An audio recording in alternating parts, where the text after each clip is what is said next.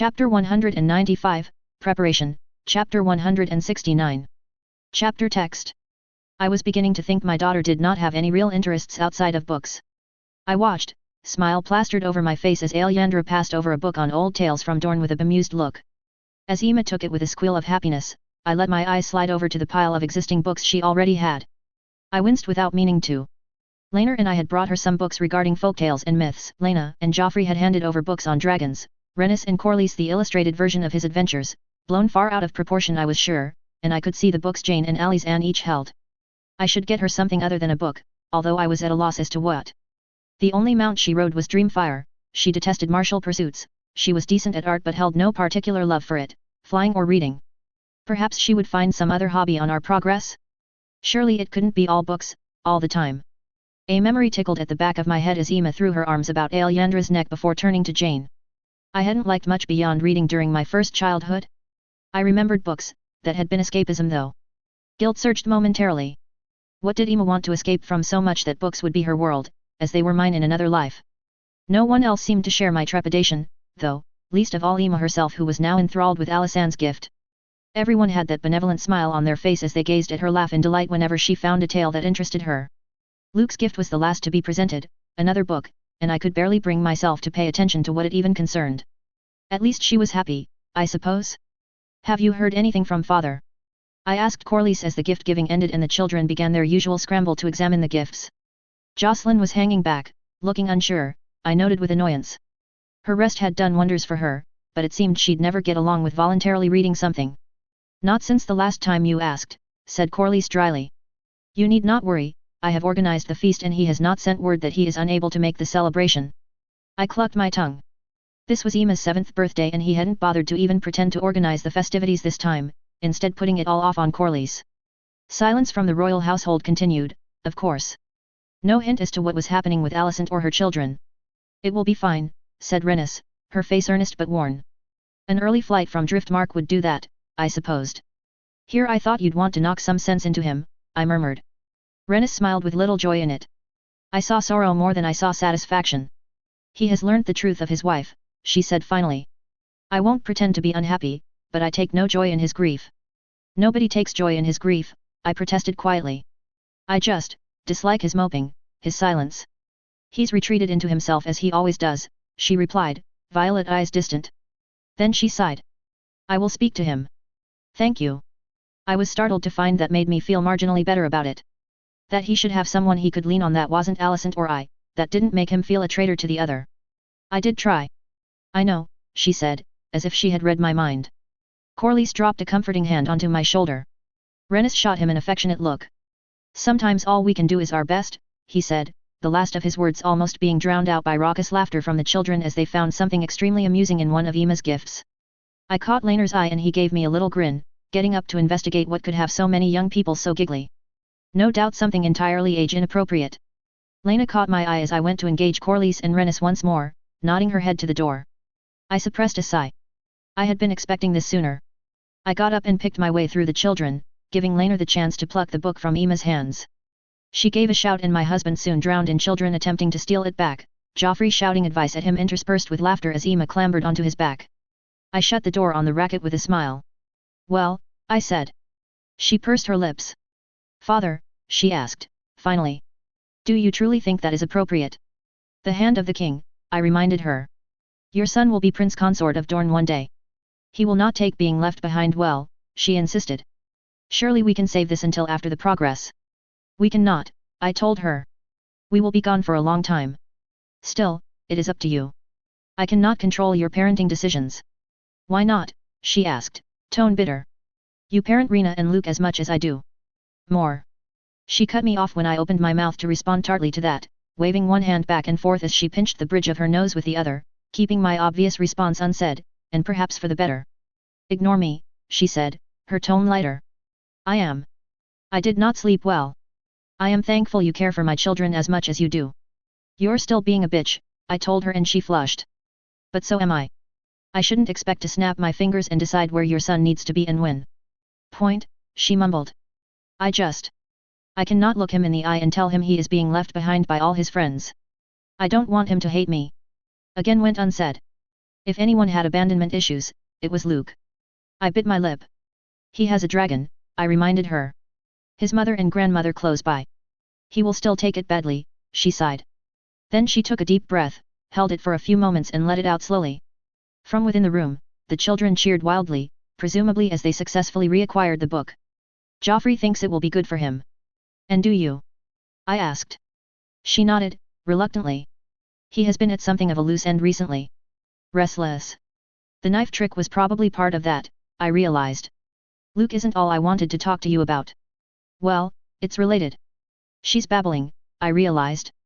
Embarrassment? Go on, I said slowly, and she caught a stray ringlet, tossing it over her shoulder. She must have had her hair done recently, I realized. For Emma's feast? If it even went ahead, that was. I am leaving today. With Joffrey. My mind went blank as noise from the room grew again. She struggled with the words momentarily before sighing. There is no way to say this that won't have you absolutely furious, so I'll just say it outright. I lied to you. What? I asked, mind not quite working, not quite processing the sudden turn this had taken. You, what did you lie about? I searched my mind. Magic? Her experiments? Had she found something and kept it from me? Do you remember my leg? She asked. My mind's eye supplied the bite as it had been the day I'd first seen it. Angry red on pale skin, clearly infected. Girardi's gave you the all clear, I said, even as I realized I only had her word for that. You were still sick. She gave me a half smile, shrugging. It was enough for me to take it as admission, and anger welled up inside me. You ran up the Dragon Mont on a bad leg, I growled. Gods, she'd not just put herself in terrible danger, but Iman too. How? Why? Why not tell me? Pride, she told me, and her tone was one of self-mockery. Too proud, too stubborn, too much like my father and mother. And Joffrey? I asked, anger edging my tone. Has he been lying to me? No. She shook her head violently, and I let out a small breath of relief at that. He knew I was going to see Girardi's end, and asked to go with me. He wants to see if a brace would help his leg. I see, I said, still trying to pull my feelings into something recognizable. She lied to me. She lied about how well she was to me. Out of pride, as she said? Or was it obligation, a desire to not be seen as a burden? I knew she would never admit it if that were the case, and she had insisted on it pride far too flippantly. The door opened and Joffrey's head popped out, his eyebrows drawn together in concern. Is everything well out here? He asked, eyes flicking between the two of us. The children are wondering where you got to. Discussing health matters, I said dryly. He flushed. Ah, he said.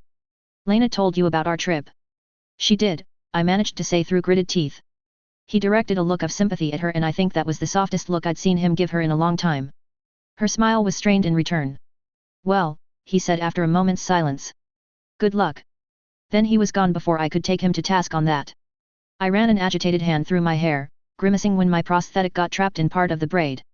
If Lena saw, she didn't say, but the whole matter sent my temper flaring just a little higher. You're going on bed rest, I told her. Nothing until Girardi's clears you. I'm coming with you, she argued, shaking her head. I know I shouldn't, especially now Luke is staying, but I want to travel. I want to see Westeros again.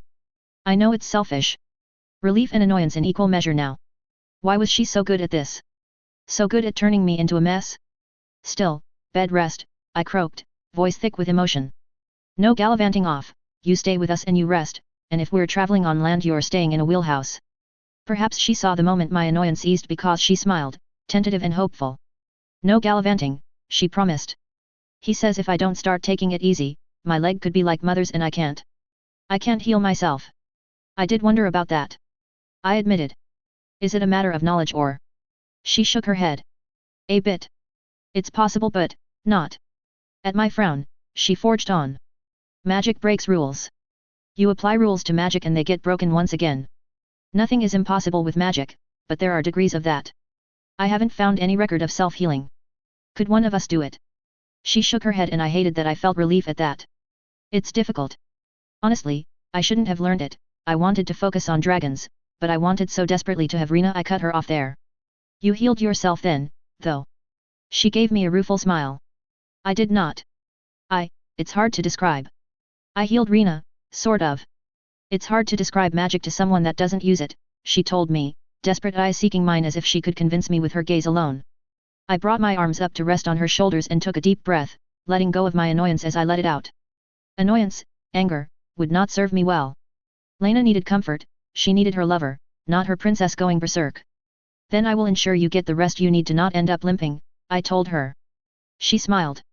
An idea struck me then, bringing glee with it. Perhaps I shall assign Felena to your care. Rhaenyra, no, she said sternly. The idea had me giggling. Which set her off naturally. I assured her. I shall tell her to wrestle you into bed if I must. No, gasped Lena through giggles. We were both slightly hysterical, the one sane part of my brain supplied. The idea of letting foul loose on Lena was just too good, though. She'll be lecturing me every moment she gets a captive. Banging on the front door that echoed throughout the manse was like a bucket of ice drenching us both, and the mirth died instantly as we eyed one another nervously.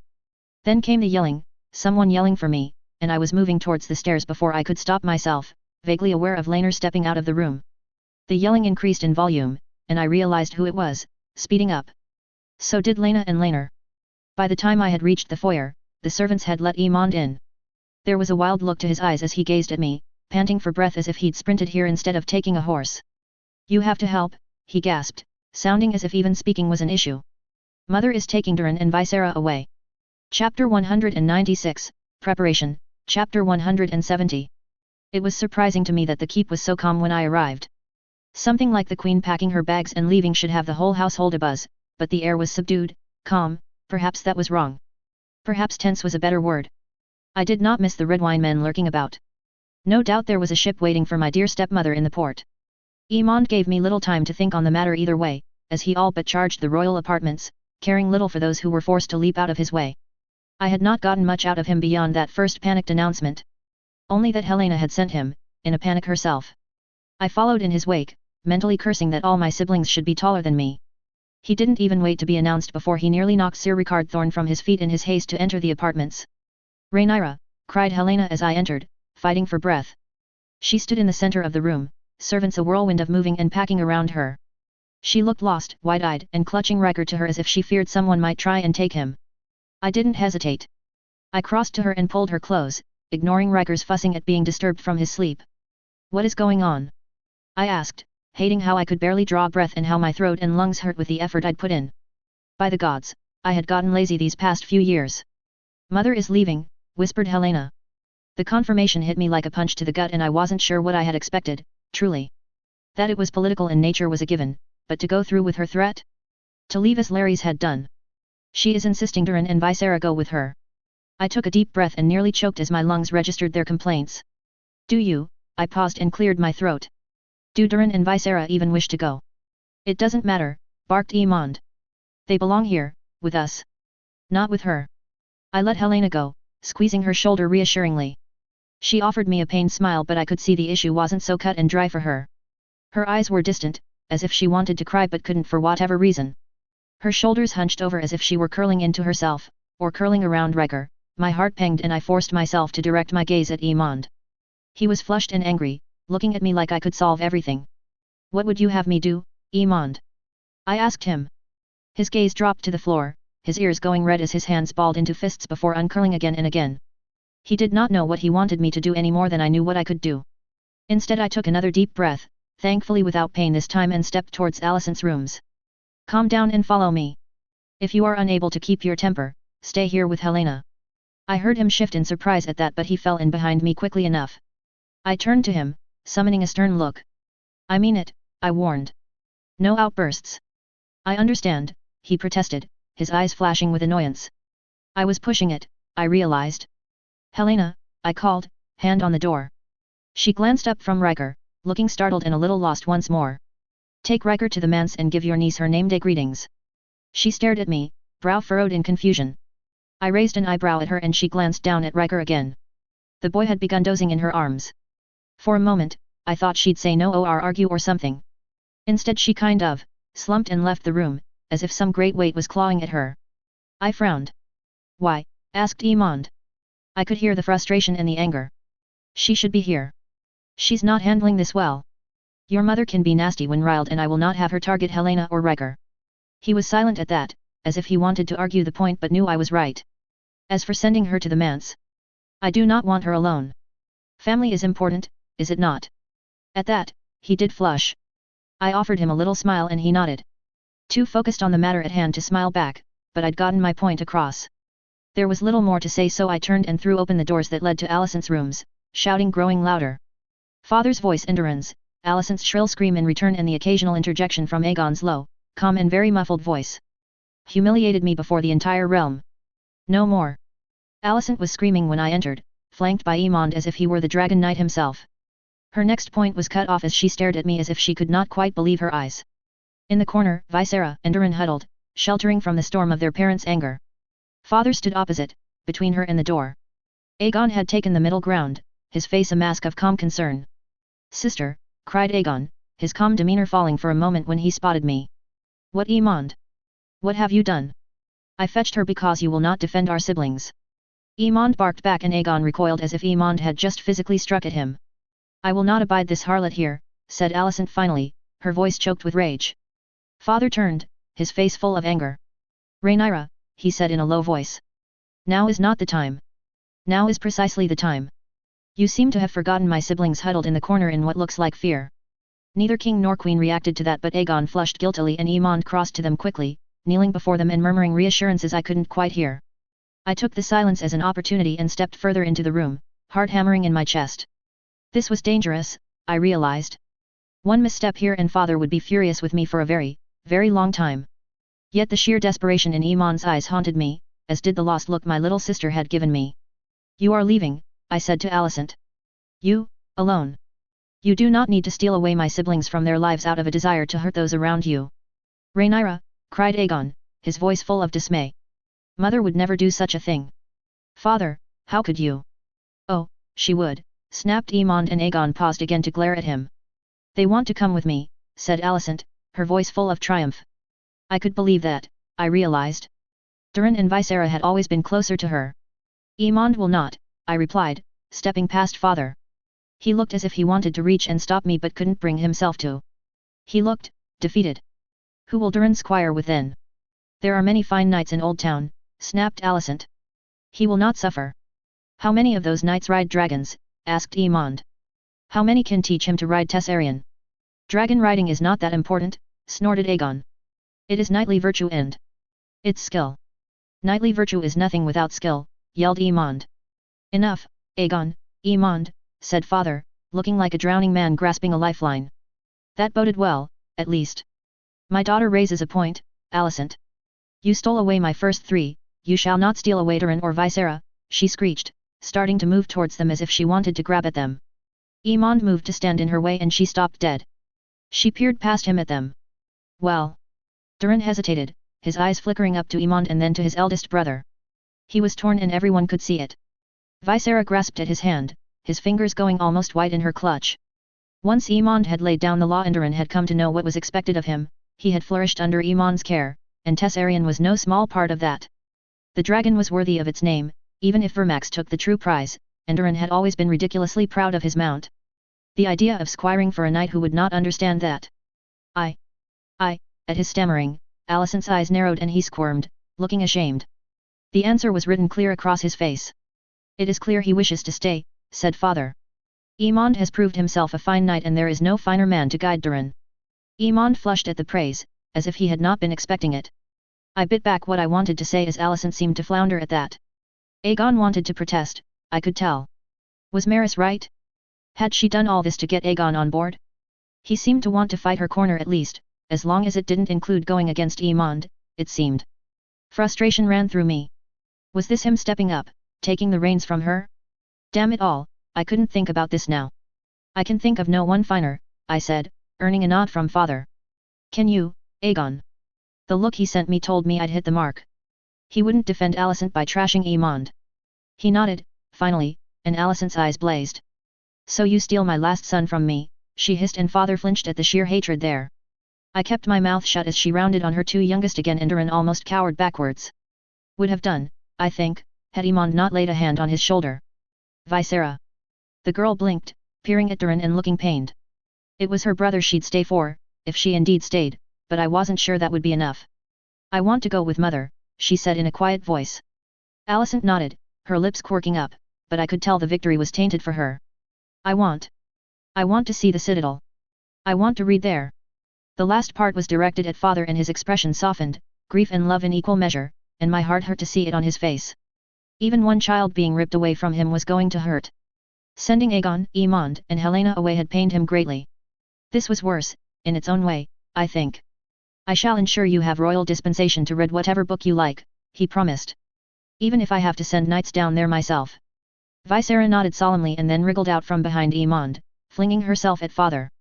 He lifted her up and she buried her face in his shoulder, her little hands gripping his doublet as she shook. Alicent stared, as if she had somehow not seen Viseira's grief coming. There was no guilt in her features, though. Did she regret marrying father? Had she ever even loved him? I hoped, suddenly, that she had. I hoped she had because father deserved that at least. Alicent deserved to feel pain for this, and I hoped she had some memories that would pain her in the dead of night. Vicious anger welled up in me with those thoughts as father stroked Viseira's hair, telling her all about the grandeur of Old Town and how she should behave for her mother. I studied Alicent's face, hoping to see pain, something, even if just for a moment. She just continued staring until eventually father lowered Viseira down, kneeling to get to her level as my youngest sister sniffled and rubbed at her eyes. Aegon looked guilty, I realized. I switched my gaze to his face as Durin left Emond's side as well to hug Viseira fiercely. She let him, clinging to him in turn as he promised to write to her every week and as she promised the same. My head hurt. My eyes burned. My heart ached. I wanted to hurt her for this. I wanted her to suffer. I kept my face blank as I raised my hand to my nose, pushing at it in some vain effort to get the pressure to let up. I wanted to demand answers from her, from Aegon, but the quiet murmuring of Durin and Viseira kept me rooted to the spot and my mouth clenched shut until my jaw ached with the effort of it. I will instruct the servants to unpack Durin's things, rasped Emond suddenly. For a moment Alicent looked like she wanted to protest, but then she slumped and the pain on her face then did nothing but hurt more, for some reason. Aegon watched his brother leave before running a hand through his hair, looking agitated. Father got to his feet once more. Then there is little more to be done here, he rasped, looking weary again. I bid you goodbye, my queen. Goodbye, Viserys, she replied. There was grief there, at least. I waited until he was gone before turning to Aegon, ignoring Alicent entirely. He looked almost nervous for a second before he straightened up and met my gaze with a determined one of his own. I hope it was worth it, I told him. He didn't have to ask what it was. It was the destruction of our family. The shattering of our father's emotions. It was separating Durin and Viseira and throwing his lot in with his mother after all she had done, spitting in the face of all of his siblings that had rallied to him because he'd wanted to take a stand. She is my mother, said Aegon, and Alicent's gaze softened as she moved to lay a hand on his shoulder. He didn't flinch but he certainly stiffened up. Not entirely made up, then. She asked for my forgiveness. And you forgave her, I replied, aware that Durin and Viseira were watching the display with wide eyes. That is your prerogative, of course. I can only hope Emond and Helena feel the same. He flinched and I knew it was because they did not. The victory did not bring satisfaction. I let my eyes drift to Alicent. She was biting her lip with the effort of not saying anything, letting Aegon take the lead. Of course, I had played into her hands, I supposed. Push Aegon into accepting his mother once more as his relationship with his sisters, and likely Emond, shattered over old stones and his behavior after. You didn't give me a choice, he whined, sounding almost like the child he once was. You would ruin me. Steal my birthright. It was never yours. Alicent nearly said something then, her eyes lit up and her mouth opened before she remembered herself and stopped. Tell me, have you abandoned this farce of a council yet? He took a deep breath and then hesitated. The surprise hit me fast enough that I knew he saw it on my face. There will be a council, he promised. I have not dropped that, but it will be a council I will win, sister. You were right, I did lie to myself. I dressed it all up in duty and law, but the fact is, I do wish to be king. So I will make sure there is a council, and I will make sure I win it. And when there isn't? I asked. Don't answer that. You will find some excuse to rise. I see. You should not be a stranger to underhandedness, he bit out. Ah, the bards. I went to reply but he forged on. I will be accompanying my mother to Old Town, to ensure she's settled in there. Perhaps we shall meet when you get there on your progress? I hope our tempers will have cooled enough to speak as siblings would by then. My temper is as cool as ever, I lied before letting a sneer of contempt enter my tone. As for my progress, we shall see. I wish you all the luck in finding men to follow you in Old Town, brother. Chapter 197, Interlude, Jocelyn. Chapter text. She hit the dirt. Again.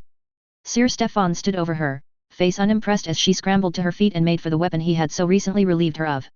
You should have dodged that, he pointed out calmly, disappointment still present, though.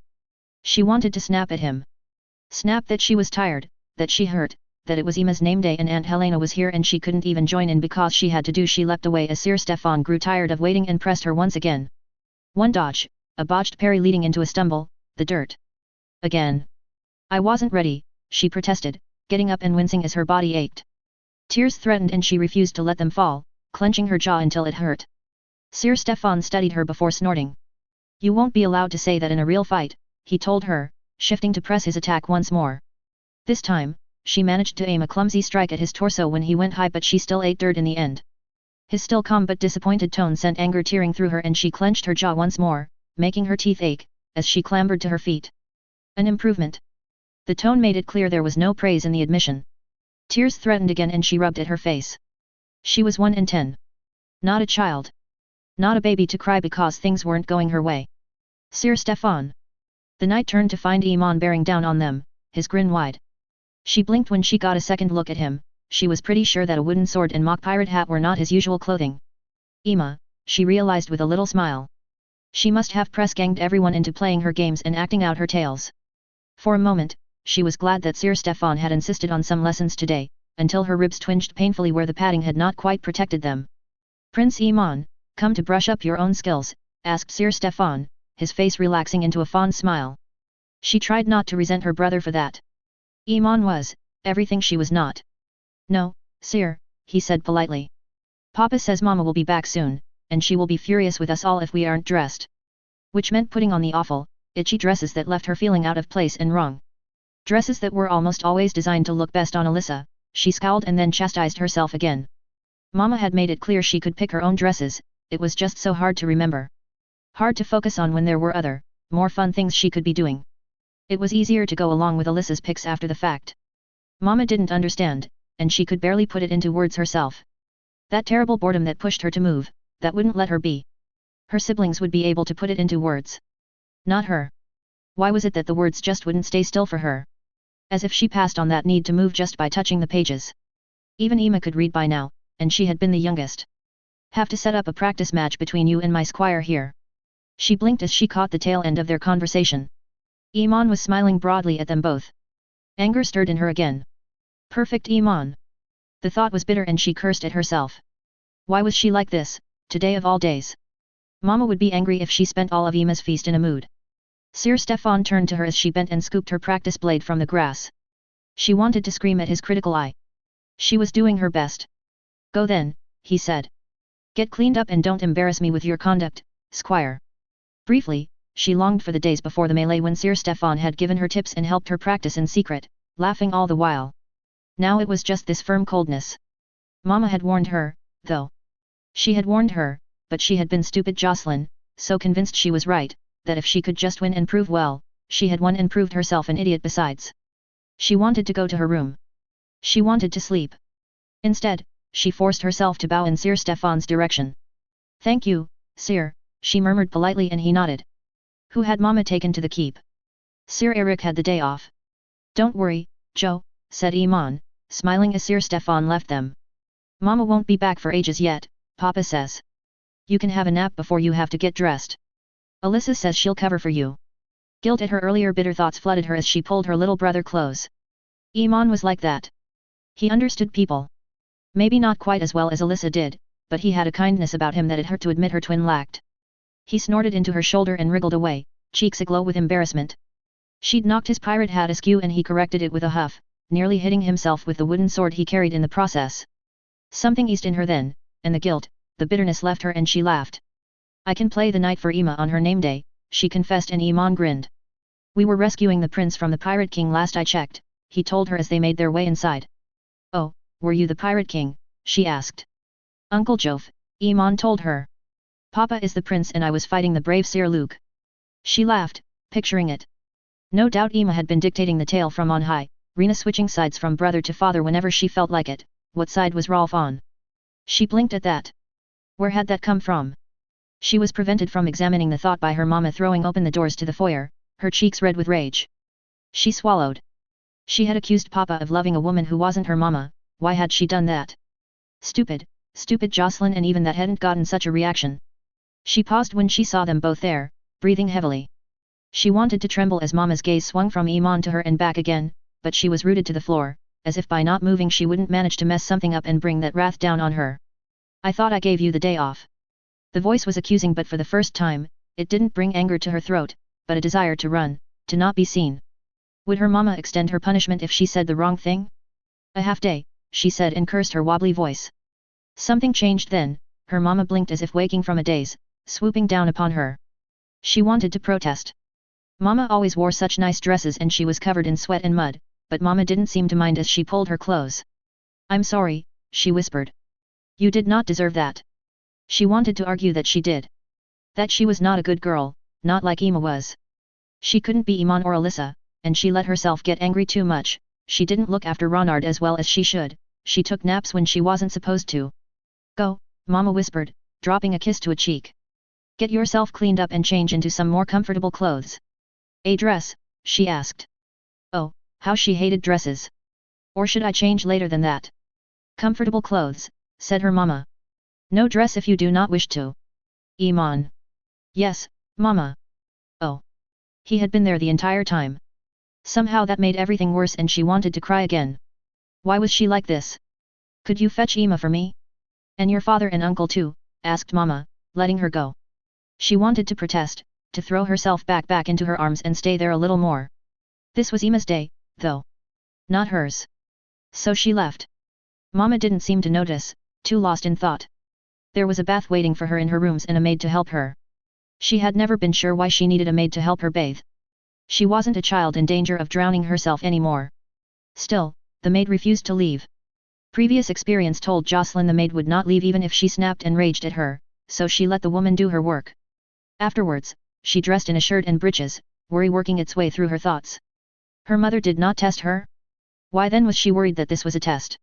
She sat on the bed and relished being clean for a moment before laying down, giving into her aching body just for a second. It was late afternoon when she awoke, too warm, with eyes full of sleep. It only took a moment before panic surged through her. The feast. Ima's name day. She nearly tripped in her haste to race from the room. Mama would be furious. Had she gone and left her? It would serve her right for doing something so stupid as to fall asleep. Princess Jocelyn, barked Septilela, and she froze as the woman advanced on her. Why are you racing about the hallways like some unmannered urchin? You know well that running in the manse is forbidden. I'm late, she managed to say, out of breath. Septilela paused, then her gaze softened. Dinner is not for an hour yet, princess. The feast has been cancelled. That sent horror through her. Was that why Mama had been so angry? And she hadn't even asked. Poor Ima. Where is Ima okay? She asked and the Septa frowned. She hated that word. Your sister has spent the entire day putting on a production of the Battle of the Thousand Islands, she said dryly, and Jocelyn sighed in relief. Ima wouldn't be too upset then, not if she got to continue her play. I believe they are all taking advantage of the sun in the gardens. Thank you, Septa, she said, remembering her manners. Mama had always insisted on remembering manners to everyone, even if they were a servant. The Septa smiled anyway and left. She set off at a more sedate trot, wanting to run but knowing that Septilela would explode if she was caught doing it again after being caught. It made her itch sometimes, not being able to run or jump or yell. Jocelyn. She had nearly reached the garden when she ran into Mama, Uncle Jove and Grandpapa. Dinner isn't for a while yet, you could have slept a little more. She flushed. I think she'd have to know the feast was cancelled first, said Uncle Jove. I'm guessing you didn't see the note. Had there been a note? She couldn't remember. Mama just sighed before reaching out and pulling her clothes. Through the open door, the sound of Rena's battle cry drifted through and she forced herself to ignore the want to go and play. Mama was hugging her. I'm sorry for snapping earlier, she whispered again. I have arranged with Stefan for you to have tomorrow off as well. Thank you, she whispered back, already imagining a day of nothing but her bed and snacks. Uncle Jove chuckled but she ignored him. Finally, Mama let her go. Go play. I have the final parts of dinner to arrange. She left them chatting and stepped outside into the sun, only to be ambushed by Ronard, the little dog barking joyfully. She grinned and bent down, making a show of missing him as he danced away from her hands every time. Eventually he stopped and let her pet him, his tongue out as he panted away. Jocelyn. She glanced up to find Aunt Lena, dressed in her riding gear, beaming down at her. I was just coming to find you. You were, she asked, confused. Yes, I wanted to say my goodbyes. That she didn't understand? Had someone told her Aunt Lena was leaving again?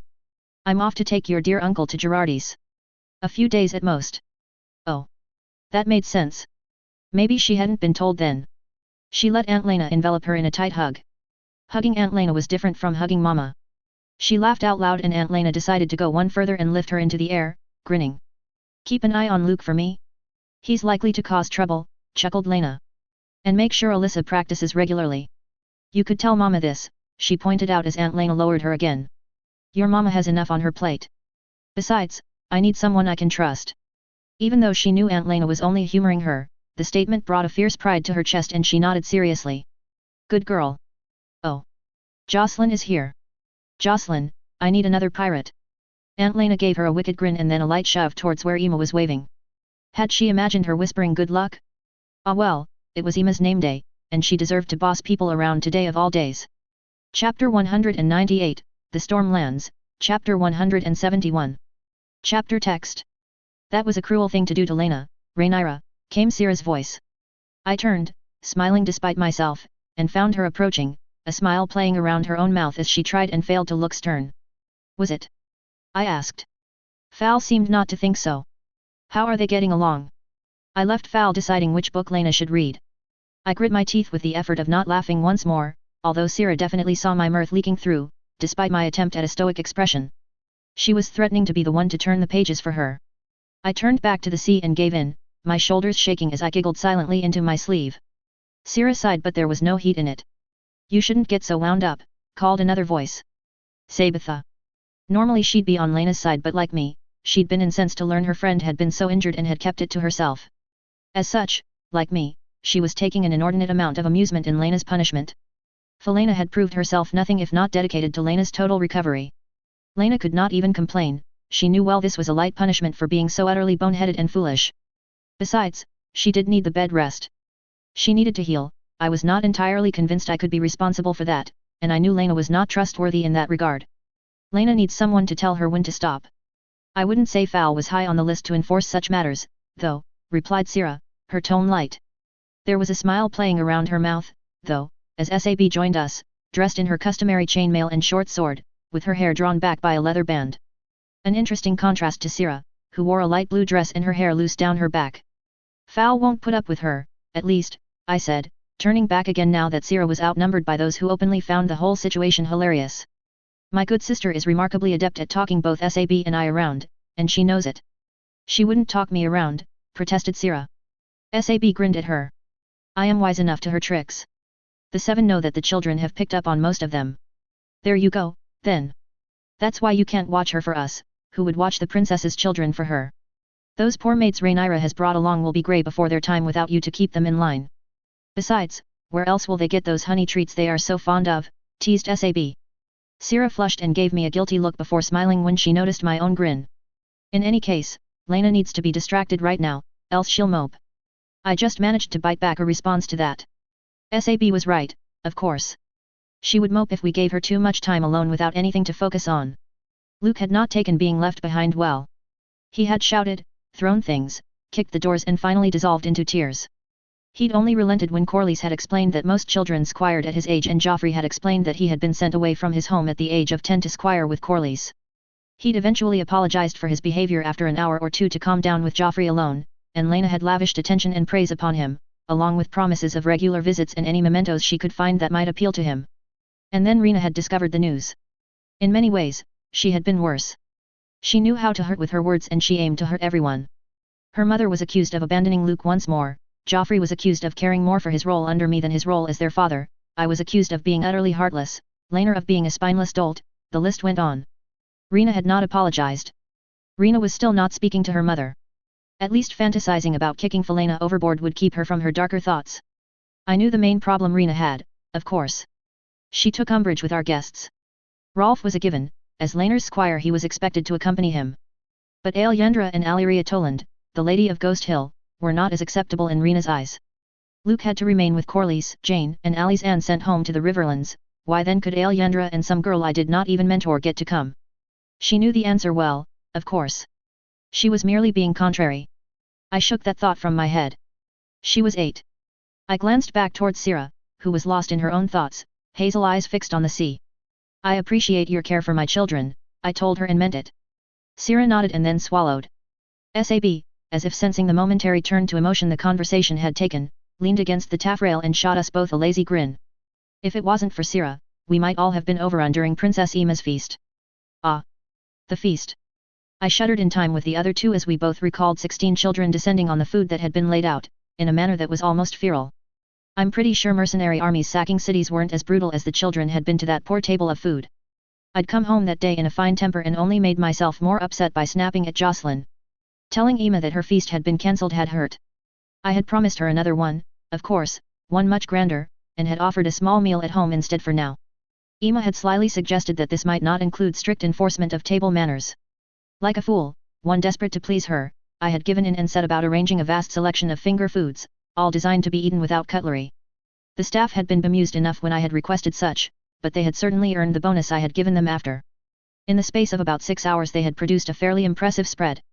A spread that Emma and the rest had laid waste to within minutes, of course. Your own were just as culpable, said Sira, sounding faintly offended on my children's behalf. I hid a smile in my sleeve as Sab grinned, evidently proud at having baited her. They're growing boys, she replied. And you bribe them as well, do not think I haven't noticed. Sira laughed, her ears going red. They are sweet boys, much like their mother, she admitted. Do you miss them? Sab grimaced, genuine pain there for a moment before she rallied a smile. With every beat of my heart, she replied. But I have a duty and Forrest is a good father. I will see them soon enough, anyway. He'll bring them to me at Highgarden and again at Riverrun. Sira smiled again and my heart ached for her. It was cruel that she could not have children, cruel that it should be her, ultimately, that could not escape the effects of Hag's grasp. I blinked, letting the breeze carry the smell of sea and the sound of the dragons to me. Maris' words haunted me. I did not believe, could not believe, that Larry's was responsible. Yet if I were wrong? I clenched my jaw tight. Joffrey had upped the guard on Harwin and his children before we left.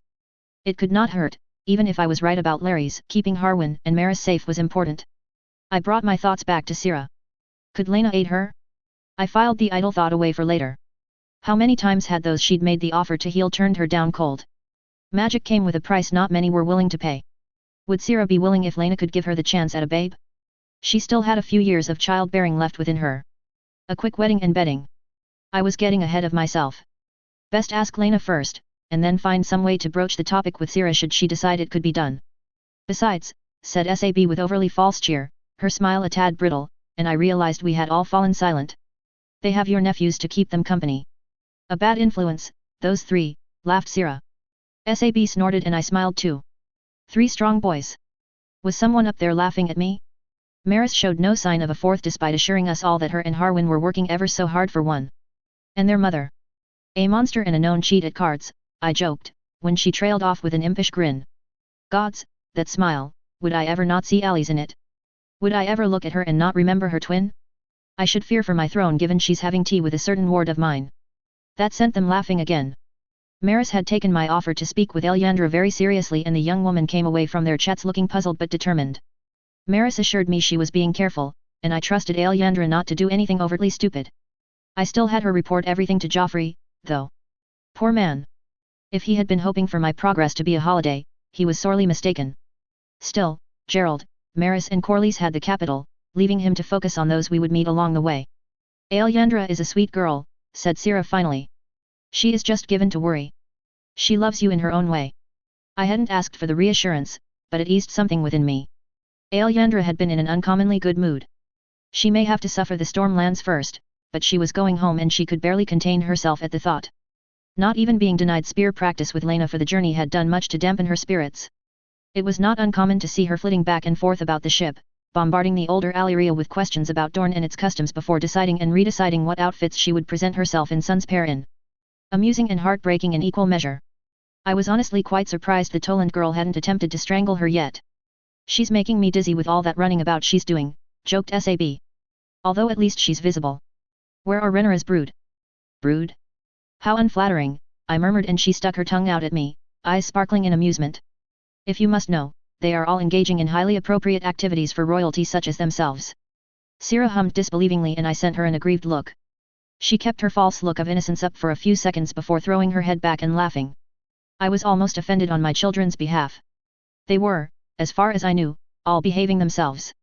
Then again, she was the one that cared for them on a day-to-day basis. It hurt to admit that I did not spend as much time with them as I would like. Do you have any reason to believe they are anywhere other than where they are supposed to be? I asked, smiling to let her know there was no real heat in my words. She peered past my shoulder. Jocelyn is following her night about, she observed. I suppose Emma and Rena are reading and Iman is drawing. Alyssa is with Emma, I admitted. My children were ever so predictable. And Iman isn't drawing, he's watching Laner and Captain Allard. He was being taught different types of knots last I checked. Sounds riveting, said Sab, and Cyril laughed softly. I left Viserys with Layla. That rather sums it all up then, doesn't it? She chuckled, squinting as the sun popped out from behind a cloud.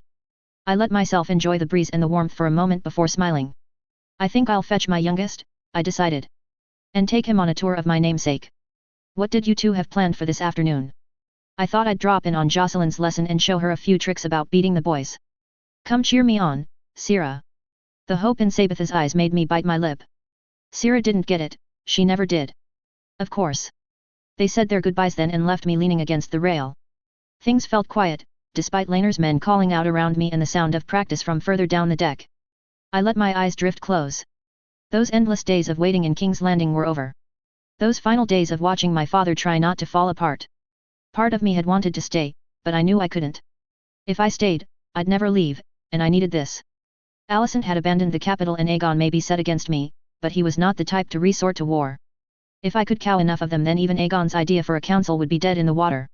It seemed like the end of a long and bitter war was in sight. Thoughts of my uncle intruded then and I bit my lip as the world seemed darker suddenly. He would be next on my list once the home front was secured. If I played my cards right, my brothers would be there alongside me and then his daughter wouldn't matter one jot.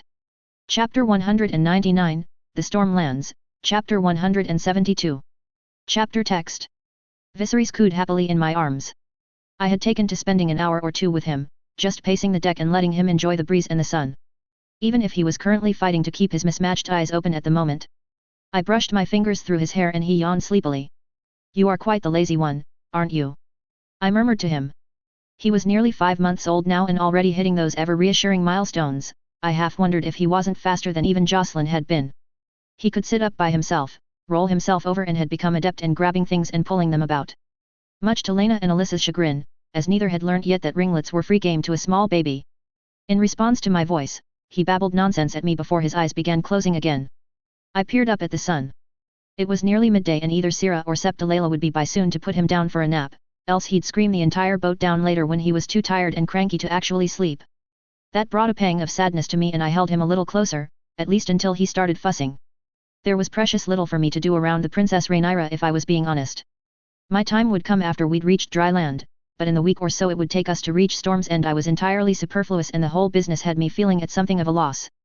I couldn't even harass Lena without coming across as a total hypocrite and there were only so many chats I could have with the others before I began repeating myself. Did I not have any hobbies? I swear I used to have hobbies. Was everything I did either based around the throne, my children, or Lena these days? I held Viserys up and examined him. I think I need a new hobby, I told him solemnly.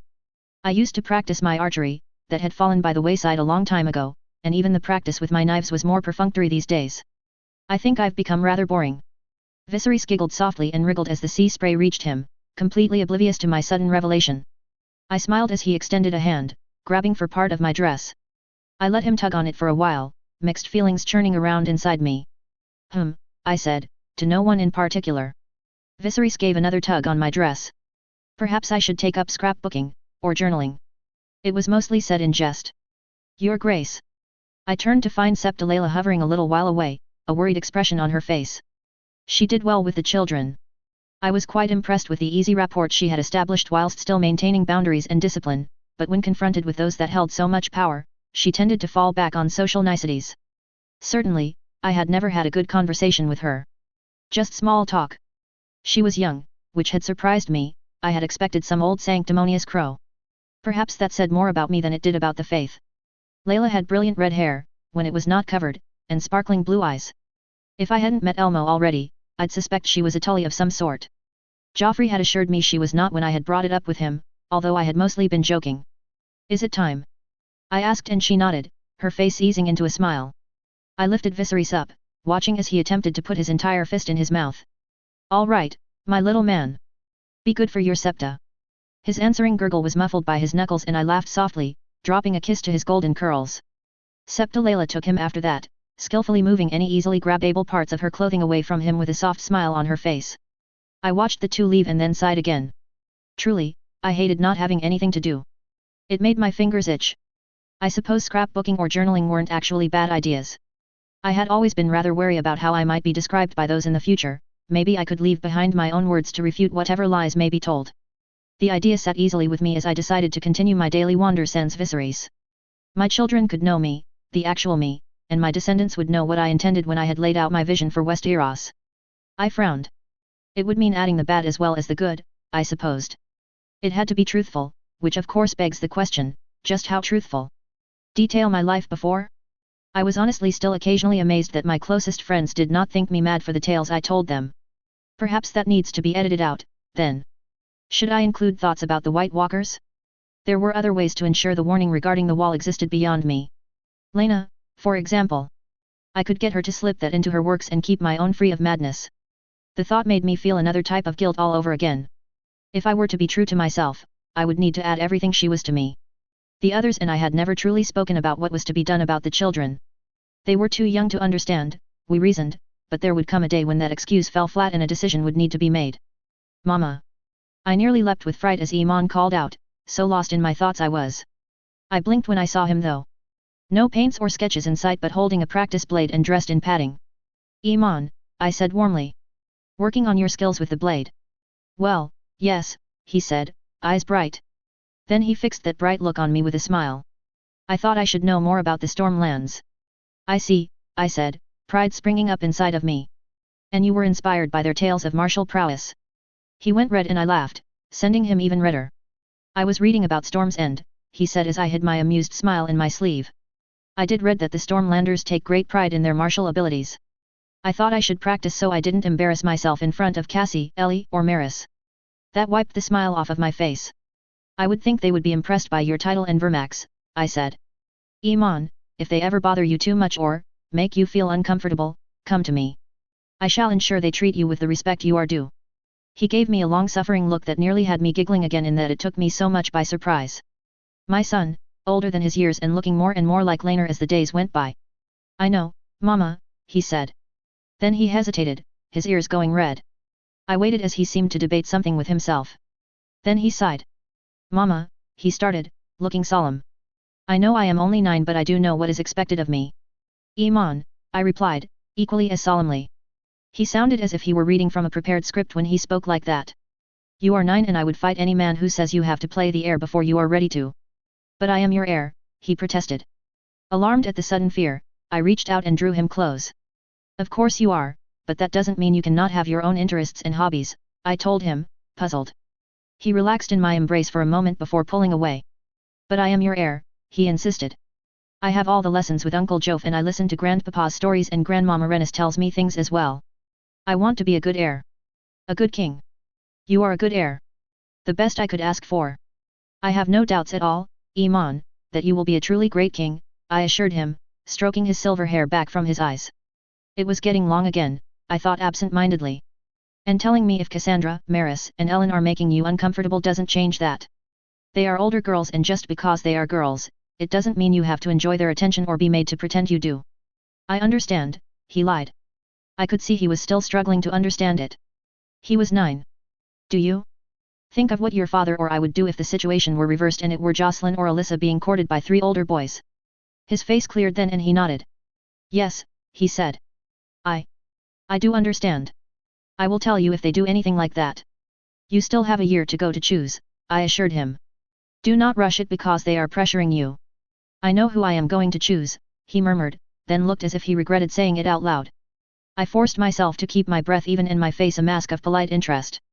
My heart was hammering, though, and part of me wanted to scream at the revelation. Damn it all, I had expected to have longer than this. And who is that? I asked, brushing his hair from his face once more.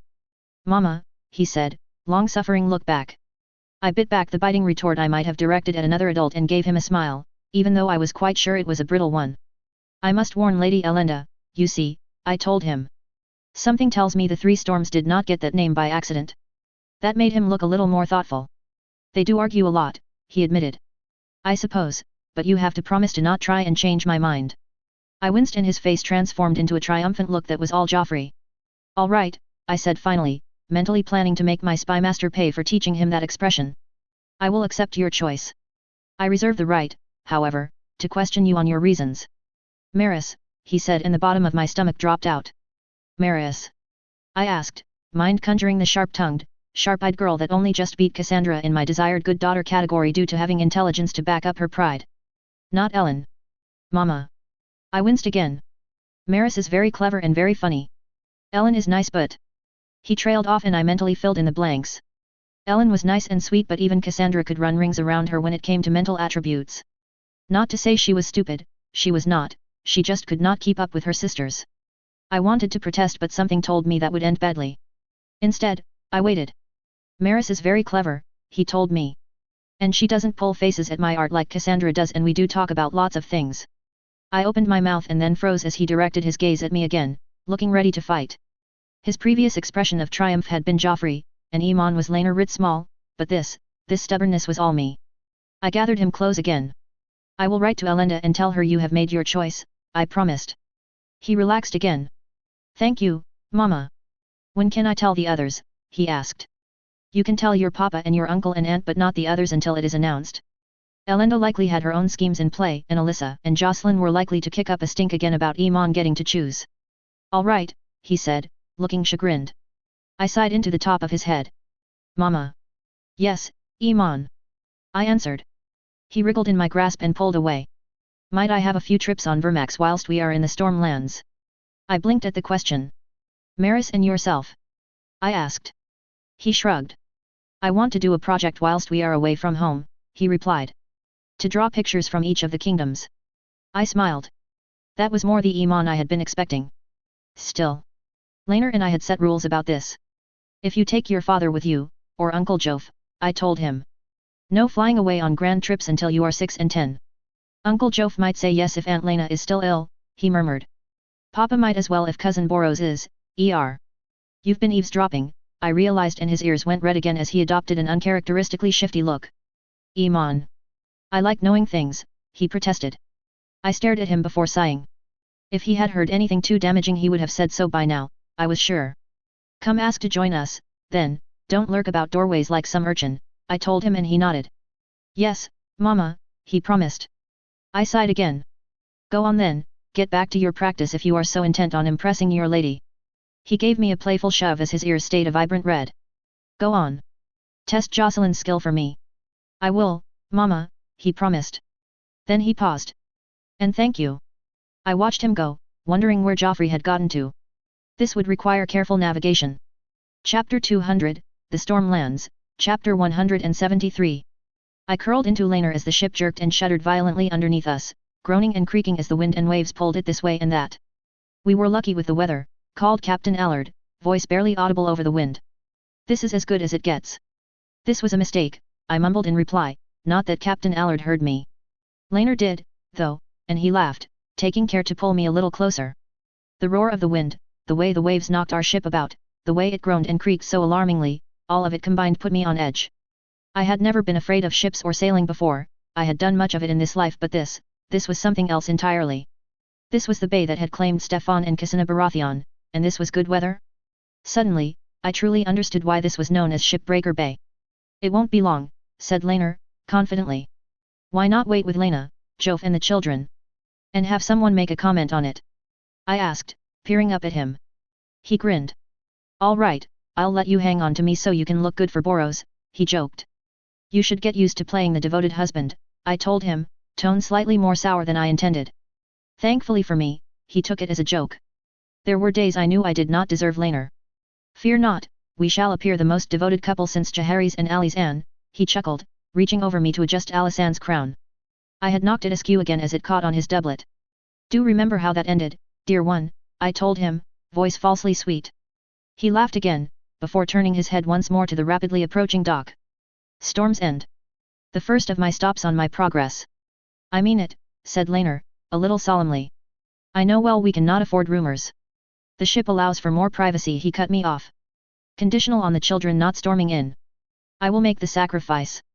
He tried to summon a smile and failed. And so shall you. I winced and I knew he'd felt it, there was no way he could not have. I reached up and ran a hand over his beard. My bed is your bed for as long as you wish, I told him, our eyes meeting. He looked uncertain for a second. And I shall keep myself chaste as a septa in the meantime. Relief. It shouldn't hurt now but it always did. After Emma, but no.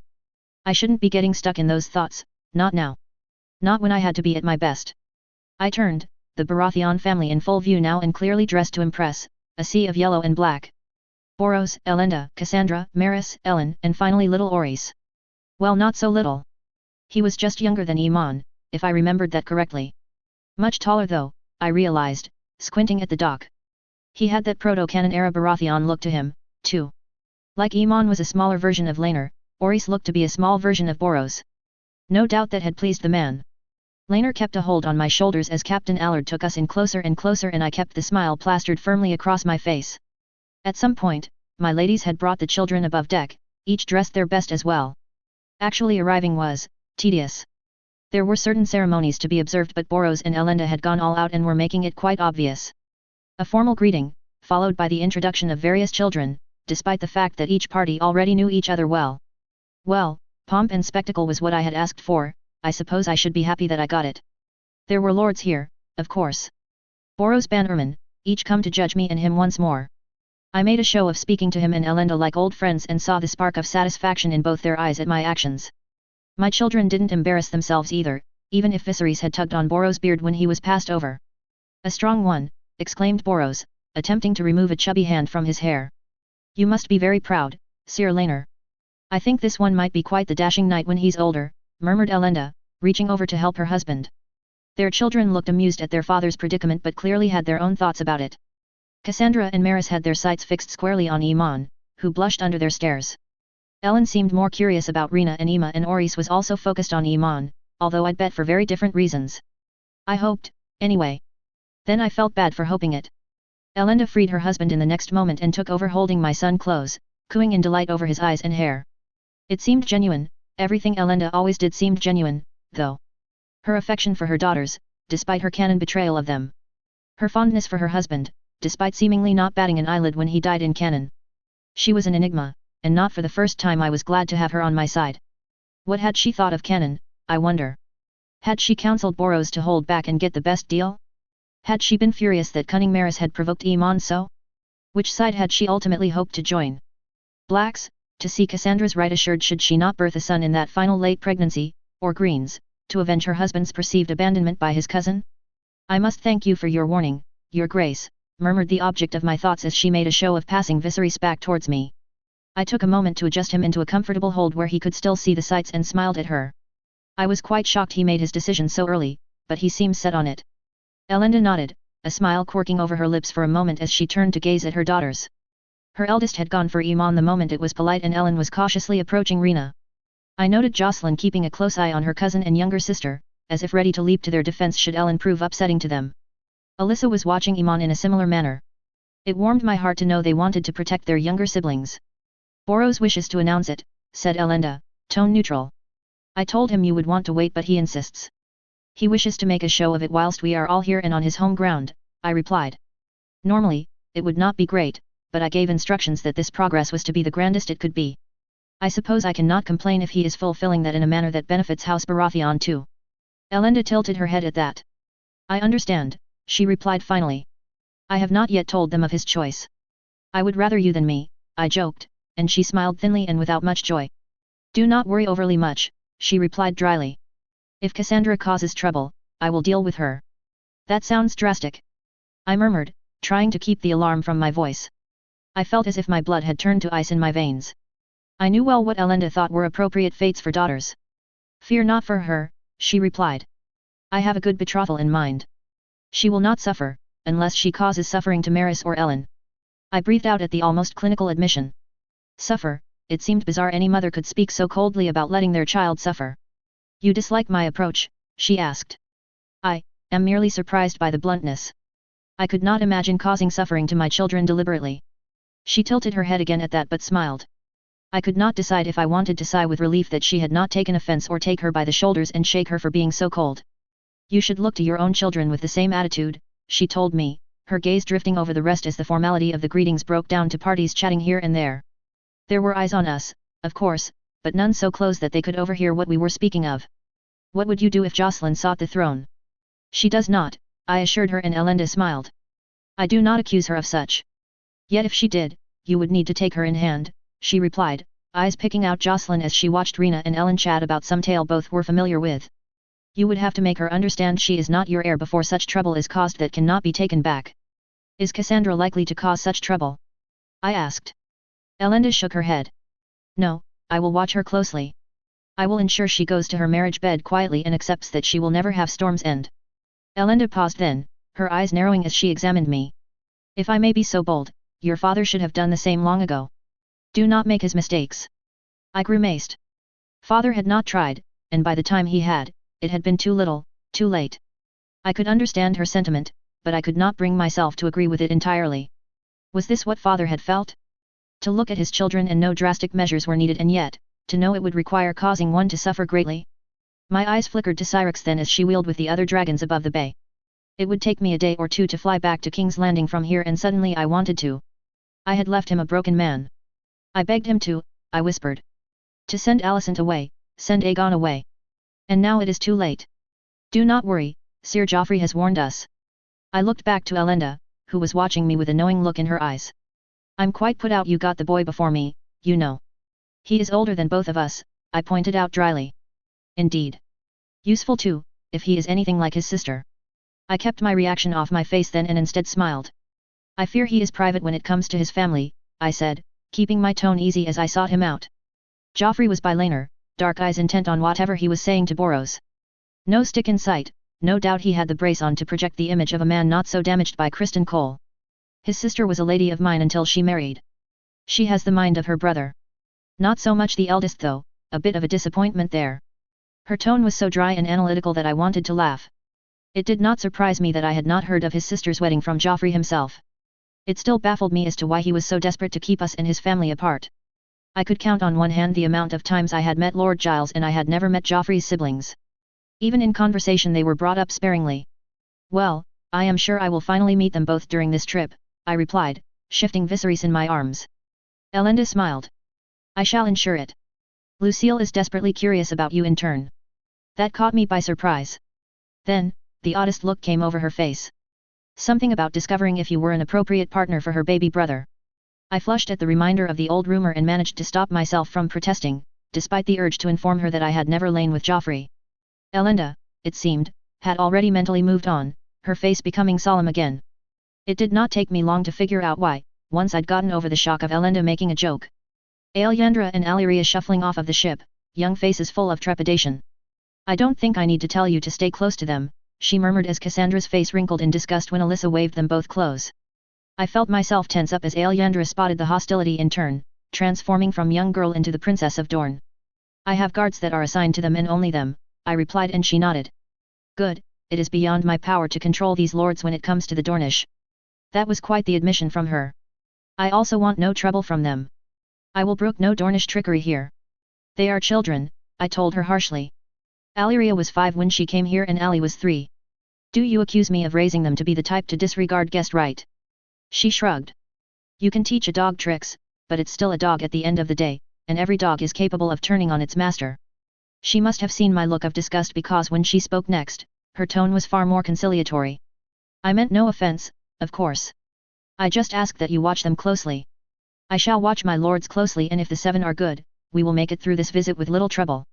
The 7 were never good, I thought bitterly, my eyes on the 2 girls as they crowded close to Alyssa. I shouldn't have brought them here. I should have sent them ahead to Dorne with Rhaenys or some such and picked them up as we passed through. All this visit would foster was resentment, as grown men found it acceptable to deliver 1,000 small cuts on a girl barely approaching puberty. I grit my teeth and launched myself back into the proverbial fray, abandoning Elenda and making my way towards the girls.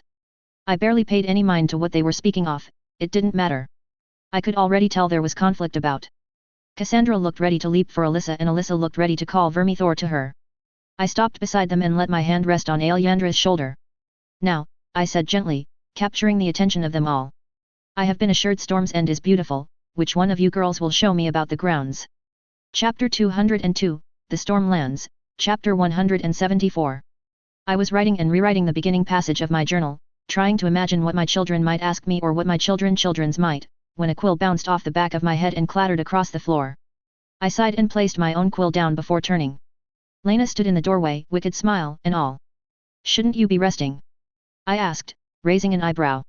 Shouldn't you be winning over your supporters? She responded, raising an eyebrow. Her grin didn't fade, though. I huffed. I have wined and dined quite enough lords these past 2 days, Lena, and will not need to impress more until the next round of arrivals. Have you rested enough? At my look she sighed. I spoke to the maester, if you must know. He recommended gentle walks daily, she replied. Then held up a finger as I went to respond. Before you start, I asked Gerardis and he said the man could be trusted. On medical matters, at least. I was not so sure but I shut my mouth. Funny that I could remember that the Maester of Storm's End was theorized to have helped incite Boros against Rhaenyra by capitalizing on his inability to read, but not a multitude of other things that would be vastly more useful. So I came by to ask my wonderful good sister if she'd come and take a gentle walk with me, she said. Perhaps down to the caverns I discovered. Would that be a gentle walk? I asked, rising from my seat, curious despite myself. The Maester said that as long as I don't head towards the unstable parts. Unstable? She rolled her eyes at my sharp question. I wanted to chide her. There were days when my lover acted her age, and days when she played the teenager and the younger she acted, the more aggravating she got. I had brought it up with her multiple times but she always laughed it off. I got the sense that she did it on purpose sometimes. If I were being fair, she mostly played the teenager around the children and caught me up in it entirely by accident. They're well roped off. The main caverns are safe. Her voice was serious enough, so I gave in and cast my eye about the room for my boots. At least I had not worn some precious and irreplaceable dress today, because changing would be such a pain, especially with Lena's skills still lacking in that regard. This one would be fine to get mud on at least, or whatever detritus one found in caverns. Lena smiled as she watched me, before her eyes fell on the paper I had been writing words upon until half of them did not look real anymore. Where is Felena, anyway? I asked, hoping to distract her, as I retrieved a warm cloak from one of my chests. Lena groaned. She said she had someone to see and disappeared. At my look, she rolled her eyes again. I told her I was taking my daily walk and she said it was fine, before you start. Ready? Ready, I replied. She grinned again and marched off, leaving me to follow in her wake as she navigated Storm's End with a confident knowledge born from 3 months spent here previously. I was still learning the passages. I fancied I could get to my rooms from the feasting hall with only 2 or 3 wrong turns now. My guards, 2 knights from Dragonstone, followed along after me. No Sir Stefan today. I had not brought Eric with me on this journey, and so Stefan had taken the role of commander of my guard rather than literal bodyguard. How did you even discover these caverns, anyway? I asked, curious, as she led me along to an inner courtyard. I knew there had to be something in the foundations, she told me, twisting back to look at me. Her eyes were bright, as they often were when someone took an interest in something she wished to talk about. I spent a full month scrambling around in the wine cellars until I noticed a draft coming through. I see, I murmured. She ignored me and forged on. Boros had quite a few walls demolished until we found our way in. Of course, there are easier ways to access them now. Elenda wanted her cellars back apparently. Yes, I could see that. She wrote to tell me they'd found access under an old well that had long since been filled in. Is it overly damp down there? I asked. And did you ever get around to sending her the copies you said you would? Yes, I did, and it's chilly more than anything else. You'll see. She fell silent on that not very reassuring statement. I sighed. Some memory then poked at me. The memory of Lena being genuinely distraught about. They aren't like the runes in the foundation of Runestone, are they? I asked as we exited the castle entirely into the mid-morning sun. I could see the entranceway Lena intended to take me to. The stonework was almost brand new compared to every other structure in this part of the castle. A wrought iron gate, with additional chains, shut and locked tight, barred the entrance. It did not surprise me, Elenda had said as such. No, it's quite int. I frowned as she fell silent, her eyes fixed on something over my shoulder. I heard my guards come to attention and turned. Ah, Your Grace, I had hoped to run into you. I froze when I saw the speaker because for a moment, it was Kristen Cole before me. The hair, the shade of his eyes, even the self-confident little smirk I remembered so well. My heart hammered in my chest and then my eyes began picking out other details. He lacked Kristen's bulk, his jaw was wrong and his nose had clearly been broken at some point. Sir Willis, I realized, breath coming to me once more. I waved to my guards to let him approach. He was not visibly wearing a sword and he had stopped at a respectable range, sensible I supposed, and the actions spoke of a man that wanted no misunderstandings. I was aware, suddenly, of Lena at my shoulder. She wasn't touching me but I knew she wanted to. The man, Sir Willis Cole, bowed smoothly. I am honored Her Grace should know my name, he said. My brother's doing, no doubt. Indeed, I replied, heart slowing in my chest. Sir Kristen often spoke fondly of you. Yes, I should hope he did, replied Willis. Then he smiled sadly. He gave me my rather distinctive nose, you see. He did not mention that, I replied. Now the relief had drained away, I felt out of place and awkward. Does your presence mean Lord Dondarrion has arrived? I had hoped to meet with him. No, Your Grace. Lord Dondarrion sent us ahead. Then he paused, opening his mouth before steeling himself for whatever he was about to say. I wanted to apologize, Your Grace. My brother. I believe he is a good man. He was merely misled. The past is the past, Sir Willis. Besides, I am assured Sir Kristen has distinguished himself many times over. Sir Willis nodded, directing a thoughtful look at me again. So I have been told, Your Grace, he replied. Then he bowed again. I am sorry to have disturbed you, Your Grace. If I may be allowed to take my leave. Of course, Sir Willis. I wish you a good day. He left, his face a mask of thought and Lena snorted. The audacity, she mumbled, as she busied herself with a key I suspected unlocked the gate. I thought you got along well with Cole at the wall, I murmured, trying to picture my once knight dressed in black. I did, but for his brother to approach you so brazenly, I smiled and dropped a hand to her shoulder as my theory proved correct and the gate swung open. He came to apologize, leave it be. It must have been stressful for him to wonder if he had earned my ire by association. Certainly, do not tell Elenda, she'll send the poor man running. Lena chuckled and then shook her head. You forgave him far too easily. I still have not forgotten that he crippled my husband and would likely have done worse to Lena if he could. I still have not forgotten just what he was capable of. I thought of Lyman and swallowed thickly as Lena began to pull the chains that sealed her caverns away, dropping them into a pile. I waved for the guards to take posts outside. When one hesitated, I frowned. I have my knives, I told him. And Lena is similarly armed. Be at peace, Sir. Your Grace, he mumbled, then did as I had ordered. I spared them both a nod, before following Lena into the passage. Boros, if not Elenda, clearly saw a future in this passageway because the stairs down boasted the same craftsmanship as the entranceway. I waited for a moment as Lena retrieved a lantern that had been hung on the wall and lit it, sending the shadows dancing around us. Not much light down there unless you follow the cavern right through to the cliffs, she said. And we don't want to do that without a map. You missed this, didn't you? I observed as we set off, and she smiled. Yes, the mystery of it, why did the Storm Kings of old build these caverns? How did Brandon the Builder get involved? How old was he when he helped build this? The foundations are his, even if Storm's End itself has expanded over however many Storm Kings. Her eyes were shining in the candlelight and I smiled in turn. I am glad Boros and Elenda kept working on it after I left. I do wonder about that, I said. It doesn't seem Elenda's style. Some of these passages go up into parts of the keep, she replied. Like the Red Keep, I think more than a few of these passages were meant for escape should Storm's End fall. Another question to be answered. Why seal them up? To prevent someone from entering through the back door, I suggested as the passage opened up into the first cave. I suppose that was the best way to describe it, even though I could not see much of it. Lena's lantern lit the way, but it was not enough to light the whole area up. It was more cramped than I expected and Lena had to bend her knees slightly in places to get through. I'm not so sure, she replied when we were back in a more man-made area. They're a maze and not great for moving large amounts of men through. We came to a fork in the passage, one leading off into another cave and the other man-made, or at least reinforced. I saw timber propping up the walls and roof. Lena pointed down that way. This way is where we need to go, she said. I didn't answer you earlier. About runestone, did I? You did not, I replied, nearly tipping over a loose rock. Sir Willis interrupted. It's not as dangerous, I'm sure of it. You said you only had to touch the foundations of runestone, right? Well, I've touched these. Nothing happened. I suspect he found a new technique between the two constructions. Which would mean runestone is older than Storm's End, a victory for Rhea, I suppose. By no more than a decade or two, though, so maybe not so much. She was lost to her rambling now and I smiled at the look of wonder on her face as we finally exited into a new cavern. This one. I felt the cold the moment I entered. Not as biting as that day at Runestone, but it was pervasive, finding its way under my cloak immediately and making me shudder. The source was equally as obvious. Almost luminous even in the dark, a great stone wall that rose above us, ever so familiar runes carved across its face. When I let a slow breath out, the air misted in front of me. That certainly does look like runestone, I admitted. She nodded. I wish I could see Winterfell. The wall is very different but still his.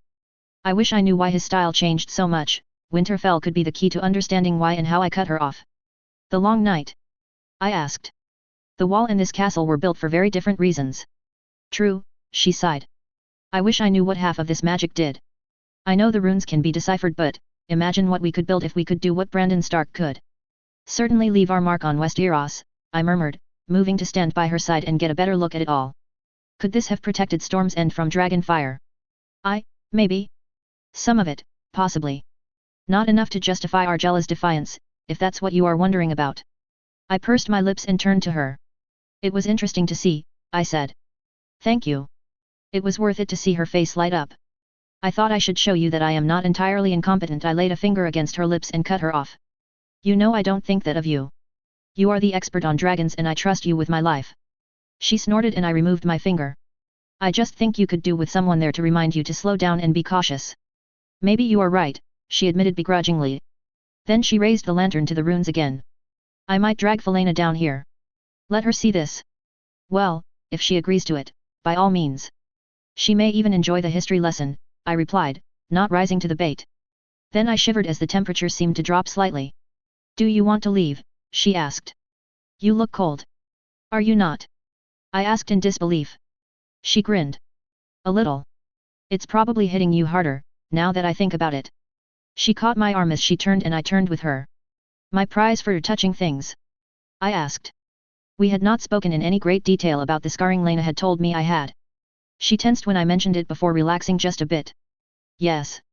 Her tone was cold and I nudged her with my elbow, nearly causing us both to trip on suddenly uneven ground as we left the chamber. Sorry. I just worry for you. You said they weren't dangerous. It isn't. Not really. It's just the reminder. Do you know what could have happened? She asked. There was a little desperation in her eyes and I wanted to reach up and kiss her until she was calm. The promise I had made to Laenor loomed large in my mind and I bit my lip. Something terrible, I presume. She opened her mouth and I held up a hand. I don't need to know. I nearly died because I was foolish. You are here to stop that from occurring now and I trust you in that. Just like I trust Joffrey to stop me from being knifed in the dark and Laenor to lead my armies should I need him to. She closed her mouth and said nothing in response to that for a while. I was beginning to suspect I had somehow messed it all up when Laena stopped and tilted her head. Someone is ahead of us, she whispered, eyes narrowed. How do you know? I asked, letting my own volume fall. She tilted her head and gestured for me to listen. I did. It took a moment or two but eventually, two voices, both speaking as if they had little care whether anyone heard them. High-pitched, too. A suspicion formed in my mind. Come, those are no assassins, I told her. She nodded. Children, I think. It better not be Rena, Laena replied. We continued the rest of the way and found Iman and Maris. Both went pale when they saw us coming back up the other way. Off for a walk? I asked. Iman squirmed under my gaze. Over his shoulder, I could see one of my knights as well as one of the men-at-arms of Storm's End. I asked Mother for permission, said Maris. The guard I brought is familiar with the tunnels. They are still dangerous, warned Laena and Maris' eyes flashed. There was that pride I so feared. The instinctive anger at being told what to do. I would prefer it, Iman, if you were to stay in the entranceway unless Laena is escorting you. I mean no offense to our hosts, but I fear the caverns bow to no master. Iman stared at me for a moment before turning to Maris. Her blue eyes narrowed for a second and he seemed to come to a decision. Yes, Mother, he replied, sounding almost gloomy. Maris gave him a look of annoyance and he directed one of helplessness back. Laena rolled her eyes and gave me a look that spoke volumes. Well, Laena intends to visit often enough. Perhaps you can help her with drawing some copies. His eyes lit up at that. As did Maris, curiously enough. I suppose for all her pride and brains, she was still 12 and prone to being caught up in the grandeur of times long past. I would be honored to have you both join me, Laena told them, her voice warm. Then she leaned forward. And help me keep Felena off my back too. You know what she's like. Laena, I warned her as Maris and Iman laughed. She shot me an impish grin, playing the teenager once more. It was such a nice afternoon, as well. You're such a bad influence. No wonder my children are horrors half the time. That just made the two children laugh harder, for some reason. Chapter 203, The Storm Lands, Chapter 175. Chapter Text. To say that Elenda and Boros had gone all out for tonight would be like saying the sea was a little wet. The lords of the Stormlands were finally assembled. The announcement of Iman and Maris' betrothal had gone out and Boros clearly intended to make a show of my visit. The week I had spent here already had been the longest I had in recent memory, and now that people knew my son was tied to House Baratheon, it would only become more tiresome. My lords and ladies, roared Boros over the general sound of the feast. Silence spread quickly. It tended to, if Boros were the one calling for it. I smiled benignly as the eyes of the hall turned towards us. They were curious. They had rightly guessed that Boros' support of me had been bought with my son's hand. Now it was out in the open for the first time, official. I tried not to meet Iman's worried gaze or Maris' smug one. Each sat together at the high table, taking pride of place. They had been talking easily before Boros had stood up, at least. The seven have indeed blessed me, for I have another announcement to make tonight. Had I been less skilled at keeping my calm, my smile might have flickered at that. A royal betrothal, one that would see his daughter a queen, should be worth its own feast and celebration. It was beyond strange that he should make other announcements. I caught Cassandra's face then, her glare bordering on hate as she stared into the crowd. I breathed out. Cassandra's betrothal then. I could not imagine how she must feel now. To lose out on Iman was one thing, to be married off immediately after that rejection with what was supposed to be her knight overshadowed by her younger sister once more? Was this Elenda's doing? I should leave her daughters to her, but part of me could not help but wonder if this was punishment of some kind? She had never seemed the petty type, more ruthlessly pragmatic.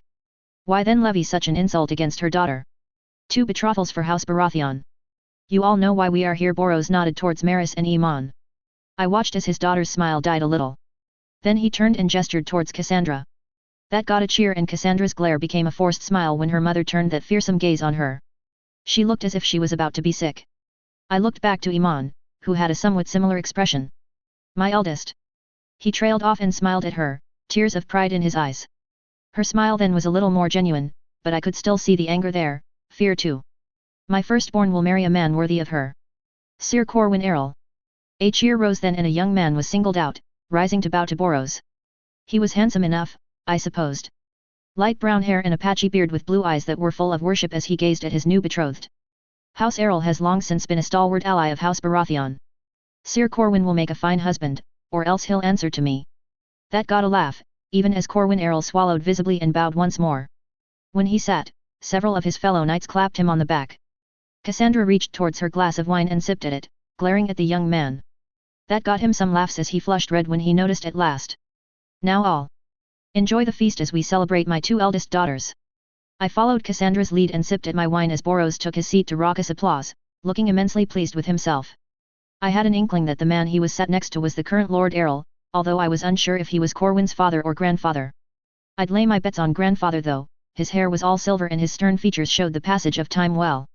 I couldn't quite take my eyes off Cassandra though, and my worry only grew when Elenda appeared at her elbow and spoke into her ear. Cassandra flushed red and her gaze dropped to her food momentarily. Then, as if someone were forcing her at knife point, she rose and headed towards the table Sir Corwin was seated at. Iman. My son paused in his chat with Maris and turned to me, eyes questioning. I trust you will treat your betrothed right if I head down and check on your siblings? Your papa will hopefully be back soon. Yes, Mama, he chubbed, his eyes wandering over to his father. Laner had been pressed into service as the dance partner for a young lady of House Moraigen, but he didn't seem to mind too much. Maris gave me a sweet smile and I distrusted it immensely. Against my better judgment, I rose and left them there. Most of the lords had already been by with their congratulations anyway, and I knew neither Iman or Maris were the types to make fools of themselves through being overly impolite. I sat myself down next to Joffrey and Lena, earning a few curious looks.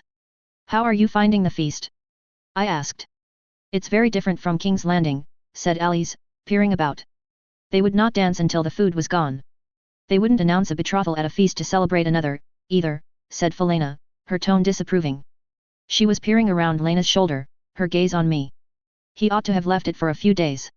Poor girl. It's Lord Boros, said Joffrey, picking at the roast pork on his plate. He is famed for such matters.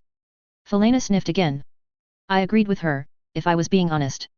Cassandra should have had her own feast, but alas, there was little I could do about it now. Remind me to send her some grand gift, I told Joffrey.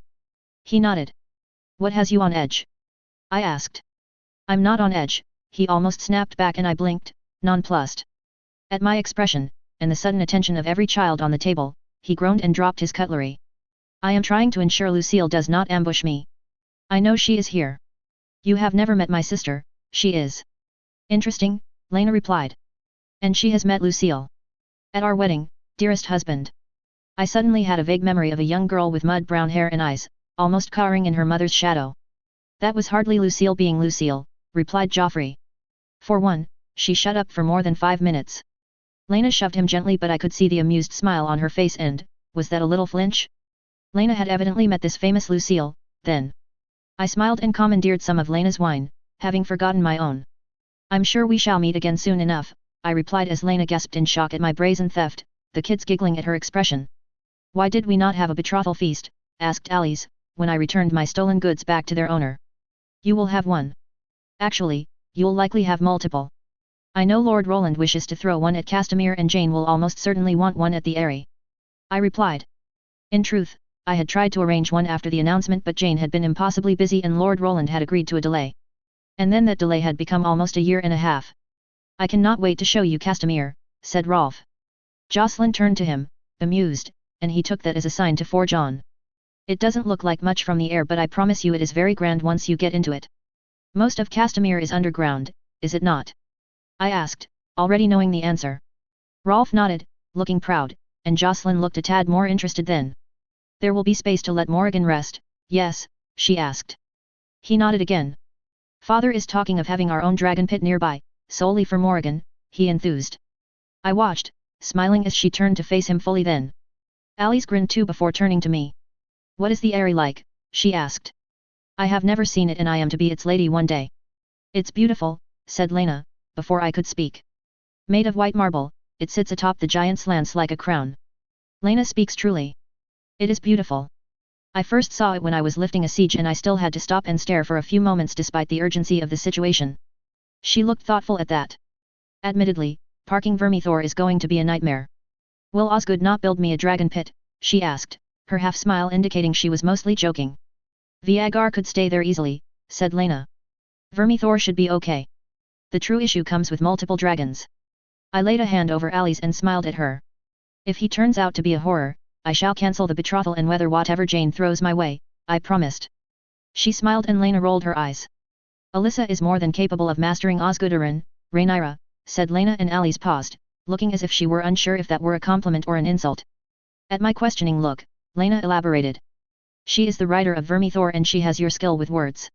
Do not be coy, Alyssa, you have a dragon's fire in you. Or so my mother would say. Alice seemed to decide that was a compliment and she smiled, going slightly red. Thank you, Aunt Lena, she murmured. I smiled at Lena, who rolled her eyes again and finished her wine. Mama, am I betrothed? I turned towards Emma, who much like Rena, was looking worried. No, my little bookworm, I replied. You were to be, but the agreement fell through. To whom? Asked Rena. I noted Ali's laser focus on me and smiled again. The young Lord Tyrell, I told them. My girls.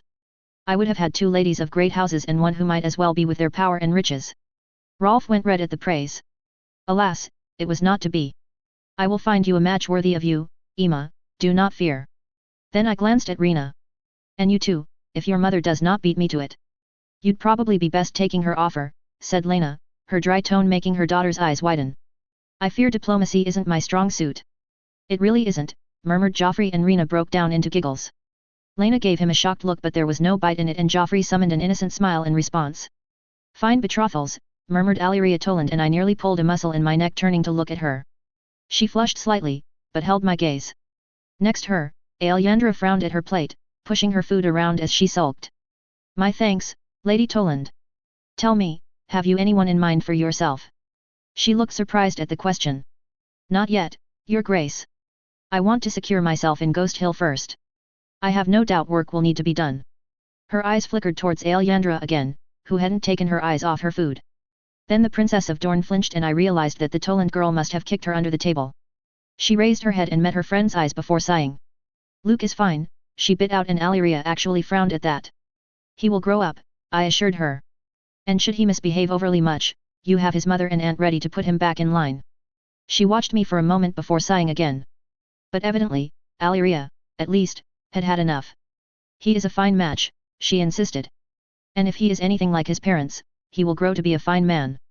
I wanted to frown at that, and Alyandra actually did, looking uncertain as she met her friend's eyes.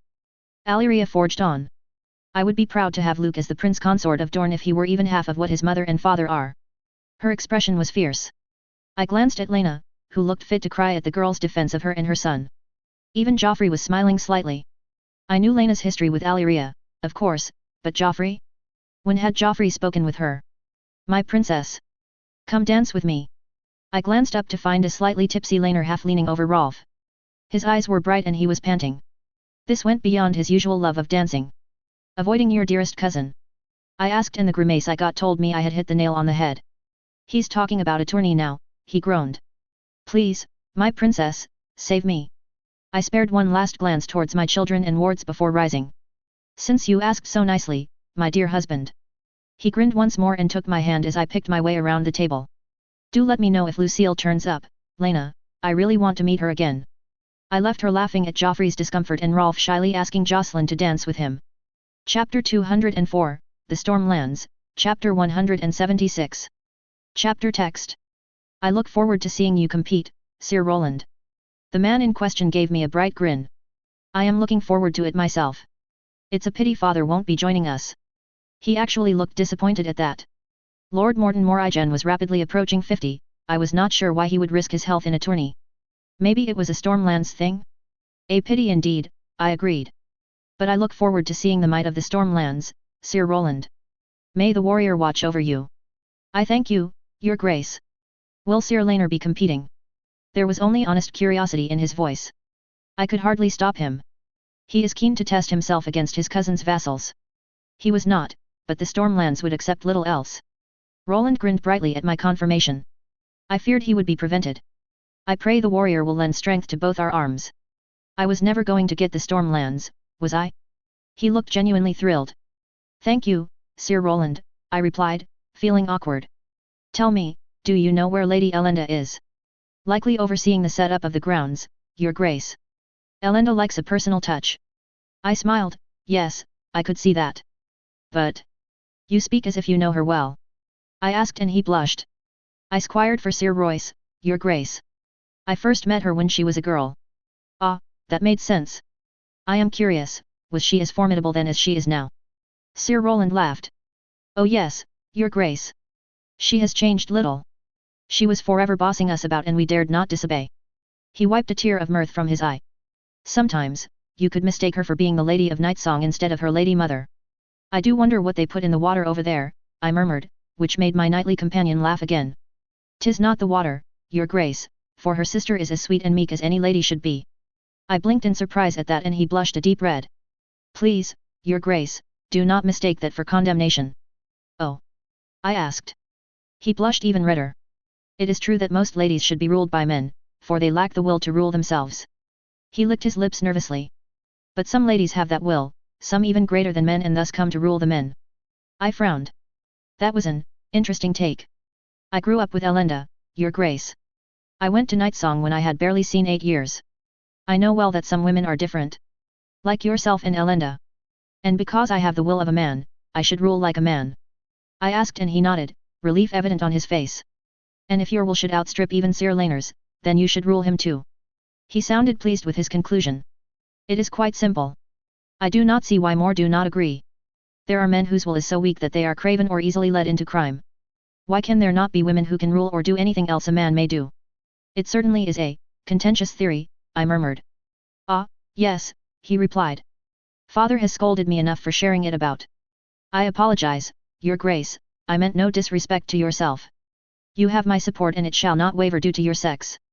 Well, in that case, I accept your support gratefully, Sir Roland. He beamed, looking even more pleased. Thank you, your grace. Might I once again thank you for the honor of the audience and for naming your daughter's dragon for my family. He bowed low. It was my pleasure, I replied. I can think of no worthier name for Morrigan. Thank you, your grace. Might I leave to prepare for the tourney? Of course, I look forward to seeing you on the field. He left with one final bow and darted out of the room. I resisted the urge to groan. Good grief, of all the theories to come up with, still, I had to keep up with the lords. Morigen may already be behind me, but he was an old man and ensuring his heir was mine too had been a priority. The tourney would be a good place to continue my campaign, I supposed. Most storm lords would fall behind Boros out of a sense of duty, of course. A few were more personally loyal, I had learnt. The Karens were a given, as were the Earls after Cassandra's betrothal to Lord Cledan's grandson. The Morigens were Boros long before I'd accidentally named a dragon after them, and that event had merely cemented their allegiance to the Blacks. There were the Conningtons too. They had long since been vocally loyal to me, possibly because the current lord's brother, Hugh, had spent the last decade in my service on Dragonstone. In fact, Red Hugh had met his wife there, if I wasn't mistaken. The final devoted Black of the Stormlands was, surprisingly, Lord Brindamere Tarth. According to Boros, the man had taken offence that a prince had been slain upon his island and intended to ensure that Tarth would be remembered for something other than the tragic death of Prince Aemon and what came after. It had been a long time since I had thought about Rhaenys faction. It had existed right up until the birth of the twins, I supposed. These Black Storm Lords had been seahorses before they were mine. Either through their friendship with the old Lord Bormund or other reasons. Still, they were mine and they would make it exceedingly hard for Boros to change his mind. Not that I thought he would, but insurance never hurt anyone. Your Grace, murmured one of my knights. Your daughter wishes to see you. Which one? I asked, pouring myself a generous glass of wine. Princess Jocelyn, Your Grace. I took a swallow and hummed, an inkling of what she might want forming in my head. Send her in, I sighed.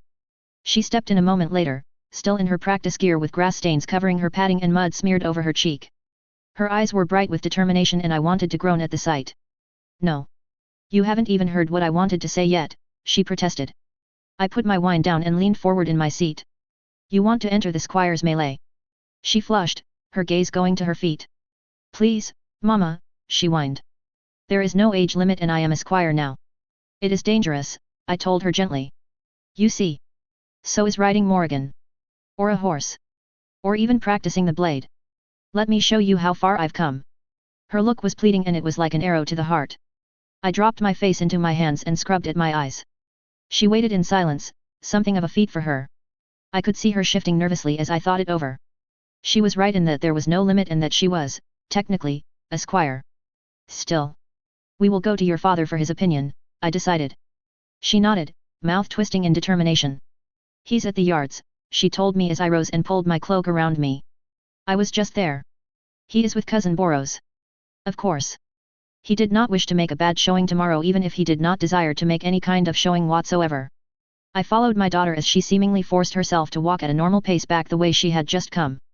The air outside was chilly, despite the ongoing summer, and I was glad for the cloak as the wind picked up slightly. I hoped the Stormlands did not live up to their name anytime soon. I had heard enough of that from Lena's tales of her time here to know I wanted no part in a good storm. Papa! Jocelyn called out when we were close enough. Amused, he abandoned his current partner, Sir Oliver Penrose if I wasn't mistaken, and made his way over to us. I spotted Rolf's distinctive hair nearby as well, watching us all with a hopeful expression of his own. What is wrong? He asked, although taking in my look and Jocelyn's, I think he knew. Papa, Mama said. I held up a hand and she fell silent. Our daughter has requested to be allowed to enter the squire's melee, I told him solemnly. I see, he said. Jocelyn, go and stand over there please. Let your mother and I discuss this. She did so, her face bright with hope even as she chewed at her lip nervously. I wanted to groan all over again. When I was certain she stood far enough away that she could not hear us, I turned back to Laner. Thoughts? I asked. My gut response is no, he said, rubbing the back of his neck. She is still being punished, why let her enter a melee?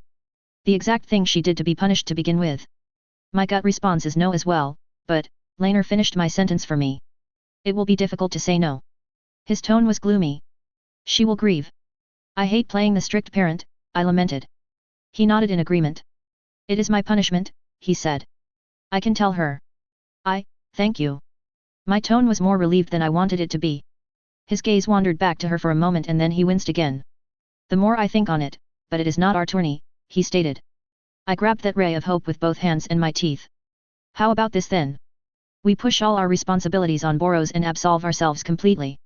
He laughed at that. And if he says yes, asked Laner, still chuckling. I gave him a pained smile.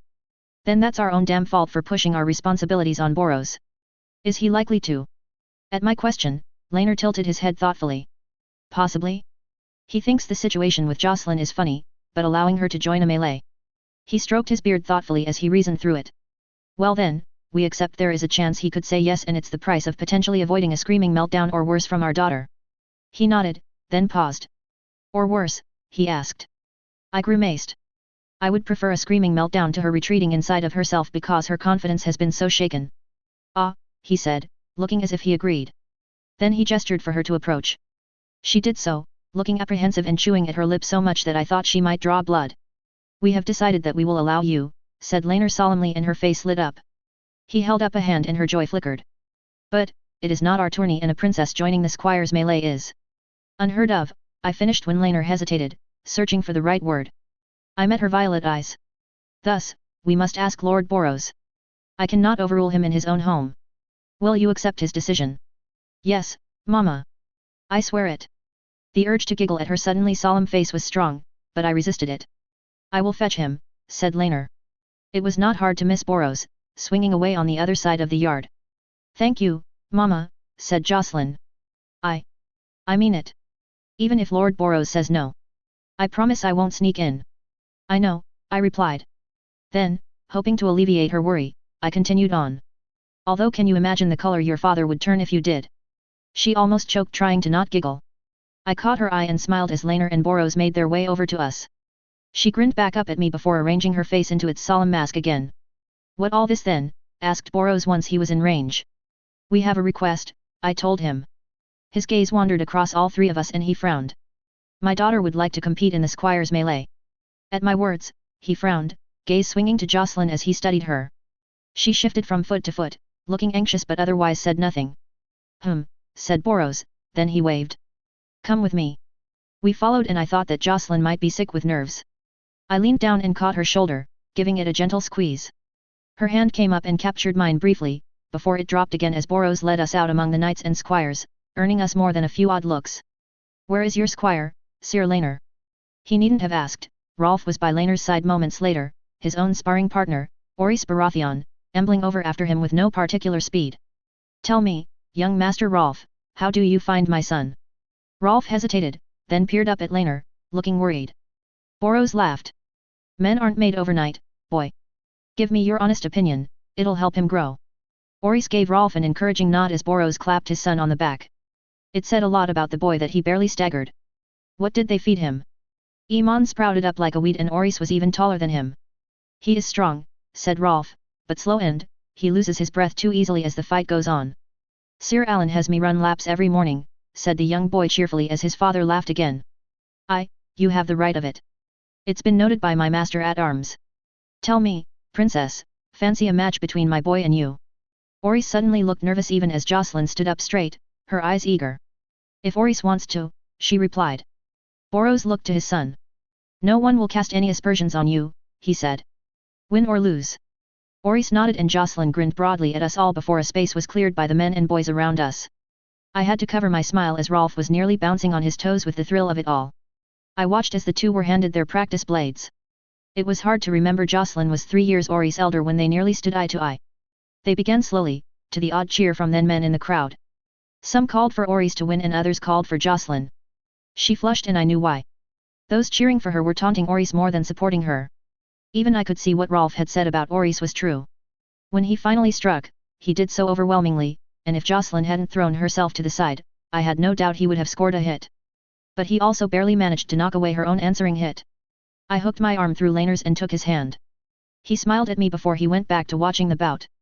They traded light blows for a while, Jocelyn staying out of his reach where he could bring his true strength to bear, relying on speed to avoid being pinned by him. In Oris' defense, he tired a lot slower than I thought he would, moving slowly and conserving his stamina for a few relatively quick hits when she did come into his range, but I had a feeling the match had been over the moment Rolf had led on to Oris' main weakness. It was clear that at least some of Stefan's brutal regime had been focused on stamina because Jocelyn was breathing hard but still relatively fresh when Oris stumbled and she rained down blows on him. Moments later, Boros called a halt to the match. Before he could say anything though, Oris threw aside his blade and clapped Jocelyn on the back, seemingly in good cheer. We should fight more often, he said loudly. You have a fairly unique style. Laner let out a sigh of relief as Boros congratulated both children on a match well fought. Oris was quick to get back to his studies, flushing red under his father's loud and slightly excessive praise. Jocelyn practically skipped over to us, her eyes bright but looking as if she could do with a nap. She still hadn't quite gotten her breathing under control. Well done, I said warmly as Laner reached out to embrace her. Indeed, rumbled Boros as he followed in her wake. Quite the little dragon. She pried her head out of Laner's midsection to gaze at him in hope. Boros turned to me, smiling. I'll allow it, he said finally. I wasn't too disappointed, despite knowing I should be. I had known, I think, the moment she'd beaten Oris. But I accept no fault if she gets herself injured. I understand, I said solemnly, before smiling. Thank you, Lord Baratheon. He waved me off, but I fancied he looked quite pleased with himself as he turned to disappear into the yard once more. Chapter 205, The Storm Lands, Chapter 177. Chapter text. My lord, I must protest. At the call, Boros froze and I half choked on air. Laner flushed red and tightened his hold about Jocelyn's shoulders. I dared not look at my daughter's face as the man that had called out made himself known. It is an insult to allow a mere girl into such a tourney. You make a mockery of all those who would compete. Boros scowled at his bannerman as I let my own gaze become chilly. Not that it deterred Lord Ronald Dondarrion, as he met my gaze with a steely look of his own before turning his attention back to Boros. The Lord of the Stormlands did not seem impressed. How much of his agreement was his own belief Jocelyn should be allowed to compete and how much was him humoring me, though? It's my bloody tourney, Ronald, said Boros finally. There were a multitude of eyes on us, I realized. How many silently agreed with Ronald? I decide who joins and who doesn't. Don't act like she isn't the first girl to enter one. Never so openly, said Lord Dondarrion, his face screwed up with disgust. Then perhaps it is time, said Laner. We are to have our first queen, why not our first female knight? You Ronald began furiously but Boros cut him off. Enough, he roared. Bar women from your own tourneys, Ronald, but this is Storm's End. Lord Ronald turned back to him, his face pale with rage as he forced a smile. Of course, my lord, he murmured through gritted teeth. Boros watched him with angry eyes as he retreated from the yard. Humph, arrogant little pie, he muttered when Ronald was gone. Then he seemed to realize just how many eyes were on us. His stormy gaze swung about the knights and lords and he drew himself up, taking in a deep breath. The moment they saw that, they scattered. Ought to have challenged him. Perhaps, I murmured. Thank you for your defense of my daughter. He waved away my thanks but I fancied I saw a brief smile on his face in turn. They're quick to forget Cassandra was my heir once, he told us. Then he looked down at Jocelyn, who was pale and watching him with wide eyes. Do me a favor, princess? When you have your majority, kick his bloody arse for me. Jocelyn went bright red and he let out a roar of laughter. Then, once it had died away, he clapped Laner on the back, nearly driving my husband to his knees, and stalked off. I would bet good money that more than a few knights would become victims of his working off steam. I sighed into the sudden, relative silence and turned to Laner. Well, that was eventful. He grimaced at the statement and then peered down at our daughter. Certainly. Come, you have a fight tomorrow and I would see you well prepared for it. She grinned then and he smiled back warmly. For a moment, she separated from where she had been cuddled close to him and wrapped her arms around my midsection. Thank you, she said quietly. Evidently Ronald Dondarrion's criticism had paled in comparison to joining a tourney with full permission from us. I left them there, talking over the tourney and how tomorrow would go. Despite her excitement, there was a note of worry in her voice as her nerves no doubt began to make themselves known. Mercifully, I heard little more from Ronald Dondarrion, although I was sure to let Joffrey know about our brief clash. I almost felt sorry for the man. Boros might keep it to himself, having judged the man sufficiently cowed, but Joffrey would hand the matter off to Elenda. In fact, the entire rest of the day passed by without a notable incident. I continued making my rounds, meeting with Lord Whitehead, Lord Estermont and the new Lord Buckler. Each were doves that were mine as long as Boros remained mine. Andrew Buckler put me in mind of a nervous puppy dog, forever unsure if it had done something wrong. In truth, I thought he might leave the room at the sight of me, but both his compatriots held him in place. Lester Estermont was a holdover from Bormund's days and he would follow Boros into the Seven Hells themselves. Not that he approved of me, I did not miss the slight sneer he was trying to hide or the way his gaze bore judgment I would call out from anyone else. Lord Jack Whitehead was a refreshing change, at least. He had been a minor lord until the war with Dorne, when my father had used his lands as a base to launch his fleets from. Lyman had seen a lot of the crown's money invested in the newly named Kingstown, and no one could deny Jack Whitehead had benefited immensely. He was perhaps the only Storm Lord I'd met to date that had eagerly asked after Elyandra out of genuine kindness. My meeting with them took me well into the night, though, and I took my evening meal alone, crawling into bed alongside Laner who was already snoring away, a frown on his face even in his sleep. Despite the late night, though, I slept well. The quarters Elenda had set aside for us were very much fit for royalty and decorated in black and red to boot. I had to hand it to her, I thought, as Sira and Sabatha attended to me the next morning. She knew how to make a statement. I recalled Roland's words from the day before and strangled a smile. Perhaps she had always been that way. I certainly hoped so. I did not want to think on what traumas could turn a woman into such a creature. One who would discard her children so brazenly or... Your Grace. I blinked my way from my thoughts. One of Stefan's knights stood in the doorway, his face strained. Lady Lena and Lady Falane request your attendance in the feasting hall. 7 hells, murmured Sabatha. What's happened now? Sab. Sira chided her, delivering a light smack to her friend's arm. Be mindful of your language. There was an amused sparkle in her eye. I might have played along but... Not an emergency, I hope. I asked. The knight shook his head. I was told to say that the matter pertained to your children, Your Grace. I felt my breath leave me until I studied his face proper. He was young but even he could not be calm if something had befallen any of them. Sira's head shot up, that same worry in her gaze as my own eased. Sab retrieved my prosthetic and passed it over. We were out of the room quickly after that, following the knight as he led us through the twisting passages. There was no real hurry in his gait and what little worry I still felt left me entirely. No, this was no emergency or injury. The question remained, of course, which one had been apprehended in the middle of some wrongdoing and who would I need to discipline now? The knight led me to a small chamber just off the feasting hall with another of his brethren standing guard. I was not sure I was supposed to see the long-suffering look they threw at one another, so I let the matter slide in favor of pushing open the door. Emma and Alice sat inside, each with red and blotchy faces that indicated tears had been shed. Lena sat between them, as if to present some physical barrier, and I did not miss the red on her cheek either. I took in the room for a moment and then let my displeasure show on my face. A fight, then, one that had gotten physical or come so close as to not matter. I suppose it was too much to hope they'd waited until they'd left the hall? I decided to start with Lena. I wanted to hear the truth before I came down on them like a dragon with a hangover. Which one hit you? I asked, voice colder than intended. Whatever explanations Alice and her sister had been about to deliver died on their lips as each went pale. Lena snorted, raising her hand to touch her face. Neither. This was Rena. I raised an eyebrow. She decided to weigh in on Emma's side and took badly to me lifting her up. Did you strain yourself? I asked quickly. She shook her head and let her hand fall. Only my voice when I sent her to her rooms. She tried to chuckle. The lame attempt at humor served to spark my temper again and I swallowed heavily. I will swear that Lady Lena tells the truth. I nearly leapt in fright as Falane revealed she'd been standing in the corner the entire time. From the looks of it, neither Sab or Sira had spotted her either. I took a deep breath, trying to keep myself focused. No tantrums, no meltdowns. Tell me, how many people saw this? 2 sets of violet eyes flashed dangerously but were silenced by my own arctic glare again. Not many of import, but enough. Lord Fell and Lord Stedman were present. A multitude of knights and servants. It would be all over the castle by now, then. I rubbed at the bridge of my nose and let my breath hiss through my teeth. My blood pounded loud in my ears for a moment. Explain, I finally managed to bite out. She. I only said. No. I barked. One at a time. Alice. My second-born glared at me for a moment before clenching her jaw tightly, as if she was trying to ward off tears. I waited in the silence for a moment, all eyes intent on her. Maris and Cassandra were being terrible to one another, she finally said. And I said that no sisters ought to be like that. And then that little horror. No name-calling, I told her sternly and she grimaced. Apologize, now. Sorry, she all but spat. Then Emma said I was just as bad as them. And she said such cruel things, Mama.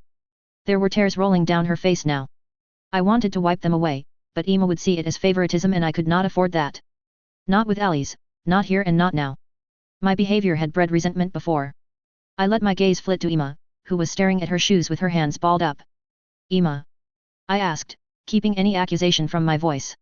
She wiped her own tears away on her sleeve before directing an angry glare in Ali's direction. It wasn't my fault. She was acting like she never did anything wrong. Alice went to reply but was stopped with a look from both Lena and I. And you decided to respond by being cruel yourself? I asked and she flushed, anger on her features. So tell me, which one of you attacked the other? There was a dreadful silence after that before Alice raised her hand, looking pale once more. It was me, Mama. I just wanted her to stop saying those horrible things. Emma's head shot up, her eyes wide. She, at least, had given away the lie, even if I would not have been able to tell Alice was lying. I caught Lena and Fal's gazes, but neither seemed eager to correct her. Perhaps they had not seen? Is that so? I asked coolly. There was no way she could not know I had seen through the lie. Yes, Mama, she said firmly, her eyes meeting mine. She swallowed nervously when I continued to level my gaze at her, but she did not waver. Then you will both be punished. Emma, it was wrong of you to say those things. She nodded, still not quite able to stop peering at Alice as if she had never seen her sister before. You will be writing lines and I expect an apology letter to your sister and to our hosts. Yes, Mama, she said, finally looking at me. Her anger was gone, replaced with a puzzled expression. I am sorry. I was just angry. We will speak about it properly when there is not a betrothal celebration going on, I told her, and she grimaced. I would recommend apologizing to Iman as well. Yes, Mama, she whispered. I turned to Alice and let my annoyance creep back into my expression. She swallowed nervously again. Well, if she wanted to lie to me, she could have the consequences to go along with it. You will spend the day in the September, I told her. And you will think on all you have done. Felena, are you able to go with her? My lady bowed, her expression unreadable. I am, Your Grace. I looked back to Alice, who looked as if she were about to throw up. For a moment, I thought she might break and admit it was Emma. For a moment, I thought Emma might break as the implication of missing the tourney dawned on them both.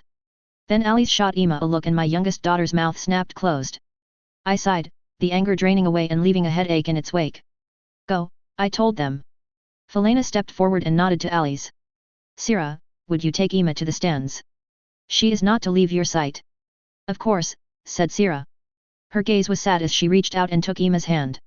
Both ladies trooped out with their respective new charges and I lowered myself down next to Lena. I am sorry, she said. I was distracted and before I knew it, they were brawling like two drunkards. I winced, even as Sab tried to hide her smile with her hand and failed. It's not your fault. What has become of Rena? Lena snorted and touched her cheek again.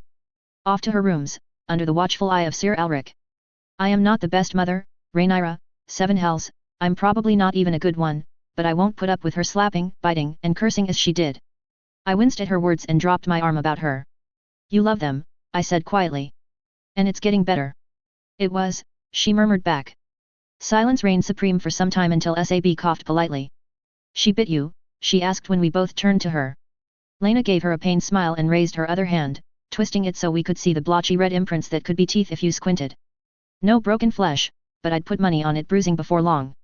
Where does she get it from? I asked, taking Lena's hand and resisting the urge to brush my lips over her injury. From the suddenly amused look on Sab's face, that want must have been as clear as day. We could spend all day wondering, said my lady. Or we could make a run for the grounds. A certain princess is competing and... I was on my feet before her sentence was finished, rushing for the door. I could not miss the melee. The worry and guilt would drive me mad. I heard Sab laughing and promising to make sure Lena got there safely too. I must have looked so very undignified, running as I was in my dress, tailed by a knight who was having to put more than a little effort in to keep up with me. Ah well. Maybe people would speak of that and not my daughters. It was too much to hope. Chapter 206, The Storm Lands, Chapter 178. I made it in time to catch the squires entering the melee. The box reserved for our party was nigh on deserted, with only a worried-looking Joffrey, Sira, and Emma present. I dropped into my chair and gasped like a fish on land for a few moments as various parts of my body made their complaints at having made such a run. Emma didn't even twitch in her seat to acknowledge my arrival. What has happened? Joffrey asked, looking mystified. You were supposed to meet Laenor before. He stopped when he saw I was in no fit state to reply. By the time my breath was back, Lena and Sab had arrived, and the final preparations were being made. There would be no teams in the melee. An all-out brawl. Worry bloomed in my gut before I reminded myself both Stefan and Laenor thought she could do this. It did not help all that much. It was some time before I managed to reply to Joffrey, although that was more from my body's protests than fear. I had to hand out punishment, I replied, voice raw. I saw his eyes flicker to Emma and his lips thin. Then they traveled to beyond my shoulder, where Lena sat. Rena is in her rooms, she said. Joffrey sighed and ran a hand through his hair. He might have said something, or argued, but the horn sounded and all of us twisted in our seats to watch those painfully small figures charge into an all-out battle. I picked Jocelyn out straight away. She was hanging back, using the nimble speed I'd seen in her fight against Orys to avoid danger and score a few lucky hits every now and again. She hadn't truly engaged anyone yet, and to my untrained eye, it almost appeared as if she was looking for someone. I lost sight of her as 2 impossibly large squires took one another on. The crowd was cheering, even in the squire's melee there would be favorites. I forced my breathing to remain calm and measured as one squire forced his opponent back, and I could see where my daughter was once more. She was still hovering. I frowned and glanced at Joffrey. He looked a million miles away, as if he were not truly watching the melee. No help from that quarter, then. Is she supposed to be hiding like that? I asked Sab and Lena. Lena shrugged, but Sab shook her head. Most squires have an unspoken agreement to not attack the younger ones unless they have to, but I admit it's odd she hasn't moved in. Perhaps she was picking her fights, conserving stamina. That did not put me at ease at all. That meant she'd still be in once her peers were gone, leaving her facing boys half a decade older. Then, even as I sat fretting and pulling at my glove, she moved in. I let out a sigh even as Sab started laughing. What? I half demanded. She had a target, Sab laughed. Look, she's going right for someone. I peered at Jocelyn intently, trying to follow who she was heading for. When I saw him, I knew her target immediately. A Dondarrion. I let my face fall into my hand. He was lanky more than big, but I knew for a fact that Harry's Dondarrion was nearing 14 years of age. Could Jocelyn beat him? I sure hope so, because if I had to look at Ronald Dondarrion's smug face I'd probably throw him off the walls of Storm's End. Rolf is doing well, said Lena, but all our eyes were on Jocelyn. I elbowed Joffrey and pointed to where the two fighters were sizing one another up. Is he likely to beat her? I asked, voice anxious. Joffrey rubbed his side, annoyed, but humored me. He watched them for a moment and then hummed thoughtfully. He has height, but he also has a lot of bad habits. Jocelyn is smaller, quicker, and Stefan's largely beaten her worse behaviors out of her. Still, she lacks experience and he has it in spades. It'll be close. That did not reassure me. He gave me an apologetic smile and I rubbed at my temples, earlier headache hard to ignore when my heart was pounding in my ears as each squire finally struck. I could hear both Sab, Joffrey, and even Lena making noises of approval or whispering advice. Not for the first time I wished I knew all this. The seven knew it would have been hard to learn the blade, but I could have done. After my wedding, little held me back, but it had always seemed such a foolish idea. To expend time and effort arguing with father over it, and I nearly yelled aloud when Dondarrion landed a fairly solid blow on her ribs. My hands gripped the arms of my seat so hard that my fingers ached bitterly. The rest of them were nearly out of their seats entirely and Emma was on her feet, yelling loudly for Jocelyn. I watched as she backed off, putting some space between her and the Dondarrion squire. Come on, I found myself hissing as he pursued, unwilling to let her catch her breath. She was moving much slower than she had before and something in my gut told me that the blow had been harder than I had first realized. She dodged and parried for a few seconds, clearly trying to get her breath back. What is he doing? Asked Joffrey. He's playing with her. I thought so too, said Lena. He should be pushing harder, but he's allowing her space. On purpose? I asked. Joffrey squinted at the two. Hard to tell, he finally judged. He could be hesitating about going all in on a girl, but if she's smart, it'll cost him, or he could be boasting. I watched as Harry's stopped, letting Jocelyn back up and regain her space before charging forward. Oh no, he isn't, said Sab. He is, replied Lena in a whisper.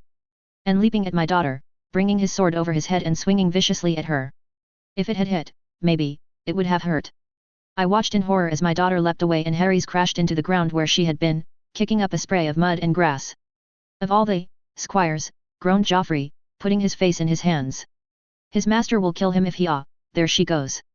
I turned back to the match as Jocelyn went to town on him, raining down blow after blow until she had him in full retreat, barely able to keep up with her. He must have twisted his ankle with that landing, I realized, because it was almost possible to make out the limp from here. Finally, he dropped his blade and yielded. I groaned as tension left my body. This is so stressful, how do they do it? I asked no one in particular. The others just laughed. Look, she's found another to fight now. I peeked out from behind my hand to find her engaged with some squire I did not recognize. It was obvious she had the upper hand though, and she soon dispatched him. Joffrey laughed. Don't worry too much about it, he told me.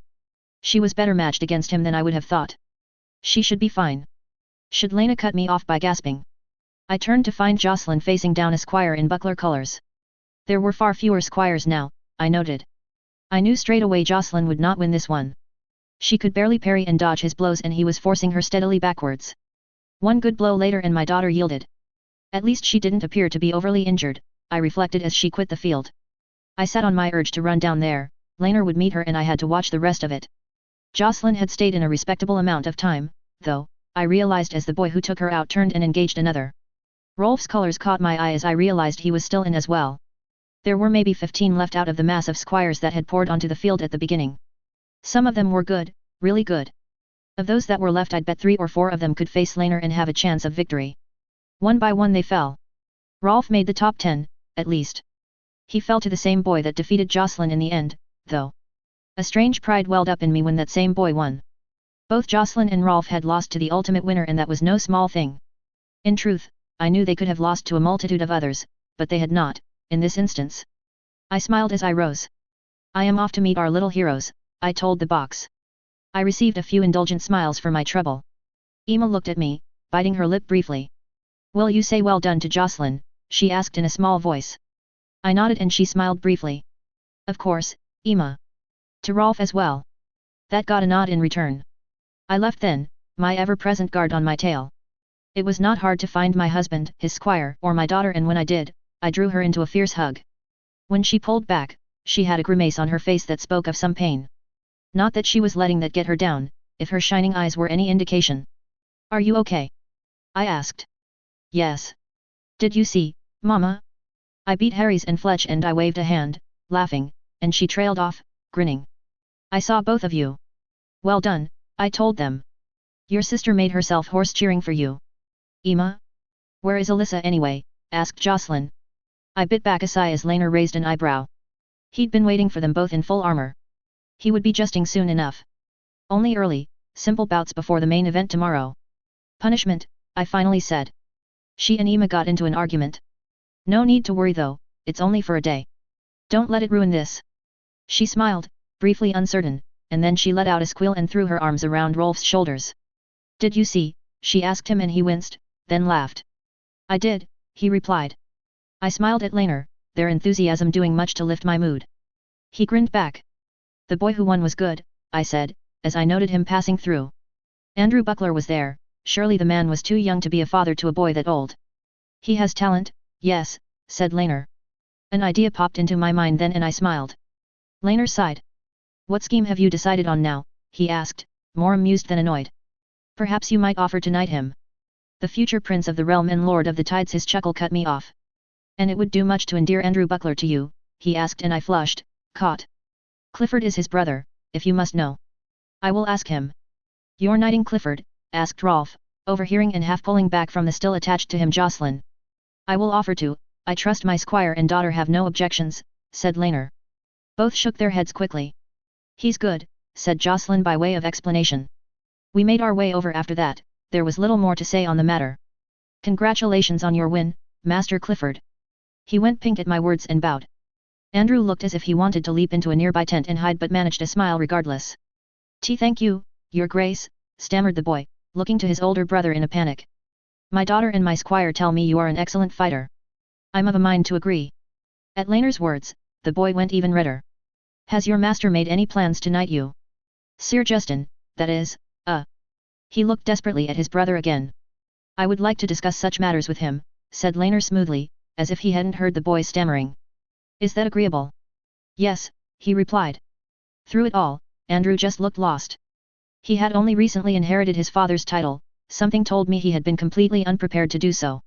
I should have a look at the story there. Had he been a second son? It was not unusual for accidents to befall an heir. Training your second was considered good practice, but not all did it. Excellent, are you competing in the lists, Lord Andrew? I asked, and that seemed to rouse him from whatever panic he was in. Yes, Your Grace, he told me, pride evident. I smiled at that. I have been looking forward to the tourney for months. I know he only announced it recently, but Boros.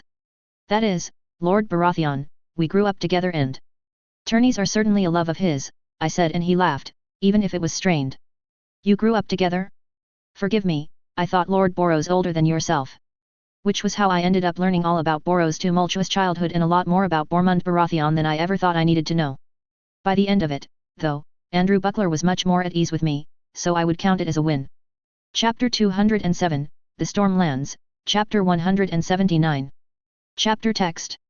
Another cheer split the air of the tourney grounds as a knight sent his opponent toppling to the floor and the announcer began calling out the name of the winner. As they cleared the grounds, the air in the box changed and I smiled, catching Joffrey doing the same thing. The children were practically on the edge of their seats, ready to leap up the moment their father entered the field. Even Rena was bouncing about, grinning along with Emma. I sensed the spat from yesterday was far from resolved, an awkward air hanging between Emma and Alice, but they had been civil and so I had let it drop. I wonder who they wish to win, murmured Joffrey, smiling indulgently as Laner rode onto the field and the small crowd of children exploded into cheers. He was popular amongst the main crowd as well, it would seem, as well as the box Emon was sat in next to his betrothed. Laner had unhorsed more than a few opponents yesterday and this morning. No one could argue he had not made a good showing, at least. Even Alyandra was caught up in it, nudging the much quieter Alyria into cheering with her. He's made a good showing so far, I commented. Your influence. He was always a better rider than swordsman, said Joffrey, pride in his voice. Laner's opponent rode out then, to more cheers from the crowd. I shot Alice a dark look for booing him before she set off the rest of them. She gave me an impish smile before nudging Jocelyn and pointing something out. I rolled my eyes as Joffrey chuckled. I see her time in the September did wonders, he joked. It's a shame, this might be a night I could get behind booing, snarked Lena, earning herself an annoyed look from Joffrey. I was about to open my mouth and ask just why she so disliked Sir Renly Balling when the children began cheering for their father once more. The sound of hoofs and the roar of the crowd was momentarily all I could hear, then the smash of lances as neither man managed to unhorse his opponent. Ignore Lena, said Joffrey. Sir Renly is a perfectly fine man. They merely argued the last they met. Both men rode again and once again failed to unhorse each other. Not that such facts had any effect on my children's wild cheering. Argued. I asked as they prepared to tilt once more, Rolf handing the lance to Laner and Sir Renly Bowling's own squire doing the same for him. Jocelyn had been heartbroken to learn that Sir Stefan would not be competing, she had hopes of heading out there herself and performing the duties of a true squire. Now that she had a taste of it, I sensed she'd be badgering the poor man to attend every tourney he conceivably could. He had a few choice he broke off with a backwards whistle through his teeth that never spoke of anything good. I turned to catch Laner still on his horse, barely. The children's cheers took on a more frantic nature. Sensing I wouldn't get more out of the suddenly intent Joffrey, I watched as they lined up once more. 3 lances broken and it was not looking good for Laner, even I could see that. We all watched, transfixed and barely breathing, as they rode once again. The thunder of hooves. A groan went up when Laner was thrown from his horse, before the cheering for Sir Renly rose in volume once more. A shame, said Lena. I thought he'd at least manage Sir Renly. He did well, I said, feeling offended on his behalf. She caught my gaze for a moment, her smile soft, letting me know there was no bite to her criticism. I relaxed back into my chair and nodded. No harm done and the children had not heard, they'd raise hell if they had, of that I had little doubt. They began announcing the next tilt and I turned back to the field. Lord Ormond stood man to ride against Sir Oliver Penrose. I spotted the familiar form of Harry's Dondarrion handing a lance to Sir Oliver and smiled. If rumour were right, the man had taken his squire to task for his foolish maneuver during the melee. Both Laner and Joffrey had smugly informed me of the boy running laps and being put to work with the sword until late last night as a lesson to never do such again. As unlikely as his overhead jumping swing was to have actually landed, if it had, it could have done more damage to Jocelyn, or indeed anyone, than was strictly acceptable in a squire's melee. Accidents happened but that would have been no accident, Sir Oliver had reportedly been bellowing at him. Poor boy, even if I could not feel too much sympathy for him. The 2 knights rode and it was immediately obvious as to who would emerge triumphant. Lord Ormond barely survived the first tilt and even then I suspected that was mostly due to luck. What is Lord Ormond's position? I asked Joffrey as they prepared once more. Normally, I might not have paid so much attention but Lord Ormond, his armour was more fit for a Reach Knight than a Stormlander. It stood out, edged in silver and gleaming in the summer sun. Even Laner's relatively dull Valyrian style stood out among the Stormlander's pragmatic plate. It had clearly not done its job though, the Lord of Broadarch was sitting oddly in his saddle. I would not put money on him losing the next tilt, Sir Oliver did not appear to be the type to play with his opponent. He proclaims to be yours, replied Joffrey. Yet he is known to be something of a follower. I sense he is only doing so to win his way into Borrow's inner circle. His father enjoyed Lord Bormund's favour as his former squire, but Lord Ormond has never been able to recreate that with Borrow's himself. I see, I replied, watching as his horse moved restlessly underneath him. Sir Oliver is one to watch, Joffrey told me. He is heir to his father. Willis has been ailing for years, Sir Oliver is lord in all but name now. Whom does he favour? I asked. Himself, replied Joffrey. He's been more than friendly with those Green Knights hanging around here but has made no announcement either way. I winced as Lord Ormond was thrown from his saddle to the cheers of the crowd. A shame, he seems competent at least. Joffrey nodded as both Harry's Dondarrion and Lord Ormond's squire were required to lift the luckless lord from the mud. He limped off, bravely waving as the crowd mustered a few cheers for good showmanship. I grimaced as he half turned, revealing a dent in the side of his armor that spoke of broken ribs. Then he was gone, escorted by the 2 squires. "Your Grace, Lady Lucille Balling requests to meet with you," murmured one of my knights in my ear. I was confused for a few moments and then I saw both Lena and Joffrey freeze in their seats. I smiled, sure that I must look like a shark that had tasted blood in the water. "Sir Renly's wife?" I asked, trying for innocence and missing. Joffrey nodded stiffly. "Send her through, Ser." He nodded and disappeared for a moment as Lena seemed to resign herself to her good sister's presence and dropped her head into her hands with a groan. Joffrey just sighed. "I hope you know what you've let yourself in for," he told me in a dull tone. Then Lucille Balling arrived, her greetings a breathless rush I could barely keep up with. Her bow was respectful enough. "Your Grace, I am delighted to Fina." "Auntie Luce," squealed Rena, upon noticing the new arrival. The woman laughed and held out her arms for Rena to run to her. I took the moment to truly examine her. She had mud-brown hair and eyes, much as I remembered. Plain by my own standards, even if I felt bad for thinking such a thing. I smiled as she fussed over her niece, ruffling the girl's hair despite her protests. "Emma. Emma. This is Auntie Luce. She's married to Uncle Renly, didn't I tell you?" My daughter was nodding along, looking amused. I gave Joffrey another look as Rena finally drifted back to the tourney as a new set of riders prepared to tilt. Lucille took a seat by Joffrey and smiled at us all. "Joff, have you been hiding from me? I would have thought you would at least visit father. Where is Luke? Is he squiring? I have not seen him. Did he get into trouble again? I heard about the fight yesterday, you see, and thought he might have been involved, but Lady Ara tells me that was Rena, which doesn't sound like Rena at all." So I blinked as Joffrey waved at her desperately to stop talking. "Luke isn't here," said Joffrey quietly. "He's with Lord Corlys as his SQ." "Did she make that decision?" asked Lucille, voice suddenly cold. Dark eyes flickered towards Lena, who straightened in her seat and met them with a cool gaze of her own. "I put it forth," I said as a beat too long of silence passed. Lucille blinked and then looked at me. "Rena and Luke are dear to me. I wanted the best for them. I apologize if you were looking forward to his visit, Lady Lucille." "My apologies, Your Grace, Lady Lena. I was, he's such a clever boy and I much enjoy our chats." Joffrey laid a hand over her own and offered her a smile, even as Lena gave me her own little one. "He was looking forward to seeing you too," said Lena, in the tone of someone offering a conciliatory gesture. "He has written to say he will be joining us for a visit soon enough anyway." This was news to me, but I refrained from shooting her a questioning look. "Yes, you will be able to teach him your bad habits soon enough," joked Joffrey, likely searching for some way to lighten the sudden tension. Lucille smiled. "Bad habits, what are you accusing me of?" "I'm teaching him valuable skills," she protested. "What skills are these?" I asked, curious despite myself. Lucille smiled conspiratorially. "The knowledge of people, Your Grace," she half whispered. I noted the sudden curiosity from Emma and Rena and made a show of leaning in forward, watching their eyes widen as they glanced at one another. Evidently, Lucille had caught onto the game too because her smile only widened in delight. "Do tell." The two scooched a little closer and it was I who broke first, drawing Emma onto my knee as she protested mildly. "Come now, little one. What have I said about eavesdropping?" "Oh, I highly encourage it," said Lucille, similarly settling Rena on her knee. "You learn all sorts of interesting things, don't you, Joff?" Joffrey rolled his eyes and made a show of watching the next round of knights take to the field, but apart from him, all eyes were now on us. Lucille poked Rena's cheek. "Your father is rude, do you know that? I hope you don't pick up his habits." Rena laughed along and Joffrey rolled his eyes again.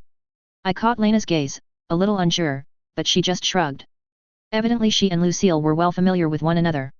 "What sort of interesting things?" asked Emma. "Oh well, did you know of the knight and the lady?" asked Lucille, her expression smug. Emma and Rena shook their heads, looking curious.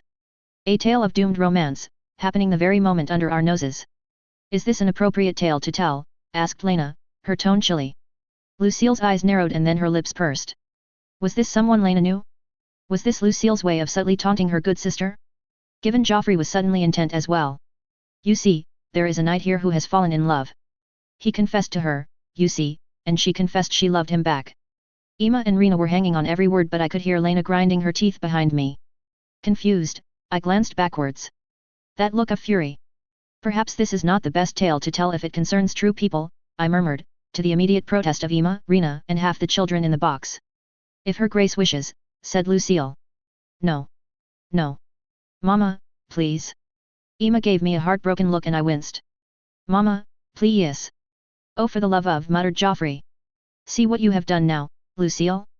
You've put her in an impossible position.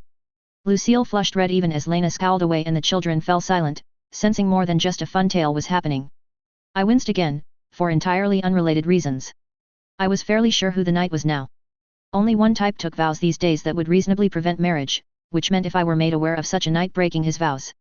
I assure you, your grace, nothing untoward is going on, Lucille said hastily. 'Tis merely a tale of courtly love. Notes and gifts exchanged back and forth, that is all. They can't even kiss, asked Emma. But why? Because Sir Stefan swore vows, snapped Lena. And he keeps his vows. You should not have exposed them to snipe at me. As if everything involves you, Lucille started, anger flickering over her features. Stop this now, I said firmly. I have no doubt that Sir Stefan remains true to his vows and I will not hear of any accusations he has somehow broken them. It is not a crime to fall in love. Tell me, which of my ladies is it? Not Marya or Maris, I do hope. Lena sighed and pinched the bridge of her nose. It's Felena. I just managed to keep the surprise off my face, instead catching sight of Jocelyn who looked as if she was only just hearing of Sir Stefan. Clearly he was remarkably discreet then. I had never even seen them speak, when had they had time to develop a romance of all things? Then as long as it does not progress, I see no reason for intervention. At my decision, Lena relaxed in her chair although Lucille still looked on edge. Of course, she had swept in and started a fight with Lena. Perhaps she should have known better to wave the Linmouthes' dislike for her in my face but... Perhaps a much lighter tale, Lady Lucille? I asked. She nodded and relaxed slightly before repositioning Rena on her knee. Of course, your grace, she murmured. There were still wide-eyed stares being thrown about by the children even as she began recounting an old Stormlander myth about Onia and Durin Godgrief's youngest son. Chapter 208, The Stormlands, Chapter 180. Chapter text. In the end, it was Sir Oliver Penrose who took the day. He crowned his sister the Queen of Love and Beauty, which was likely for the best. Had he crowned Maris or Cassandra, the other would have ripped him to shreds. The day ended on the melee and Laner put on a good enough showing to make it to the final 20 of about 50 knights. It certainly had Boros clapping him over the back and congratulating him whenever he spied him in the feasting hall. I hid my smile behind my hand as Laner was forced to lean on a chair to recover as Boros strode away again. Your grace.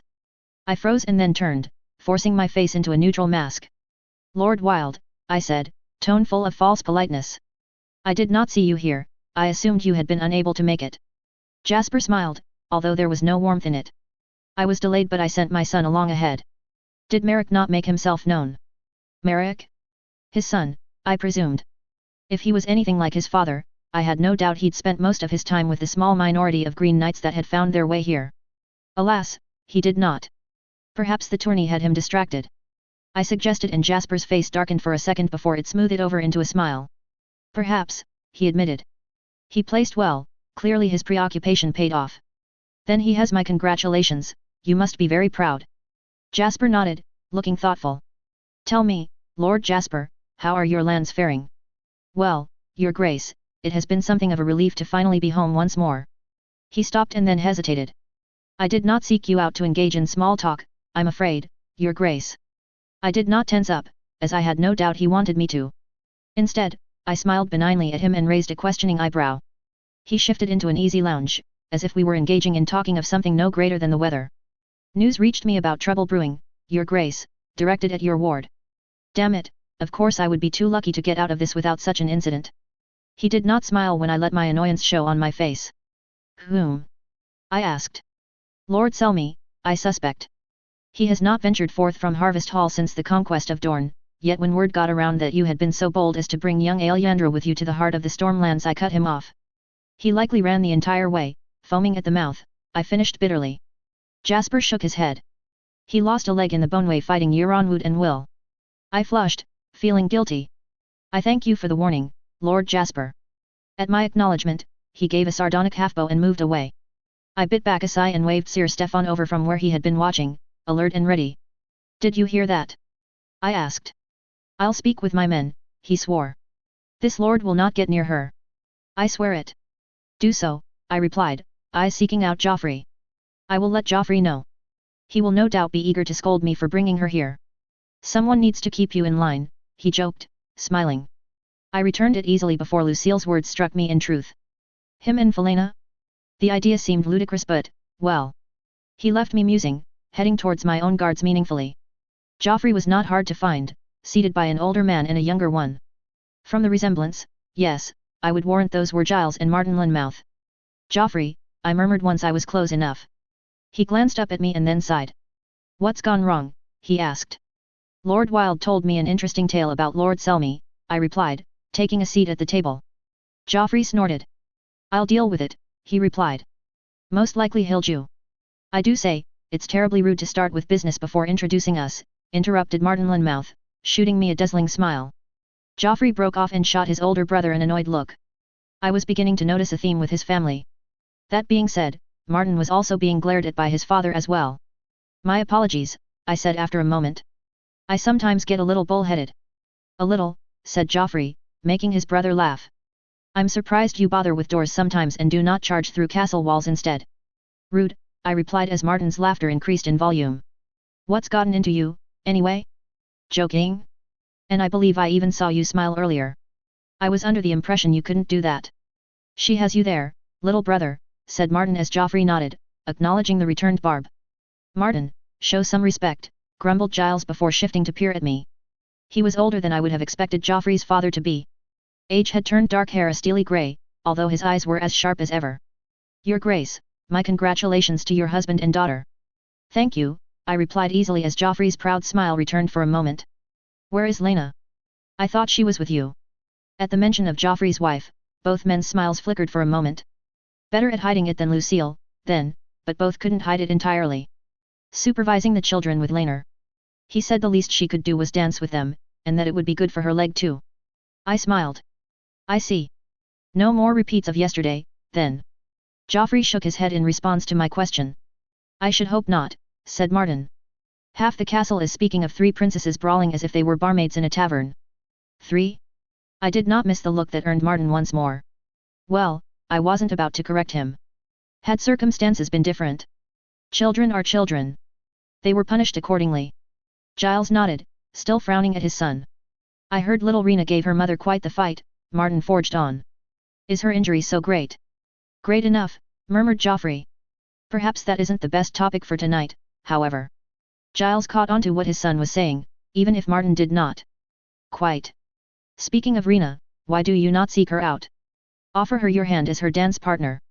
The suggestion rang more like an order as Martin glanced at us all nervously before standing. Of course, father, he replied before bowing to me. Duty calls, your grace, and I shall not be found wanting. I thought you said you'd rein him in, asked Joffrey once he was lost in the crowd. Giles snorted, and then glanced at me as if he were unsure how to respond. Don't worry, after Lucille's display today, she knows well your feelings. It is not my place to cast judgment on the princess's lady and good sister, said Giles. I was starting to see why Joffrey had been so desperate to keep his family from us if none were able to keep their tongues. None of them could be said to be young, certainly not of an age where such frustration being openly shown could be written off as an excess of youth. She did not cover herself in glory and I will not punish you for feeling frustration for your son, I said, tone neutral and hoping to keep the peace. It was more for Joffrey's sake than any real desire of mine, I admitted to myself, feeling a little guilty. It was easy to forget that Laena had hurt Joffrey as well, perhaps he even had a greater claim to outrage over her actions than I did. Had I ever broached the issue with him, truly? I could not recall, and that only added to my guilt. Giles nodded before turning to Joffrey, whose eyes were on me. Did he blame me? They love you, Giles said to Joffrey, after we were silent for a long time. But I will speak to them once more. Joffrey looked as if he wished to say more, but a look of frustration spread over his features as his eyes flickered to me and then to his father. Giles met his son's eyes and then reached out, placing a hand on his shoulder. I felt like an intruder suddenly, witnessing such a moment, despite the fact that we were in public. I stood the moment Stefan returned, happy for the excuse to escape. My apologies for interrupting you, Joffrey. Do call me if you need me. His lips quirked into a quick smile for a moment as his father's hand dropped from his shoulder. My apologies, Rhaenyra, he said after a moment. I will ensure Elyandra is kept safe. Stefan has his nights on it for the time being, I told him. Spend some time with your father. At my mock order, Giles smiled slyly and gave me a nod. Joffrey snorted and shook his head in amusement, but I was not so distracted as to miss the brief look of thankfulness he directed my way. He must enjoy having them all in the same place. His brother, his sister, and his father, all of whom were perfectly willing to fight a woman who had wronged him, dragon or no. Unlike that woman's lover and brother, perhaps? Briefly, I wondered what his mother must have been like. I knew that I had met her, but I could not recall saying 2 words to her. I made my way through the feast, greeting all those that I could but avoiding being drawn into the heavier talk. It was not long before I spotted those I was searching for, Lena and Laner, each overlooking the children. It seemed Lena had been allowed a reprieve at least, seated next to Felena. Perhaps my lady had enforced such a matter, I was not sure. Lena detested dancing, so perhaps she saw Fal as her savior in that case. I feel I must discuss something with you, Sir Stefan, I said finally, after Lucille's words came back to haunt me once more upon seeing Felena. Your Grace. His tone was cautious, but not overly so. I stepped to the side, where I could still see my children. Even Iman had joined them, dancing awkwardly with Maris. The sight made me smile for a moment before I turned back to Stefan. Felena? I asked. His face changed in an instant, gone was the confused smile, instead it was replaced by a neutral mask that could have been made from stone. Fear not, Stefan, I am merely. I did not see it coming. There is naught to see, he replied stiffly. I have sworn my vows and she has her own expectations to uphold. But you love her? I asked. He flushed red and then nodded, as if I were dragging the answer from him with hot pokers. We have known each other for a long time, we have grown older together. It is what it is. My smile must have been slightly sad at that because he half turned away again, cheeks even redder. Your service to me is more important than I can say, but I value your friendship more, I told him. Should there be a day you cannot bear that oath? I trailed off and he seemed to think over my words for a few moments. Then he sighed heavily and let his eyes flicker closed.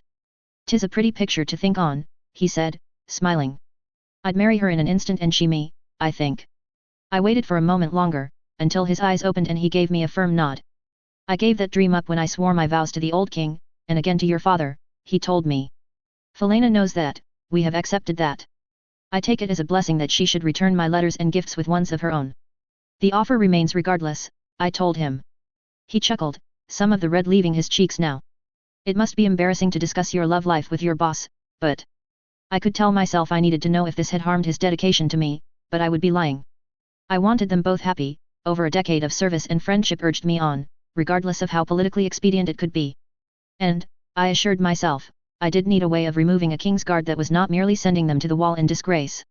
And I choose not to be insulted by it, he replied, and although his smile was joking, I winced. I thank you, your grace. When your time comes, I will be proud to serve you as loyally and as best I am able. And I am proud that you would say so, I replied, voice suddenly thick. I needed to belay this conversation before I started bawling like a madwoman in the middle of a joyous feast. But I do have a task for you. Oh, he asked, smiling. Felena has served me well in watching over my good sister, does she not look lonely, though? Stefan laughed then, and if there was any tension in his frame, it eased. He followed easy enough as I picked my way over to the 2 ladies. Correction, I realized. 4, both Alyandra and Alyria were seated with them. Given that each had their own escort of no less than 2 knights. Lady Felena, said Stefan. Would you care for a dance? It was worth it all just to see the surprise on her face. The split second where her eyes widened, her mouth fell open just slightly. Lena gave me a grin as Felena rose and took Stefan's outstretched hand. If her grace approves, she asked, her face back under control. Of course, go and have some fun. I'm sure Lena can behave herself for a few hours. I charitably ignored the raised eyebrow and the 2 giggling girls. Felena smiled and glanced at my lover. You have a lot of faith in her, she said, her smile mischievous. Then she left with Stefan as Lena squawked in mock outrage and the giggling became outright guffawing. Chapter 209, The Storm Lands, Chapter 181. Chapter Text. Evidently, the 7 decided my evening had been entirely too pleasant by far, though, brief chat with Jasper Wilde aside. Your Grace, might I have the honor? I saw the scowl on Lena's face before I realized it was Bernard Stark that stood before me, the same infuriating smile as ever in place on his face. Lord Stark, I replied, keeping my voice even. The last we had met, Bernard had been sent running with his tail between his legs by Joffrey after his attempt to manipulate me into coming into conflict with Cregan had failed. He always had some sort of game, what would it be this time? I would be honored. He smiled once more, or perhaps it was better to describe it as a show of teeth more than a smile. Did he think himself truly a wolf? I banished those thoughts from my head as I rose. I second-guessed myself too much around him, I got flustered far too easily. It gave him openings he was not afraid to exploit. Tell me, Lord Stark, how are your sons? Benyon would likely be around somewhere and I could only thank the 7 that I knew Jocelyn would be with Rolf. I did not know how well her crush had fared since she had last seen Bernard Stark's eldest son. Not that I was truly worried something might happen, rather I worried Rolf might do something drastic or that she might get her heart broken far younger than any girl should. Well, he replied, his rakish grin firmly in place now as we joined the other dancers. I believe he is dancing with your own daughter. My heart leapt as I followed his gaze, and found Alice and Benyon. I managed to not physically react to it, but I made a note to ensure Jocelyn and Alice did not decide to bicker over a boy and cause yet another scene. Alice was still awkwardly civil with Emma and Rena, and I did not need another incident to inflame tensions. A truly gallant one, then, I replied. I have tried. He is a man now, leading troops in the Red Mountains and soon to be wedded, he told me, a fierce pride in his voice. Elenda has not yet finished with that niece of hers, but I am assured they will be married before the year is out. A few months, then, I concluded. I wish them both happiness. How goes your vulture hunt? The smile and the pride vanished to be replaced by a dark look. If our spies were to be believed, the answer was not well at all. Still, better get it from the horse's mouth. We had yet to have any degree of penetration into his personal household. Joffrey ascribed it to bad luck. I was of the mind he was better at picking out Joffrey's men than my spymaster's pride would let him admit. We chase shadows. We easily triumph when we find them, but so rarely do we find them. Other lords offer their aid. I will not take it. It is poisoned. I raised an eyebrow and his expression only grew darker. They feign ignorance, they let him move and hide in their lands whilst blocking my search. My lands suffer raid after raid when the menfolk leave for the hunt, and the level of banditry in my lands only rises, no matter how many petty robber kings I stamp out. You believe they are all traitors, I mused in a low voice. I should be dismayed, shocked, but it was a scenario we had all considered to be possible, even probable. This was merely a bitter confirmation. If you want that girl of yours to be more than a hostage, you'll need to deal with them sooner or later, he warned. They have too much invested in Garen now, there will be war. If not with him, with them, when their neighbors grow bored of their crimes. Aelyandra will take them in hand when she reaches her majority, I assured him. The Stormlands will not suffer raids. She is not the type. I do not know, and neither do you. I hope the girl you know grows into the woman you believe she would be, but, he trailed off and shrugged, even as I frowned. Should you not know all this already? How so? I asked, projecting an air of false innocence at the question. He bared his teeth once more. You planted enough spies amongst those settlers of yours. I smiled, a bet one. Joffrey would be angry when I told him. I could be generous, though, and keep my smugness to minimum levels. Him knowing about the spies at least was not a disaster yet, not unless he decided to take action against them. I do not keep personal correspondence with all those who work for me, I replied. Neither does Joffrey for that matter. The situation on the border is not so dire as to require my personal attention, is it? Not at all, he replied, although I sensed the annoyance in his voice at that. Some verbal trap I had not seen but nevertheless avoided, no doubt. There was little more to say, though, and so we danced in silence for a while until the song ended and he bowed low. A wonderful partner as always, Your Grace, he murmured, dropping a kiss to my hand as he rose again. I refused to blush, but I suspected some pink might have touched my cheeks. Hopefully the exertion of the dance would serve as an alibi. The same for yourself, Lord Stark. He fixed me with that smile that was more a baring of teeth once more and moved off to partner with a lady I did not recognize. I made my way back to Lena, examining the small crowd as I went. Rolf and Jocelyn, Rena and her uncle, Emma and Laner. Benyon was still with Alice, though. Not that Jocelyn seemed to mind. Still, it bore mentioning to Laner at some point.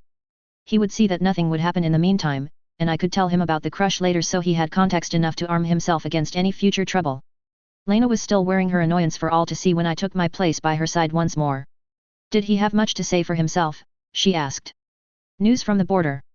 Nothing we did not already know, but the confirmation is worrying, I replied, aware of Aelyandra's gaze was fixed on my back. What news did he have? She demanded when I did not elaborate. Does my uncle know of this information?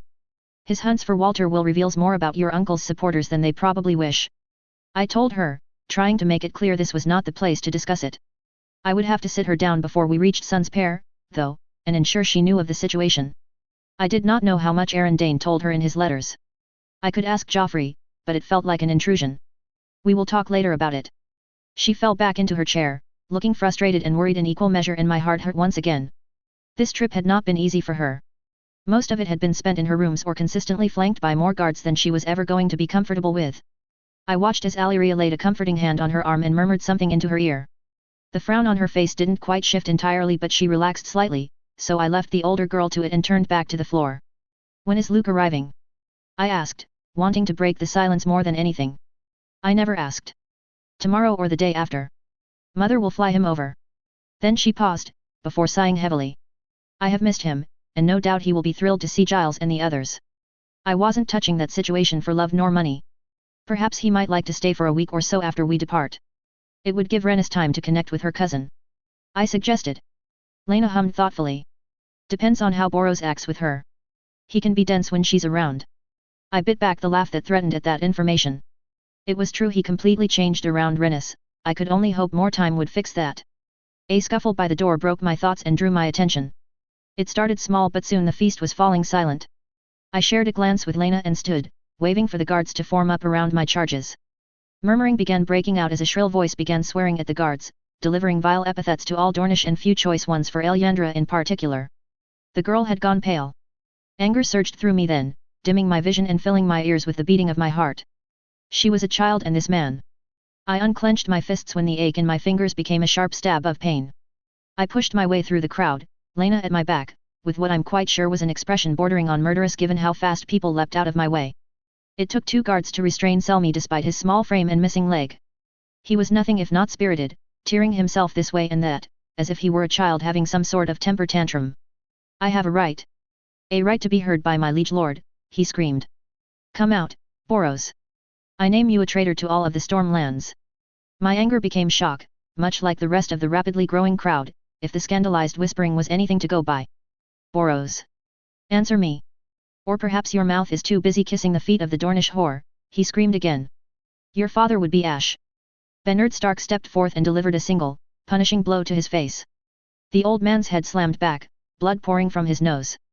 If not for the very same guards that had been holding him fast, I suspect he would have collapsed completely given how he slumped momentarily. Shut up, Alan, growled Bernard. Nobody has time for you or your bitter growling. You should have stayed in Harvest Hall. Lord Stark. You go too far, barked a much younger man, blonde-haired and green-eyed. Bernard's attention switched to him a moment later.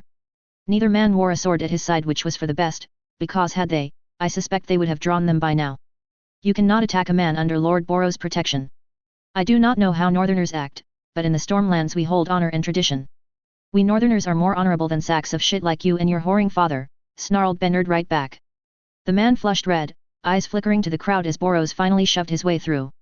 His blue eyes were dark with rage. Bernard stepped back at a nod from him. There was no fight there, he simply did as he was told. Alan Selmy went pale when he saw his lord's face. Kissing Dornish feet, am I? Asked Boros, his voice strangely calm. Flat, almost, lacking the rage evident all over his features. My lord, said the young man. My father is merely emotional. Please, forgive his words. Looks to me like he tried to enter my hall carrying a blade, he said in that strange flat tone once more. My eyes were caught by a third man, holding a naked blade aloft. Was this why they had stopped him? The blood drained from my face and any pity I had been feeling for the man left me, it felt like a sudden punch to the guts. He had come here to kill Elyandra. He is a martial man, has been all his life. He has given everything in the defense of the Stormlands. That blade is part of him, argued to man. He would not break Ugh.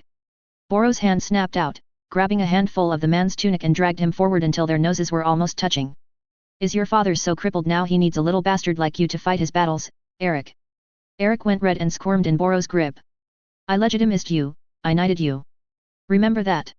He let Eric go and the man staggered backwards, face a furious red. I could see the humiliation there, too. Curiosity about his situation could wait, though, as the attention swung back to Alan once more. He remained defiant under that gaze. Not many men could do that, but Alan did not even tremble. I trained and fought with your father, he said darkly as Boros towered over him. You cannot intimidate me, Boros Baratheon. That man was a hero, said Boros. All I see is a craven. I thought that Selmy might explode with those words, even as muttering broke out across the hall.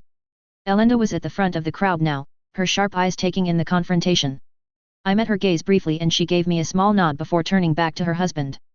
Craven, growled Selmy. I am not so old and crippled that I will not defend my honor, boy. Good. Perhaps I can call for a girl of 3 and 10 for you to fight, snapped Boros. Selmy snarled wordlessly at him. If it's a fight you want, you can face me. I should challenge you for your words alone, Alan. I won't for the friendship you had with my father, but I better not see you again. Men, ensure Lord Alan leaves. Take heed, men of the Stormlands. Alan screeched as the guards began to pull him from the room. At a glance from Boros, Eric went too, following meekly. This is our future under Boros the Blind and his queen. We'll bend the knee to the Dornish soon enough. The whore gave them a dragon and Boros sells us to her for a pretty crown on his daughter's head. Unhand me. Let me. Anyone else, growled Boros turning to the crowd. Lords and ladies alike shifted their gaze to avoid meeting his eyes. His voice rose to a bellow. The next man to say shit like that better be fighting the Dornish himself. Out of all of you who sit here pissing and moaning about the Dornish, none of you send men to Red Wolf Hold. None of you pick up a blade and fight. So the next lord I hear whining better be ready to go there and earn the right to whine. When nobody challenged him or even spoke up, he huffed loudly and stalked off back through the crowd, almost throwing a few hapless men out of his path. Elenda followed, concern in her gaze. I let out a long breath and felt Lena's fingers briefly brush over the back of my hand. Let's go back, she murmured. I nodded and followed, unsure of what to say. Aelyandra was where we left her, still pale and wide-eyed. I wanted to comfort her, to draw her close as I would any one of my own children, but good sense stopped me. The want still burned though, and so I distracted myself by taking a deep drink of wine. What a horse's arse, murmured Lena, finally. There was a beat of silence and then Alyria began giggling. Aelyandra managed a small smile but she was shaken, I could tell. Alan Selmy had not come within meters of her and she was still shaken. Such hatred. Your Grace, I paused mid-sip and turned to Lord Jack Whitehead. He gave me a gracious bow. Might I ask your charge to dance? I wish to assure her not all of us Storm Lords are complete bastards. I turned back to Aelyandra, who gave me a look that said clearly that she did not wish to. I did not blame her, but how to? My lord, forgive my princess, for she feels quite unwell. Might you settle with dancing with me instead? Alyria said, saving me from the awkwardness of disentangling Aelyandra. Jack smiled and bowed his head. I understand completely. I can only apologize for Selmy's behavior and ask that you do not judge us all as such. Alyria held out her hand and Jack Whitehead took it. You seem quite gallant, said Aelyandra finally. I shall take your words to heart. He beamed at her and bowed once more before escorting the Lady of Ghost Hill to dance. I finished the goblet of wine and turned to my ward. She straightened in her seat, meeting my eyes wearily. Come to my rooms tomorrow, I told her. It is time we discussed your return home, yes. The reminder did much to take the edge from her mood and her brilliant smile made me smile in turn. Yes. Thank you, Rhaenyra. Chapter 210, Interlude, Elenda.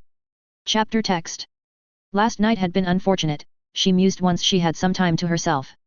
She had known Selmy was likely to try something, but she had thought him dealt with. Likely Eric, the son he had begged to have legitimized after the conquest of Dorne, the son her Boros had burned so much influence with Viserys for, had been behind it all. She was not blind to his ungratefulness. She would have to examine how Selmy had managed to slip his watchers and so thoroughly embarrass her husband. Her Boros would be well wroth, and he had already been verging on impossible recently. His cousin's presence always did that to him. Reminders of a childhood spent hearing only praise for her, never him. Only words of love for her. Ormond Baratheon had been a good man, her father assured her so, but he had been a distant one. Still, it would do no good to get lost in such thoughts now. Her Boros lords had seen his strength once more, they had heard his challenge. Their pride had been stirred, already Bernard spoke of offers of support. She would note how many offers became support in truth. It was not also satisfying, though. Others would see last night as more proof that her Boros was unfit for his position. They would whisper. Wild. Even he had not been foolish enough to approach Selmy, even after Dorne where the man still had some influence. Had they approached his son? It would make her angry if they had.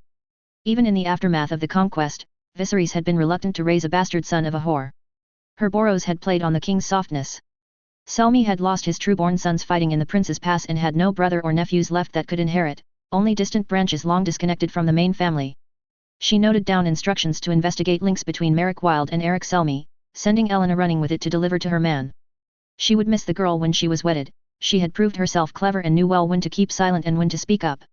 She made a second note to consult with the maester on the lineage of the Selmys.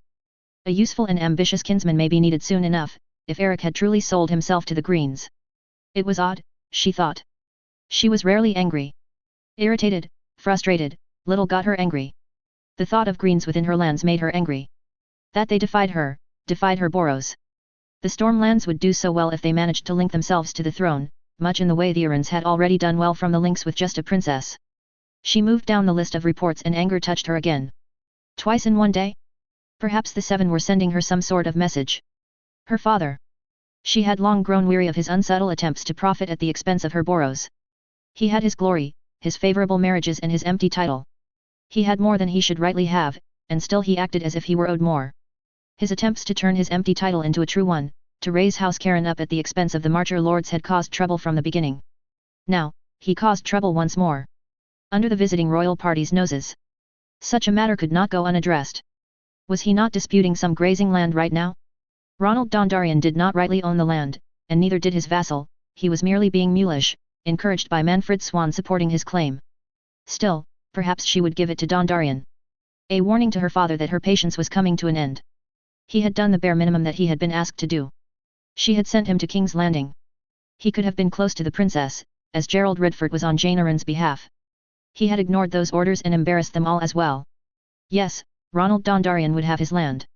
A few acres would not beggar the family, but the loss would sting her father's pride. The warning would be heard, and the lords of the Stormlands would be reassured that their true ruler was not Royce Karen. Ellen returned and was dispatched once more, dutifully carrying her message to her boroughs with the decision. The next message did not bring anger but only because of how expected the news was. Instead it brought a dull ache in her breast. Her Cassandra had never been able to deceive her. Her Cassandra thought herself some grand player, but she was not like her Maris. Too proud, too straightforward. Too much like her father and the rest of the Stormlands.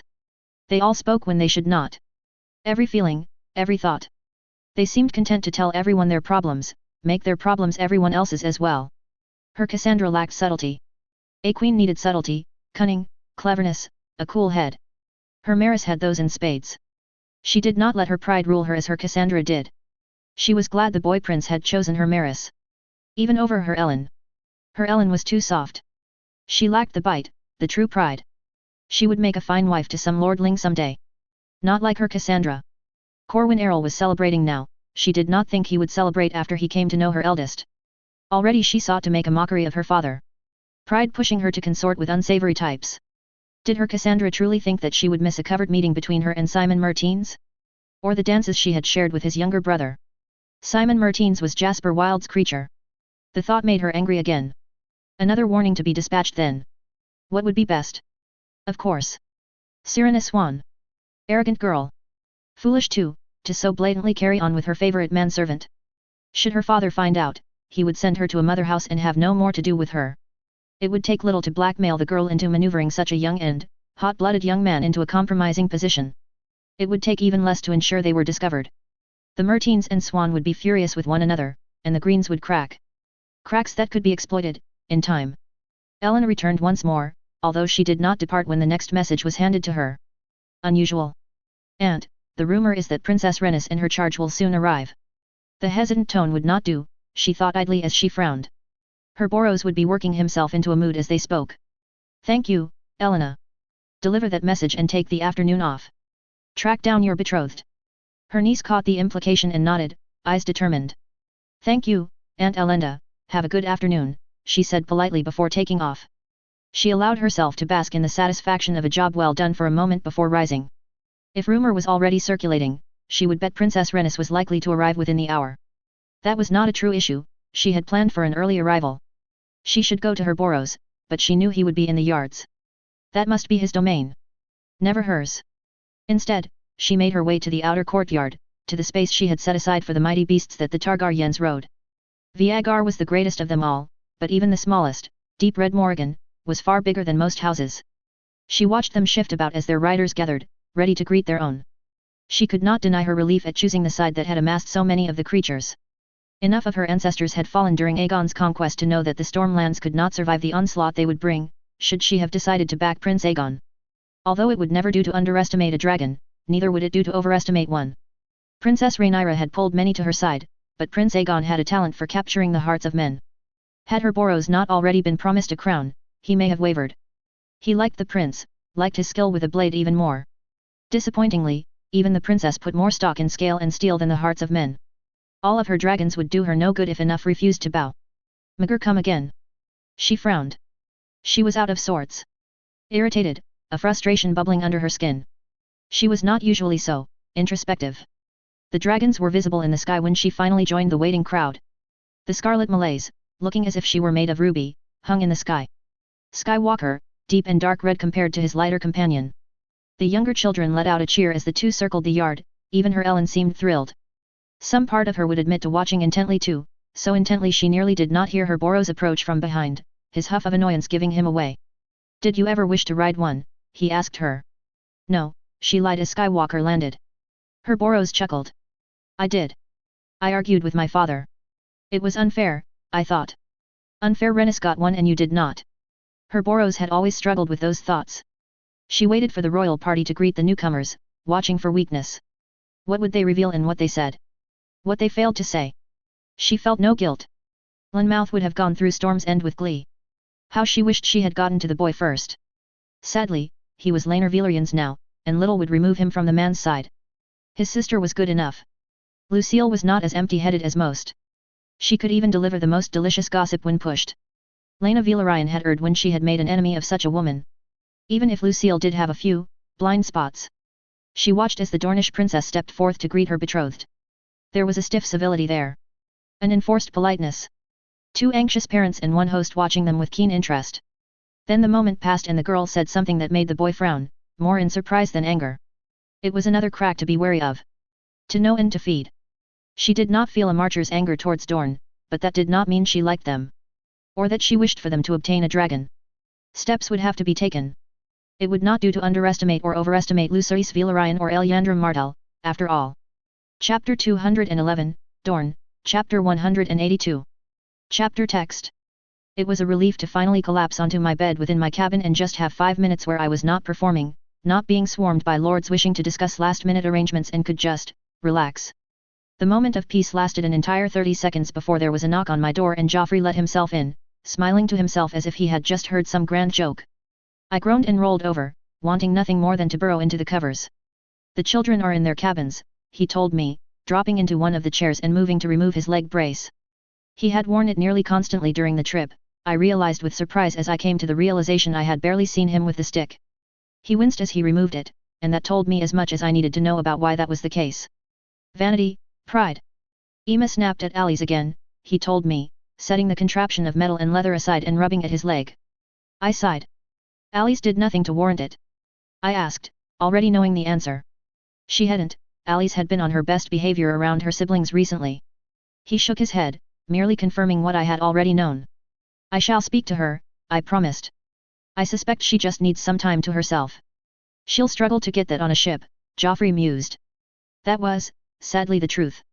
She shared her cabin with Rena and the twins and I had to admit, it was rarely quiet in there and not through any fault of Emma's. I sighed again and forced myself to sit up. I'll figure something out, I assured him. He shrugged. Eamon stepped in, he reported. Ready to make peace. Jocelyn backed him up. You ought to have heard him, for all he looks like Laenar, he resembles you in personality. Does he? I asked, remembering the stubborn look on his face when he'd announced whom he intended to marry. That I could admit was me, but everything else? The passion, the calm assurance, I would have ascribed that to Laenar's influence. Too eager by far to step in, said Joffrey, smirking slightly, and I resisted the urge to launch a pillow at his face. Keep this up and I paused to let him infer the consequences. He smiled. First you call me bullheaded, now I am far too nosy by half. He laughed. You make it work, he assured me. And the 7 know I have you beat for needing to know secrets. I shall take that as a peace offering and refrain from having Stefan throw you in the sea, I teased. He gave me a mock bow. Aelyandra and Luke seem improved. Somewhat, he said cautiously, his smile fading slightly. Although I couldn't tell you why, or if it will last. Perhaps her excitement is winning out over her caution, I suggested, and his smile returned in full force. It was hard not to smile at the thought of the girl. Even before we'd gotten on the boat she hadn't been able to resist bouncing on her feet and grinning like some sort of lunatic. Her enthusiasm was infectious, even if part of me was dreading arriving in Dorne. I wasn't sure why. Certainly, I knew that the likelihood of physical threat was low. I was worth far more alive than dead to the Dornish, especially Aaron Dane. Riots, maybe? They had fallen in frequency and intensity in recent months, their peak come and gone nearly a year ago now. The small folk were settling into the new jobs and lands provided by Lyman's clever investment, but that did not mean they would not happen. She has enough excitement, certainly, he said wryly, jerking me from my brooding. The look he gave me told me he knew well that my mind had been going off to places best left alone. I gave him a smile. It is a start, he conceded. Something to build on once Dorne is over and done with. Not immediately, of course, she would likely be upset at leaving Dorne once more, but the visit would reassure her. Or it should, anyway. Speaking of Dorne, Joffrey said quietly. I have something that you need to be made aware of. There was no real urgency in his voice, but his words chilled me all the same. I felt my smile die as his face grew more serious as well. Alyria Toland, he said after a beat of silence. I blinked in surprise, mind going to the quiet girl we would be leaving behind soon enough. She is mine. Yours. I echoed curiously, before I wanted to smack myself for being stupid. Yours, of course. I should have known. Her defense was unexpected, yes. She approached me shortly before we left King's Landing. I have been assessing her for most of the trip. I believe she is earnest in her desire to serve you within Dorne. I thought that over. Alyria had been as close as any in Little Dorne to Alyendra, albeit she was not one of her boon companions. They stuck together out of necessity and a shared trauma, and all respected for their princess. Why then was Alyria breaking ranks now? Of all of the Dornish court, she was the one I would pin for being so anti-conquest that she would verge on rabid. It had been during our invasion that Dickon Bulwer had slaughtered her family, friends, and people. Even if she knew it was not Laena that had ordered it, she should still blame us for putting Bulwer in the position to do what he did. I don't understand, I finally admitted. Her approaching us. I don't understand. I have done my research, listened to her explanation. He pursed his lips. It is because of Ghost Hill. We were at fault for that. Bulwer or not, he was given power and the ability to do so because of our mistakes. She was young, but not so young she does not remember what happened after. Bulwer called himself a green man openly when Laena confronted him. I swallowed painfully as Joffrey paused. Just as Alan Tarley had replied he was a man of the future queen. Had Alyria heard all of that? Remembered it? She wishes to aid the blacks? I asked. Joffrey shook his head. Certainly she would never aid Prince Aegon and his ilk, but it's not politics she is overly concerned with. It's the succession of Ghost Hill. That made even less sense. She was the lady of Ghost Hill already, and she would assume the title in truth very, very soon. Miles Sand could not refuse the order, not with Aaron Dane backing her. I'm not explaining this very well, he sighed. Laena would do a better job. She's never really spoken about it. He shrugged in reply to that. It did not need to be said why. All right. Lord Allard Toland had 3 true-born children and 1 bastard son. Miles Sand was the eldest, born from Allard's paramour, a woman he grew up with and loved fiercely. She died in childbirth shortly after he married his wife, a Sant Agar by birth. He lost the babe as well a few months later. Miles was 5 at the time, I believe. Lord Allard never took another paramour. I could see the beginning of the problem. He believes he should be lord given his mother was his father's true love. I asked. Joffrey shrugged. I have never met the man, nor have my spies ever reported as such. Regardless, Lord Allard's 3 true-born children were Kausela, Luwin, and Alyria. Kausela was the eldest and Lord Allard's heir. By the time Ghost Hill was threatened, only Miles could be considered not a child. He'd just reached 5 and 10. If there was ever a problem I had with Joffrey, it was his need to include everything in his information. Alyria was 5, I remembered then. So young. Kausela was barely 2 and 10, Joffrey told me. Luwin was 7. When the massacre began, Allard was felled straight away. The captain of the guard split the children up. He hoped to maximize the chances that at least one lived. Miles refused to hide, he fought alongside the defenders. Kausela was taken by men hoping to flee and the 2 younger children, well, they did not reach their hiding places. Instead, they and a group of servants and men-at-arms ended up barricaded in a wine cellar of all places. Kausela died in the sack, I said. They caught her, didn't they? Tell me Alyria did not see that at least. She did not. I sighed in relief at that confirmation. Poor child, I sighed, before rubbing at the bridge of my nose. This does not explain why she would align with us, though. He opened his mouth and I held up a hand as my brain kicked into gear finally. I am being a fool, I told him and his mouth snapped shut.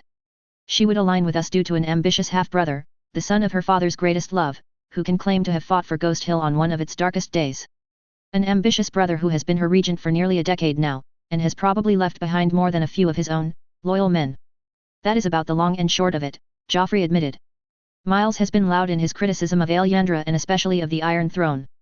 He uses the massacre as a rallying cry, bringing it up whenever he can to stir people against us. Even if she were inclined to agree with him, Alyria isn't the type to approve of that. I barely knew the quiet girl, but I knew that for certain. I believe her exact words were that their father would be ashamed of him, Joffrey agreed. So she came to me. What are the exact terms? I asked. About as much as expected. I provide men to ferret out her brother's spies, I provide specialists to remove any that can't be so easily removed, and she keeps me well informed about Arendane and Gwaine Hightower. It was almost a boast, I realized. He was proud of this. Why then did it sit so oddly with me? And when Alyandra reaches her majority? I asked. Alyria likely grows closer to Sun's pair, and will keep us informed as long as it does not put Dorne as a whole in danger, he replied. A sudden realization hit me in the gut like a hammer blow. Alyria has never been close to Alyandra before this trip, I whispered. Not nearly as much as Miles Lady Bright or the Vaith girl. The look Joffrey gave me was enough that I lowered my head into my hands, feeling suddenly sick. Alyria had gotten close to Alyandra because it made her more useful to her new patron. To me, ultimately. It felt like a betrayal. I took a deep breath. Alyandra must never, ever discover this. My voice came out considerably more venomous than I intended, and Joffrey all but flinched in his chair. He stared at me for a moment, face giving nothing away. Then he shrugged. Would it help if I said Alyria was genuinely fond of her, he asked. Not especially, my mind supplied immediately, and it must have shown on my face because he grimaced. She is, for the record. She finds her quite charming.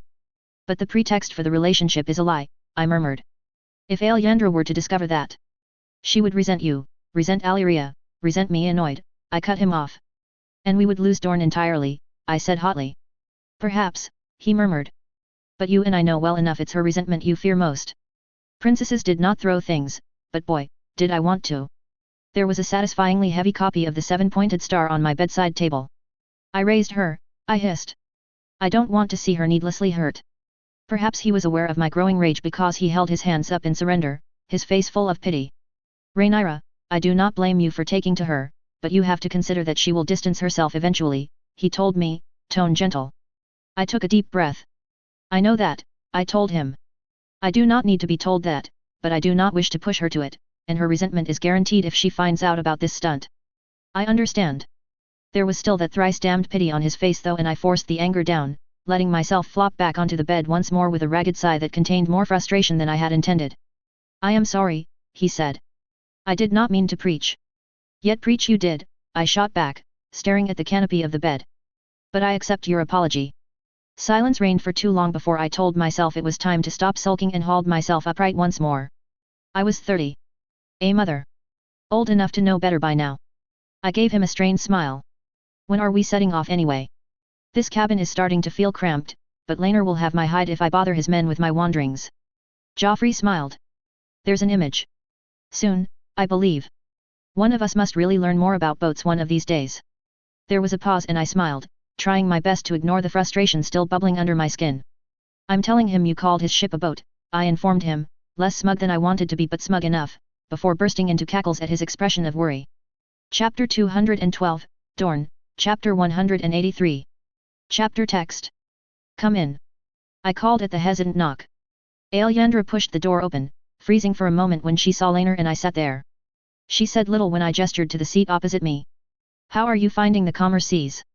We were nearly out of the stormlands now and that much was very obvious. Better weather and less terror were appreciated. I wasn't seasick as a rule, but when the sea was throwing our ship about, it was all I could do not to lose my lunch. Alyandra smiled brightly, remembering what calmer seas meant.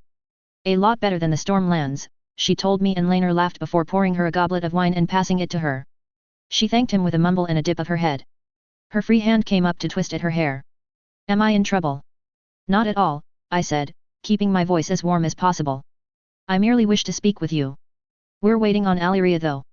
Alyandra tilted her head at that and then tried to cover for her confusion by sipping at her wine. She paused when she realized it was the Dornish red she had fallen in love with after her mother had gifted her a bottle and not the usual watered-down type the children were given. I bit my tongue when the urge to tell her to drink it slowly arose within me.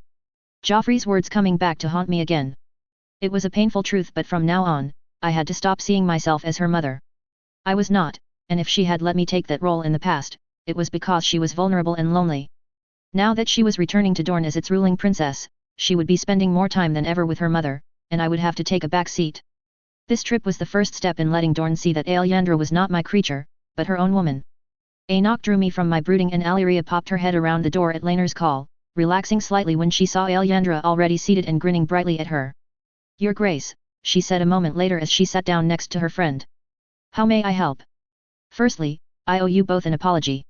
At the admission, Two sets of dark eyebrows shot up in shock and surprise. Laner snorted into his wine and I resisted the urge to shoot him a warning look. I took you both into the Stormlands with little to no warning about the hostility you would face there. I gave you knights, but such precautions do little against such hatred as the Storm Lords have for your people. I am sorry. The two girls glanced at each other, Alyendra's hand in her hair once more. It was clear neither had expected that. Was I doing something wrong if they did not think I was the type to apologize? I fought the urge to grimace. I had spoken to Elenda in those final days. She had been very tight-lipped on Selmy's future. He'd been thrown out of Storm's End and told that if he returned, Boros would challenge his son. My instinct had been that such a punishment was not a punishment at all, but Elenda had given me a look, one that said, clear as day, that she had more planned for Lord Selmy. It was enough to make me almost pity him. Until I remembered Alyendra's face, pale and afraid at his shouts, that is. Whatever Elenda had planned, though, I could not save him from it even if I wanted to. I accept your apology, said Alyendra, the unsure tone making the statement sound almost like a question. But I won't forgive them. I tilted my head, taking in the determined look on her face, one slightly ruined by the undercurrent of worry. They said such horrible things, she elaborated, frantic edge to her tone. They called me such horrible names. I shan't forgive them. They don't deserve it. All I could do was nod and Alyendra seemed to slump in her chair for a moment, looking relieved. My thoughts swirled as I thought over that statement. It was true that Alyendra was unlikely to be able to completely stop any raiding across the border, but such efforts would only suffer without the support of the Princess of Dorne. Now I suspect that once she had done away with Walter Will, she would fill his former stomping grounds with her own men. I wasn't sure how I felt about that. Annoyance at both of them, but annoyance against the Stormlanders more. Was that because I loved her as a daughter? Or was it because the Stormlanders had one chance to win over the Dornish princess herself, to save lives by forging peace between them and their neighbors, and promptly decided they preferred calling her names instead? Now, on to more serious matters, I began, pulling my thoughts into order, and the two became solemn once more. The conquest of Dorne. Alyria did not react, and it struck me that Joffrey could not have asked for a better spy, really. How long had she been planning this stunt? How long had she been searching for a way out? Clever enough to recognize the threat her brother posed, clever enough to put aside grief and grudge for an alliance where both sides benefited. Clever enough to manipulate Alyendra into seeing a close friend when before the two had likely never spoken much. It made my heart hurt for her all over again. The conquest of Dorne, repeated Alyendra, before hiding her face in her wine. Yes. I believe you should know the truth. That you should know why it happened and the architect behind it. Alyria did not take her eyes from my face, but Alyendra was looking anywhere but. What was making her so afraid? When I did not speak, Laner began. You all know the struggle taking place in the capital, he asked. Alyria nodded. The two factions, Alyendra said, shooting me a look. We have the right idea. If you did it like us, you would not have this problem. Laner laughed and I hid a smile in my sleeve. She smiled in turn, looking pleased with herself. It's true the Dornish recognize the value of girls and women, where we often fall short, admitted Laner. One might say that they are infinitely more civilized in that way, I japed, making the two girls giggle and Laner shrug. Although I hear there are peoples in the Far East that actively favor their women. May we one day aspire to their level of thought. It was a joke and he knew it. The two girls giggled at my teasing. Still, he couldn't quite help himself. Ling, he said, proudly. They have a ruling god empress. Father managed to get an audience during his time there. You ought to see some of the artifacts, he trailed off and then flushed before clearing his throat. A conversation for another time. Regardless, the two factions, the blacks and the greens, are caught up in the matter. Up to our eyeballs, I noted, with a smile. Tell me, Alyendra, have I ever told you about Otto Hightower? She shook her head, small smile still in place. I was glad for it. This topic would hurt her, how could it not? A little bit of levity and an open door later would be needed to lessen that hurt. Otto Hightower was, I paused, mind reaching for some way to describe him. He was the younger brother of Lord Garmon Hightower. He spent his early years working alongside his brother. Together, they invested much in Old Town. Many of the significant works done there in the past few decades were done on Otto's order. After the Great Council, King Jaehaerys feared my mother might rise in defiance of his will. He knew I had my own dragon, he knew Laena had tamed Viagar and he knew my mother could match Daemon. He knew the throne hadn't been so weak since his father's death. Magar, whispered Alyendra, as if she uttered some forbidden name that was liable to bring the dead king back from the grave. Laner nodded, eyes serious. There was also the matter of Lord Corlys, I said. He was wealthy, clever, and as you know, charismatic. He had failed in a great council, where the stakes were low, but in war when those same men must fight against him? King Jaehaerys was not so sure. So he sought out a man who could match Lord Corlys, who could throw his weight behind my father and support him in his new position. He found Otto Hightower, said Laenor, disgust in his tone. The Hightowers had already begun clashing with father over high tide and shipping in the narrow sea.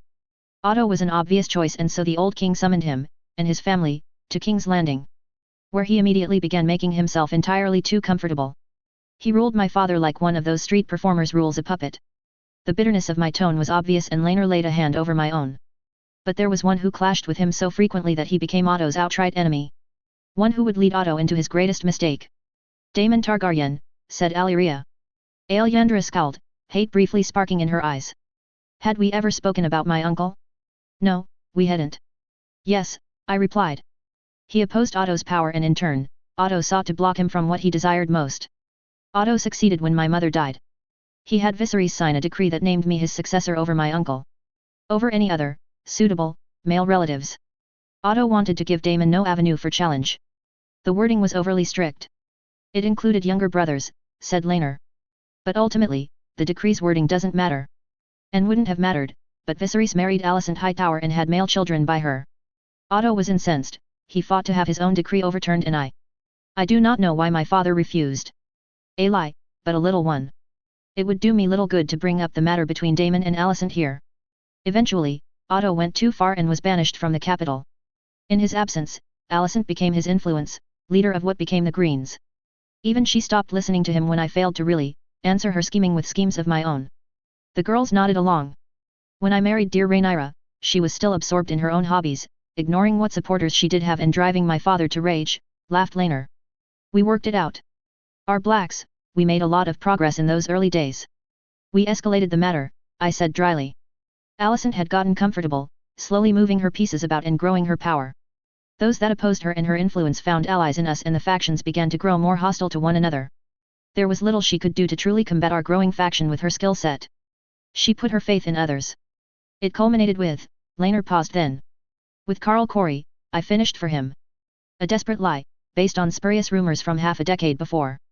When it failed, she had no one to turn to but her father. Courtiers and lords do not like being on the losing side, you see, and began abandoning her like rats off a sinking ship when my father sent my siblings away. Bad luck gave Otto an opening to return to the capital soon after. He was scheming from the very beginning, even as he cried fake tears over his son's maiming, said Laenor quietly. He had this idea, you see. Blame the Dornish for the death of Aly's Strong, stir up that anti-Dornish sentiment in both factions, and then commit to a war with your people. A lengthy war, designed to give your people every advantage in their defense. He had the advantage, you see, that if a dragon rider should fall, it would harm the blacks.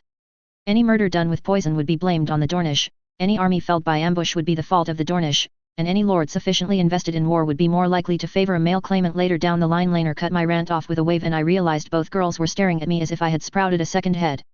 I flushed and sipped at my wine. Someone killed him though, said Alyandra eventually. Who?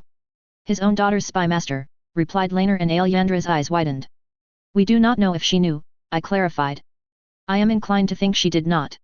It does not matter. The moment he died, the Dornish conquest was set in stone, Laenor sighed. And Gwaine Hightower was happy to present his father's war plans to the council, I told them. Laenor came up with his own. I sold Will to the Stormlands to get Boros to agree. So instead of slaughtering every village, castle, and trading caravan we encountered, well, you know how the conquest went. They said nothing for the longest time. My heart hammered in my chest. The loss of what had been called Will had been a sore point amongst the Dornish in the years after the conquest, although mostly because the land lost was fairly decent and represented a loss of control of the Boneway than any love for Will. And Ghost Hill? Asked Alyandra finally. Alyria cleared her throat before we could answer. T was the queen again, she said quickly. I was there, I heard that man declare his loyalty, he did it so we would fight and not surrender. He did it because he wanted to have the type of war the Hightowers dreamed of. It was not Laena Velaryon that felled my father with a dozen arrows as he surrendered, but it was Laena Velaryon that fed his murderer to her dragon. The same dragon that adorns your banner, forever chasing its own tail, I joked weakly. I watched as Alyandra's hand rose into her hair once more, curling a strand around her finger before letting go. Again and again and again as she thought over our words, and the words of her friend, in silence. Well, then she paused. What will you do with Dorne? When you are queen? The question had me peering at her and then Laenor in surprise. The same as any other kingdom. I ventured. There will be no governor, she asked. No men controlling what we build and where I invest my money. No, I confirmed. And Luke will not be there to control me, she asked. To report back my every move, to unleash his dragon on me if I do something you do not agree with. Luke is like to spend most of his time at sea, I told her, wanting to reach out and pull her close. If you let him, anyway. You know him, Alyandra, do you think I would have my own nephew play the spy? Do you think Luke has the ability to do so? Dark eyebrows came together in a frown as she thought that over. If I may suggest, said Laner quietly. Luke is a good boy, if impetuous. If you make an honest effort to at least have him as an ally, he will return that effort tenfold in return. We are not saying you must have him as a husband in truth, I said, almost choking on the phrasing. By all means, you will have no trouble from us should you choose to take a paramour. As long as the children have the right parentage, Laner hastily said, earning himself an annoyed glance from myself. Alyandra was blushing and Alyria was doing all she could to keep a straight face. We just ask that you make an effort to connect with him. Laner and I fought like cats when we first married. Our bedding ceremony was mostly spent bickering with one another. Laner laughed at that. It took 6 months for us to talk like sensible grown-ups to one another. Life became much easier then. He is so rude though, she finally burst out. And he talks over everyone, does not stop boasting about himself and he sulks if anyone beats him at the yard. He will grow out of it, I assured her. Or father will beat it out of him, said Laner dryly. Alyandra flushed and looked down at her feet. Alyria gave her a sly smile. Were you not saying he was much improved just yesterday, she asked. Alyandra went even redder and I took pity. Turning this into a lecture was not my intention, I am sorry, I told her. Fine, she mumbled. You know my plan for Dorne then. You know why we went to war. You have Alyria's assurance that we did not intend for the sad events at Ghost Hill, you have lived with us for nearly a decade now. My voice grew a little raspy then and I paused to clear my throat and fight the sudden emotion clawing at me. Alyandra peered up at me, her cheeks still red. I do hope that you enjoy your time in Dorne. And should you need to talk, my door is always open. I hope so too, she finally said, back to looking at me as if I had grown a second head. But, thank you. Chapter 213, Dorne, Chapter 184. Sun's pair was breathtaking. A riot of color that we could see even from the ship as it glided into the docks. The nobility of Dorne stood arrayed and waiting for us, or rather, waiting for Alyandra. Said princess was bouncing in place next to me, looking ready to crawl out of her own skin. Deep breaths, I told her. To be fair to her, she did try. I am just, she stopped, face screwed up in frustration. You'll be fine, I assured her before turning and gesturing for my children to gather themselves into some semblance of order and prepare to exit the ship behind Alyandra and myself. I had even gone as far as to have the dragons be further out to sea, trailing behind our convey so that her return would not be done in the shadow of half a dozen dragons. A gamble on my part, one that had been frustrating to arrange as well. Luckily, Lena had stepped in as well. They did not, as a rule, like being left behind. I see my mother, she exclaimed, and Uncle Aaron, and who is that man next to him? I followed her gaze. Gwaine Hightower, I told her. Her smile flickered a little as she likely recalled everything I had told her. Was it a sign of madness that I felt guilty over how not guilty I felt over the biased account I had given her? I dabbed at the sweat beading on my forehead as I waited for her to speak again. That was the issue with Dorne that was likely to trouble me most, I realized. It was damnably hot. No cool winds or clouds to detract from the sun's glare as there were in King's Landing and Dragonstone. I had expected it, understood it, but to feel it was something else. The sun was oppressive, beating down on you with waves of heat as the glare blinded you. I would have to be sure the children drank as much water as possible. Alyandra did not speak again before it was time to step off the ship, clearly lost in her own thoughts. My children were less quiet. By the time we finally began moving, I could hear a near mutinous level of complaint about the heat being rapidly hushed by their father, Lena, and Joffrey. I tried not to smile. Alyandra caught my eye with a questioning look before tilting her head to listen to them as well, grinning broadly, setting me to smiling as well. The broad grin did not flicker, although I might have wanted it to, when Aaron Dane stepped forward and fell to one knee before his niece. He wasn't the most physically intimidating man, he was thin and rather short. Paler skin indicating his stony Dornish heritage with sandy blonde hair and deep blue eyes. It was hard to see any of him in Alyandra, really. Welcome home, niece, he said warmly as he rose. Welcome to your kingdom of Dorne, my princess. She smiled, although it was a smile full of emotion, like she wanted to cry and was refusing to. I could do nothing but watch, to interfere would be to undermine her. Even if Aaron Dane had leveled quite the insult by greeting her first. Actually, I wasn't sure I was bothered by that, the more I thought of it. It was an astute political move, as well as reassuring Alyandra that she was wanted and valued in Dorne. Thank you, uncle, she finally said, sounding out of breath and nearly choking on the last word. Thank you. He gave her another warm smile and turned to me. Your Grace, I extend the hospitality of Sunspear and the Dornish people, on behalf of my princess, to you and yours. He gestured and bread and salt was brought forth. I took it with a smile and made sure there was no hesitation when I partook of it. Thank you, Lord Dane, I said. I have heard much about Sunspear and Dorne. I have wanted to visit for so very long. His eyes glittered as he smiled and nodded to that. Might I introduce my children? I asked. Alyandra's face lit up at that and Aaron Dane's expression softened. We have heard much about your children, even so far south, he replied easily. It would be an honor. Introductions were fairly smooth, even if Alyandra interrupted 1 or 2 times to the amusement of all, mostly to breathlessly inform her uncle of some adventure she and Alice had or how Emma had taught her some obscure fact. By the time Aaron began introducing some of the lords that had accompanied him to greet us, the tension had eased significantly. And might I introduce you to my sister, Mariah? Mariah was much like her brother, although her eyes were dark, like Alyandra's. I had met the lady in question, but I had never had any meaningful conversation with her. She disliked me, did not trust me and didn't want to deal with me, and such a state of affairs had been inevitable from the day her then 3-year-old child was taken from her and placed into my care. My lady, I said politely. I could see Alyandra in her face more easily than I could see her in Aaron Dane's. I suppose that made sense, given she was her mother. Aaron must resemble their other parent. Your Grace, was her polite if cold reply. Thank you for watching over my daughter. The stilted and stiff manner of her words suggested they had been drilled into her by someone. Alyandra peered between us curiously, as if she had not foreseen any issue between us and was rather surprised to find there was. I suppose I should be thankful that such a reaction meant Mariah was not cursing my name the moment I was out of earshot. Your daughter is a wonderful young woman, I replied. It is no burden. You still have our thanks, said Aaron hastily as Mariah's eyes flashed dangerously. Mother and I are going to go on a tour, Rhaenyra. All about Sunspear and maybe even some of the new vineyards. Alyandra informed me. I smiled at her. Visiting Dorne finally, seeing her home, nothing was going to wipe that smile off her face, apparently. My unease with Mariah's hostility was swept away by the joy in that smile. Might I remind you, Lord Dane, that Alyandra is still a ward of the crown and that her actions must still be overseen by her grace. Alyandra's smile died and I nearly bit my tongue with the urge not to scream.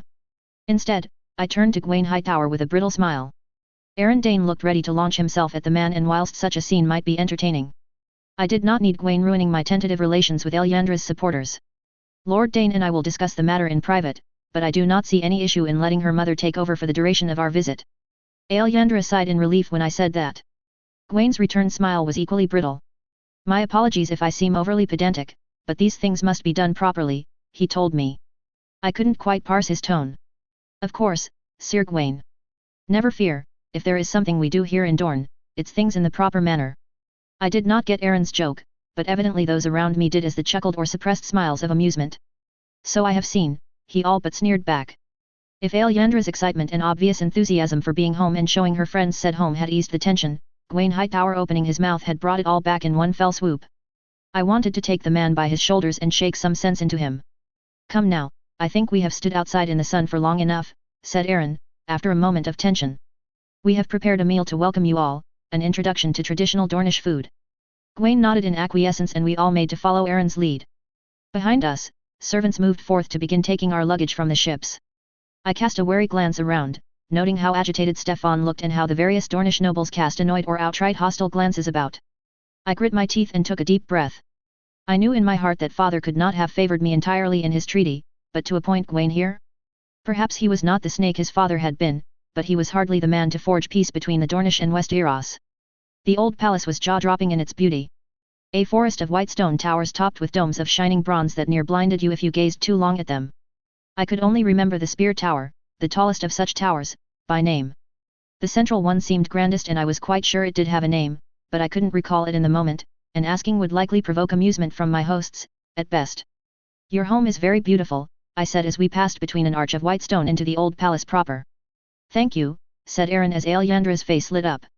It seemed as though her head never stayed in the same place for 2 seconds. Wide eyes swinging back and forth in amazement and wonder, even when we entered the palace proper to the blessed coolness of the inside. I did not fail to note how close Mariah stayed to her, nor the looks she directed my way whenever she thought her brother was not paying attention to her. Inside saw us walking past beautiful tapestries and carpets from Mir, fine exotic wooden furniture and paintings of past rulers that stared at us judgmentally from on high. I shuddered when my eyes found the one of Maria Martel. It had clearly not been painted in her youth, that was certain. I was almost glad to enter the feasting hall when the time came. "Have you any messages from my nieces and nephews?" asked Gawain, when the food was finally laid before us. I paused for a moment, watching as he navigated his meal with practice and grace. A far cry from the boy he was all those years ago, humiliated as he could barely feed himself. "I fear your sister's departure has their minds on other matters." He flinched at that and looked down to his meal. I scooped some vibrant red sauce up with a slice of bread and tried a little. Dornish food could definitely boast of its deliciousness, I reflected as I took another bite, savoring the sweet spice of the sauce before adding a dollop of it to the side of my plate. Alicent wrote to me to inform me of her growing dissatisfaction. I did not believe she would do something so drastic. The admission said more than he had intended. I wonder if Garmin Hightower had known of his niece's plans before she had put them into motion? Then I realized it did not matter, and the realization brought a bitter taste to my mouth. Aegon had his greens, and with his mother now at least pretending to be firmly behind him, they were no longer divided and at war with themselves. The Reach and the Westerlands. I shook my head, annoyed with my thoughts. I had the Rains and their allies. I had the Tarleys and their allies. I had the Stormlands, Dorne and the Vale. I had proven my worth 1,000 times over, and even with Aegon as their perfect prince, he would find it impossible to put together the alliance I had. Our father, it was strange, but I hoped he had longer left in him than his canon counterpart, even though such a state of affairs only gave Aegon more time to win over new allies and for older lords that supported me to die. "Neither did I replied eventually, spearing some roasted pepper and popping into my mouth. I suppressed the urge to moan at how delicious it was, but it was close. Gawain shrugged. "I suppose it is none of my business," he replied glumly. "Your father has promised me a small estate of my own when my mission here is finished, so perhaps I should just focus on such a reward and leave my sister to her own. She doesn't listen to me anyway." I finished my mouth full of food and then sighed. "You seem to be getting along well here in regards to your duties," I lied. "Bringing the Dornish law in line with our own has been a complicated affair," he said, his tone full of frustration. "If I have to hear yet another lord telling me that his right to this or that is sacred, I may scream." "I had not thought our law so different," I said, curious. Gawain sneered. "It is little things. Coinage, weights, trade, taxes, some minor laws on how they govern their small folk." He waved his hand. "But the Dornish resist change and Arendane uses every order, every mistake, to further dig his heels in." "The laws regarding small folk?" I asked, suddenly worried. Hadn't they some laws about supporting their small folk in times of famine or if they were wounded in war? If Gawain was working on repealing those, it would certainly be troublesome. "Surely we are not repealing the poor laws?" He tilted his head inquisitively at me before sighing. "No," he finally said. "Dane insisted they stay, along with a whole host of other minor laws, in exchange for bringing a few of our laws in and having the Dornish actually follow them." He almost spat those final few words. I blinked and he must have caught the look on my face because he sighed again. "I apologize if I am being vague. Perhaps we could just eat, I tire of discussing my failures and tainted successes." Some part of me pitied him. For all that he was Alicent's brother, he was not a bad guy at heart. "Of course," I replied. "If you require any aid whilst we are here, I shall instruct Sir Joffrey to meet with you," I told him. "Thank you," he said, and his tone sounded so genuinely earnest it hurt. Joffrey had. I looked back at my meal, appetite suddenly deserting me. That was right. It had been Joffrey, and by extension me, that had crippled Gawain. That had seen him end up here where he clearly was not happy. I prodded at the lamb a bit before scooping some up so as not to seem impolite. Chapter 214, Dorne, Chapter 185. Chapter Text. The office of the Regent of Dorne was decidedly less decorated than I had been expecting. Several solid bookshelves and a large desk dominated it. Apart from that, there was little in the way of furniture or finery. Arendane was already seated, watching me with guarded eyes as I smiled and made my greeting. "You wish to discuss matters, Your Grace," he said, after I had taken a seat opposite him. Wine was brought forth for us and the servants then departed at Dane's nod. "I wish to discuss Dorne," I told him, which made him tense slightly. I raised a hand. "I am well aware I'm not its ruler, Lord Dane. I merely wish to know the lay of the land and what I can do to help secure Elyandra's reign." "My niece's reign is secure," he said quickly. "With Garen lurking about?" I asked and he scowled. "Curse that man," he growled. "Corin would strangle the life from him were he here, kinslaying or not." I remained silent, waiting, as Dane sighed and brought his hand up to rub at the bridge of his nose. Still, I will not deny Garen's promises are seductive to many. His hands came to rest on the desk as he leaned back to watch my reaction. Fight for Dorne's independence, push out the dragons, I know well what he promises, I informed him. I can also acknowledge such promises will interest many without condemning them as traitors. Can you? An uncommonly accepting woman you are then. I have had to deal with the Hightower boy calling for heads every step of the way, he told me. His words were measured, a test. His heart is in the right place, but Gwaine is quite excitable, I said, keeping my tone level. I assure you I can approach the matter with a level head. Dane brought his hands together, resting his chin on entwined fingers as he leaned forward to study me. Silence reigned for a good while before he chuckled. Well then, I suppose I cannot deny our future queen a brief summary of Dorne's many happenings, he said, and there was only a slight trace of bitterness there. We have the Lady Brights, I would assume the single Toland now that she has returned, the Dalts, the Drinkwaters, the Eulers and the Jordaines. I blinked at the brusqueness in his tone. He sighed again. I have done much to ensure there is no enemy poised to strike at Sunspear when Garen makes his move, but his grace's many decisions have made my job more than a little difficult. How so? I asked. These investments, he replied, and there was bitterness in his tone at that. Do not think, princess, that we do not see what the game is. We Dornish are no fools, nor do we take kindly to your father crippling our food supplies for his own benefit. I kept my face neutral at that. We have invested here at great cost to ourselves, I told him. Your lands are richer and food cheaper than it has ever been. Imported food, he stated angrily. Food that can be taken away should we rebel. We are not the only people you can import food from, I pointed out. Surely a large market exists over in Essos. Indeed it does, said Aaron, his tone carrying threat. Tell me, which houses resent the investment plan the most? I asked. Dane held my gaze for a moment longer. Vaith and Garg Allen, he admitted after a moment. Your Hightower has his men crawling over their lands and is about a day away from dictating what they eat every morning. I can relay this to my father, have him pull Gwaine's men back. In truth, I wasn't sure if he would, but if I were to go in person he might be so overwhelmed at my return, he'd grant me a boon. Guilt surged through me then. Such an overture would be appreciated, said Aaron, tone becoming less hostile and more thoughtful. Although I have a better idea, if you would hear it. I would, I replied. He nodded. Mary Vaith has a deeper grudge against the Iron Throne than just Gwaine Hightower, he told me. You have her eldest daughter and heir in your custody. As a hostage to her good behavior, I said. As was agreed when Dorne surrendered, yes. However, Maria sent her daughter off as a mother of 2 sweet girls. Now, she is the mother of 1. My heart stuttered in my chest. What happened? I asked, horrified. A riding accident. The girl raced several of her peers and fell from her mount. She lingered a few hours in pain and then passed away. His tone was empty, as if he was trying to keep himself to merely the facts. I am told she asked several times for her sister. I winced. I will speak to my father, I promised. If Valena can be sent home, I will ensure she is. He raised an eyebrow. She is close friends with Elyandra, I replied, feeling color touch my cheeks. She is often at the manse. She is a sweet girl. I did not know about her sister though. I see, said Aaron, his puzzled expression becoming a warm smile. Yes, that will do much to bring Maria around to Elyandra's side. And Lord Garg Allen? Aaron shrugged in response. He will come around if Maria does, especially if Gwaine withdraws his men to some degree. His lands will be in the middle of loyal territory and Trebor is no fool. Belligerent, yes, but no fool. Are there any others that can be brought to Elyandra's side? I asked. I doubt it. Wells. Lord Jarrus was once a strong supporter, but his lands have been much reduced by his neighbors, good fortune and development, Aaron told me, tone almost mocking at the words good fortune. There is little I can do to reverse such decisions now, I said, tone apologetic. In truth, I felt a little guilt. I had supported Lyman's plan for Dorne, and I still did.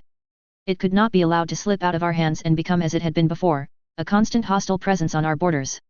One that could be pumped full of money and resources in order to divide us or draw our eye from other matters. A far cry from how I had felt when our armies had first marched, I thought bitterly. And of course, there is Lord Euronwood. That made me pause in surprise. At my look, Dane smiled. He resents Walter Will greatly. Garen's alliance with him infuriated the man. My agents inform me that he will join the side of the man that can deliver Will to him alive. I fought the urge to shudder at that. Will is a hard man to track down, I said aloud. Dane nodded. As your Stark Lord has found out. Still, the actions of the Iron Throne have done much to impress Lord Kyle. It would be uncharitable to wonder if Bernard had finally been good for something other than giving me a headache. I recalled the days when his support had been a welcome surprise and grimaced. Bernard is likely to keep going until either he or Will are dead, I said, tone conveying how tired I was with the man. I do wonder what Garen was thinking when he accepted the man's fealty. Likely he was thinking that Will would be easy to betray and execute later down the line, once he'd had his use of him, Aaron answered, tone conveying his disgust at such matters. He does not have family to fight for him anymore, and there is no one else who would risk themselves to speak in his defense. I swallowed at that seemingly offhand statement. Will's family had perished when Karen men had taken his holdings. They had put the defenders to the sword, torn half the dam keep down and ensured there was no man, woman, or child within the walls left with the blood of Will in their veins. It had been my actions that had given them such an opportunity. Give them Will as sacrifice and the entire of Dorne could emerge relatively unscathed, had been my thoughts at the time. It was a shame really, his air showed promise. He definitely saw me flinch that time. I grimaced when his gaze became a bit sharper. His heir? I asked. Rhaena of Will. I knew her, actually. Her father sent her to Sunspear for a year when she obtained her majority. She was clever, but she lacked Will's cruelty. There were those that wondered if that would compromise our border, ultimately they were right. What do you mean? I asked. Dane fixed me with a cool glare. She surrendered the castle to the invaders and got the whole lot of them killed. Had she settled in for a siege, deployed her men in ambush and fought in the way hundreds of Wills had fought before her, she'd likely still be alive today. Certainly, more of the Will family would be. Every word felt like a slap in the face. Had Elendil known about this Rhaena? She had to have done, why had no one ever? What of Garen's actual supporters? I rasped, suddenly wanting to change the subject. Aaron looked as he wanted to say more, to drive the point home, and for a moment I thought he would, then he sat backwards once more and gave me a searching look. You mean every single lord and lady that made their excuse to not attend Sunspear in the coming month? He asked. Truly, there has never been a more see-through rebellion. Pardon? I said, mind still reeling. He shook his head. I am exaggerating. My dearest cousin is here, along with that disgusting creature masquerading as Lord of Sandstone. I forced myself to focus, to cast thoughts of Rhaena Will from my mind and not let Aaron Dane run rings about me. I had heard Cosella Dane had her issues with young Aelyandra, but to support Garen. At my shocked tone Aaron glared at his desk. My mistake, she seems to think. She and Corran were, love is not the right word. They were fond of one another in their youth. She would have been a prestigious enough match and their marriage seemed certain. And then he'd married Mariah. It was I who invited him to Starfall, it was I who introduced him to Mariah, and so it is I who was ultimately at fault when Corran was so taken with her he chose to pursue her instead. Love instead of fondness. They loved each other, then? I asked. Mariah and Corran. Greatly. I thought I would lose Mariah when he died. It was Aelyandra who saved her. I thought I would lose her again when Aelyandra was taken from us. He stopped for a moment, as if to control himself once more. I must thank you for allowing her so many visits and so many letters and gifts. I do not require thanks for that, I told him hastily, tears pricking at my own eyes. But you have them nonetheless. He stopped again, as if he were fighting with himself. You seem to have raised Aelyandra well, like one of your own even. I wish her only the best, I told him earnestly, and he smiled. We all do. At first I feared you would raise some northern lady, but it is clear that you have done all you can to ensure Aelyandra is Dornish at heart. I wasn't entirely sure what he meant by that. She loves Dorne, I told him. She belongs here. It will not be long before she returns. No, it will not. I cannot tell you how much I long for that day. Grief pinched at my heart, but I ignored it once more. She longs for that day more than any, I think, I told him quite truthfully, and he chuckled. I rubbed at the bridge of my nose for a moment before taking a deep breath. Is there anything else I should know? Which lords have not attended? Back to business, he said. Manwoody, Fowler, and Blackmont. They are Garen's creatures through and through. Not even Walter Will's presence could turn them from him. I trust you have already explored every solution to the issue. The implication could not be missed. Aaron grimaced. Every solution, he replied. I still look even now, but they know well my skills. If I could find true proof, I could drag them to Sunspear in chains. But they are cunning, Garen too, and none have yet discovered how they communicate. Aaron Dane nodded, frustration echoing over his features. I would do near anything to know how they are doing it, he muttered. I had hoped that you would have some insight. I shook my head and he growled. I will have the little bastard dead one day, see if I don't. I ignored his outburst and waited for him to recover his emotions. He threatens my niece. My beloved sister's daughter. He shook his head and raised his face to meet my eyes. We all long to see the end of him, I assured him. Yes, it will not be long before he makes trouble for you. And you have your own enemies to the east. The reminder made my heart stutter. Always so easy to forget, I thought as my hand curled around my prosthetic. What information do you have? I asked, trying not to snap. Not much. He is moving ever westward and taking his sweet time in doing so. Everyone who knows anything seems so oddly reluctant to speak. Even when persuaded to. By the 7, bile surged in my throat momentarily. He will not be able to do so for long, I murmured. But for now, all we can do is wait. I wonder which disgraced uncle will launch his claim first? Would you care for a bet, Your Grace? Chapter 215, Dorn, Chapter 186. Chapter text. For all that I had been dreading this trip, even if I could not precisely figure out why I did, it was turning out to be rather sedate. There had been feasts aplenty, of course, with a host of lords from across Dorn in attendance and an array of food I would dearly miss when we left, but no open hostility yet. Of course, there was an undercurrent of tension, one would have to be blind not to see that, but so far Dorn had been very routine. When will my punishment end? Whined Alice as Lena corrected her stance with the dagger once more. My children were all some degree of waspish today, the Dornish heat making sleep hard and tempers fray at the edges. Jocelyn's will end soon, so when will mine? When I am confident you know you were in the wrong for sneaking away up a mountain, Lena snapped back as I rubbed at the bridge of my nose with my fingers. The children weren't the only ones suffering from the heat, I admitted begrudgingly. Sleep had been hard for me too, and Lena and Joffrey were the same if the dark smudges under their eyes were anything to go by. I watched as Ali's expression darkened for a moment and it seemed as if she would say something in response to that, but Lena was already barking for her to begin again and so she wisely shut up and thrust the dagger she was holding squarely at her aunt's face. Lena knocked it aside with a grunt of annoyance. You know, said Alyandra, looking amused from her perch on a nearby bench. This was supposed to be my practice time. Lena paused before wiping at her forehead. My apologies, she replied, seemingly realizing that our little group had attracted an audience. I glanced at the Dornish who were suddenly very engrossed in their own tasks. Timion Drinkwater and a man in Euronwood colors I did not recognize by his face alone. Drinkwater, I knew from Aaron's little briefing, only paid lip service to their Euronwood masters, hoping to break free of their influence by supporting Alyandra. Sir Nymor Eula and his squire, the young boy less successful than his master in not openly staring at the array of princesses that had arrived in the yards this morning. I didn't bother suppressing the smile when Nymor met my eyes, followed my gaze and set the boy to running laps for his inattention. I lifted my face to the benches directly opposite me. I suppose the idea of Alyandra demonstrating she had martial skill had attracted many interested faces to the yard, because I could not imagine many of those present here usually attended it. Mariah Martell, flanked by Sylvana Ladybright and Mariah Dalt. Friends and gossips, perhaps I should be thankful I could not make out their features from here. I had no doubt more than a few nasty looks would have been directed my way.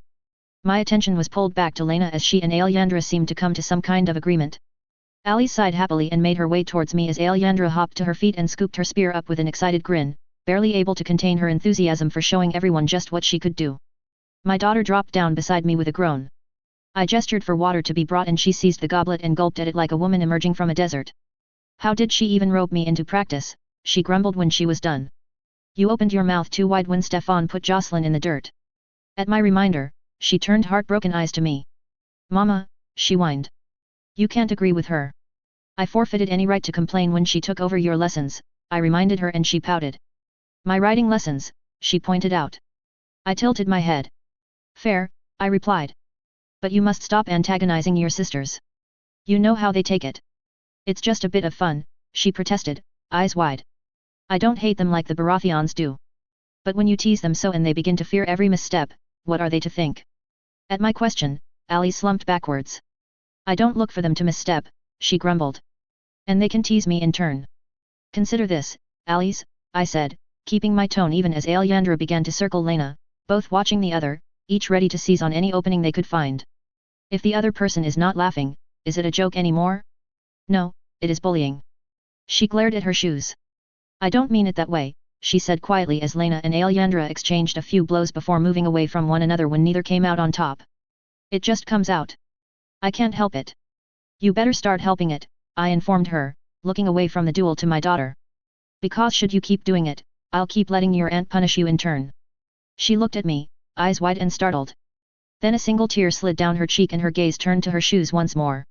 Yes, Mama, she said, tone miserable. Good, I replied.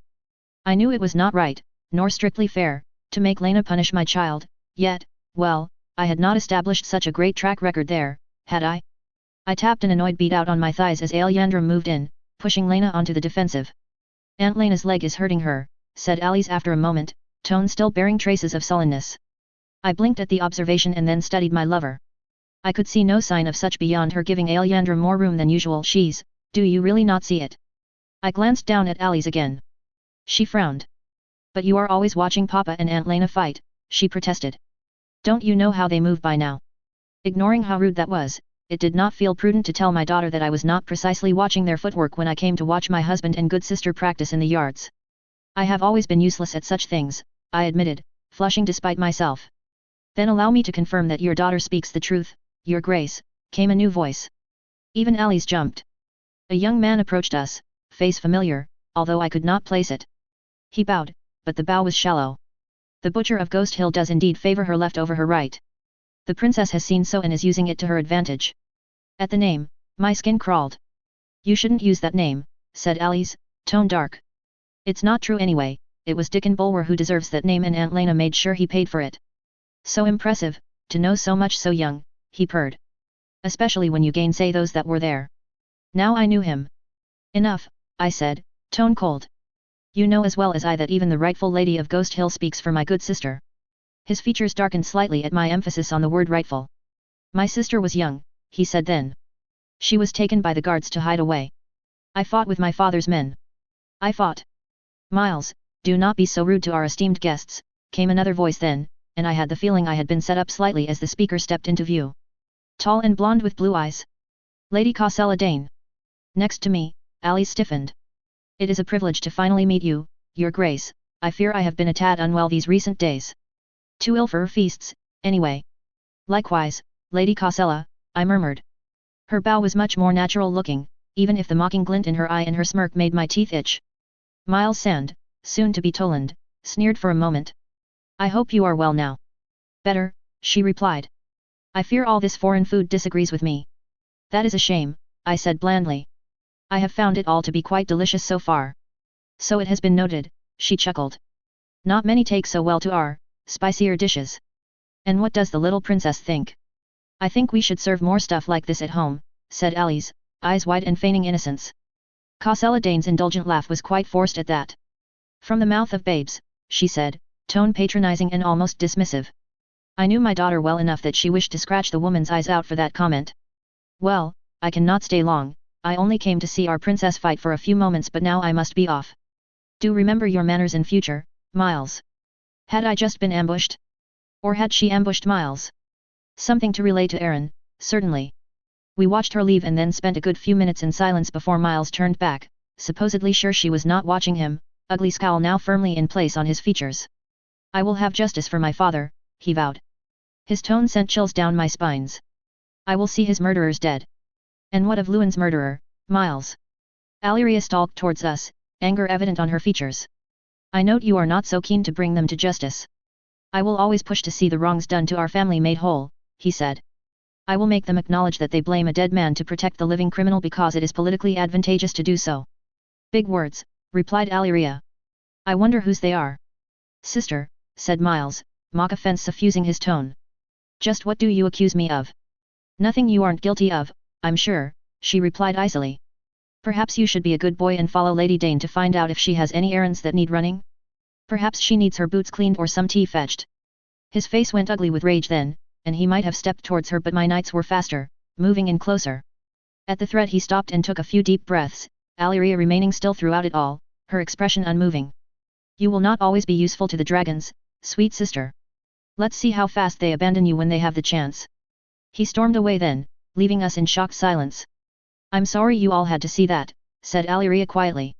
He is a shame on our house. It's okay, said Alice. I think I preferred him over the Dane lady. Alyria's mouth quirked into a small smile. You did well, Alice, I told her. You kept your temper when provoked. She beamed at me, at the praise I had given her. I shook my head. What did he aim to achieve with this mummery? I wondered aloud. Alyria shrugged. Cosella is furious with him, if that helps your wonderings. I only knew he had come here because she was ranting about it. I frowned. To herself. I asked. That seemed more than passingly odd. To Lord Gascoigne, she replied. He was waiting for her to come back, so I thought I might stay and see if I could ascertain his business. And you caught Casella's ire with dear Miles? She nodded. Sir Geoffrey taught me that, she said cheerfully. It's always useful to know why people are lurking in corridors suspiciously. Another eavesdropper he has unleashed on us, I said dryly, and Alice frowned. Another? She asked. Ask your brother about that one, I told her, and her eyes went wide. Alyria laughed at her reaction. Alice, I don't think I need to tell you, but I will. Do not speak of this to anyone.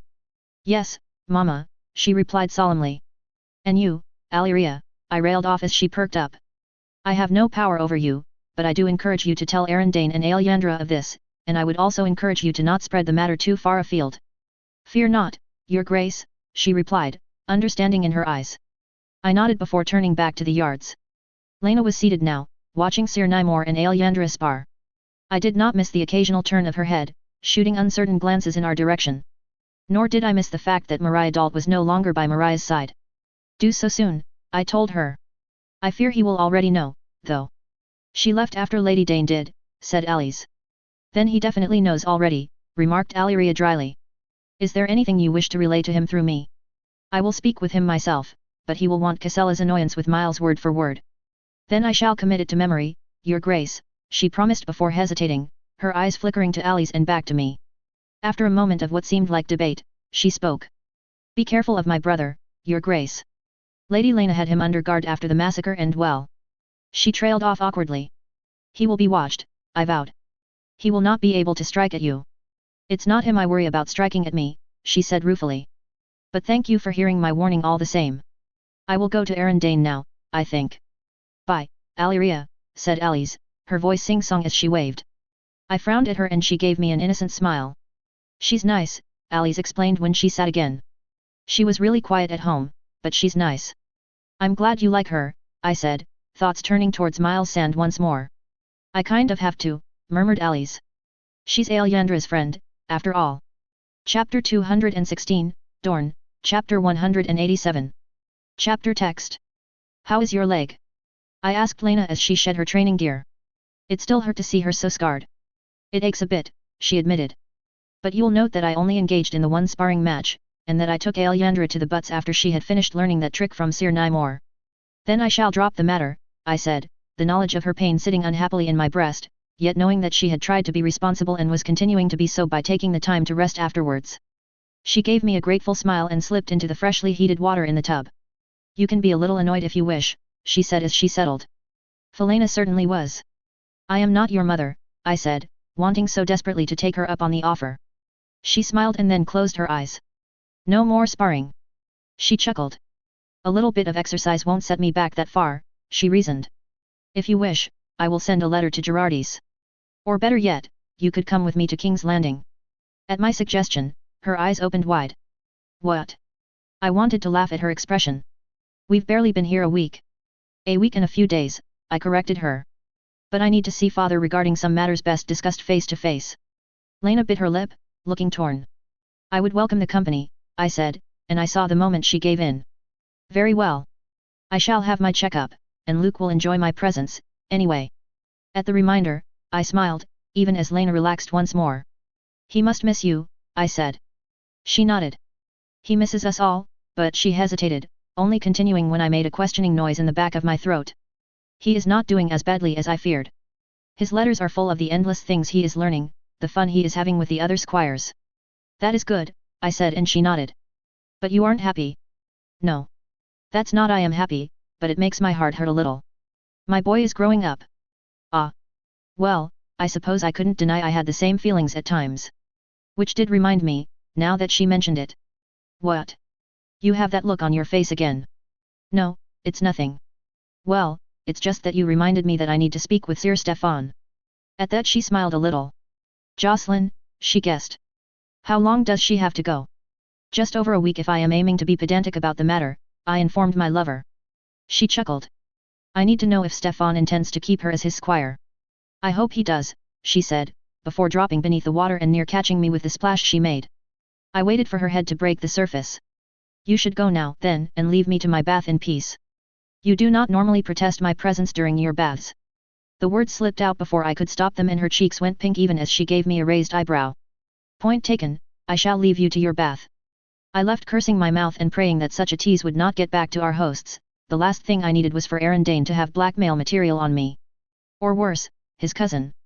He had been amused with Cosella and Miles' open bickering.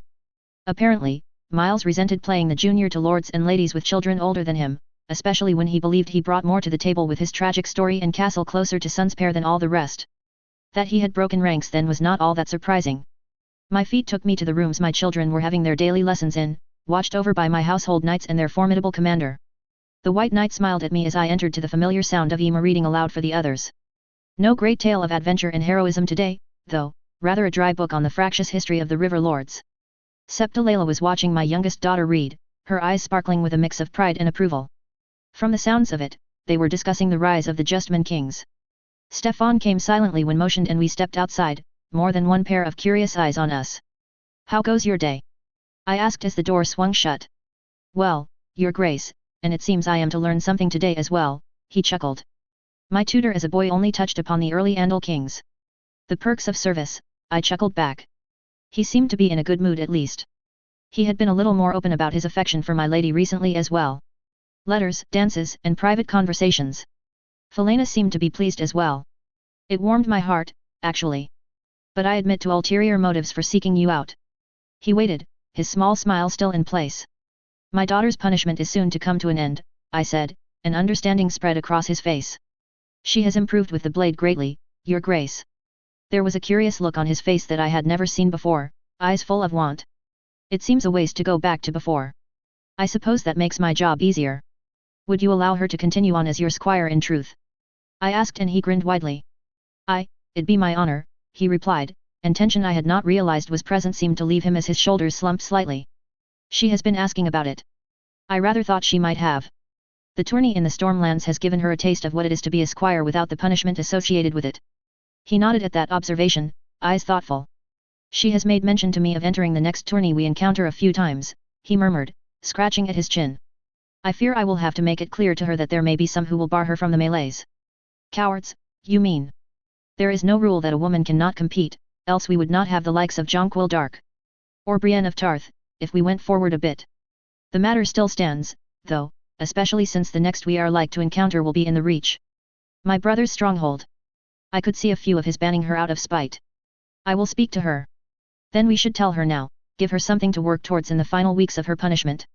He nodded his agreement at that and pushed open the door to reveal Iman reading aloud this time. Next to him, Jocelyn sat with her eyes full of worry. Sorry to interrupt, I said and Iman trailed off, glancing up at me and looking puzzled. Those confused, violet eyes were mirrored across all of the children, I realized. It was not often their lessons were interrupted. It is no problem, Your Grace, said Layla, rising to bow.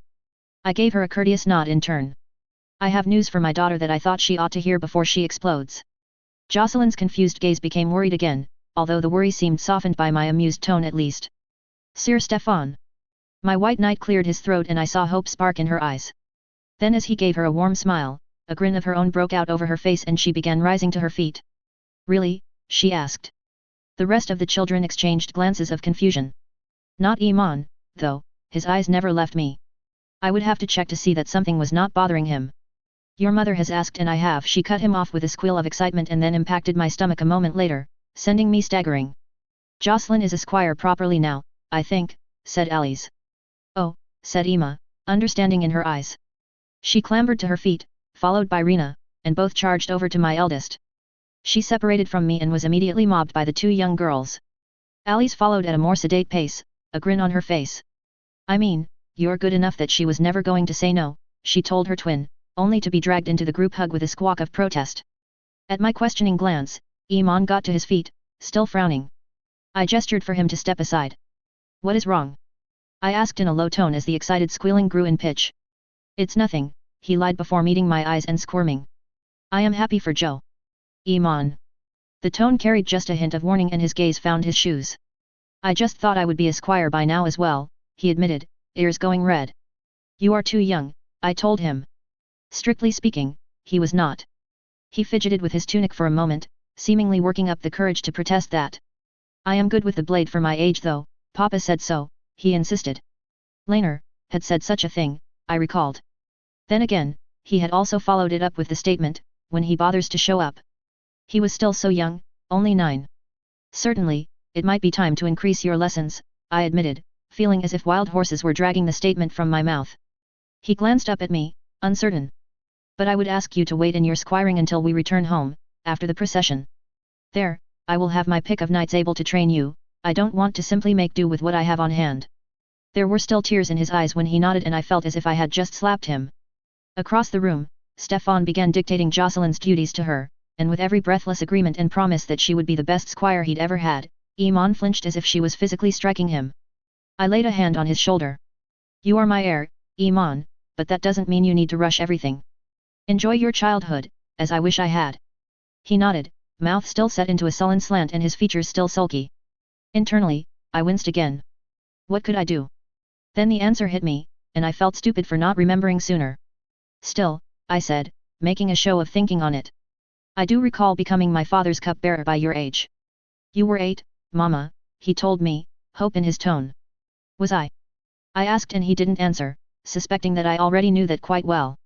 And you are 9 now. Yes, I am. I will be 10 soon, though. I wanted to laugh at his expression. Then would you like to serve as my cupbearer? I asked. To sit in my meetings, to attend to me at feasts and to learn how to be king at your mama's feet. His grin answered for him. Yes, Mama, he said. Yes, please. Then your duties shall begin the day we leave Sun's Pair, I told him solemnly. For now, let Jocelyn enjoy her new role first. His eyes went wide and he turned to his sister. Now that the excitement had died a little, our conference was receiving a few curious glances from the girls. Oh, he said after a moment. I shouldn't have sulked. Not when Joe was so happy, I'm sorry, Mama. Go and congratulate her, I told him, giving his shoulder a little push. He nodded and made his way over.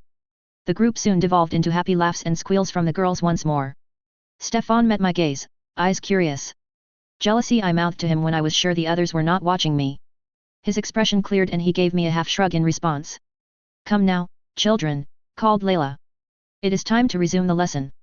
The announcement received a few groans of protest that were silenced when I gave Alice and Rena a meaningful look. Come now, the Septa said. I am expecting your project on the Justmans to be done within the week, this is our final lesson on them. I'm nearly done with mine, said Iman, smugly. Jocelyn gave him a light shove that Layla immediately spotted. I shall leave you all to study then, I said, before Layla could open her mouth to scold Jocelyn. Layla glanced at me half distracted, and nodded. Bye Mama, called Ima as she scooped up the book they had been reading from. The last thing I heard before the door swung shut on them all was Ima's sing-song voice once more. Jocelyn, it's your turn to read aloud. Chapter 217, Dorn, Chapter 188. Your Grace. I paused at the address and placed the goblet of juice down on the low table. Next to me, Joffrey squinted in suspicion at the servant that had called me. He bowed low in response to our questioning gazes. Lady Mariah invites you to take a meal with her and Princess Aelyandra. I see, I said. This was awfully short notice. What would she say if I turned her down flat? I had been planning on getting my daily briefing from Joffrey over lunch, but if Mariah of all people was inviting me, curiosity won out over good sense. Then you may inform her I shall attend to her within the hour. The servant nodded, bowed once more, and left swiftly. Are you sure that is wise? Asked Joffrey. This reeks of a social ambush. Without a doubt, I replied. But you have to admit to being curious as to why she is summoning me. You could at least leave her waiting a little longer, he mused. To summon you on such short notice, you are aware she means that as an insult, aren't you? Well aware, thank you, Joffrey. I did not lose all of my social acumen overnight. He shrugged at my dry retort and then smiled. I sensed that he wanted to impart more advice that he knew I was already aware of but was stopping himself. Barely. Well, we have an hour to relax regardless. Giving her time to prepare, he said slyly. Prepare what? I hardly think she'll kill me by appointment with her daughter present, I laughed. That got him to laugh too. Perhaps I should not be so blasé about the matter, perhaps my position was giving me unwarranted arrogance. Joffrey sipped at his own juice and sat back into his chair, smiling. In the meantime, what is this I hear about you taking Lena with you back to King's Landing? He asked. Laner is doing backflips over it. If Laner wishes to complain to me directly he may, but I won't have a conversation with him through you, I said tartly. Joffrey chuckled. But you may inform him that I won't be the one to break our agreement. I will tell him, he promised. Time passed quickly after that as we relaxed together, and it wasn't long before I was led to Sunspear's Solar, two of my knights at my back. Mariah was inside, flanked by her two ladies, Sylvana Lady Bright and Mariah Dalt. Alyandra was there too, halfway through some spicy-looking dish that was accompanied by what looked like rice. Somehow, I did not think they had imported that from Dragonstone. Something to look into, perhaps. Good afternoon, Your Grace, said Mariah coolly, not bothering to rise from her position. I ignored the rudeness and seated myself next to my ward. Rhaenyra, she said cheerfully. Have you tasted this? It's wonderful. Judging from the smell, it also had quite a bit of bite to it. My mouth watered even as I shook my head. Alas, I have not. It certainly smells delicious, though. At my praise, she beamed again, scraping the last of the rice onto some bread. We can serve some at nightly meals, if her grace wishes, interjected Mariah, voice sour. You have my thanks. At my polite tone, she grimaced before seemingly rallying, forcing a polite smile onto her face. I wondered, suddenly, if this meeting might not be Aaron Dane's brainchild, a push to soften his sister towards the woman who raised her daughter. How has your trip been so far? Alyandra's eyes brightened. Wonderful, she said breathlessly. Sunspear is beautiful, we visited the Shadow City and some of the vineyards. She paused and then blushed a deep red. The people cheered my name. As well they should, you are their princess after all. My words sent her face turning an even deeper red, even as Mariah looked as if she agreed, but hated the fact I had said it and not her. At least the other two were doing their best to appear absolutely engrossed in their own tea and not the small pissing contest Mariah had started. That eased my feelings on the matter somewhat. Those two were ladies in their own right, the fact that they seemed almost embarrassed by Mariah's conduct boded well for me, or at least for Alyandra. Conversation lapsed for a moment as a second round of sweet-smelling fruit tea was served and poured for us. How are you finding Dorne, Rhaenyra? Asked Alyandra after the servants had gone once more. It's very beautiful, but very warm, I told her and she laughed. Alyssa has done nothing but complain, she giggled. And Jo won't, but I thought she might melt the other day. Stubborn as her mother, I murmured, making Alyandra giggle harder. Emma isn't best pleased either, although I'm reliably informed Rena is having the time of her life. The less said about poor Rolf the better. Rena is Lady Lena's youngest and Rolf is heir to Castemery, said Alyandra to her mother. Mariah frowned at my good sister's name and then forced a smile onto her face. She seems to have an excellent head on her shoulders, Sylvana interjected. Tell me, Your Grace, will she ride a dragon like her brother? We all hope so, I replied easily. But that is up to her in the end. I've been on a dragon before, said Alyandra. Mariah's eyes went wide even as the attention of her two ladies fixed squarely on her daughter. Truly? Asked Mariah. Which one? Vermithor, said Alyandra proudly. Oh. I asked, taking a sip. She realized the implication a moment later and flushed. Has my daughter been on joyrides? Ah, no, she said quickly. Lady Lena was there, I swear it. At my amused snort, she eased up. What is this? Asked Mariah, tone bordering on slight panic. Alyandra laughed. Alyssa is being punished, she's not allowed to ride unless Lady Lena says so. That got amused titters from the two ladies. Children, said Sylvana fondly. I detected the hint of sadness there, though. I remember Miles was quite the terror. He still is, piped up Alyandra. He's always running laps for playing pranks on the other squires. I kept my smile in place as Sylvana spluttered in surprised laughter and even Mariah Martell gave her friend a broad grin. Vorian is much more polite, Alyandra added, and Mariah gave her a pleased smile. Is he the boy that likes to pillage my kitchen for my favorite pastries? I asked and Alyandra giggled, bringing her hands up to cover her smile, but nodded. He doesn't like them, though, he steals them to share in my room. Then she caught my expression. Don't worry so much. I clean up the crumbs. You don't have servants for that, snapped Mariah suddenly. I do, Alyandra assured her mother. But I'm allowed to keep people out of my room if I want because I'm old enough now. Well, that is, Mariah struggled for a moment. Mama, said Alyandra gently. I did ask for that. The woman stopped her straining for words and smiled at her daughter, eyes full of love and concern. I sipped my tea, trying to ease the tightness that had appeared behind my eyes. Well, perhaps we should tell her grace and the princess the purpose of this little gathering, suggested Mariah suddenly. Mariah swallowed, seemingly afraid to take her eyes off her daughter, and then nodded. Yes, of course. My apologies, Your Grace, but I did summon you here with ulterior motives, I am afraid. I kept my polite smile in place as Alyandra directed a curious gaze her way. Alyandra has been telling me about the Stormlands and all that happened there. Mama, protested Alyandra suddenly. Maria waved a hand at her. I assign no blame to her grace, she very obviously lied. But the matter remains that those in the north are not fond of the Dornish, and that it has arrived to the point of being an unacceptable risk. Need I remind you just who is your heir? Alyandra froze, and as much as I didn't want to agree with her, well, she had Alyandra's best interests at heart, anyway. I have knights to guard me, Mama, protested Alyandra, her wide eyes turning to me, beseeching. What do you suggest? I asked after a moment. Maria turned to regard me, lips pursed. A knight of her own, that she should command, she replied. I knew from the moment she said it that it was not an idea she would give up on easily. Her eyes were too bright and her tone too firm. Instead of giving her the argument she so desperately wanted, I turned my gaze to Alyandra. What do you think of such an idea? I asked. Alyandra glanced between her mother and I before straightening in her seat. A knight like Sir Stefan or Sir Eric? She asked, eyes curious. Indeed, I told her before Maria could answer. I have met the man, said Maria. He is equal to any in Dorne in skill. And he is polite, he will be no embarrassment to you, added Sylvena. Curious as to how they were refusing to say his name, who could it be that they were being so cagey as to his identity? Perhaps she would benefit from meeting the knight in question first. I suggested. Of course, said Maria before waving to a servant.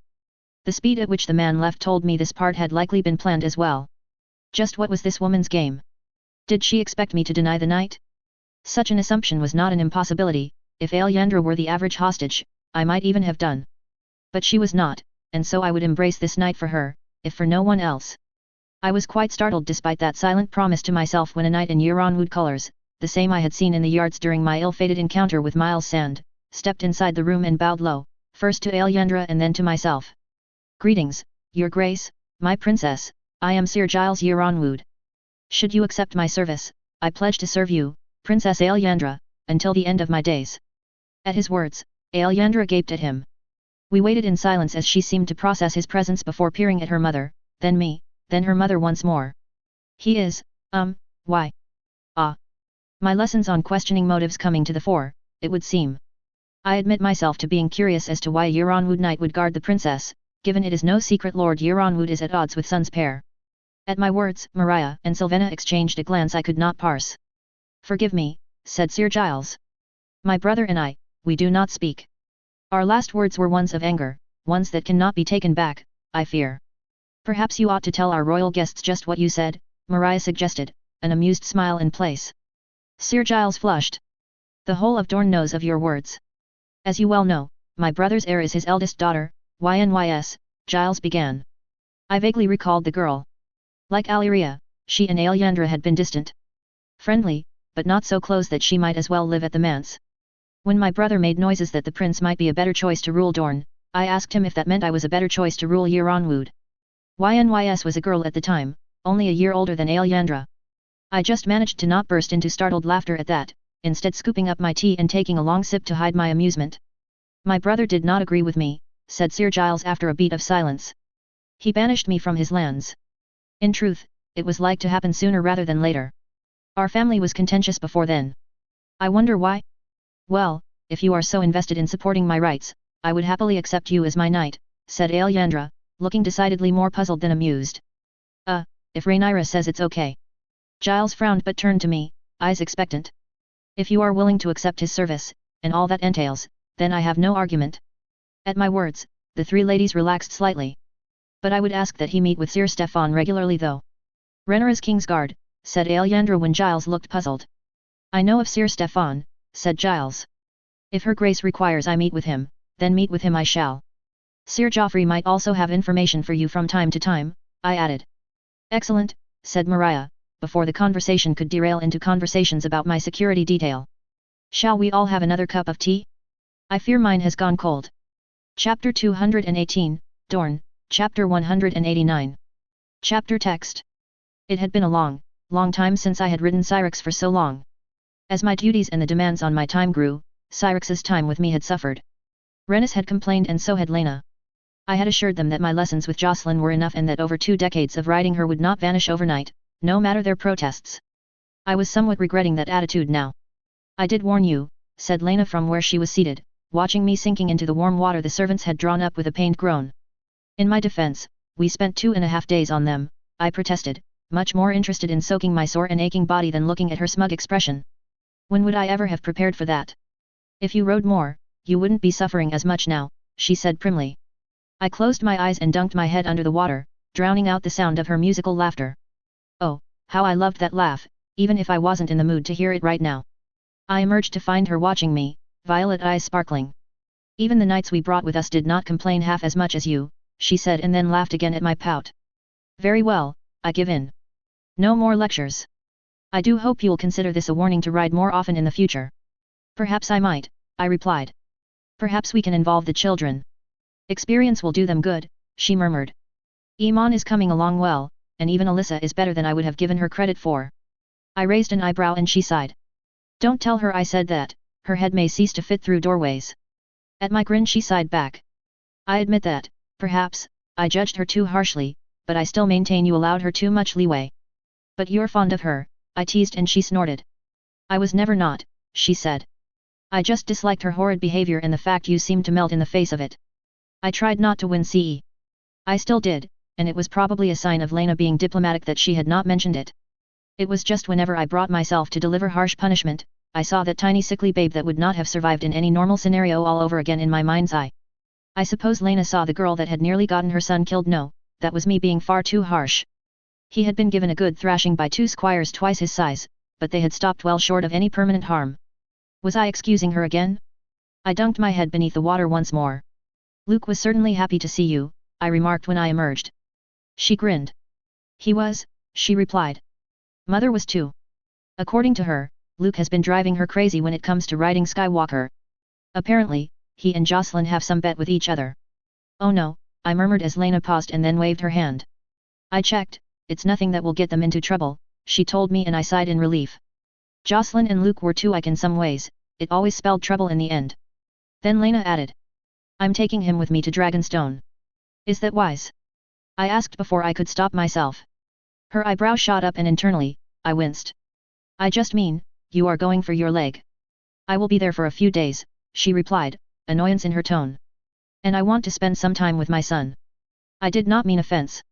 At that, she rolled her eyes but nodded. He will be thrilled at the time spent with you. Forgive me, Lena, I spoke before thinking. Unusual for you, she said dryly. Now it was my turn to be slightly offended. She must have seen it on my face because she shook her head, suddenly smiling. Why is it that time with you makes me forget I am a mother twice over? That I am a woman grown of 34. I am just that charming. I suggested and she laughed, all annoyance leaving her features. Infuriating, perhaps, she suggested, smiling widely. I matched that smile with one of my own until her grin became sly. It is a shame that you gave Lena your oath, she said, voice low. I am tempted to join you right now. At my startled and slightly ungraceful choke on air, she laughed and rose to her feet. Enjoy your bath, princess, she called as she left, leaving me silently damning my husband for a moment. Then I began washing myself in earnest, the complaints my body had with me coming to the fore once more when I no longer had my lover nearby as a distraction. I was mildly in awe at her stamina when she saddled up not long after I had settled back into the manse and headed for Dragonstone, Luke in tow, leaving me alone with Rennis and Corlys. We had not been here half a day and yet she intended to make Dragonstone before nightfall. I had given her a letter for Sir Viamond, although I had little doubt that the man would bend over backwards for her. He had never gained whatever ambition had pushed him to try and claim Driftmark over Lena's own children in the original timeline, and I would go so far as to say he truly loved both of his cousins, even if he was quite a bit older than them. Have you any news from the keep, Corlys? I asked as we settled down for a small private meal, not long after the 2 dragons bearing Lena and Luke had vanished over the horizon. Nothing new, he sighed. Tyland Lannister is as smug and arrogant as his brother, although I suspect he has considerably more brains. Brindamere is shaping up to be a good man and Lord Gerald has quite firmly ensconced himself by Viserys' side. I paused at that last tidbit. That is, surprising. I said. Corlys snorted. Like as not they bond over strained family relationships, Rennis put in. He barely has 2 words to say to me, and Emond left the capital with Durin not long after you did. I would have thought he'd take the time to see Helena, but she has been dodging him and he puts little effort into actually seeing her. Dodging, I said slowly. That does not make sense. Why would she do that? I know not. I offered the girl to go riding with me and Luke, but she refused. Ah, of course, you would not know. That egg she put in Riker's cradle has hatched. I froze at that. When? I asked. Not long after you left, said Corlys. I would have thought that Viserys would have made quite the performance of it, but he has not. That, more than anything, spoke to father's mental state. I placed my knife down, appetite suddenly gone as Rhaenys raised an eyebrow. I should go to the keep, I told them. I should see him. Rhaenys' eyes softened in understanding. That also spoke volumes. I will accompany you up if you will stay long enough to finish your meal, said Corlys after a moment. I have work to do anyway. He spends half his time in the Tower of the Hand these days. To say he does not live there, Rhaenys trailed off, her teasing grin making Corlys roll his eyes in fond affection. Perhaps I should find myself a younger man, one who does not spend all his days in dusty tomes. It was like watching my own parents flirt, I reflected, horrified, as Corlys threw back his head and laughed uproariously. You could not find a man as half as dashing as me, princess, he chuckled. Nor half as pleasing. I will go and prepare to leave, please find me when you are ready, I said quickly, rising from my seat as Corlys began laughing once more.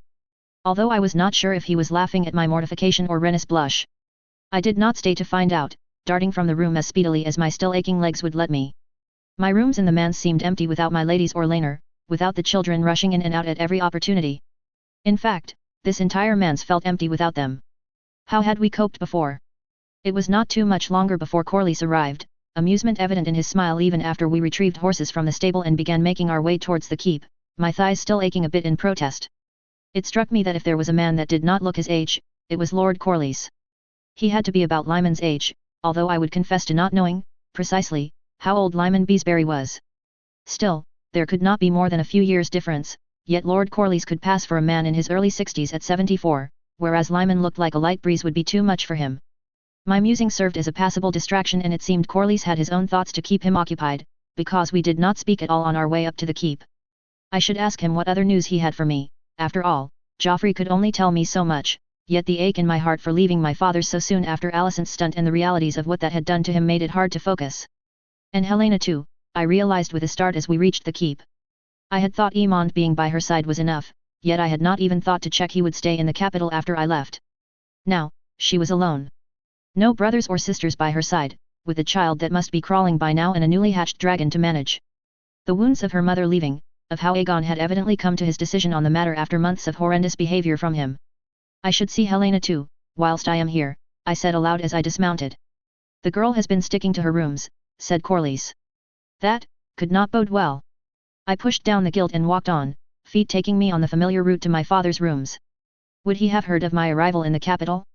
Surely he would have seen Syrax and Viagar's arrival or at least been told of it. Rhaenyra. The tone bore surprise. I turned and found father staring at me, as if he were not sure if his eyes deceived him or not. My heart ached to see him once I had time to take in the details. He'd lost weight again and there were dark bags under his eyes. Not a good look for a king, part of me mused, but that part was swiftly silenced by concern. A few moments later, I had wrapped my arms around him. He laughed, a genuinely happy sound as his arms came around me too. Do I look so bad, little fire? He asked gently. I missed you, I mumbled into his shoulder, dodging the question. I think he realized. From behind me, Corlys coughed. I should make my way to the Tower of the Hand, he said gently, as I pulled back to study father once more. Yes, thank you, Lord Corlys, father replied, looking as distracted as I felt. Then, as Corlys' footsteps echoed away, he smiled once more. He looked so happy to see me that guilt surged in my throat anew, feeling as if it were physically burning me. I heard of your trip to the Stormlands. It was not as smooth as I hoped, but I met many lords, I told him. He nodded. I made my complaint to Boros. He has assured me that Lord Selmy has been dealt with. I didn't ask. I didn't want to know. I knew enough of the Stormlands to know that it had been Elenda's words that had reached father and that she would not be kind to the old man. I was assured similarly, I replied. He smiled again and I was shocked to see tears in his eyes. How have things been in the capital? Well enough, he replied. My new councillors settle into their roles, and Corlys has proved an able replacement for Lionel. It was not precisely the question I had been asking, but I think he knew that, and with him looking so fragile. I did not want to push. Corlys tells me Helena has been indisposed. I asked after the silence stretched between us for a moment too long. I was suddenly keenly aware we were stood in the corridor with no expectation of privacy. Yes, he replied simply, smile fading. Perhaps we could go to visit her together. I suggested. I had hoped to see Aemond too, but I'm told he has gone on adventures as well. To the Riverlands, said father, looking torn. He spoke of happier times. Something told me mentioning Alicent would be the wrong way to go here. Instead, I raised my hand to his elbows and summoned a smile. He is growing into a man, I told him. A man with a dragon. Who can blame him for taking advantage of such? Father laughed, but it was strained. Come, I said. Let us visit Helena. I am not so sure, he began, but I shook my head. I shall not let her sulking mean I miss a visit with my nephew. He winced at my word choice but followed when I began heading towards the rooms she shared with Aegon, had once shared, I reflected. Would Aegon return to the capital? Or would he spend the rest of father's time here moving up and down Westeros, his intentions clear to all? I would not let him. It would break father's heart too much. Whether he liked it or not, he would be getting an absolute earful about it soon enough. I was finished with treading on eggshells about my brother in the vague hopes it would buy me mercy later should he prevail. It had only bred resentment and entitlement. Tell me about this hatchling. I asked. Anything to break the silence. Was this how others felt when I began my brooding? I had the sudden urge to apologize to everyone that had ever had to deal with it. No wonder they had developed surefire methods for preventing me from doing so. Winter, he said fondly. He has quite the mischievous streak. I smiled at the amusement evident in his features. He matches his rider quite well in that. Have I told you about the small furor we had soon after you left? He knew he had not, and he forged on after I shook my head. Helena raised the alarm in quite the panic. For nearly half a day we searched for the boy only to find he had crawled into a small alcove in her room and fallen asleep. I tried not to laugh and utterly failed, father laughing along with me. A troublesome child. Perhaps this is penance for naming him for you, he chuckled. Was I so troublesome? I asked, giving him an exaggerated flutter of my eyes. He snorted in derision. If you were not running away from the maids, you were finding your way into places you should not be, he replied, tone deadpan.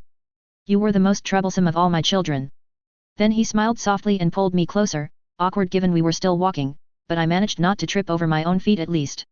Worth that trouble 1,000 times over, he said gently. I am so glad you think so, I told him as we stepped into the corridor that Helena's rooms were located on. He laughed again, but the tension was back. Has she truly been avoiding you? She blames me, I think, he said sadly. She and Alicent, they argued, but they love one another. I frowned at that. Surely she must know, but then the things your parents were capable of would always be hard to accept, visions of the future or not. That brought on another thought, was this about father at all? Could her dreams have changed again? I wanted to sigh at the aggravation of it all. I knew one future, I could not imagine the stress of knowing thousands. She will come around, I promised, reaching up to yank the bell pull. Silence reigned for a moment and then the door was swung open by a smartly dressed manservant. The princess is not receiving visitors, he said. She asks politely that his grace. He paused when he saw me, as if he had merely seen father and launched into some pre-prepared spiel. I raised an eyebrow and he all but squirmed on the spot. Your graces return at a time when the princess is better disposed, he finished lamely. Tell my sister she can dispose herself now or miss my only visit back for a long time, I told him sternly. Rhaenyra, said Viserys gently. If she is not well, then she is not well. I ignored him, intent on staring down the very nervous-looking servant. Well? I asked. Go and tell her. He disappeared. Are you not being too harsh? Asked father, a smile playing around his lips, as if he couldn't quite keep a straight face. I frowned. On whom? He was saved from answering by the servant reappearing. Princess Helena would happily see you if this is her only chance to do so, but she is afraid she simply is not up to a visit from his grace. It was a good job Helena was not in my sights when I felt father flinch next to me. Before I could retort to that, he placed a gentle hand on my arm. I will go, he told me. Pass on my best. He was putting a brave face on it, but I could see the hurt there. One daughter chose her mother, the other withdrawing from him. I grit my teeth and forced myself to smile at him. I will stop by after seeing her, I assured him. Unless you have other plans. Not at all, he answered. I would welcome the company. Watching him troop off down the corridor once more made my heart ache and anger burn in my breast. Whatever Helena thought, father was not at fault for her mother's actions. Right, I said to the manservant. Where is she? He led me into my sister's home silently, as if he feared bringing my wrath down on his head by speaking at all. It had not changed much from when Aegon had also lived here. Still the same decorations, although I spied more than a few of the obviously martial ones had been removed. Helena was in her sitting rooms and to her credit, she did look terrible. Her wan smile only cemented my thought that something was wrong. Rhaenyra, she said, her voice barely a whisper. Helena, I replied. She had not been sleeping, either, and her eyes were more bloodshot than not. When she gestured for me to sit, her hand shook with the effort and my anger vanished as quickly as it had come, the empty space it left behind filling with guilt and concern. What is wrong? She blinked in surprise at the blunt question. Do I truly look so bad? She asked, and I did not miss the rasp in her voice, one that spoke of recent tears shed. You certainly do not look well, I replied, feeling like a bitch for so directly calling her out over her appearance. She laughed, but there was no joy in the sound. My dreams have been troubling me recently, she lied. She was not a very good liar. I frowned and she winced. You don't believe me, do you? You always fidget with your sleeves when you lie, I told her, and she glanced down, looking surprised before blushing and then laughing again, but this time it was a lot more natural sounding. I do not, she protested, but she couldn't keep the smile from her face. Then she seemed to remember something and her smile flickered again. What is it? I asked. What is keeping you from being happy, Helena? Why are you avoiding father? Why are you working yourself into such a state? She sighed heavily, raising her hand to cover her eyes for a moment. Her tongue darted out to wet her lips. I waited as she seemed to gather strength. When she did speak, it was as if I had dragged her confession from her under threat of torture. I think I am with child. Chapter 219, Dorn, Chapter 190. Chapter text. I had not taken the news very well, I reflected, as I left Helena's rooms with stern instructions that she sleep and actually look after herself. I knew that she had seen my feelings on my face, but part of me did not care, because it felt so much like it was a betrayal. Aegon had welcomed back his mother with arms wide open after a lifetime of dealing with the fallout of her behavior, after a lifetime of me working endlessly to bridge the gap between us, and he had done it out of desire for a throne at my expense. He knew what him claiming the throne would do to this family. What it would do to my children, to myself. He just didn't care. Perhaps I was being harsh, I did not believe he would condemn my children to death, but I believed he was arrogant enough to assume his guarantee of their survival was actually worth a damn, when there were men and women like his mother at his side prepared to remove any obstacle to his rule. For her to sleep with him after all of that, it felt like a slap to the face.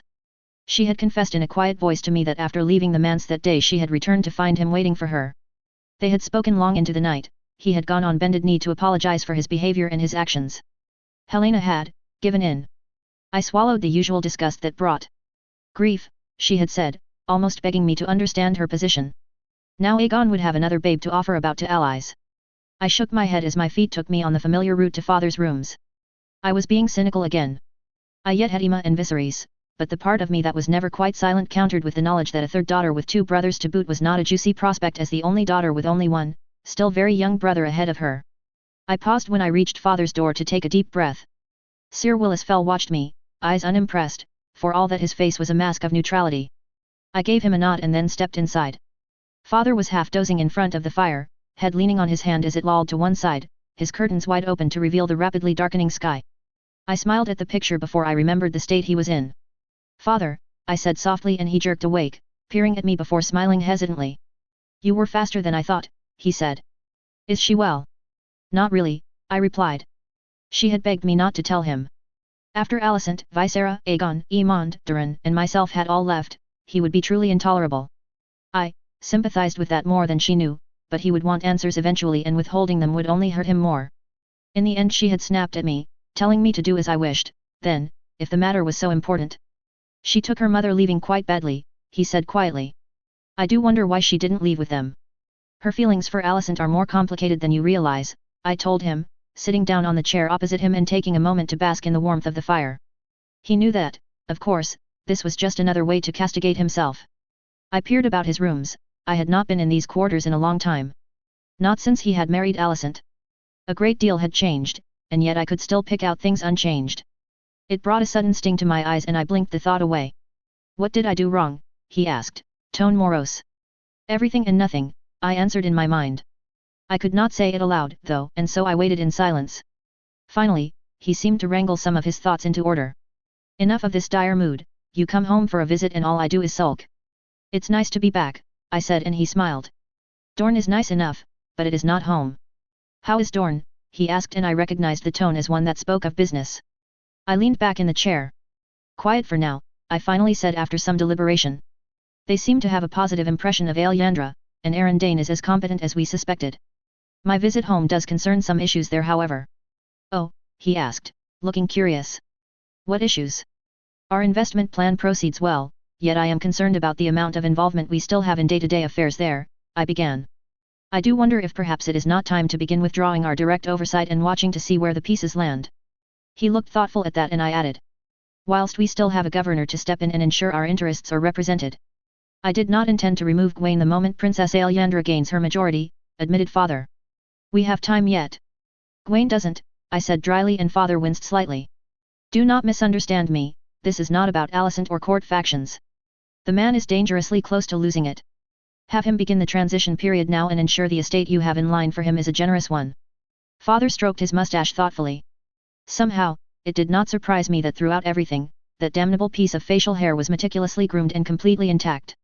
He has made considerable progress, father admitted, earning himself a raised eyebrow. Come now, no one expected the Dornish to align with us straight away. Too many remember the taste of freedom for that, but he has standardized most everything we needed him to do. If they want to keep paying through the nose for their small folk or letting the eldest regardless of their sex inherit, then they may do so.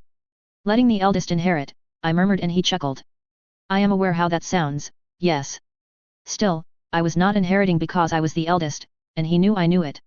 I was inheriting because I was the only child he had whose mother had not slept with his younger brother. I did not envy my father's childhood.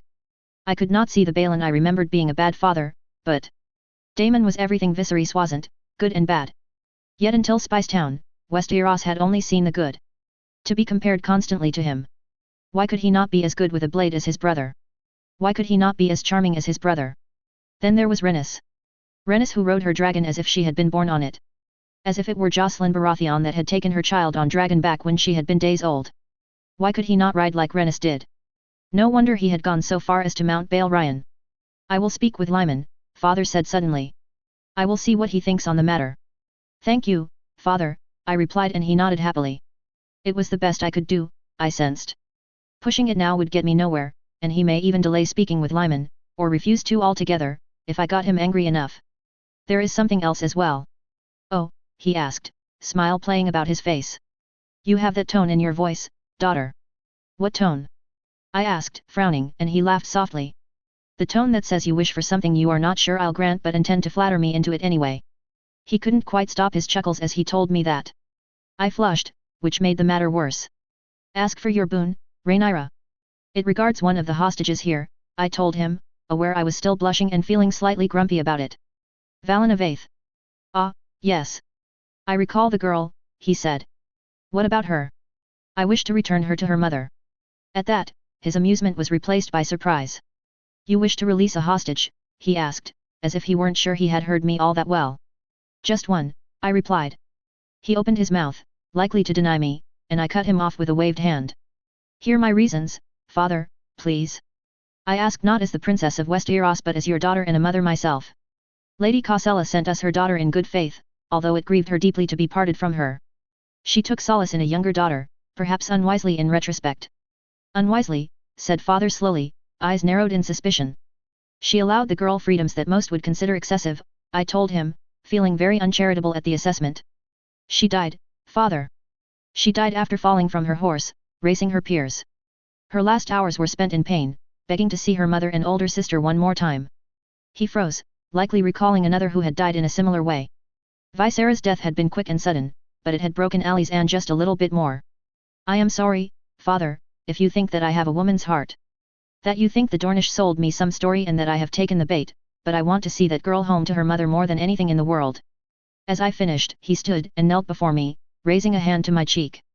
It was warm, and I realized that I had let a tear or two fall as I had made my case. When had I become so invested in seeing this girl home? Never apologize for kindness, he told me, much to my surprise. My father told me that. I will tell you this. I hope you will teach it to your son in turn. Never apologize for kindness. Rhaenyra, I shall release the Vaith girl. Thank you, I said and he drew me close for a moment. What memory had I unearthed that he had agreed so quickly? That he should be so emotional? Thank you, father. He stayed where he was for a few more seconds as I luxuriated in his embrace, feeling oddly grief-stricken when he pulled away. He tried to hide it but I could see he was a little misty-eyed himself. I will have to speak with the small council, of course. We must concoct some reason for her return that will not open the door to 1,000 other requests, he told me after he had composed himself. Of course, father, I replied, pressure behind my own eyes dying a little too. Will you take her back yourself? He asked. Your escort could surely fit on Viagar's back, after all. That, I paused. I will ask the girl. I do not know how she will react to flight. Many find it unsettling. It would make quite the sight though. He was back to stroking his mustache. Outside, dusk had faded into inky blackness. You return with Viagar bearing a lost daughter. Which will be ruined if her first action is to immediately vomit, I reminded him, and he laughed loudly. Point taken, little fire, he all but giggled. Ask her and I will ensure the council comes up with an explanation by the time you depart. I spent a few more hours with him, chatting about things of little consequence until my body finally grew weary of my mistreatment of it and drove me back to the manse with aching pangs. Corlys had not returned before me either, although I did not wait up for him, merely falling into bed and letting sleep quickly take me. In fact, my next few days were spent quite similarly. I would awaken, ride with Renus, accompany Corlys to the keep and sit in on the council meetings, before having a meal with Helena and then accompanying father for the rest of the afternoon and evening. It was refreshing in its simplicity, little to no worry I would somehow start a war or offend someone who would trigger a mass exodus of allies. Lena returned after 4 days, a rambunctious and very happy Luke trailing behind her, with the news her leg was fine and that she could begin light sparring once more, providing she rested frequently and stopped immediately at any pain that felt out of place. She had even brought a letter signed by my former maester to present to me, as if she were a school child I suspected was using a feigned illness to skip school. I nearly broke my oath to Laner after seeing that mischievous smile. The end of our brief stop home came quickly, though, and it felt like far too soon that I was mounting Syrinx once more, Valenavaith clinging to me as if I were her only way of staying on Syrinx's back. With a roar that had inspired dread in millions since the conquest, Viagar launched herself into the air. Syrinx answered it with one of her own and followed. Chapter 220, Dorne, Chapter 191. Chapter Text. Entering Dorne on Dragonback in full riding gear was not as hellish as I thought it'd be. As far up as we were, the air was cool enough that we weren't half dying. Landing was a different matter entirely. My feet were barely secure on the ground before I began divesting myself of the thicker garments that were required for any kind of air travel. Valena, Lena, and our guards followed suit even as my children rushed forward. They barely hid their puzzled glances and confusion at Valena's presence. Although in all fairness, Valena barely seemed to know what she was supposed to do either. Where is Lord Dane? I asked Laner, voice not as low as hoped as the children moved on to swarming their aunt. Or welcoming Valena, in Alyssa's case. I should not be surprised my daughter knew the girl well. Laner glanced at me, confused. We barely had time to make it out here ourselves, he said after a moment. We received no word of your coming until earlier today when the Tor sent word of you stopping there. Lord Dane and Aelyandra are in the Shadow City, we sent runners but... I stared at him in horror, then glanced beyond him. I expected a welcoming committee, I murmured. I have brought Valena home to her mother. Another thought struck me and I felt the color drain from my face. I had hoped for an immediate reunion, something the Lords of Dorne could see. If Maria was gone, it would be more rumor than a solid showing. Please tell me she's still in the castle. At my horror, Laner waved a reassuring hand. Lady Maria has not left to my knowledge, he assured me quickly. Your Grace. I was saved from further reflecting on what a disaster this was becoming by Aeron Dane, Aelyandra and her mother making good time in our direction. I could barely keep my grin from my face as Aelyandra almost sprinted ahead of him to reach me first. Rhaenyra. We didn't know you were coming back so soon. She looked slightly worried, as if I would ever rage and rant about what was evidently an accident. Fear not, Aelyandra, I take no offense. The raven likely got lost on the way. She grinned at me and then paused, peering at her friend who was waiting by Alyssa's side, smiling. Val, she cried and flung herself into the girl's arms. What are you doing here? Did you come here on Syrinx? The second Dornish woman to ride a dragon, laughed Valena from somewhere in Aelyandra's shoulder. Aelyandra pulled back and grinned. It is quite the experience, I admit. You could have ridden Vermithor, said Alyssa, smiling broadly. Much to my shame, I was too afraid then, said Valena, not looking particularly ashamed at all. I shall be sure to inform Miles he must take his turn next. That made Aelyandra and Alyssa giggle in unison and I hid a smile in my sleeve as Aeron Dane reached us and bowed low, his gaze following my own and widening when he saw whom I had brought. You, send a runner to fetch Mariavaith, he barked and a servant took off. Mariah alternated between peering at me, her daughter and her brother as if she were not quite sure she believed what was occurring. I hear the raven has gotten lost, I told him, hoping to soothe whatever fears he may have about such a breach in protocol. Both his and his sister's features darkened, making me frown and step away from the excited children and closer to the adults. Laner came with me, resting a hand on my elbow. What is it? Cosella left in the early hours of this morning, muttered Mariah. Without word or warning as to why. If she knew of whom you brought with you, she would know her chance to bring Vaith and Gargilan to her side was through, finished Aaron. Maria nodded, eyes now on her daughter's back. You must speak with your maester, said Laner, making my eyebrows rise in surprise. I admit that had been my first suspicion, but to vocalize such. We know well how they can be. They claim to serve the castle, but the maesters recognize no masters but themselves in the end. If you threaten that, they will strike at you. We trust the man with our lives. Maria's murmur was horrified, her eyes distant, but Aaron was furious, his jaw clenched and his eyes narrowed. We will know how Kausela did it, he swore. I am not ready to discount her having a man nearby with a bow quite yet, though. Come, I have a daughter of Dorne to welcome home and a mother to reunite her with. I nodded, hanging back and letting Laner wind his arms about my shoulders as Aaron stepped past us and towards his niece. Welcome home, Valen of Vaith, he said, prompting Aelyandra to back off. Your mother will be overjoyed. At the reminder, she seemed pleased, and then her face flickered with pain momentarily. I just wish Irena was here as well, she whispered. I would stay in King's Landing for the rest of my life if Irena could. She choked and Aelyandra did not hesitate to let her burrow her head into her shoulder. Aaron gave her a sad look and I would admit to struggling with tears myself, a pressure behind my eyes. Losing a sister. The idea conjured up Helena once more, how sad and ill she'd looked and how my judgment, my barely disguised anger, had made her shrink further. We all wish that, said Aaron Dane sadly. She was a bright girl, a devoted daughter and sister. My apologies, Lord Dane, said Valena after a few moments. Dane smiled. This is not the court of the king on the Iron Throne, young one, he said kindly. You will not be mocked for your grief here. She should not be mocked in my father's court either, but I had the sinking feeling she had been. Next to her, Aelyandra shot me a troubled glance.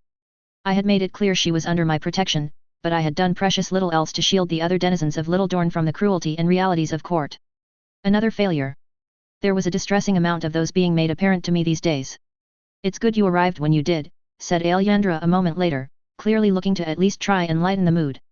Alyria is due to leave tomorrow and she will want more friends to see her off.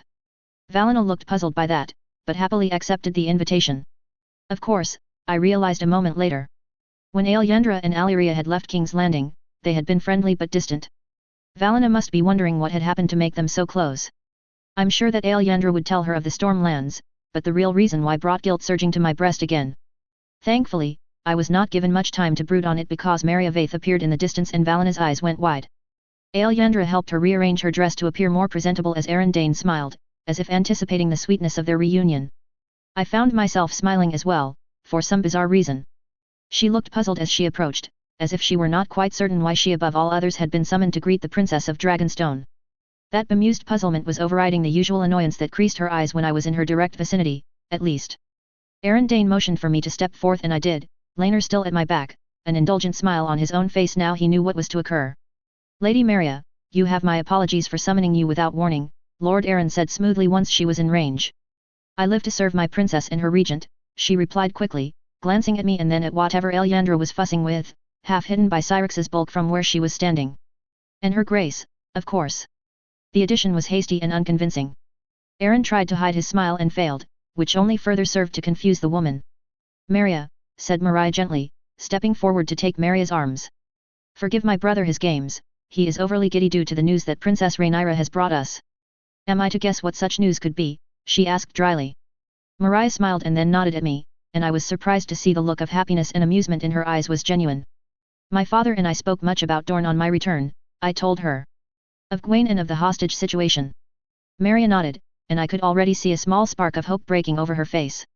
My daughter, she said quietly, and I could see her hands were trembling. Will you bring her home? I could not. I would be in your debt. You would not be, I replied. I am a mother, as you are. Upon hearing of the situation, how could I not intercede on your behalf? Her eyes flickered closed, doing little to stop a few tears escaping. Her shuddering breath of relief had her entire body tremble.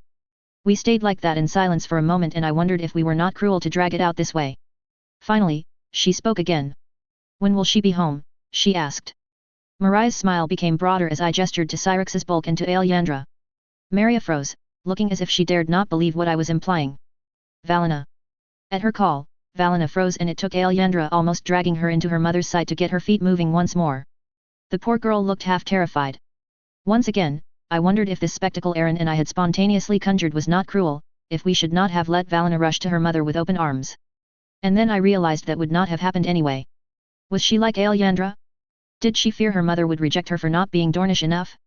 Just how many others feared that? It was something to talk to Aaron about, to ensure they could be reassured without the embarrassment that would go with saying it out loud to them. My thoughts refused to continue down that route as Valina's brain finally got over its fear and she flung herself forward with a low sob. Maria pulled her close, looking as if she barely believed her daughter was home and in her arms once more. As if she believed that even the slight breeze could cause her to vanish. "Mother," whispered Valina, so quietly that I was not sure I even heard correctly. Behind me, I heard Laner sniffle and began fumbling with my sleeves to find my handkerchief, only to realize a moment later that I would need it for myself. Mariah was in a similar state and I wanted to weep even more when Alyandra went to her side, eyes still on the reunion in front of us. I jumped when Emma, Alyssa and Jocelyn wound themselves into my skirts, looking misty eyes themselves. Iman stayed by Lena, grinning widely. "You are home," said Maria finally, pulling back to study her daughter. "You are home and I could not." She paused and then pulled Valina close once more, burying her face in her daughter's hair. I peered at my own daughters, tried to imagine losing them as this woman had, and found the idea too painful to consider in any depth. To have their freedom to be reliant entirely on someone else's whim. I peered across at Mariah, who had her hands wrapped tightly around Alyandra's shoulders. "Thank you, my lord," said Maria finally, eyes on Aaron Dane. I could say those words 1,000 times and it would not be enough. "'T was not I that spoke for you. I told your story, nothing more," said Aaron, tone full of modesty. Maria turned to me and half bowed, seemingly very reluctant to take her eyes from her daughter still. "Still, I think it is time we headed inside and out of this Sunday." The trip was somewhat awkward with so many children wound close to me and so many aches and pains making themselves known once more, but somehow we made it. It was gratifying to see I was not alone at least, in clutching my children so close. Chapter 221, Dorne, Chapter 192. Chapter text. The next morning found all of us, squirming and bored children included, gathering in the feasting hall, not for any grand celebration but for Alyandra and my children's emotional goodbye to Alyria Toland. Our time in Dorne was rapidly coming to an end and the girl had put off leaving us for as long as she could, I sensed, but it was time for her to return to Ghost Hill at last. "I expect letters too," said Alice, smiling despite her imperious tone. Alyria snorted and mock-cuffed her about the head, sending her fussing over her ringlets as Jocelyn snickered at her sister's discomfort. "You will write, won't you, Al?" murmured Alyandra, stepping forward again as she drew the girl in for yet another embrace. Alyria chuckled and let the younger girl cuddle close. "I have sworn to 4 times now." Alyandra blushed at the reminder. "I will write whenever I am able. Whilst I have no doubt my brother has proved an able administrator in my absence, Ghost Hill will need its mistress in the coming months." She followed that statement up with a smug glance at her brother. His lack of reaction told me she had not been wrong in her suspicions that as it stood, Ghost Hill belonged to Miles Sand. "Thank you, sweet sister," he said, smiling. "I have no doubt you will prove worthy of it." The smile they both exchanged then was more bared teeth than genuine affection. When had he decided his siblings were an acceptable price for his lordship? When had he decided to kill them to fulfill his ambitions? "And you are welcome to visit, Valina," said Alyria a moment later. "Thank you for the kind offer," replied the girl, still looking more than a little bemused at the dynamic between her friend and Alyria. "I shall try and persuade my mother to let me. If I am lucky, she may allow me out of her sight by the time I am 33. That got a few laughs in response as Maria Vaith nudged her daughter, unable to keep the annoyed look on her face for long before she too smiled in amusement. Alyria herself seemed to find it rather funny as well, laughing away before busying herself with her gloves as Alyandra stepped back towards our party. It seemed Valina was taking to her as Alyandra had. Another ploy? Another route into Sunspear when Alyandra achieved her majority? Or was it genuine affection? "The men we have provided you await you in the stables, my lady," said Aaron Dane when it became apparent that Alyandra was finally finished with her goodbyes to his niece. Alyria nodded and I was impressed by her acting skills once again. We had accounted for that, of course. Aaron was smart enough to reason that we might have turned someone in Little Dorne and the Lady of Ghost Hill was a prize target, especially as she made no secret that she did not blame the massacre on Lena. Alyria would arrive at Ghost Hill after playing up her loyalty to Alyandra over everything on the way. She had orders to involve her guard in the struggle with her brother's men. I had no doubt they would oblige her. Miles was the bigger threat, after all. It would also work to allay some suspicion. A spy would hardly request that men almost certainly trained to ferret out secrets stay longer. Then, once they were gone and the most obvious of Miles' influence removed, Joffrey's man already at Ghost Hill would begin liaising with Alyria. Eventually, Joffrey's man would send her men under the guise of mercenaries after a false attack on her, and our little foothold in Dorne would be complete. At the cost of Alyandra's goodwill should it ever be discovered, of course. Thank you, Lord Dane, Alyria was saying as Laenor's light shove roused me from my brooding. Although I sorely wish I did not need them. The roads are safe this close to Sun's pair, but complacency is never warranted, said Aaron, and Alyria nodded in agreement. I must also thank you for the fine steed, it seems. She may have been speaking to Aaron, but it was Alyendra's hand that immediately flew to her hair as she blushed. I started to wonder if the girl might not have a bit of a crush on Alyria. After all, had I not been a similar age when I had met Lena for the first time? And followed her about like a lost puppy, in awe of the impossibly beautiful older girl? I smiled at the memory and refrained from peering at her. I had been a gangly thing then, all legs and arms, despite father swearing until he was blue in the face that despite my figure, I still showed all the signs of the beauty I would grow into. The memory was sweet one, even though dread and fear gnawed at its edges. I refused to let them truly taint it. My niece's gift to you, replied Aaron, tone indulgent. Thank you, Princess Alyandra. There was an odd hitch to her tone when she used the more formal address. Alyandra looked puzzled until Alyria stepped forward and caught her hands, murmured in a low tone to her. You are my princess. The only one I will serve. The only one I will fight for. I trust you to lead Dorne, and should you ever need me, call and I shall come. Alyandra did not seem to know what to do with that, her eyes almost misty at the vow. I did not miss the pride on Aaron Dane's face though. No doubt he was thrilled at the allegiance Alyandra had earned from her compatriots in Little Dorne. The next generation of lords and ladies had almost all been raised alongside her, almost all were neutral if not outright friendly, no wonder Garen's supporters feared her rise to power. Time worked against them, their own heirs had been subverted. Thank you, Alyandra murmured back after a moment and a nudge from her mother. Thank you. I hope I never need you in that manner. I do too, my princess. Then she stepped back once more and bowed low to both Alyandra and her regent. I will leave now. I thank you both for the hospitality and kindness you have shown me. Goodbye, sister, said Miles a moment later. I nearly jumped out of my skin, having forgotten his presence in the crowd. Goodbye, brother. I hope King's Landing treats you as well as it has me. I wasn't sure if that was a threat or not, and judging by the looks on faces of others, neither were they. And she paused then, turning her eyes to the small crowd again before she picked someone out, her eyes seemingly at war with herself for a moment. Lena stepped by me, looking hesitant and hopeful in equal measure. I watched as Aaron Dane frowned and Mariah Martle's eyes widened in shock. Surprised murmurings told me that among the Dornish, none had seen this coming. Lady Lena, said Alyria, tone soft. I wanted to thank you for everything you have done for me. There are many here that would see you as responsible for what happened to my home, to my family, but I do not. I have never done. I remember that day so clearly. She paused then, seemingly overcome, and I was forced to admit that if this were an act, she was better at all this than even I was. You do not need to, Lena started, but Alyria cut her off with a waved hand as she struggled to keep from weeping. I do, she finally said. You saved my life, you avenged my father's murder, you did all you could to save my brother. So I, Alyria Toland, Lady of Ghost Hill, thank you. Lena nodded, her jaw clenched tight until I feared she might shatter her own teeth. Good luck, Lena finally choked out, and Alyria smiled and nodded. She left then, 2 knights in Martell colors falling in at her side. Miles watched her go, eyes full of anger and hate. He would view that little bit of theater as a betrayal. He had spent so long shouting from the rooftops that Lena had murdered his family, and then Alyria had contradicted him before nearly every lord and lady in Dorne. He knew well he had no friends present, he knew well that flying into a rage would only serve to harm his cause, so he watched her go and he seethed. I wondered if Cosella had bothered informing him of her and Lord Gascoigne's flight, or whether they had not rated him as worth it. Finding out just what he was to Garen's supporters would be a priority. If he was a useful fool to them, he could be safely discarded once he was cut off from them in the capital.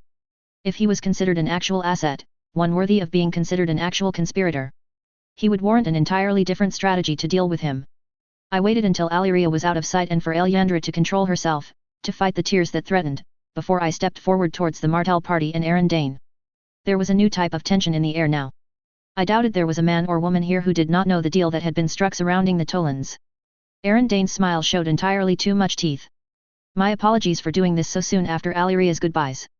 Alyandra looked puzzled at the sudden formality until my eyes flickered to Miles Sand, who waited patiently, suspecting what was next. Her eyes widened as she remembered. I understand, Princess Rhaenyra. Miles Sand has been a leal vassal, and any delay in his reward would be an injustice. Perhaps she was overdoing it a little. Aaron and Mariah certainly thought so, if the look they shared meant what I thought it did. Thank you, Princess Rhaenyra, said Aaron Dane, shooting his niece a look. I handed him the papers my father had signed before I had even left for Dorne, Targaryen seal clear to all. The first bastard to be legitimized by King Viserys in Dorne. There will be a proper ceremony later, I assure you, but as my niece said, you deserve to receive your reward as soon as we are able to give it to you. That sounded like a threat. Miles nodded, his eyes not leaving those papers. He took them with shaking hands when Aaron handed them to him, eyeing them as if he still had not figured out how to feel towards them. Part of me pitied him. He had to know that had Bulwer failed, his father would never have given him his name. That no matter what he had done or what he had achieved, he never would have been named Toland. An estate perhaps, a wife from a minor family with her own name. Looked after, but never truly acknowledged. That part was vanishingly small though. If Alyria was right, he had murdered his own brother for this. Or at least, he had arranged said murder. He had taken advantage of a tragedy and made it worse. He would kill Alyria if he had the chance and likely still believed he was going to. Bandits on the road, perhaps? A fall from her horse? A brazen knife in the dark? Poison in her nightly drink? Joffrey was confident Alyria would be fine, but the memories of our discussion, of the arrangements he had made with a 15-year-old girl to ensure her elder brother did not kill her, snuffed out what little pity I had for him as quickly as it had come. Miles knelt, papers still clutched tightly in his fist. I cannot thank you enough, my princess, my lord, he murmured. I have waited for this for a long time, to think. He paused and Aaron took control of the conversation once more. The ship that will take you to King's Landing will set off tomorrow with the tide, he told him, voice stern. There was a note to his voice that told me that Miles would be on it or he would be dead. I believed that. Miles had made too much of a target of himself. His domain of influence was too close to Sun's pair for Aaron Dane to want anything to do with him. In the meantime, said Alyandra, sending my eyebrows rising. I decree that there should be a feast to celebrate. That got a cheer from the assembled men and women. I did not miss the proud smile Mariah gave her daughter, nor the look she directed back at her mother, the one that was searching for approval. Something ugly burned in my breast as I applauded along with the rest, something that demanded I confront Mariah, take back the young woman I had raised as my own. Laenor caught my eye, brow raised in question. I was not sure I liked that part of myself, and so I forced it down and did not meet Laenor's eyes again. Chapter 222, Interlude, Mariah. Chapter text. Today's celebration was an odd one, she reflected, watching her daughter flit about the hall, arm in arm with Valen of Aeth. Tension was everywhere you looked, and how could it not be when dragons walked among them? How could it not be when the pride of Dorne was insulted with every moment they tolerated them within their halls? She drummed her fingers on the table, feeling the usual rage that touched her whenever her thoughts strayed too close to the princess. She had stolen her babe, her Alyandra, from her. Raised her as if she was her own, as if her babe was a baby dragon and not the son of Dorne itself. Aaron expected her to stay calm, to thank the seven that Alyandra had been raised well. Could she ever forgive him for bowing to the Dragon King's pressure? She barely remembered the days after he had handed her beautiful babe to Targaryen knights. Raya, murmured Syl, eyes wide with concern. You are drifting again. Remember what the maester said. How she hated that pity. Hated that she knew it would be reflected in her own eyes again and again, hated that Dorne was a nation of mothers without children. Mariah. The tone was stern now. I am sorry, she whispered back and Syl's eyes softened. Syl felt just as Mariah did. Mothers without children. Syl's hand clasped hers beneath the table. I beg your pardon.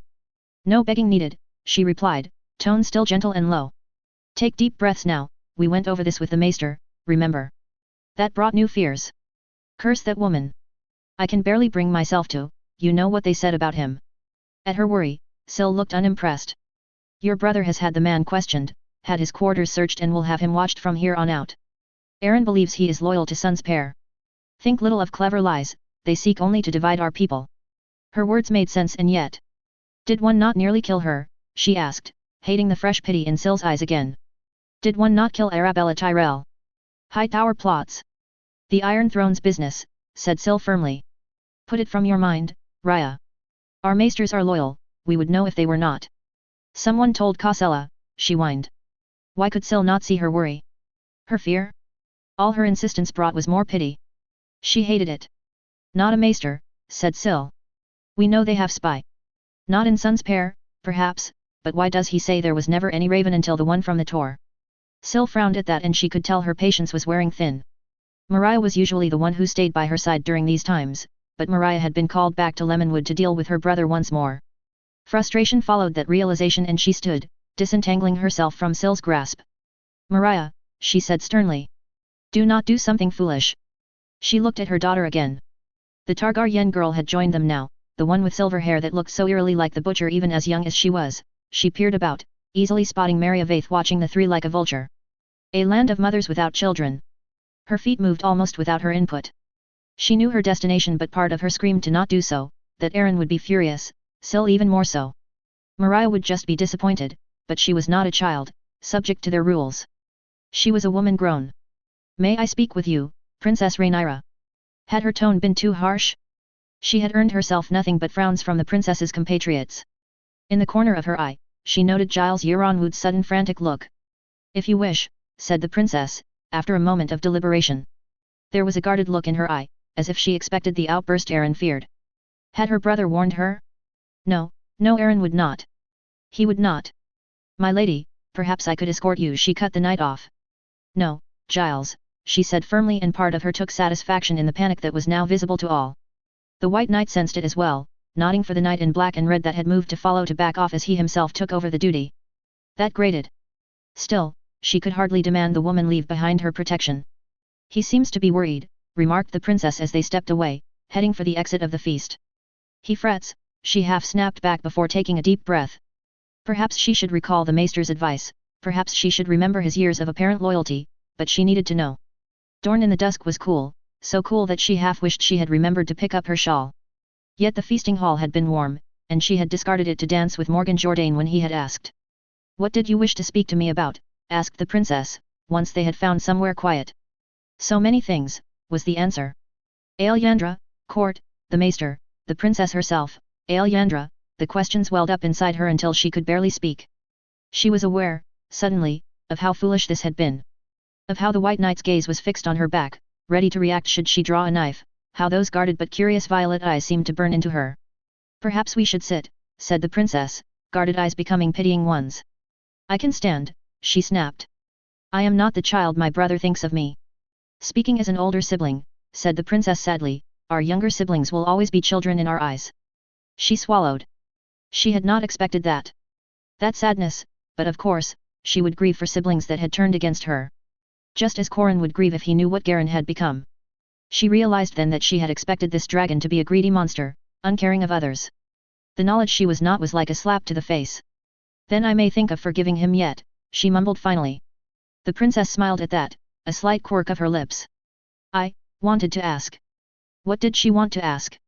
All the things she wanted to say but could not suddenly would not come to her lips.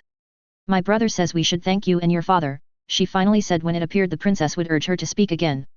That earned her a raised eyebrow.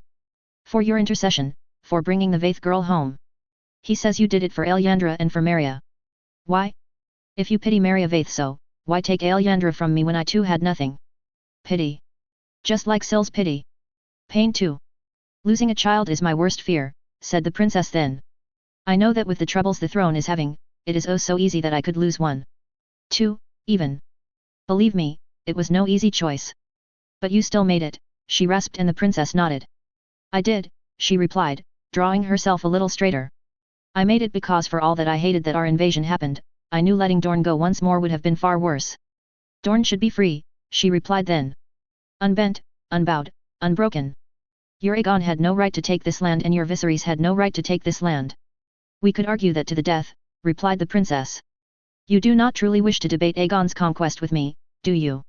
No, she replied, the princess's tone making her angry. Haughty, arrogant, do as I say for you are beneath me. Deep breaths, just like the maester says. What to say? What would her pride allow her to say? I wanted. Alyandra, she.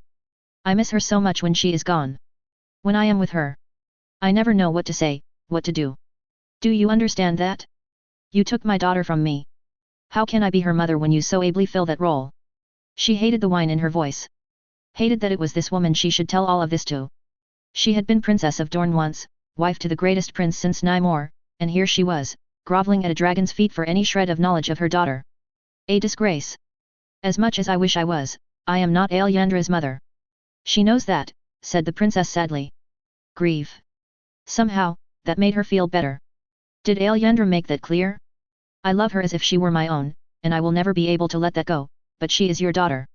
She speaks endlessly of you after your visits. She laughed then and was startled to find tears streaming down her face. When had she started weeping like a child in front of this woman, this enemy of hers? Was everything Aaron and Sil and Maria thought about her true? She knows her true mother. She felt guilty when the woman flinched. Shame followed that. I want her back home. To rule, as she was born to do. When she reaches her majority, that is what will happen, said the princess. She could see the fortress being rebuilt, the pain in the woman's eyes being replaced by that guarded look again, and some sliver of panic slipped through her. If she became cool once more. She needed to know. Was this all? The maester. The words came quickly, almost panicked, and the princess blinked, looking at her oddly. I do not follow. Puzzled was better than guarded. Your maester was not a traitor. It was hard to formulate what she wanted to say. Might ours be the same? Fooled by masters with motives aside from his own. Possibly, said the princess, hands coming up to run through her hair as she thought. The raven is the key, of course. If you can find out why it did not arrive, you will know the truth. That does not help, she replied. For all we know, it perished on the way.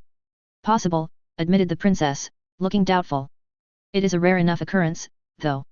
Or Kosella could have had men posted, she insisted. The princess peered at her, puzzled look back in place. I'm sure your brother is investigating all of those theories presently. The princess's tone was cool, her features carefully bland, and Marai recognized a dismissal in them. It was enough to make her blood boil once more. Then her features cleared and she laughed softly. That annoyed her even more. What is it? She demanded. She would not be made a fool of, made a mockery of, in her own home. Forgive me, said the princess, genuine mirth shining in her eyes. Your face just now reminded me so much of Alyandra for a moment. Tell me, did she ever tell you of the time my daughter threw our cat out of a window? The change of subject made her head spin and it took a moment or two of her mouth being open like some village fool for her to gather her wits and speak again. What does this have to do with Alyandra? She asked, annoyance still bubbling beneath her skin despite the confusion. Was this some trick? Some turn in the conversation to ensure she would not revisit the matter of the maester? The princess gestured to a nearby stone bench and she sat, still trying to puzzle out the trick.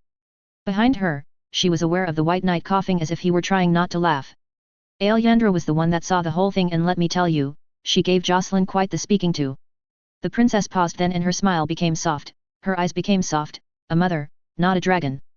This had to be a trick, no? My daughter did not mean it, of course. The damnable thing put a claw through her lip and she reacted by throwing it.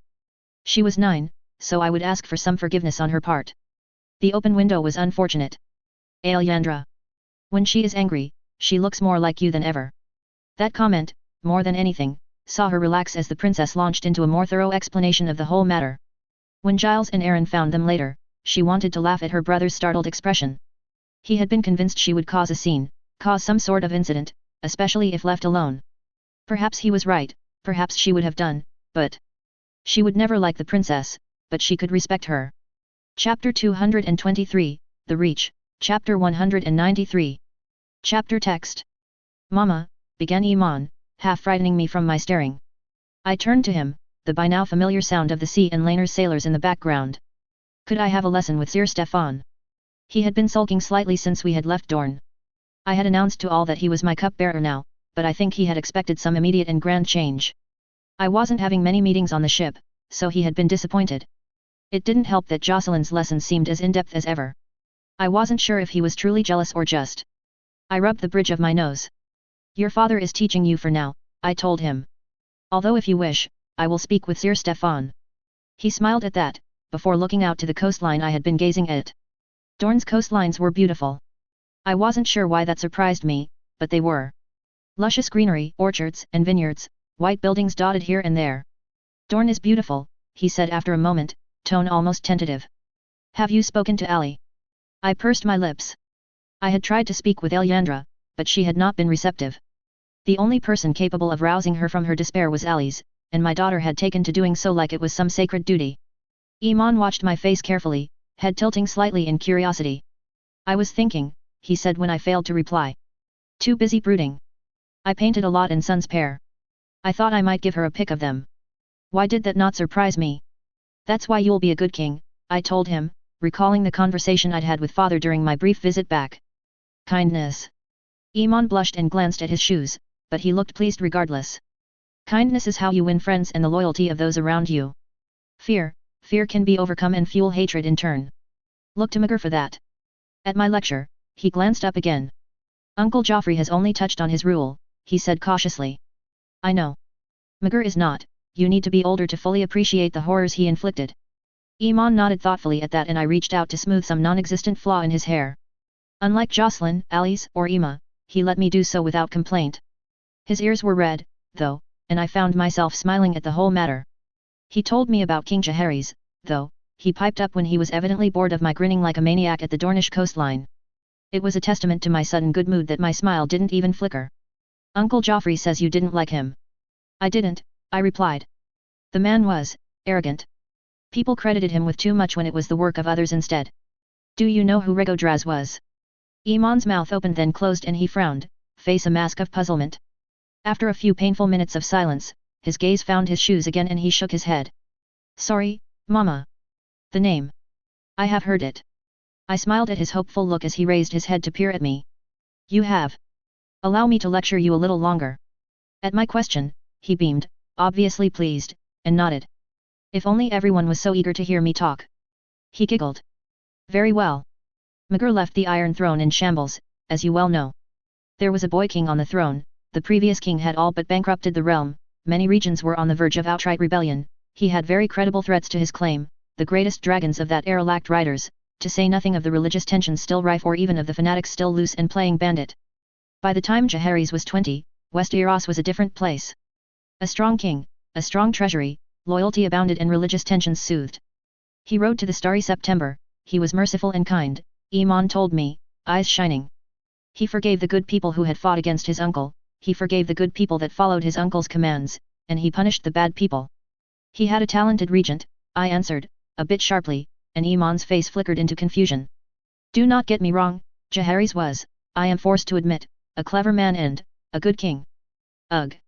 Yet his true strength was taking good advice, not allowing arrogance to blind him, extending this open mind to all, be they small folk or noble in blood. Iman looked thoughtful. And yes, he was kind and just and brave. Iman grinned at me brightly and I realized I had managed to forget something. Ah. I do believe I'm late for my daily walk with your brother. Do you wish to join me? He winced at the offer and I struggled not to smile again. Thank you, Mama, he chubbed. But I am going to find Rolf. Be careful. I called as he took off across the deck. Really, now? You'd think they'd at least like Viserys a little more. He was a quiet child, the opposite of Jocelyn, really. Eager to smile and babble happily. I made my way across the deck, smiling at the thought of my golden-haired boy when a maid exploded from the hatch into the mid-afternoon air and made a beeline for me, her eyes wide. I frowned. Is there something wrong? I asked. Your Grace, I beg your forgiveness but, your son's egg. Septa swore she would stay with him, I thought I should take him away. I cut her off with a wave of my hand. The egg is hatching? I asked, barely able to repress the sudden excitement that brought. She nodded, looking apprehensive. You did nothing wrong, the dragon is no danger to my boy. Take the afternoon to relax. I would have to find some sort of bonus for her, I thought, as I made my way to my son's cabin. I didn't run, no matter how excited I was. If I ran, it'd start a panic, and wasn't that a depressing thought? A brisk walk felt like it took too long before I was pushing open the door carefully, finding Septa holding my son on her lap in the corner of the cabin as a familiar egg was half split on the floor.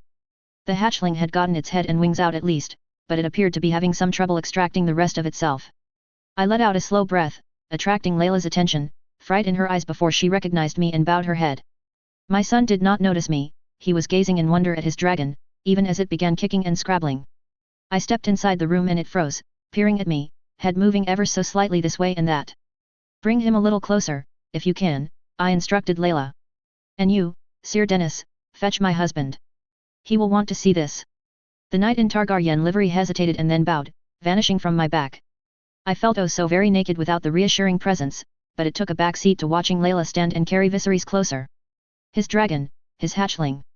I realized then with sudden shock that it would not be long before my youngest would be walking. I watched in quiet awe as he extended a chubby hand and waved at the pale pink dragon. I wanted to clutch my heart and die at the scene. The sudden rush of emotions had tears pricking at my eyes and I felt very much like a fool as the hatchling finally escaped from its shell. Fell out would be a more accurate description, actually. Layla looked to me again. Wait until Laenor has arrived then set him down, would you? At my instruction, she nodded.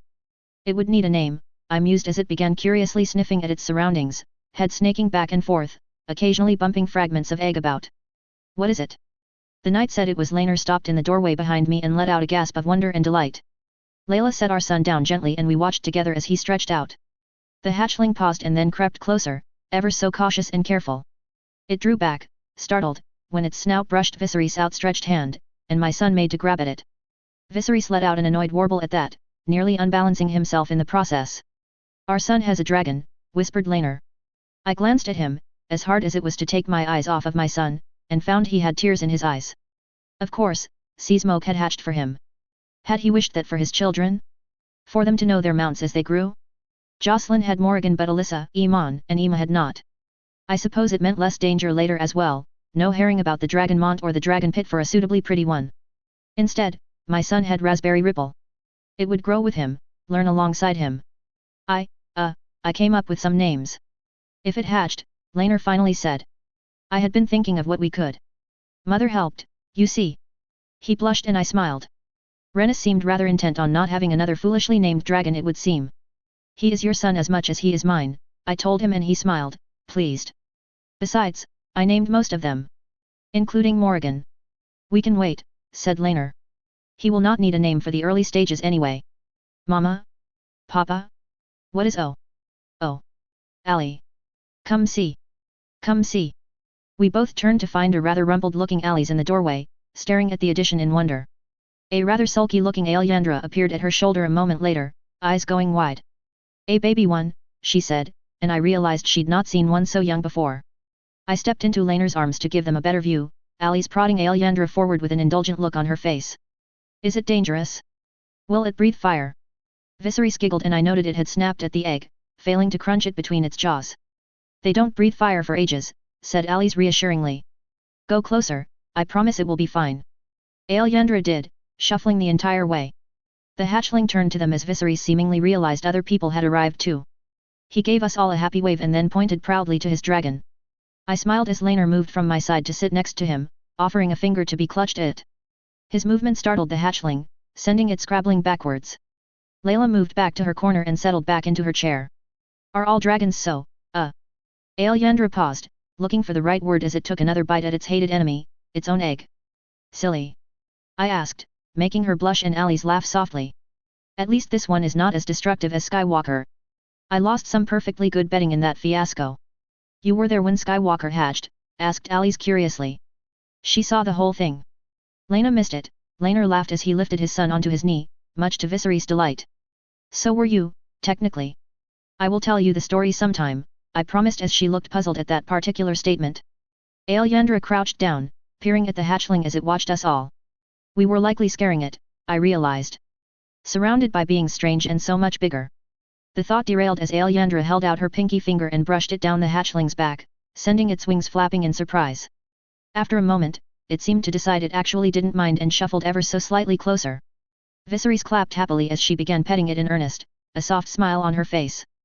Laenor shuffled a little closer and soon Viserys' chubby hand joined Alyandra's finger and the dragon seemed to give in and surrender to the attention. I met Ali's eyes and motioned to the door. She stepped away, unnoticed by the three enraptured by the dragon. How is she? I asked and Ali shrugged. She's coping. Her mama left her a letter to open when she gets really down but she hasn't opened it yet. This was the first I had heard of such a letter. I wanted her to take a walk on the deck but a dragon works too. I smiled and drew her close for a hug. I'm proud of you. You are a good friend to her.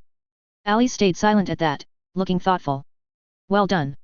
We watched as the dragon rolled over onto its back, encouraging its two new best friends to rub its belly. I raised an eyebrow at my daughter, who likely knew more about the creatures than I did these days, and she laughed softly before whispering. You know, Jocelyn is going to be angry if she's the last one to know about a new hatchling. Chapter 224, The Reach, Chapter 194. Chapter Text. Black Crown was not the best place to resupply the ship, but not even I was foolish enough to march into Old Town, the heart of Hightower influence. The home of the Bulwers would do, and even then most of us stayed on board with only Joffrey, Laenor, and a group of men disembarking. The decision had not been popular. But Mama, you promised us a lesson on the dragons, whined Rena. It was not even directed at me, and yet it still put my teeth on edge. Next to her, Emma nodded along in agreement. Finding her time alone was still annoyingly difficult and came with being locked out of my room for a few hours after breakfast every day, but she had been better, at least. No more snapping at Alice over the many grievances, perceived or true, that she had, thankfully. We are resupplying, said Laena, and I could feel her cautious glance. I grit my teeth and stared resolutely out at the town we had docked at, fingers aching slightly as they curled around the taffrail, the slight scraping sensation that I so disliked as the prosthetic failed to curl, failed to respond. Very well, gather your cousins. We shall have a lesson. Really? Said Rena, sounding surprised. Yes, really. Although it entirely depends on if you can get Ali to surrender that hatchling that has so taken to her. Rena giggled, and despite the annoyance and grief bubbling beneath my skin, I smiled too. It was a sure bet the spoiled thing would be with her if it was not in my son's room, my ward set for watching for signs of its development. Not a strenuous job considering it would not be a true danger to its surroundings for a while yet. It kept her happy though. I could get behind that. Thank you, Mama. The sound of her feet hitting the deck as she charged off saw my smile die a little. Lena moving to stand next to me once more reminded me of why I had been so angry in the first place. I think I'd be furious too, said Lena after a moment, as if she were reading my mind.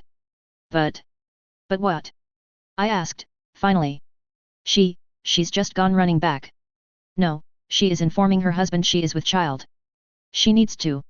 Especially if she is as far along as she claims. I frowned at that. The sight of her dragon circling the high tower in the distance. I had forgotten about that detail. She did not look too pregnant when I saw her.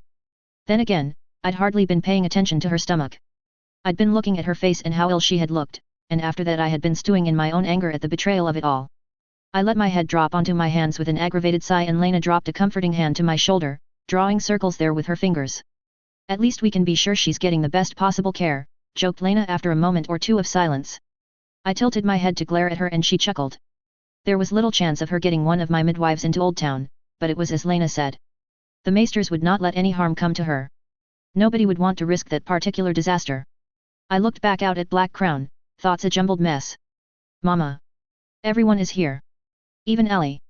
Lena sighed quietly before patting me on the back and turning around. I peered over my shoulder and found 7 hopeful-looking faces staring at us both, my ward included. I had to smile again when I saw she was cradling the pink hatchling in her hands, one finger scratching it on its head. The hatchling didn't seem to care she was not its rider, as long as she could keep that up forever. Alice caught my eyes and gave me a thumbs up from where Elyandra couldn't see her and I struggled not to laugh. It was a very modern gesture. I was quite sure I had only done it a few times and yet, well. I turned my gaze back to Black Crown as Lena began herding them to the back of the ship, loudly exclaiming that today's lesson would be on the life cycle of dragons. Unless Rena wanted to tell them the identity of her desired dragon, of course. I myself was beginning to suspect. Your Grace, called a voice and I frowned, turning to find one of the knights Laner had taken into town. Sir Joffrey requests your presence. He says it is urgent and. I waved a hand and stood up, pushing off of the taffrail before holding out said hand for the man's dark cloak. Where? I asked as he handed it over without protest. A tavern within the docks, the Water Bowl, Your Grace. I wrapped the cloak about myself and set off, striding rather than running. 2 of Laner's men were quick to fall in behind me rather than my usual knight. They were rough-looking fellows, though, capable of handling any trouble that the docks or taverns may bring. I also had no doubt Joffrey would have his own guards in place within the tavern itself. What on earth could he want me for, though? That thought pushed me on more than anything. Joffrey knew what was important and what wasn't. The Water Bowl was everything you generally imagine about seedy taverns and more. A man I recognized as Joffrey's waved me through to the back where my spymaster sat, his face pale in the gloom. I took one glance at him as I sat down. It was enough for my heart to drop into my stomach. For it to pound in fear. Anything that could scare him so, did not bode well for me. I watched me as I shifted in my seat, opening his mouth to speak and then closing it again. Finally, he slid a piece of paper from the many messages in front of him over to me. I skimmed through it. Then stopped, skin going ice cold. Hands shaking. I swallowed and went back to read it in full, a kind of dread opening in my stomach. As if by not reading it, it would make the contents go away. As if by not reading it, the news contained within wasn't true. Prince Daemon Targaryen arrived in Volantis on Dragonback, with no sign of his compatriot, over a year ago now. He would not speak of where he had been nor to his plans for the future. His kin within the House of the Dragon welcomed him with open arms. The daughters and granddaughters of Sarah Targaryen were generous indeed. It wasn't long before the house ceased selling its services to the highest bidder. Within months, the prince was holding court there. Many strange fellows came and went, from magisters and merchants to priests and slaves. It was not long before the old blood heard of him behind their black walls. At first, it was a slave messenger sent to him. An invitation for him and his dragon to join them behind the walls. That he would be made a rich man, that he would never want or need again. The prince mocked their offers and sent their slave back to them without hands or eyes, the paper the offer had come on jammed down his throat. Next they sent some pampered magister, borne on a litter by no less than 10 slaves. Witnesses say the man was wider than he was tall. Many speculated that he would not be able to stand if he tried. Rumor says he offered the prince the wealth of old Valeria, their noble daughters for his own use, the guarantee that his children would rule Volantis. The prince took his head and threw the corpse to the commons and the slaves who tore it to pieces in a frenzy of hatred. Volantis became tense. Full of unrest. The prince began to gather followers. Men and women of low birth, slaves of all ages, and even priests of the Red Temple. He began to preach to them from the house of the dragon. He spoke harsh words against the old blood. He challenged them. He boasted that he had killed one of their number, sullied his body and sullied his blood in the manner of death and disposal. He demanded an answer from the old blood. The old blood answered. After months of seething anger at the prince, they sent their soldiers to him. An army not seen in centuries. These were no mere slaves given weapons and told to die that marched from the black walls. These were born from the fires of old Valeria, made in the image of their legions and sworn to protect the old blood in Volantis. All those who followed the prince broke and ran before them. Not a single blade was bloodied as they reached the house of the dragon. The prince appeared before them to the sound of war horns, blade in hand. What happened next, I cannot explain. The men drove forward and the prince killed any his blade could reach. Those watching wept, for surely he could not overcome the thousands the old blood had sent before him. Yet scarce a squad had fallen before they stopped their assault. Before they threw down their blades and shields and knelt before him. 2 women appeared then. I know not their names, save for one was a priestess within the Red Temple and the other a granddaughter of Sarah Targaryen. The granddaughter lowered a crown of ruby and dragon steel onto his brow and proclaimed him King Daemon, the first of his name and the rightful ruler of Westeros. The priestess called, unnaturally loud, upon him to return to his homeland. She spoke of great evil, a great other, that lurked there. She called upon him to prove himself worthy of his crown, to strike it down and destroy it. The prince, king now, swore that he would. As he held his blade aloft, as it caught the noon sun, it was set ablaze. The priestess declared him Azor Ahai and all those watching fell to their knees in worship. He proclaimed the old blood corrupt and that slavery could no longer be borne. He ordered all those not soldiers to sack the city, to free any slave and to kill any master. To kill any who did not see the truth of who he was and the importance of his task. The city fell to rioting, the streets ran red with the blood of master and slave alike. The king took his newly loyal soldiers to the black walls and commanded his dragon to lay them to waste. He ordered his soldiers to capture and bring him their former masters to prove their loyalty to him and his cause. They did so without complaint. No rumor has emerged of just what the king's actions were after that fact save for that a day later he held court once more, within the black walls themselves. Tens of thousands gathered, waiting for his command, for their next task. He had the captured members of the old blood brought out before him. He spoke condemnations of them once more, striking them as if they were little more than slaves. He then told the people before him that Aegon had conquered Westeros with 3 dragons and 2 sisters. He lamented he had no sisters but spoke of a son in Westeros that had been taken from him. One that he would take back upon his arrival. Yet 1 dragon in Westeros and his own Caraxes would not be enough. As he spoke, another dragon descended. Black as night yet not as large, not as fierce, as his own. A young girl, no more than 10, dismounted and knelt before him. He proclaimed her his daughter and his heir, Baela Targaryen. The crowd cheered her name and the king gave some kind of signal as she rose to stand by his side. Horns sounded and the 2 stood there for a moment, surrounded by their dragons and facing down the crowd cheering their names, before the soldiers moved forward and began slaughtering their captives. What happened next still brings bile to my throat, even the memories still make me shiver. The dragons let out twin howls of pain. The air was filled with the snapping and cracking of their limbs as whatever magic the king had cast took hold of them. I could smell nothing but the blood. The horns sounded again until they were all I could hear as the dragons grew in size. The mount of the girl, which I have learned is called Megan, grew the most. I fear it may challenge even ancient Vhagar now.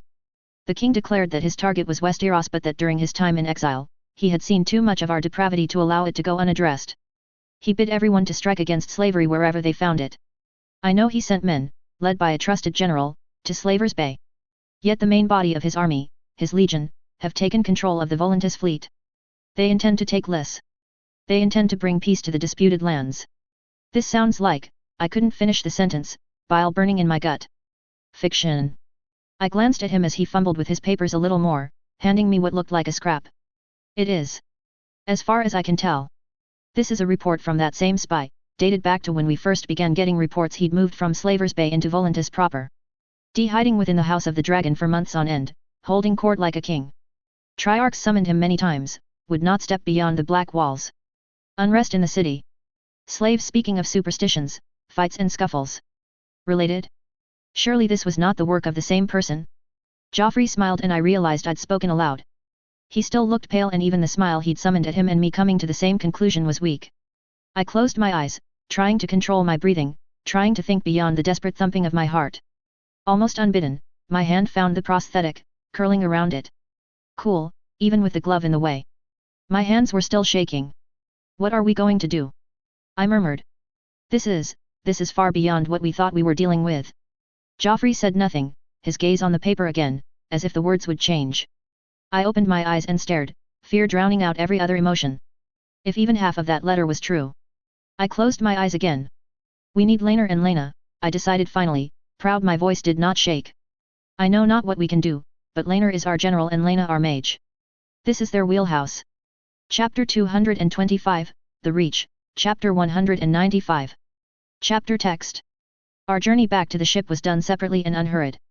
There was no point in tipping any of the Bulwer spies off to the urgency of what we had learnt. Aegon would have to be told, I had little doubt about that, but for now, we needed time to plan. Fortunately, Laena had finished with her impromptu lesson and Laenor knew from the moment he saw my face that nothing else could take priority. I left Sira in charge of the children with strict instructions we were only to be disturbed in the gravest of emergencies. Sira had agreed, likely also recognizing the look on my face.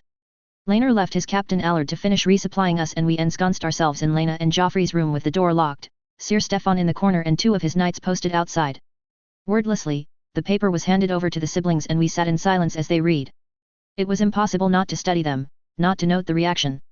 The way Laenor switched his grip on the paper as if he feared he would tear it in his fury, the way his eyes tightened in anger and the small smile he'd managed to maintain despite our gloom died, replaced by a frown I had not seen since Jocelyn had scared him so. Laena was another matter entirely. From the first word she read, her body went still. No movement. Her face bore no emotion but her eyes were cold and full of hatred. Hatred like I had never seen before.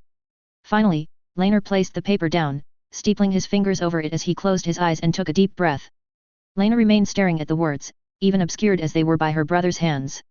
It's a trap, said Laenor finally, eyes opening. Wordlessly, Joffrey slid the second report to him. That is a report from the same man, dated months earlier, I told him when he looked puzzled. I could see the calculation in his eyes, adding this to what he knew. Then this is Daemon's work, he concluded. As if the confirmation were all she needed, Laena reached out and slid the letter from under his fingers, her eyes flicking back and forth across the page. I swallowed. Her silence did not bode well. I believe so, said Joffrey finally. He is capable of rooting out our spies, I said, voice ragged and rasping again. Laena did not so much as twitch as she studied the page. Laenor and Joffrey turned to me. He has an army comprised of both professional soldiers and, I trailed off for a few seconds, unsure of how to phrase it properly, before focusing again. In any case, we cannot let Lys fall to him. We cannot call our banners and fight him there, said Laenor, leaning forward to meet my eyes.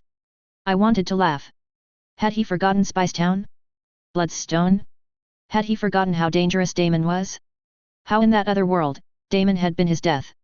He spoke quickly, before I could start. Think, Rhaenyra. He has learned much in his exile. I stopped, mouth opening. What did he? Fear made it hard to think, had always made it hard to think when it came to Daemon. Yet had I not beaten him last time by stopping and actually planning? I took a deep shuddering breath and focused on my advisors. My husband, my lover, my friend, we were united in this. It is a trap, I said after a moment. Laenor nodded, reaching across to brush a thumb over my hand. He is turning your own tactic against you, he said. He wants you angry, rushing him. He wants you scared. This letter is practically hand-designed to get some kind of response from you. So we cannot immediately move against him, I realized, frowning. But that does not mean Lys must be left alone to face him. No, said Joffrey. I have men there, in Myr and Tyroge too. We can work to ensure their alliance is renewed. We can send ships to them as well, said Laenor. We have a few older ones that we can afford to officially decommission, plus I can provisionally promise gold for mercenaries if Father also agrees. Father will want to aid us too, I said. Daemon threatens him as much as he does us. More, in fact. We can give gold as well. Men too, if I know Father. We will need to approach the Greens as well. Aegon will understand Daemon is the true threat. For all you and he clash over the throne, neither of you has ever truly threatened the other. Damon has no such compunctions. I glanced at Joffrey as he spoke, frown on his face but much less pale now that he had some sort of plan laid before him. Still, the 3 daughters, even with our aid, will not stop him, not with 2 dragons, said Laenor quietly. Especially if they are as large as claimed. Laena. Laena was silent for a while. I could tell she was reading and thinking but her face was still that neutral mask. Her eyes still full of cold, searing hatred. This ritual described is impossible. It's fiction, she said finally. To do this, anything like this, it would have to be done before the egg hatched. I recalled that twisted WIRM that had been birthed at Dragonstone and swallowed. Then Caraxes is unchanged, but this Megan is likely to be a fierce opponent, I concluded. Written by a child, said Joffrey. Written by a child raised by Mysaria and Daemon Targaryen, I interjected, recalling the alchemist's testimony. I would not discount her as a threat.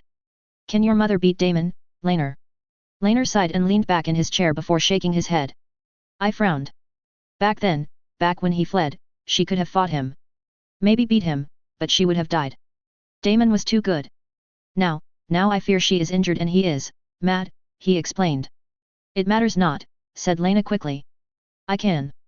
That sent cold shiver down my spine and I opened my mouth to say something, anything, only for the words to die on my tongue as she met my eyes for the first time since she had read the letter.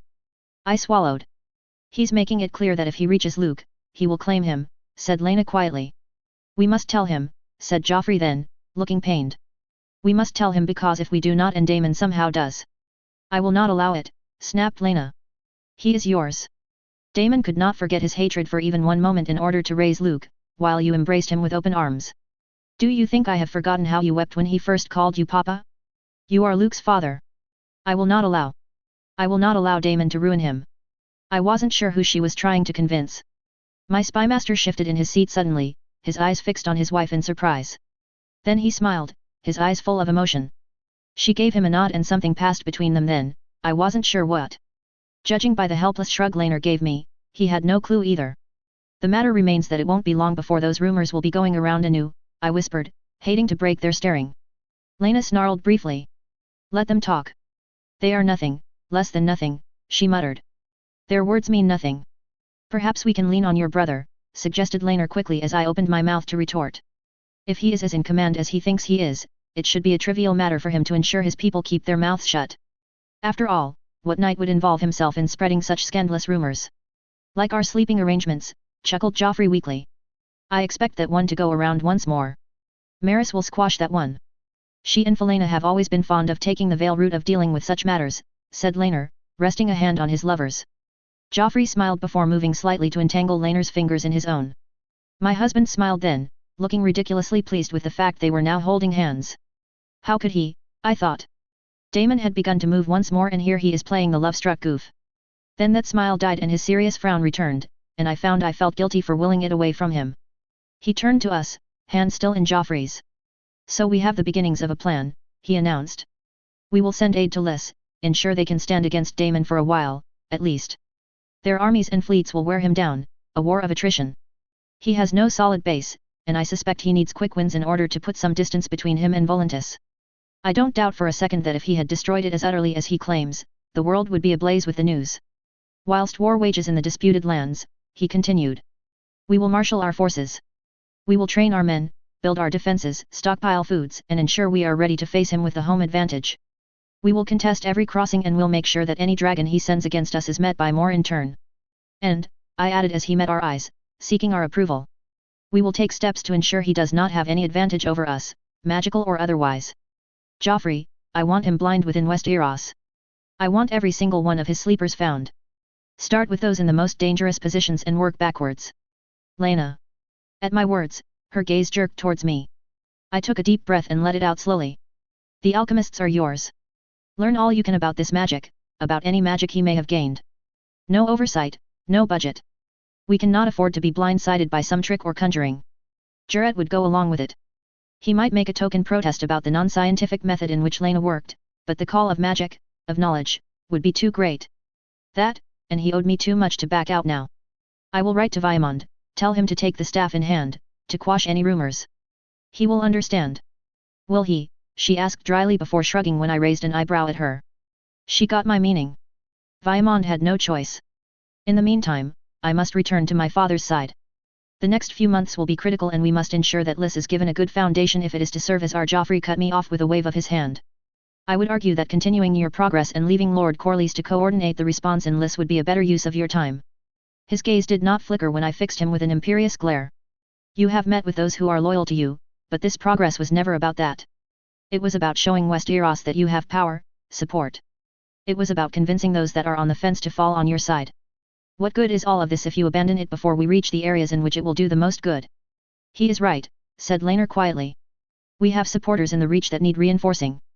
The same in the Westerlands. The Tullus, the Greyjoys, and the Starks are still neutral and winning them would win us this war. We cannot afford to turtle up and let Aegon play the dashing prince. We cannot forget the Greens, as much as we might want to. I stared at them all, wanting nothing more than to leap on Syrax and fly home. To tell father everything, to have him tell me it would be okay and together we would send Daemon back to the hole he had crawled out from.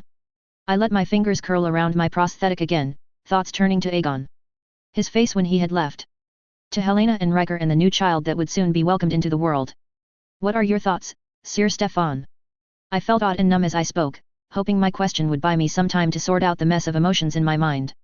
They were right and I knew it, but it was oh so hard to go against every instinct screaming at me that I needed to be in the capital and I needed to be in on the ground floor when it came to my uncle. My White Knight looked thoughtful. He had remained silent in the corner as he so often did. His job was to keep me safe after all, not advise me on war and policy. So he usually sat quietly and used the information we spoke about to identify his threats or eliminate them entirely. I knew, in a roundabout sort of way, that he and Joffrey had an arrangement in that area. Whilst it goes against everything I know as a knight to allow Daemon Targaryen loose for another second, I am forced to agree with Sir Laenor. This does reek of a trap, said Stefan, giving my husband a respectful nod. I would not send my men into it. Still, I also agree that allowing him to be free and unchallenged is also a mistake. This war of attrition you propose sounds like the best of a lot of bad options. And as for my progress? I asked. He shrugged at that. Politics are not my thing, he lied easily. But I would agree with Sir Joffrey as well. Lord Corlys is capable and he knows Daemon in a way not many can claim to. Knew, I said before I could stop myself. My uncle has had a decade of exile to sink into madness. Corlys may have known him. I understand your point, Stefan admitted, not looking all that convinced. I closed my eyes, trying to find some excuse, some flawless argument to justify my need to call this whole thing off and fly home. But I couldn't. They were right. I could not ignore Aegon, no matter how much of a threat Daemon was. Damn it all to the seven hells. Very well. Joffrey, send a raven to my brother. We must meet in Highgarden. Tell him it concerns grave matters that transcend our bickering. Chapter 226, The Reach, Chapter 196. Chapter text. The children are anxious, murmured Sira, nearly frightening the life from me. Too lost in my thoughts and worries, I'd been staring out at what little we could see of the Shield Islands and not paying attention to my surroundings. They know everyone is on edge, it's worrying them. My ladies knew, with certain details left out, what Daemon was. They knew what he'd done, that I believed he was capable of the lowest of lows, and not one of them knew it more than Sira. She still believed it had been he that had placed the bottle that had killed her twin. I had never thought that, even if I wasn't quite convinced by Maris' alternative theory, yet I had never tried to convince her otherwise. My apologies, I replied. The news was dire. Dire, repeated Sira quietly. Even Felena is fretting. Are we not to be told? Silently, I cursed that she would choose now of all times to bring this up. I'd wanted to keep it secret until I could speak to Aegon but Fal and Sira were my friends and allies. I turned to face her, taking in her pale expression and eyes that spoke of a lack of sleep. Around us, the ship continued on as if nothing had happened. As if my uncle hadn't finally made his move. I closed my eyes and took a deep breath before letting it out slowly. In truth, she said as I warred with myself. I thought to ask Jove, but he was busy. Busy how? I asked, mostly for the distraction. She smiled, although I could still see the strain. He's been practicing with those darts you gave him. Sir Laenor discovered numerous holes in his prized wood paneling. Ah! The amusement was short-lived but it loosened something in my breast. It is Daemon, I said, finally coming to a decision, opening my eyes. Sira swallowed thickly and nodded. I could tell she'd known that what she truly wanted from me was what he'd done. He has left Volantis and is marching westward with an army. By all reports, he sacked the city before he left. I still was not convinced he'd destroyed it utterly. No letter could ever have reached us before the news of its destruction. No, I was sure he'd been lying about that at least. Add in Lena's certainty about the ritual. Cyril let out a long whistle. More shock than awe, I thought, as she processed what I'd just said. He is coming to Westeros, she asked finally. He intends to conquer the 3 daughters first, but he had himself crowned king before he left Volantis. She fell silent as she digested this information too. I waited as her eyes seemed to go distant. When will this information be dispersed among the blacks? She asked, and the almost brusque, business-like tone caught me completely off guard for a few moments. Soon. I must speak to Aegon first, I must have an accord with him, I told her. That seems acceptable, she murmured. I wish to write to my father. He will want to know. He never bought the theory that it was the Dornish. Of course he hadn't. I winced without meaning to, and she gave me a pleading look, completely misunderstanding. Please, Rhaenyra. He will fall in line with you once more if you give him his chance at vengeance for Ali's death, she almost begged. I waved a hand and bit my lip. Telling Lionel early would win back some points with him, and father would still know beforehand. Perhaps the former hand might even return to the capital and father would have another friend to commiserate with. Run the letter by Joffrey first, I said, giving in. But please be discreet. When am I not? She asked brightly, although the sudden cheer was fake. I'll make sure Sab and Fal know everything they need to. Thank you, Sira, I told her before reaching forward and catching her hand. I am sorry I did not tell you, the news, we cannot cause a panic. Not now. He wants us to react hastily, he wants us off guard. She paused and then smiled, genuinely this time. Do not worry. I want that worm in the ground, but I don't want it so much that I will risk everything to get it, she assured me. I blinked at the harshness in her tone and the nickname for my uncle she'd used. She gave my hand a squeeze and I let it drop as she hastened off across the deck, no doubt eager to send her letter. When had Sira grown such hatred for him? Had I done her a disservice by letting her believe him the murderer of her sister for so long? Guilt warred with the other emotions that already occupied my gut. Anger, fear, trepidation, frustration, was this what he wanted? I took a few deep breaths and stared out over the mouth of the Mandar once more. Yet my mind would not leave the matter alone. With nothing to distract it, it circled right back around to Daemon, to trying to figure out lie from truth, what he had exaggerated and what he had downplayed. I shook my head, annoyed, and cast my eyes about the deck. Laenor stood out amongst them all, of course, smiling for all that he looked tense and miserable. I suppose none of us had been sleeping well. Too much time apart from those we loved. Each moment of tenderness stolen. He caught my gaze and waved. I returned it before heaving another sigh and staring out at the water again. I was in a foul mood and it seemed not much would fix it. It had been so easy to ignore, when he had been lurking out of sight and out of mind. Now that I knew for sure he had begun to move, I knew we would one day have to face him again. Why could the bounty simply not have done its job? Why could he simply have not died on Bloodstone and saved us all the time and worry? Would putting up with him be as bad as this? The thought rankled, settling somewhere on my chest and refusing to shift. He had come to King's Landing that summer with one goal in mind, and that goal was to earn my good graces and to begin some sort of seduction. That I had rejected any attention from him had infuriated him, that I had recruited others to stand in his way had only served to feed the flame. What had started out as a plan to snare me had become a determination that he wouldn't lose. When he had lost, and in the fashion he had lost, it had cemented his hatred of me. Yet I could have saved it still. If I had spoken to him, approached him genuinely, smoothed things over between Laena and him, he would still have hated me. Laena had thought his love for her would be stronger back then, even he had, in a roundabout fashion. If I had let things lie, if I had facilitated their love, would he have come around eventually? If, musing on the past would not get me out of my predicament now. Daemon was coming to Westeros. He was coming for his son, he was coming for a crown, and I had little doubt that he was coming for Laena and myself as well. If he should get everything he wanted, he would kill my husband, he would kill Joffrey, and he would kill my children. Likely Rhaena too. There was no reasoning with him now. Even giving the throne to Aegon was a more palatable option. Mama. Again, I nearly jumped clean over the rails in fright. Jocelyn stood behind me, looking curious. I did not fail to note the bruise on her chin, and my hand went to it without conscious thought. She grimaced as my fingertips brushed it. It's nothing. It looks fresh, I murmured. She smiled. I missed a parry, it's fine, she insisted. Mama, you must come to the nursery, we have something to show you. Oh? And who is we, precisely? I asked, moving from the taffrail to follow. All of us, she told me in a sing-song tone that told me she was almost certainly up to something. I frowned and just barely caught her flinching in response. Of course, Sira had said my children were anxious. No doubt this was some scheme they had cooked up to lift our moods, they did not know yet. The thought took me back to Luke, back to the knowledge Damon was coming for him as much as anything else. Lena had been firm, yet I could not shake the thought that he should know. Mama, said Jocelyn, looking almost impatient. I forced a smile. Forgive me my wool gathering, I've been somewhat stressed lately, I told her, following once more as she led me into the depth of the ship.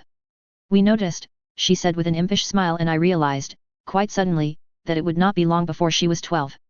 My daughters. I smiled at her, emotion in my throat. Would they make their majority before they saw war? I hoped they would. I hoped their childhood would not be snatched from them. Such rudeness, I murmured, much to her delight. Who raised you? That made her grin more as we reached Viserys' nursery and she knocked on the door. I have Mama, she called. The door opened and I discovered that all of us meant every child on the ship, including my youngest son. I watched, amused, as he crawled after his new hatchling. The hatchling itself was no more graceful, creeping across the floor after a bit of roast meat tied to a string being dragged along by a delighted Alice. We're teaching him to hunt, said Iman by way of explanation. I smiled again. Your brother or the dragon? I asked as I sat down in the old worn chair. It had been new when Jocelyn and Alice had been born and had seen all of my children through their early years. Do be careful, he does have teeth now. At the warning, Iman eyed him suspiciously, as if he suspected his brother might leap at him. Then he smiled and scooped him up, much to Viserys' annoyance. He was still intent on the hatchling. We thought we'd all spend some time together, said Alyandra. Since it's been all hands on deck. The explanation stunk of a lie, the finger that had started twisting at her hair confirmed it for me. I mentally ran through a list of suspects. Joffrey would be busy with Syrah, Lena busy with her books. I grant Sab or Fowl might have done it, but it was more likely to be Laner. And you thought you'd keep me from brooding all afternoon? I asked, taking a wriggling Viserys from Iman. It would not be long before he was due to be fed. Whilst he still required a wet nurse, a full half of his meals were made up of the unappetizing mush that was carefully spooned into his mouth. More often than not, he spat it back out again, but still. I wouldn't say brooding, said Alyandra evasively. Papa did, though, Alice told me gleefully as she let the hatchling catch his prize. Alice, whined Iman as she held up her hands in surrender. Do not blame your sister, I told them. I know my dearest husband is interfering again. But Alyssa still shouldn't have told you, said Emma from where she was propped up against the wall. It was the first time I'd heard her speak since I'd gotten here. I forced a smile onto my face. I'm sure you can forgive her, I told her. Still, I would have thought you would have not tried to give the game away so soon, Alice. It's not my fault, Ali can't lie, she protested, earning herself a half sheepish half annoyed look from Alyandra, and a shrug from Emma. Could we get new books in Highgarden? Asked Emma, changing the subject, and understanding dawned on me. I would take a bet she'd finished everything she'd brought for reading in record time. No wonder she was still grouchy. Of course, I replied to a small cheer from her, Rena and Alyssa. I don't need any, said Iman, sounding self-conscious when I shot him a questioning look. Aunt Lena has me reading through her books on dragon physiology. She set me homework. Welcome to the rest of your training, snarked Alice, earning herself a raised eyebrow. She shrugged. Why do you never set me homework, Mama? Asked Jocelyn. I shifted my grasp on Viserys and glanced at her. I'm terrible at setting it, I lied. I'd much rather we learnt with action, don't you agree? She thought that over for a second, suspicion in her eyes, before she nodded, seemingly happy with the explanation. If she thought for a moment that I was not setting homework because I knew she would struggle. I did not want her to do something foolish to convince me she was good enough.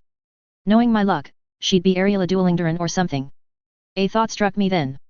Something to do, to keep us all occupied, something to reassure them. Although, speaking of books, at that they all perked up to pay attention. I have been writing one of my own. About Sir Jason? Asked Rena, eyes bright with excitement. Not quite, I told them to their evident disappointment. One about me, so that you all can read it when I am gone. That got a few frowns and curious glances. It probably hadn't helped the anxiety either, if I was speaking of my own death in such terms. I waved a hand to get their attention once again. Not that I intend to be gone for a good time yet, I assured them to their obvious relief. But I do wonder what you would like me to put in it. Barring funny stories from when you were all babies, of course. Chapter 227, The Reach, Chapter 197. Chapter text. Highgarden was heart-achingly beautiful, awash with color from flowers I could only begin to guess at the names of. Its gardens stretched from white stone wall to white stone wall, and that was before I could even begin to try and wrap my mind around the vast labyrinth of greenery beyond all of that. Nothing seemed out of place, even when we were shown into a truly vast garden that had been chosen for the scene of our welcoming. White and green tents had been erected to provide shade for what must be hundreds of guests. Nobles from every corner of the reach, regardless of their loyalties, clamored for a glimpse of us as we followed the knights dressed in green and gold. Music heralded our arrival to the cheering of those around us. Had they gone so overboard to avoid any accusations of support for the Hightowers? I wrestled my paranoia down as our host approached. I had met Lord Desmond Florent only once, when he had come to the Red Keep to swear to father that he would prove a just and leal regent to Lionel. I had not paid too much attention, the bitterness from father's lesson still biting at me. On the surface, he seemed unchanged. He was still of average height with gingery hair, he still bore the same pencil-thin mustache and he still had exactly no real chin to boast of. Although, I noted as he bowed low, his hair had begun to thin. "Your Grace," he murmured as he rose, his eyes only lingering on me for a second before they were raised to the sky to peer at the dragons circling Highgarden. Then his eyes snapped back down again once more and he smiled, although I was quite sure he did not mean to look so uneasy. "Highgarden welcomes you, Lord Florent," I replied. "I am pleased to see Highgarden at last. Tales are told from Dorne to the Wall of its beauty and my only complaint is that even they could not properly capture its true magnificence." "Your Grace is too kind," he replied. I smiled at him. House Florent had petitioned Aegon I for the title of Lord Paramount and Aegon had denied them. This was the closest they had gotten to that power since the fall of the Gardener Kings, and they were doing so on behalf of a boy. "We have prepared a light lunch to be taken within the gardens to welcome your party. Although if your Grace would prefer to hasten to your rooms, I would be delighted to guide you there." "A light lunch would be splendid," I told him as I eyed the tents and the tables within. Food guarded by nobles. Although, I could not help but notice, my brother and sister have also arrived.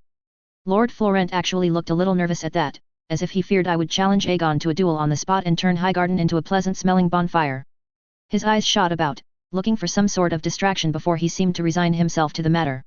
"Princess Helena is resting, Your Grace, and Prince Aegon wished to remain with her as she approaches the end point of her pregnancy."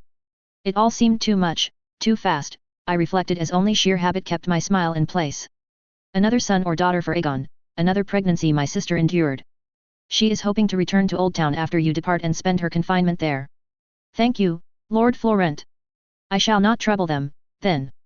Carrying a child is no easy task, after all." At my words, his eyes slid past me to where my children lined up, glancing about with wide eyes. "Your Grace would certainly know," he laughed. "You have been blessed with so many. I had a proposal I wished to put to you about such matters, but, well, it seems crass to do so now." I nodded. He would want Emma, I would warrant. Viserys was also a possibility, I supposed, but he would be Lord of the Tides and I was not sure what the Florents would get out of providing the next Lady Velaryon. "I shall look forward to hearing your proposal," I told him earnestly. "Now, I do believe Lord Lionel awaits." At my prompt, Lord Desmond flushed and nodded before half-turning to a gaggle of Florent boys and girls, and the young figure they all flanked protectively. Dressed as he was in green and gold, Lionel Tyrell looked oh so very young. I smiled as one of his many Florent attendants almost shoved him forward and he seemed to remember who I was and just what he was supposed to be doing. He stepped forward and smiled. He was no more than 7, if that, I thought, with dark hair and hazel eyes. He'd picked up the unfortunate ears of his Florent mother, though, and I could see the gap in his teeth when he all but beamed at me. His bow was well practiced despite his youth and better than many I'd seen in actual grown adults. "Your Grace," he said. "Welcome to Highgarden." "Thank you, Lord Lionel," I replied warmly. "It is truly an honor to be here." Lionel smiled at that, looking pleased before he glanced at his regent.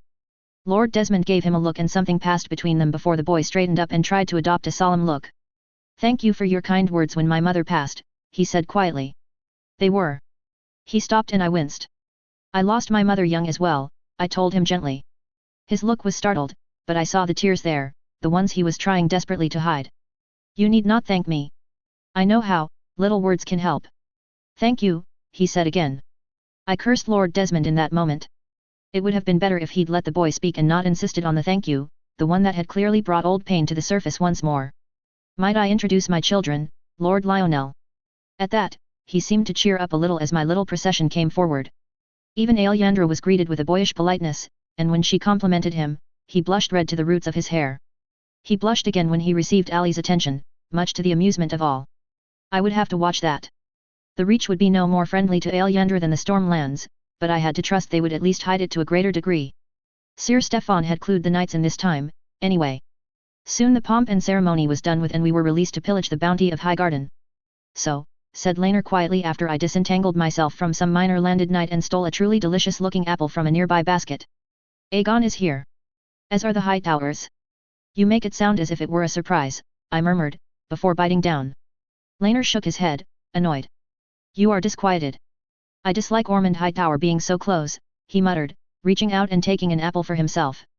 Between Aegon and himself, someone will cause trouble. Ormond is thick but vicious, and Aegon cannot allow you victory here. I paused before resting a hand on his arm, rubbing a comforting circle into the fabric with my thumb. He glanced down before a ghost of a smile played over his face. We can do this, I told him. Joffrey already speaks of several offers to talk. Alan Tarly continues to make allies and... I paused, reflecting on Lord Desmond's surprising olive branch. I think the Florents are willing to come to the table as well, I murmured. For my son or daughter, he groused, and I had to smother a smile. She still has you wrapped around her finger, I teased, and he blushed pink. Neither Alice or Jocelyn have such power over you, yet Emma can make you her most ardent servant with a look. That is not his denial faltered at the sight of my raised eyebrow, and he smiled despite himself. It is a little true. Ah, he finally admits it, I teased, and he chuckled. She will be wanting new books, time alone in the library. We can arrange it, he promised. I will be taking Iman about with me, and Rena is like to stay close to Emma, which just leaves the twins to entertain. At that, Laenor snorted. You changed the subject, he finally said. I did, I admitted. It will do us no good to sulk about it now. Why not lighten the mood? True. He took a bite of his apple and hummed thoughtfully. Will you speak with your brother regarding our little problem? I swallowed, suddenly chilly in the bright afternoon sun. Yes, I replied, feeling dread pool in my stomach. Why had he reminded me? I had spent so long putting thoughts of Daemon in their little box so they would not spill out before I was ready for them to, and Laenor had managed to open it without even saying his name.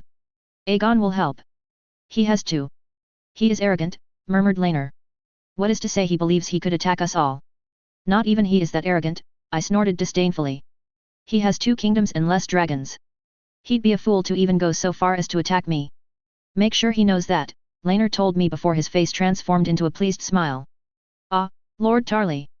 I turned to find the Lord of Hornhill beaming at me, my lover trailing behind him, giving me a long-suffering look that I recognized as a plea for escape. Lord Tarly, it is good to see you again. I was only half lying.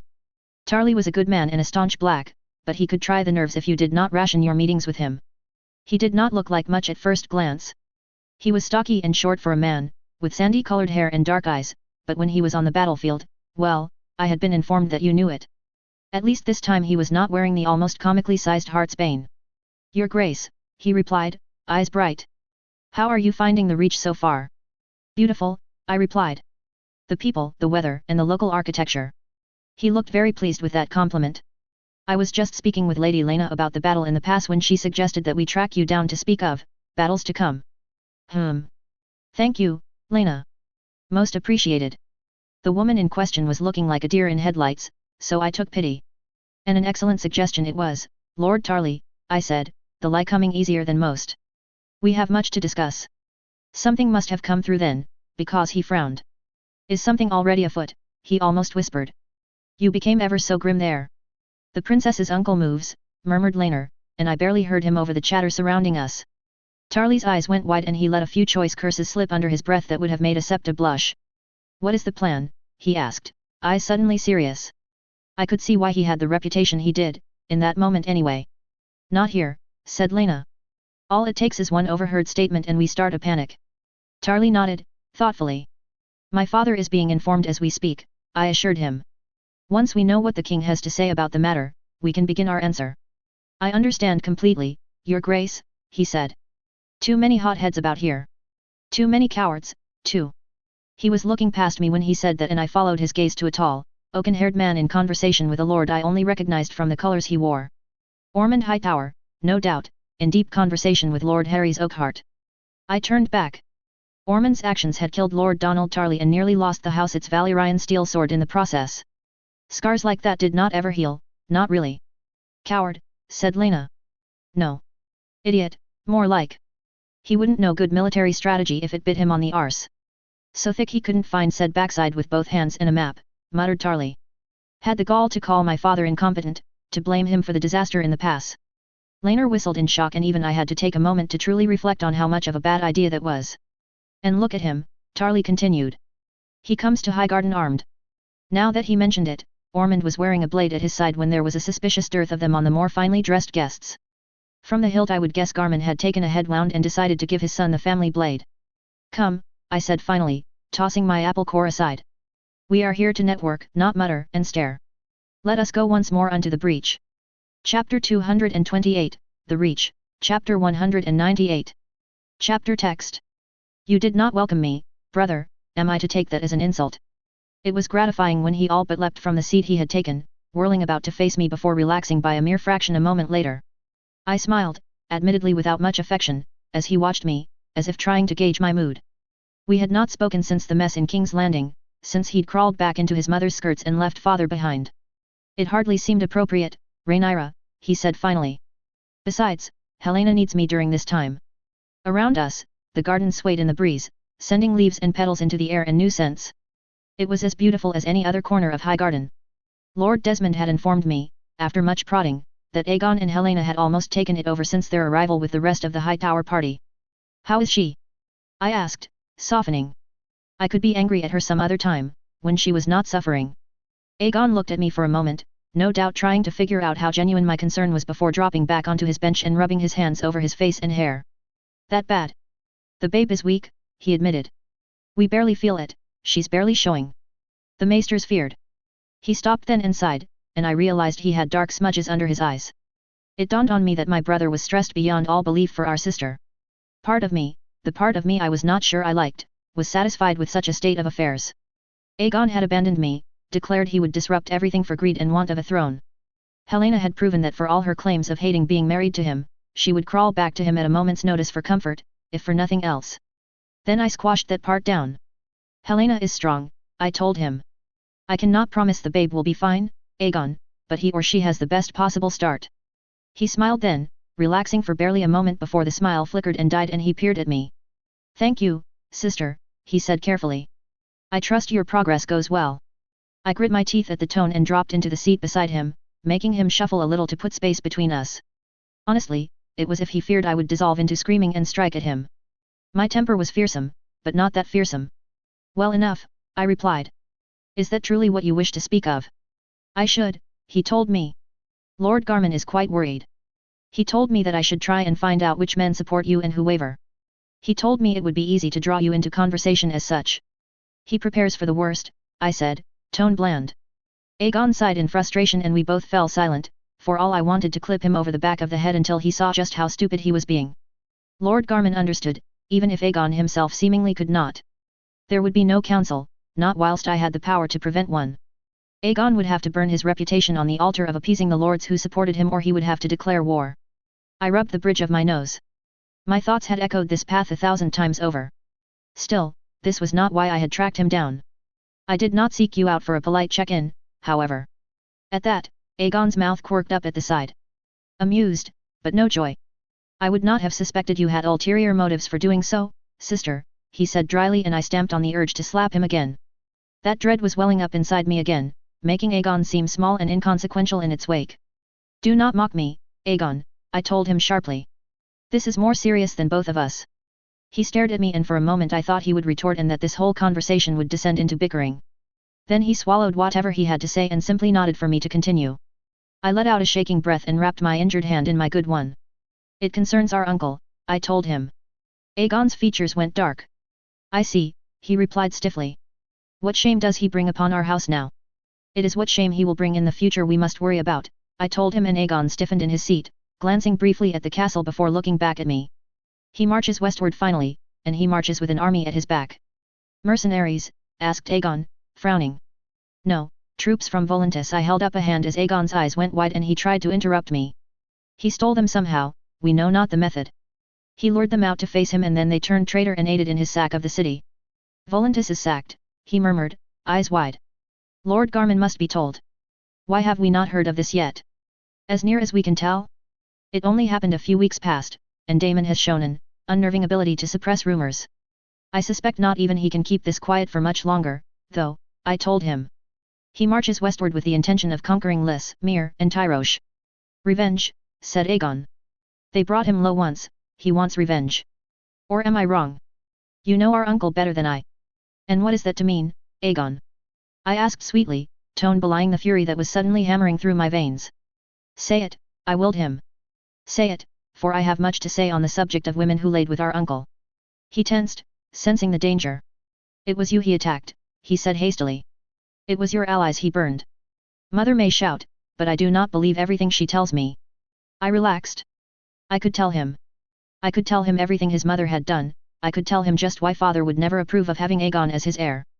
I could explain to him every sordid detail regarding their affair in her youth, of how she had thrown it in Viserys' face, of how it was Otto's rage at the affair that had driven him to make the disastrous blunder of the decree.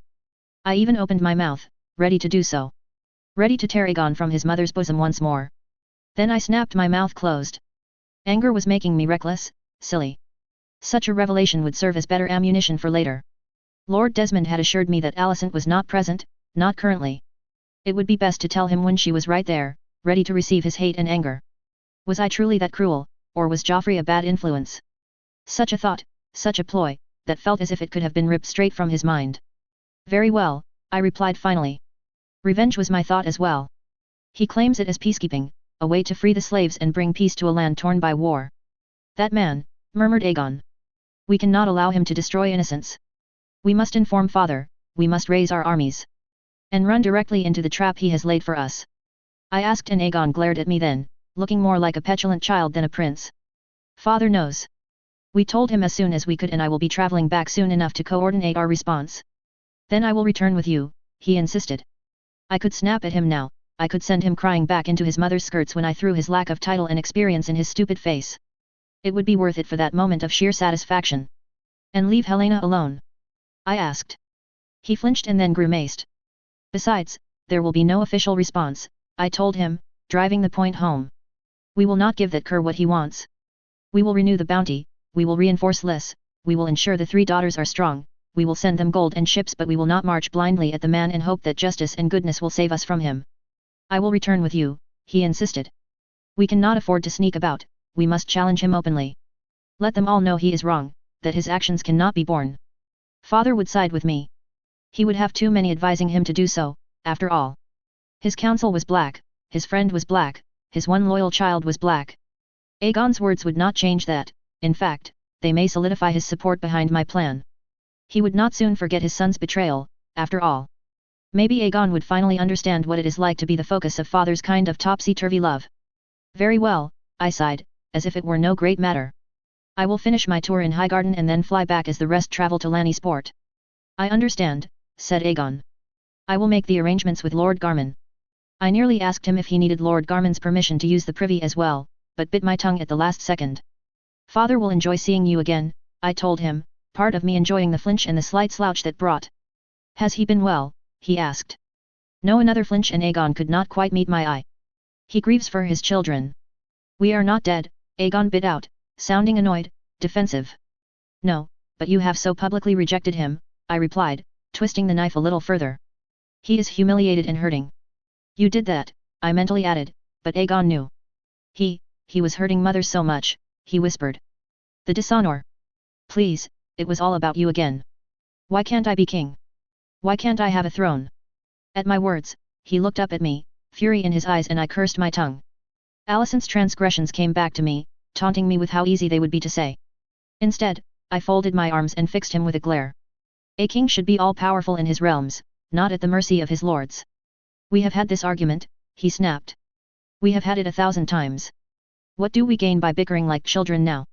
One of these days you might get what trying to usurp fathers will means through your thick skull, I growled. A crack in Targaryen power that would smash the entire dynasty, to say nothing of the disaster war would bring. There will be no war, he shouted, climbing to his feet, face red with anger.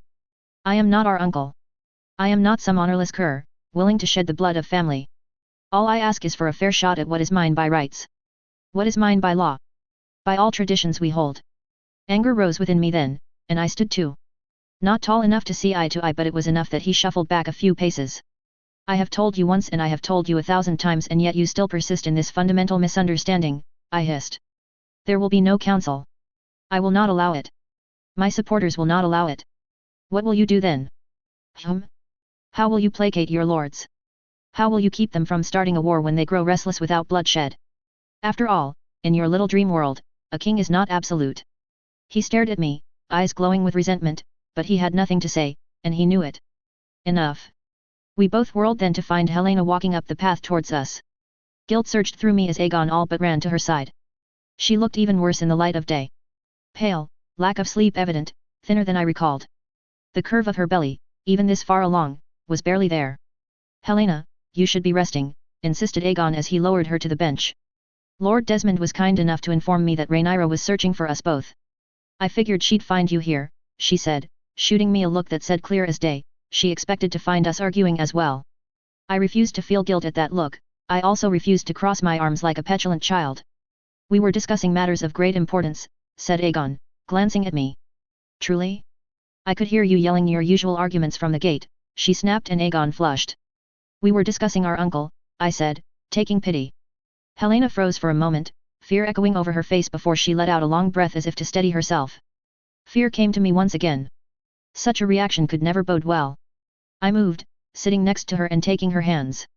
They were cold, too cold. Aegon watched in silence for a moment, then knelt before her, taking her other hand. You have seen something, he whispered, shooting me a nervous look. Of course, I realized, he had been the first to know of her power. I see many things, she told us both. I have seen so many futures, he is not a nice man, Aegon. I know that, he chuckled weakly. For all that we argue, I would kill him for what he did to Rhaenyra alone. I did not have anything to say to that, and so I said nothing on the matter. He has a daughter, I told them. She rides a fearsome dragon, by all reports. I see it sometimes, whispered Helena, eyes flickering closed. It swoops through a storm, black as the night sky. It is wrong, Rhaenyra. It makes me sick to even think of it now. Wrong? Asked Aegon, looking puzzled. Helena shook her head. What do you mean? It matters not, I said quickly, earning myself an annoyed look. I did not want to delve into magic, I did not want to explain the twisting monster. What matters is that it exists. Aegon, could you ensure I have some soup waiting for me in my rooms? Asked Helena suddenly, breaking the silence that had fallen between us. My brother gave her a startled look, before directing a look of appeal to me. Then, without saying anything, he seemed to give in. I understand, he said quietly. You will bring her back when you are finished talking. Of course, I replied. He nodded and stood, stretching as he did so. He fixed Helena with one last worried look before turning and leaving us there, surrounded by flowers and the wind. I waited until he was out of sight to interrupt whatever she had to say. I am sorry, I told her. I was a brat. I sulked. I took my own anger out on you and you did not deserve it. She stared at me for a moment, then raised her eyes to the sky where a single, fluffy cloud was making its way above us. Why did you have to say that? She asked, sounding on the verge of tears. Why? Shock and worry swept away the anger that might have brought. As I sat there frozen, she took back her hand and looked me in the eye. She was trying not to cry, I realized. She cut me off by shaking her head violently from side to side. I fell silent. It was evident now that she wished to talk and she wished for me to listen. Anticipation opened itself in my stomach and I could taste it on my tongue. Not like the dread Daemon bought, but... I need you to listen, she whispered. I need you to understand. I will, I promised, determined to keep it. Her hands twisted in the fabric of her dress as she took a deep and shuddering breath. When I was younger, she began. The dreams, they were so frightening. I died and I kept dying and I didn't understand. I was so scared, Rhaenyra. I reached out and used my thumb to brush away a tear that had escaped. She flinched at the touch and then closed her eyes. Then you and Sir Laenor, you helped me. You led me to Morgul, you helped me change them, but I still die, Rhaenyra. I still die in almost everything I have seen. I wanted so badly to find a dream where we remain sisters, but I die. They are visions, I told her quickly, desperate because I knew what she was trying to tell me and every part of me was screaming to not let her put it into words. It was not real if she did not say it aloud. They are of what could be, 1,000 different possibilities, you cannot let them dictate your life. I have not, she told me, eyes still closed but more tears escaping now. I lived how I wished to live. I stopped looking for the dreams. I learned to live with them. I know what you feared would happen. You feared they would crush me. That I would become some empty woman parroting niceties with nothing in me but grief and terror. Helena, I said, but she waved her hand again. You gave me the chance to live on my own terms, she said, opening her eyes. She drew another breath. So I must live on my own terms. For myself, for my children. I would never harm them, I told her, empty feeling growing within me. Now you sound like Aegon. I clenched my jaw at that, fury making my vision spin for a moment. She shook her head. There will be war now.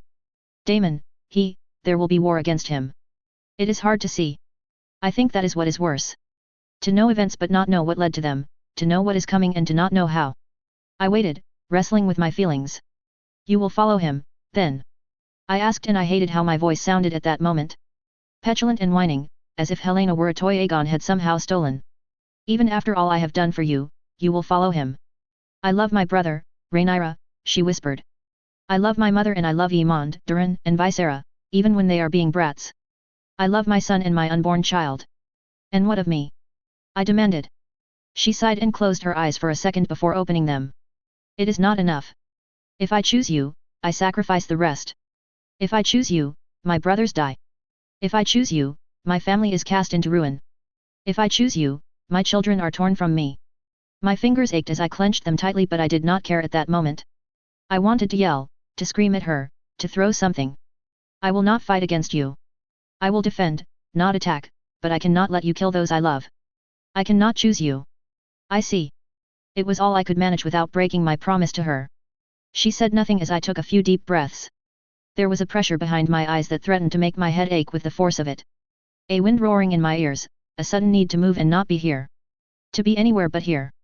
I stood. I fear you will have to find a knight to escort you to your rooms, Helena. I have business elsewhere. Chapter 229, The Reach, Chapter 199. Chapter text. I ended up riding Syrinx for hours, coaxing my poor dragon into aerial displays and bursts of speed. I'm sure she'd have loved to remain in her field, basking in the sun, where she would no doubt be fed a tasty sheep or three with absolutely no work on her part, but I needed to vent the anger and the hurt into something before I did something reckless and stupid. To do so within Highgarden itself would likely end in disaster, and so Syrinx was put through her paces. At some point, Vermax and Morrigan took to the air, their riders intent on joining me.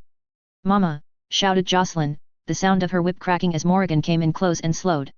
On my other side, Aemon flanked me as well, the grin on his face so at odds with my current mood that I nearly bit clean through my lip with the effort of not barking at him. "May we ride with you?" Who sent them up to me, I wondered. It had to be one of the three. Laenor or Joffrey. Laena would have come up herself if left to her own devices, I think. I took a deep breath for a moment, let the sun shine on my face, and then let it out. Helena's choice was hers, and as much as I wanted to strangle her with my bare hands, or lock myself in my chambers and weep for days, I could not, would not, take that out on my children. Joffrey sent them, then. Sneaky little rat. I should take him up on Syrinx's back for using my children like pawns against me. See how smug he is after we've done a few loops and rolls. You have both been practicing outside of your lessons, I see. I called back. Of course, Mama. Aemon shouted. I have to catch up to Joe and Alyssa. Not happening, laughed Jocelyn, her face brightening into a grin I could see from my mount. Come then. Let us race. 4 circuits of Highgarden whilst being sure to loop their godswood should serve to strain your fine control enough. Seconds later, Jocelyn and Aemon's whips cracked and both dragons launched themselves forward with deafening roars. Syrinx's own answering one was more like a groan as she shuddered under me and then surged forward, eager to catch those pesky younger dragons. We raced for most of the day, Jocelyn winning by a hair's breadth. Joffrey's smile and readiness after we landed only confirmed my suspicions, so I kept him waiting for a bit before debriefing him on what had sent me into such a rage. It still hurt, a pain above my heart as if I had been stabbed, yet no one could see it. I was not eager to hear his planning, nor Laena's cool assessment of my sister as a rider, so I dragged Laenor to bed with me and spilled my grief to him as he held me, wiped away my tears and murmured assurances. I felt better, although fragile, when we emerged in time for a small dinner being hosted in the main hall and I put myself to work. I would make sure Aegon lost supporters here. It would be a difficult task, but I was feeling very, very motivated. Aegon, or Garmon Hightower on his behalf, had done much to bind the Reach Lords to him. Discounting his mother's family, Aegon's cause enjoyed the support of the Mullendors, the Bulwers, the Costains, the Redwynes, the Keys, the Blackbars, the Roxtons, the Fossaways, the Ashfords, the Osgreys, the Peaks, and the Legoods. That was just what he enjoyed openly. There were other lords, ones that claimed neutrality, that I was suspicious of. Too many knights of their houses mingling with Aegon's greens, too many second and third sons sent to gallivant about with him wherever he went. Still, Aegon's support was not a sure thing among these groups. Gwaine Mullendor's father had died in the sands of Dorne and he hated them for that, but opposing me did not mean opposing Dorne, and if I could trick Aegon into actually making a positive stance on Dorne, Mullendor's support would be shaken. Gwaine's mother, who was quietly speaking to us, assured us of that. She was of the opinion it had been Ormond Hightower's idiocy that had seen her late husband to his grave. There were more tales like that across the families. Owen Costain supported the Greens because he was under too much pressure to do otherwise. His wife had been set to inherit her father's estates before the man had willed them to his brother instead and denied the man a chance to increase his own power. His own overtures assured us that if he could survive supporting us, he would in an instant. That was without getting into which lords were loyal to the Hightower rather than Aegon himself. Normally, I would not make the distinction. Aegon and the Hightowers were united under one goal, and that was to place him on the throne of Westeros. Yet one goal did not necessarily mean one method, or that they were united in the rewards or how the aftermath of such a deed would look. There was possibility there, I was sure of it. Then there was also the play to be made for the Florents, of course. Lord Desmond had assembled quite the little power block for himself in the year since he had been appointed Lionel's regent. The lords of the Shield Islands followed him utterly, as well as Lords Merryweather, Castle, and Meadows. These houses would join my side should Lord Desmond do so, and that might be as simple as promising Ema to his son and having done with it. Besides which, there were those houses that might already be on my side, such as Your Grace, forgive me if I disturbed you. I glanced up to find a familiar face. Or rather, the echoes of a familiar face. Sir Alan Beesbury smiled as I gestured for him to sit, and Laner shuffled about to give him some room to draw up a chair. It is no imposition, I told him quite truthfully as he poured himself some wine. I find it hard to believe we have never met before. Your father has told me so much of you, I feel as if we are old friends. Alan laughed. He did look like Lyman, but I could see hints of the Master of Coin's late wife in him. His eyes were a different shade of brown, deep and dark instead of Lyman's warm hazel. It is nice to know that for all he is married to his duty in King's Landing, his thoughts are always with Honey Holt. There was no trace of bitterness when he spoke. Lyman had been Master of Coin for my late great-grandfather and so rarely travelled to see his family that it must be hard for them. As far as I knew, he had travelled to see his son married and to see the births of each of his grandchildren, but I could recall no trips beyond that. With you, I replied. I have never seen him as proud as when you obtained your knighthood. He received the letter during one of my lessons and he picked me up off of the floor and swung me about in joy, I told him, and Alan smiled broadly at that. I had no idea father had breached royal protocol, so, he laughed. I rather have to change what I think of him now. He apologized afterwards, but I think I was more interested in getting my hands on the treats he would keep in his desk, I told him, recalling my old lessons. Praise from Lyman had always been accompanied by a sweet treat. It was why it was so unsurprising that he had kept that tradition alive with my own children. Ah yes, said Alan fondly. Then he smiled slyly and blushed a little. He was the same with me. I still feel guilty eating those things if I have not earned them that day. He gives them to my children now, I told him. Although I must complain, he never makes them write out sums for the pleasure. I heard about your sums, laughed Alan. From what father wrote, he might have preferred to just give you the treat. I could not argue that point, so I did not, laughing along with Alan and watching Laner trying not to giggle into his wine at our conversation. On our wedding day, he said to me, I hope you can count, dear boy, because Rhaenyra can't, he snickered, sending me red. Alan hid his broad smile in his wine. It's true, I sighed finally. I tried so hard, but it never seemed to take. Yet I had taught Helena well enough, had I not? I recalled, suddenly, a crystal clear memory of her writing out her wobbly numbers on a blackboard as I watched, proud of how easily she had grasped it. I swallowed thickly and took a gulp of wine. Laner's hand found my free one and he gave it a reassuring squeeze. He had not minded my grief, he had not minded holding me, and not for the first time I wondered what I had done to earn that gentleness from him. I will be fine, I told him, forcing myself to let the memory go. I could not afford to grieve here and now, not in public, not if my goal was to tempt people from Aegon's grasp. He gave me another smile and released my hand. If it helps, said Alan, after a moment. I was always horrible at my sums too. I fear I will be more used to you as a sword than a coin counter, your grace. Please, call me Rhaenyra, I told him, and he looked surprised for a moment, then nodded. Rhaenyra, he said, as if the name was strange and unfamiliar. I am honored. Please, call me Alan. I, of course, am still Sir Laner, said Laner, barely containing his smile. I snorted and elbowed him in the ribs. Was he playing the clown for my benefit? Pay no mind to my husband, I told him. His true title is court jester.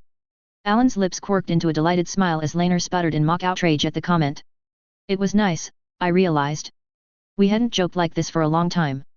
Not since before Viserys' birth, that I could recall. The knowledge made me want to lapse into melancholy again as I recalled Helena and I's promise to have Riker and Viserys grow up as siblings. What had changed? What had she seen? Surely not every future in which we remained close resulted in her death?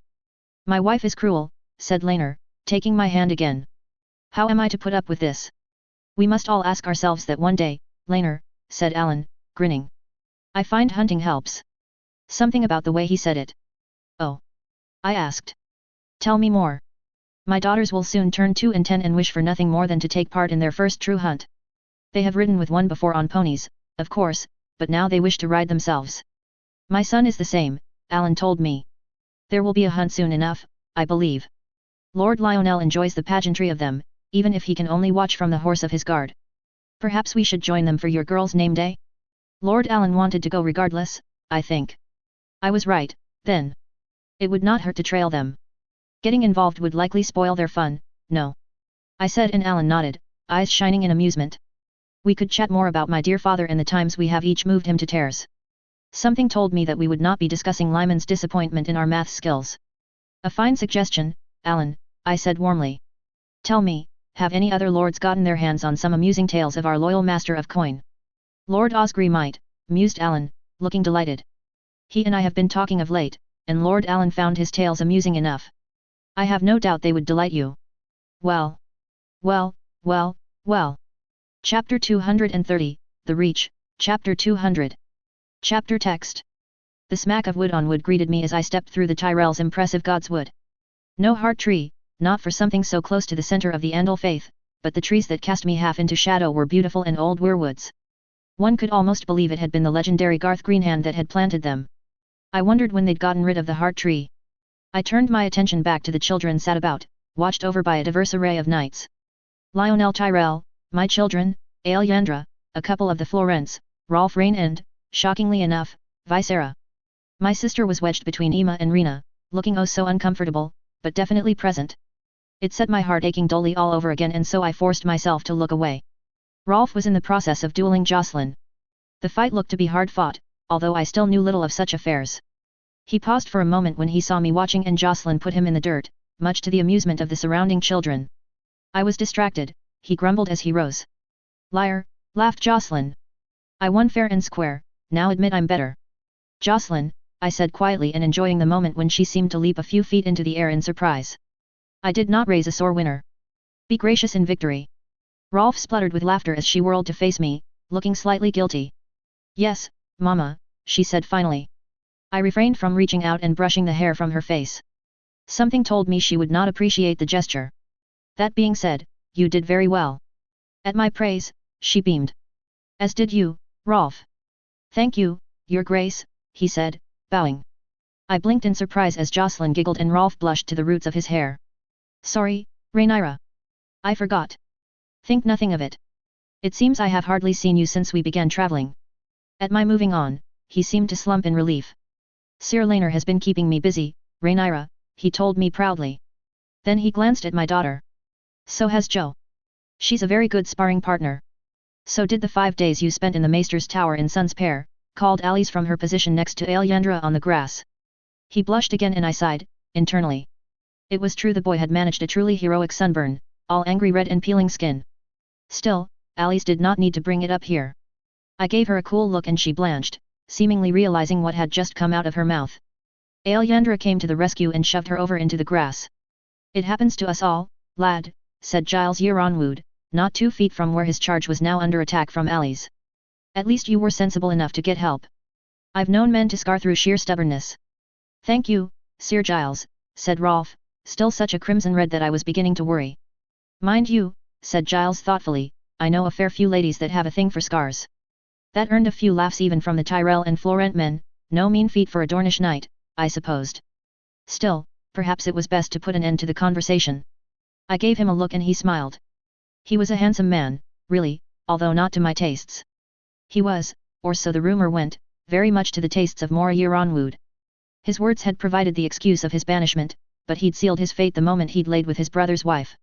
Forgive me for interrupting your gathering, I said to the assembled children, letting the matter drop. But I need to retrieve my son. At that, Eamon leapt to his feet from his position next to Lionel and scurried over, looking curious. Good day to you all. I said cheerfully as he reached me. Ah, and if you want to break Rolf, I would suggest pitting Aelyandra against Jocelyn next. I left before said girl could escape from Ali's attempt to wind grass into her hair, Eamon at my heels. I could almost feel his want to ask me why I had called him away. When I looked down, he was staring at me. You are my cupbearer, are you not? I asked. His eyes widened and he smiled. Yes, Mama, he said, a little louder than he'd meant to, I suspect. I have a meeting scheduled. You are to observe, and I mean observe. No speaking. Pour wine for myself, your papa and Lord Desmond when asked, but other than that, you are not there, understood? At that, he looked a little more unsure. I do, he said, looking as if he wanted to pout but was actively stopping himself. I am merely laying down expectations, I told him gently. This will be more formal once we return to the capital. How so? He asked. Right now, it benefits me to have little oversight over you. You are proving yourself a worthy heir independent of me. That will change when we go home. It will become about learning, rather than appearances. He nodded, still looking puzzled. Ah well, no doubt he'd receive the same lecture from both Joffrey and Laenor before long. I do advise you to pay attention to all sides of the conversation. You have learnt much from Joffrey and myself, now is the time to start practicing those skills. I will, he promised. Should I work harder at befriending Lionel? That made me hum with thought as we exited the Godswood and made our way over a gravel path to the keep where Laenor awaited us. Beautiful flower beds and immaculate hedges passed us. Keep at it, but don't push it, I advised. Push it too hard and he may back away. Yes, Mama, he replied. We both lapsed into a comfortable silence and didn't speak again until we'd entered the keep and found Laenor waiting for us, an anxious look on his face. Don't fret yourself into a bad mood, I warned him as I took his outstretched arm. That's easy for you to say, he almost sulked. I do not like this. As I disliked doing so with our eldest once upon a time, I replied quietly. He pulled a face. This is different, he insisted. She is not like Iman, Alyssa, or Jocelyn. They are tough. Ima is remarkably stubborn and possessing her very own dragon, I cut in. Or do you forget our daughter is hard-headed enough to give me a run for my money? At that, he laughed, although he tried to hide it. Fine, he admitted. I am fretting. It feels different with her. There was not long to dwell on that before we arrived at the office of Lord Desmond Florent, Regent of Lionel Tyrell and de facto Lord of Highgarden and ruler of the Reach. The knight waiting outside gave us a stern nod before announcing us. The first thought I had when I entered the office proper was that, well, it was a bit much, in truth. The walls draped with the Tyrell and Florent coat of arms, gold leaf on anything that you could reasonably manage to work it into. A large chair upholstered in green and gold, a massive weirwood desk, Myrish carpets and a set of beautiful but impractical armor on a stand in the corner, its helm shaped like a fox head. It was as if the owner had merely searched for the most expensive items he could find and didn't care to see that there was any kind of theme or color scheme at all. Your Grace, trilled Lord Desmond, giving me a respectful bow as he hastened out from behind his desk. Sir Laenor. Thank you so much for accepting my humble invitation. Ah. And young Prince Iman, what an honor. Iman bowed respectfully and gave his greetings, earning himself an indulgent smile. Iman will be acting as my cupbearer if you do not mind. It is preparation for our return to the capital, when I will announce it officially, I told Lord Desmond. The man smiled indulgently once more and made his way back to his seat. Not at all, Your Grace, he said as we sat. I shall call for some wine, then. Thank you, Lord Desmond, said Laenor, his hand finding mine. We made small talk as we waited for the wine, and for a suitably obliging servant to quickly demonstrate how to properly pour it to Iman. Mostly, we spoke of Highgarden, the weather, news from the capital and other such meaningless pleasantries. Finally, with wine poured, we sat back and Lord Desmond wasted little to no time. I wish to discuss this council business, he stated. Laenor tensed slightly but I ignored him and sipped at my wine instead. Arbor Gold, a particularly fine vintage at that. It is quite simple, Lord Desmond. My brother calls for one, but my father will never agree, I explained. And you do not worry he will agitate for one after your coronation, asked Desmond, flicking some ginger hair that had fallen over his eyes away. Then I will be queen, I said. I think we can all agree it would be rather an odd thing to call a council to settle the succession after I have been crowned. True, murmured Desmond. Yet there is the damnable period in between. When you have yet to be crowned, and the 7 kingdoms will still mourn their late king. It would take a true heartless monster to agitate for a council so against said king's wishes, his father's wishes, during the mourning period, I told him. Still, when men are desperate, they stoop to new lows. As I'm sure you could attest to. After all, the previous maester of Highgarden had been stabbed to death in a brothel, a desperate robbery gone wrong. At least, that was the official story. I believed it as much as I believed the story of Arabella's death. I have heard that pride will not allow the boy to bow to you. This council, he thinks he would win it, said Desmond cautiously. He would not call it if he thought he had a chance of losing, said Laner, half making Desmond jump at finally speaking up. He believes that the black vote will be split between my wife and my son. He believes that alone will carry him to victory. He may be right, said Lord Desmond. There are lords who bow to me who argue we should throw our support behind him. Hightower Gold sets their tongues wagging, I said. How long till those tongues call for a new Lord of the Reach? Ormond Hightower already struts about the place as if he owns it, said Laner, leaning forward. Take it from me, he is a remarkably unsubtle man. I am aware, said Desmond, grimacing as if he had just tasted something foul. Lord Garman has refused to rein his son's behavior in, despite my complaints. Speak to Prince Aegon, in that case, I informed him. My brother is oh so very honourable. He would not take the insult lightly from someone he expects high standards from. Lord Desmond raised an eyebrow before smiling. You mean to set them bickering amongst one another, he asked. If it stops that dastard hauling that blade around in a blatant insult to both House Tyrell and House Florent, I may consider it. I held my goblet out and Iman came forward, pouring wine with a shaky hand but managing not to send it all over either of us. House Hightower is already making its stance on the matter of the Reach obvious, I told Desmond. My brother will not interfere to support your rights should worse come to worse. He is proud of his stance, said Laner. He is proud of his hands-off nature. I admit, many lords would find the stance that Prince Aegon takes seductive, but House Tyrell does not. Cannot, admitted Desmond. My good brother was, not a good ruler although he was a good man. He left Highgarden weak. Lionel is a boy, and whilst I pray King Viserys has many years left in him, I do not see him establishing himself before this matter comes to boil. A royal princess and her dragon would do much to strengthen his power here, Laner offered. Desmond's eyes gleamed for a moment and I heard Iman's hastily silenced gasp from behind me.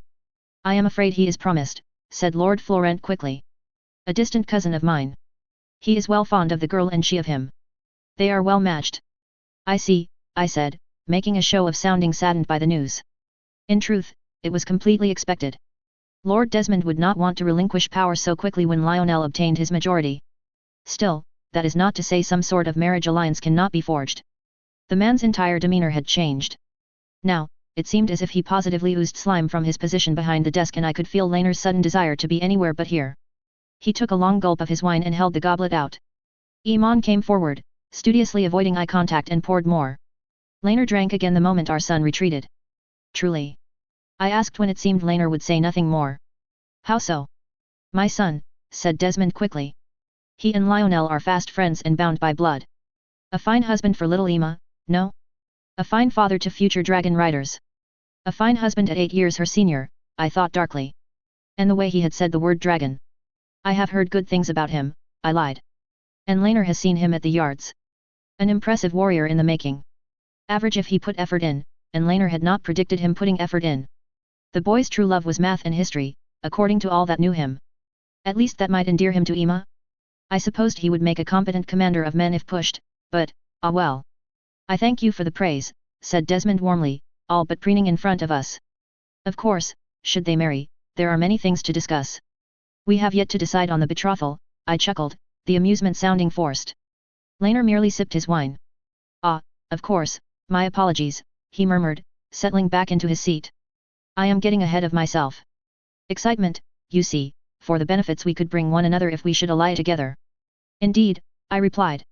I was beginning to realize that this man wanted one thing out of us and it wasn't even the prestige of a royal match. Of course, I must send my son to the capital before they wed. House Florent must know everything needed to house a dragon. I shall not have us losing it due to some lack of knowledge. He meant it as a joke, of course, yet in that instant, he killed any chance of getting his royal marriage. Chapter 231, The Reach, Chapter 201. Chapter text. Alan had not been at all exaggerating when he'd said Lionel loved pageantry in his hunts. I'm not quite sure I had ever attended one so bright and colourful and busy. My daughters were ecstatic, of course. All it had taken was offhandedly mentioning a hunt occurring the day after their name day and they'd been unable to contain themselves. Gods, wasn't that a thought? Both 12. Where had the time gone? It seemed I'd blinked and they'd sprouted up. Aelyandra too, now that I thought about it.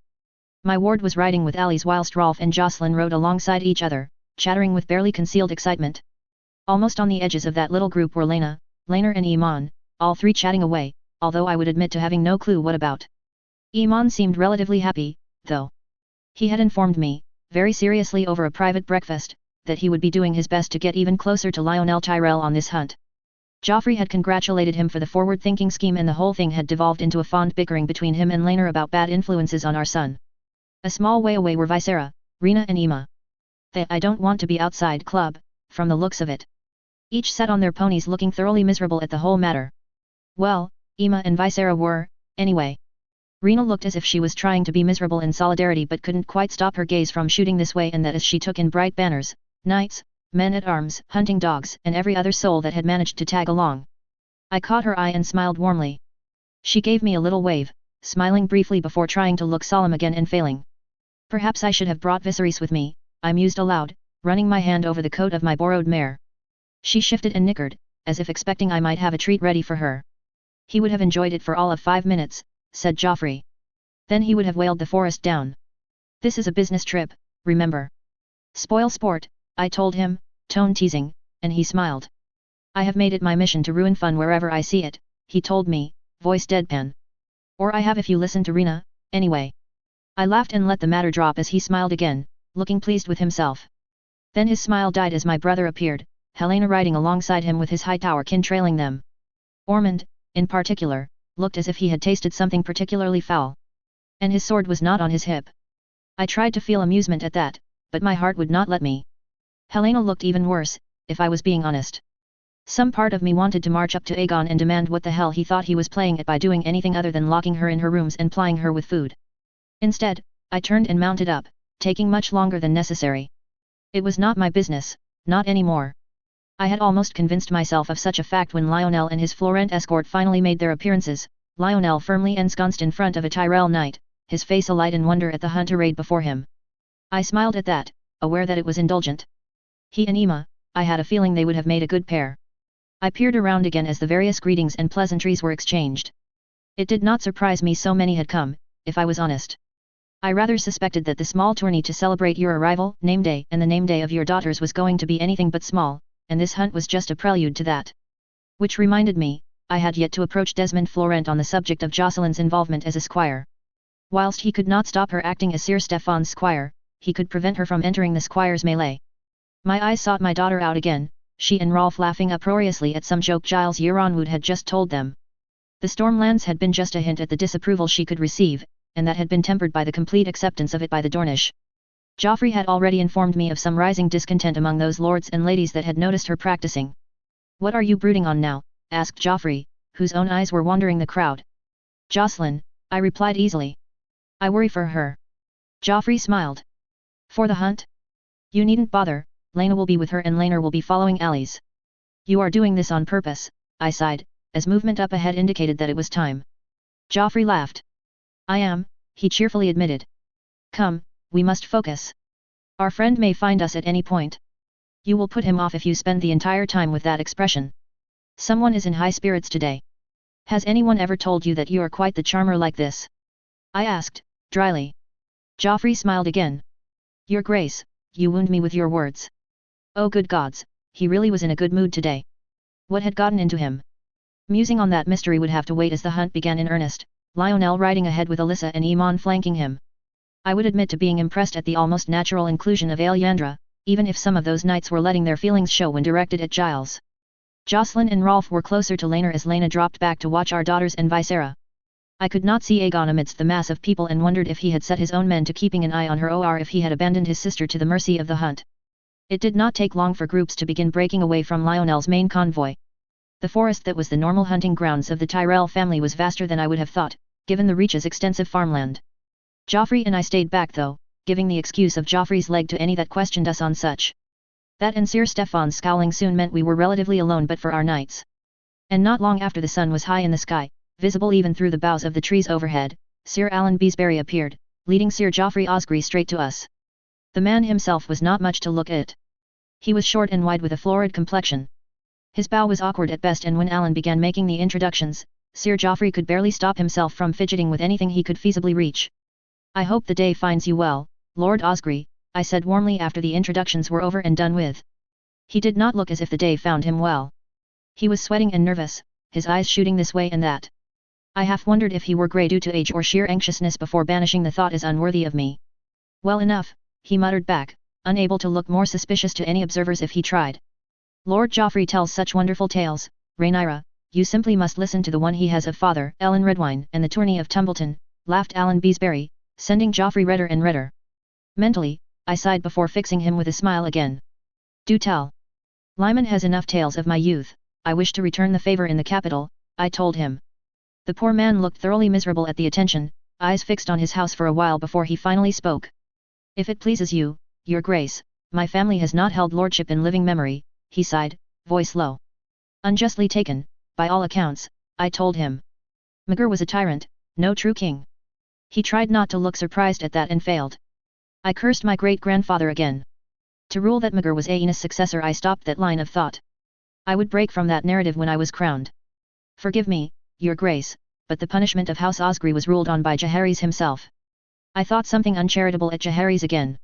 Forgive me, Lord Osgry, but I do not accept that. We could debate on the matter until the end of days, however, and I suspect that as much as Lionel loves hunts, he does not love them that much. For the first time since we had met, Joffrey Osgry smiled.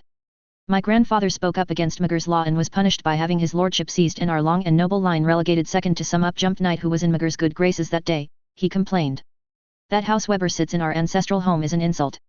An insult that no one seems to wish to address.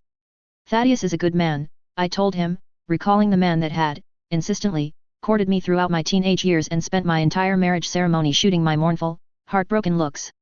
I will bring the matter up with him. Osgry smiled and I reflected suddenly that it was not a nice smile.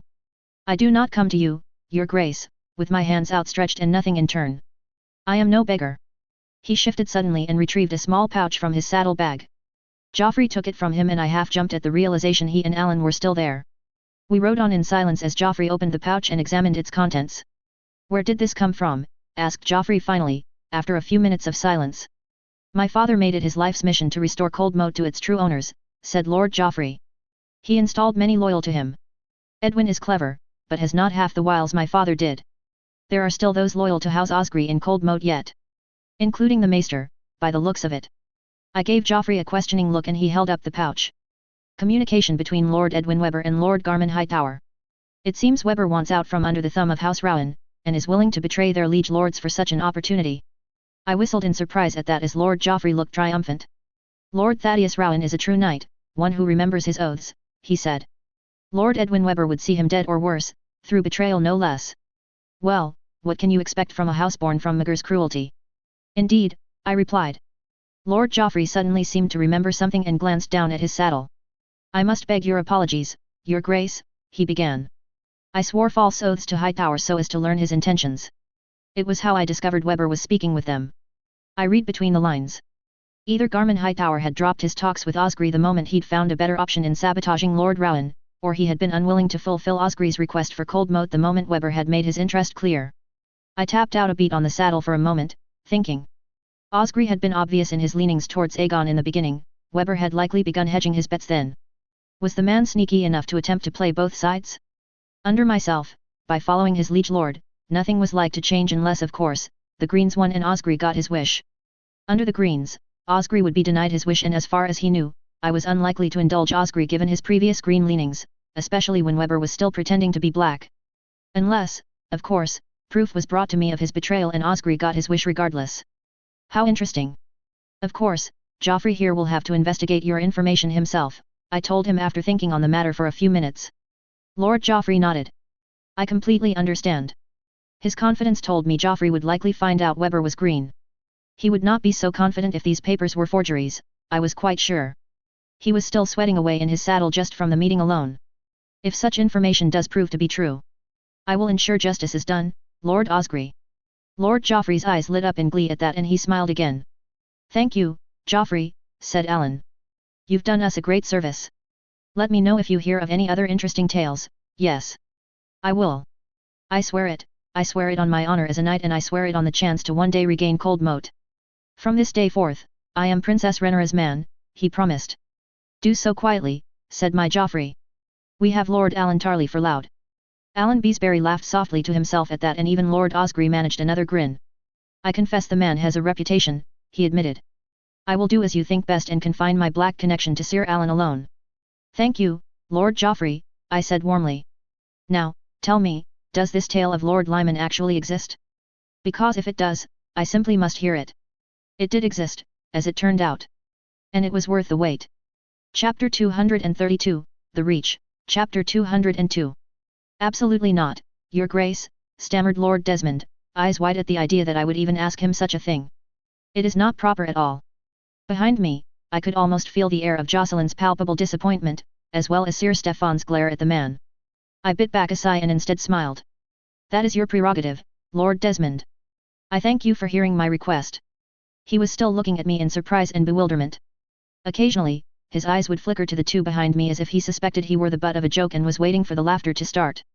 As if a girl participating in the squire's melee were such a far-fetched idea. I turned to my daughter who was trying to hide her grief at his decision as valiantly as any knight but still failing. I am sorry, Jocelyn, I told her and she swallowed and nodded. Sir Stephan gave me a sympathetic look before laying his hand on her shoulder. Come, you are still to play my squire when I ride, Jocelyn. You were warned this was a possibility. Lord Desmond shifted behind me, no doubt thinking furiously on how to disallow her from even that. He couldn't, of course. The squire was the choice of the knight and short of banning Jocelyn from the grounds, the host would not interfere in such a decision. Yes, sire. I understand, Jocelyn replied, her voice surprisingly strong. I smiled. She was a warrior. She would overcome this. Overcome any obstacle in her way. Your papa is giving Iman and Rolf a lesson in the training yards. Perhaps you can catch the tail end of that. I suggested. Yes, said Sir Stephan quickly. Let's head to the yards. The young prince has been struggling with his footwork recently and you would serve an excellent demonstration. That perked her up and I turned back to Desmond as they left. My apologies for interrupting your day, my lord. He waved his hand, managing to rearrange his surprise into graciousness, at least. I am at your service, your grace, he murmured. Princess Ema is not so inclined, is she? She would have to pry herself from the library first, I told him dryly and his sigh of relief only furthered my determination that he would not get his hands on my daughter. Of course, yes, she seems the quiet type, he replied, smiling now. No daughter of mine is the quiet type, I told him shortly. Good day, my lord. I left him musing on that statement, his worried look coming back over his features. Highgarden was alive all around me. Men from every corner of the Reach, all ready to compete in the grand tourney. I was still confused exactly, at whom this tourney was supposed to celebrate. Myself and my name day, which was frighteningly close. My daughters, newly turned 12? My very presence, or even Aegon and Helena's. I shook my head and decided fresh air would suit me well. I would be 31 soon. Wasn't that a thought? Sir Alric, I said, stopping suddenly. Luckily, the knight was used enough to my antics. Tell me, where is Sir Joffrey? I suddenly needed a friend. Someone I could grouse to. I am unsure, your grace, replied the knight. Perhaps Sir Laner would know. Which meant the training yards. I suppose it would not hurt to check in on Iman anyway. He had been distant these last few days, focused on Lionel Tyrell. The old worry that he was wasting his childhood, that he would regret such a thing in the years to come, came back and made me restless. Set me to feeling uncomfortable in my own skin. Especially now Damon was making his move. No news from Lys yet. He would not reach them for a long time yet. I had time, I kept reminding myself. I had time. I could not sacrifice my time in the Reach as I had been able to do in Dorne. I could not forget about Aegon in favor of fighting Damon. The training yards were as busy as I predicted. Laner had his own little corner though, Sir Stephan by his side as each called out instructions to their charges. It seemed even Aegon's Green Knights dared not intrude upon their little bubble of heaven. I snorted at that thought. Aegon's Green Knights. I had seen a few in the Stormlands, young men with their heads in the clouds, so convinced that the ground Aegon walked on was blessed by the Seven themselves. So convinced that they alone were right, champions of justice fighting against an unfair world. In the Reach, everywhere I looked I saw his hangers-on. Those that wanted to be him. What annoyed me more, I wondered as I picked my way over to my husband. That so many sought to use my brother and his cause to their own ends? Or that so many believed it was right and proper and that there was nothing underhanded about his actions? Rhaenyra, said Laner as I reached them, my brow no doubt furrowed. I let him drop a kiss to my cheek and then leaned into his brief hug. That made him pause. Are you well? Well enough, I replied. My mind wanders and I was hoping to find Joffrey. Ah, he said. I am afraid he's on some sort of mission in town today. Or so I'm led to believe. I groaned in frustration and he wrapped an awkward arm about me again. Perhaps you can find some distraction here, he asked. I'm not sure a distraction is what I need, I murmured. It all seems, it's too much. My brother, Damon, Desmond, we did so much and it all seems like nothing. Not so, and you would be saying the same were your mood not so dark. Come, I know better than to let you wallow like this. Let us have a sit down and Rolf and Jocelyn can show us all how far they have come as squires. At that, he caught Sir Stefan's eye and my white knight nodded once. Did he see it as his duty to protect me from my moods as well? I raised a hand to my face and rubbed at my eyes. Gods, I sounded like a whining child. My apologies, I said finally. I would love to see a duel between the two. One without distractions this time. Rolf laughed as Jocelyn shifted, her cheeks flushing red. Then she smiled a little when I caught her eye and smiled. I accepted being herded to the side, Iman wedged under one arm and Laner taking possession of the other as Rolf and Jocelyn began their duel under Stefan's expert eye. Two squires dueling with practice swords was about as impressive as it sounded, but I still found my mood lifting a little. Rolf won but I fancied it was a close run thing. Under Stefan's strict tutelage my daughter had improved in leaps and bounds and by the man's own admittance, she was driven even outside of her sanctioned practices. She might not be the type to sit down and read, or excel in academic pursuits, or even be the most polite of my children, but I fancied she'd be the best with the blade one day. I glanced down and found Iman frowning at his sister, who was teasing Rolf over something. The boy may be older, but he had yet to grow immune to her poking fun at him. Iman? I asked. What is wrong? Nothing, Mama, he lied and then glanced up, saw my disbelief and then looked down. Mama, am I like Uncle Aegon? Uncle Aegon, I repeated slowly. In what way? That. I like being your heir, Mama, and I want to be the best king I can be. But, I glanced around, noting which knights among Aegon's men still watched us as Stefan corrected Jocelyn's stance and Laner ruffled Rolf's hair. Has someone been saying things to you? I asked quietly. His ears went red at those words. Not to me, he insisted. But people do say, you are heir, so why shouldn't Jocelyn be your heir? Why me? Why not be like the Dornish? It is a difficult answer, I replied slowly, catching his shoulders and making him look at me, rather than his own shoes. One not best answered in the training yards. Sorry, he muttered. No, I told him sternly. No apologies. You need not apologize for questioning this, not when I have never given you an answer of any kind. I pursed my lips as his ears went redder. Perhaps I should gather you all, I murmured. Tell you all. Get it out of the way. Jocelyn has to be wondering as well, His stricken expression told me the truth. Very well, I said. The next time we have some privacy and the whole family gathered together, we will speak of the succession. Yes, Mama, he said. I am sorry, though. I opened my mouth and he shook his head and my heart wanted to break open at the frown on his face. So deep, so thoughtful for one so young. Had I caused this? Had my own moods influenced them all? More guilt. Was this what parenthood was? Realizing too late you'd managed to mess something up? Then I stopped those thoughts dead. I was doing it again. Sulking, brooding. Moving from the present to my own head and not giving it the attention I needed to pay it. You are not your uncle, I told him finally. The situation is very different, I assure you, no matter how similar it appears on the surface.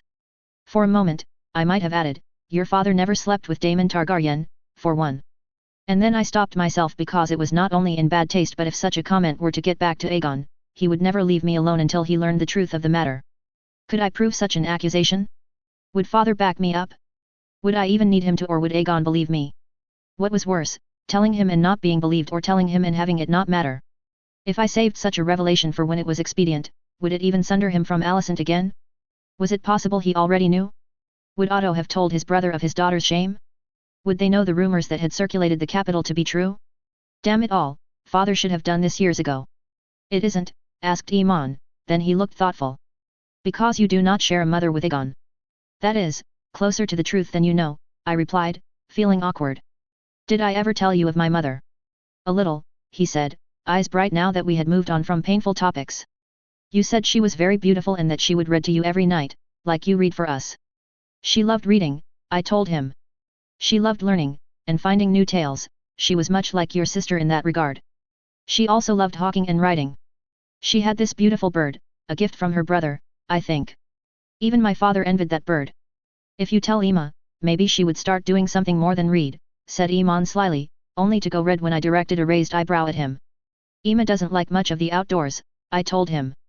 She doesn't like bugs, said Iman. She likes the outside fine when there aren't any bugs in it. I hummed and he poked my cheek in annoyance. She's also scared of the birds. True, he mumbled. Why be scared of them, though? She isn't scared of Dreamfire.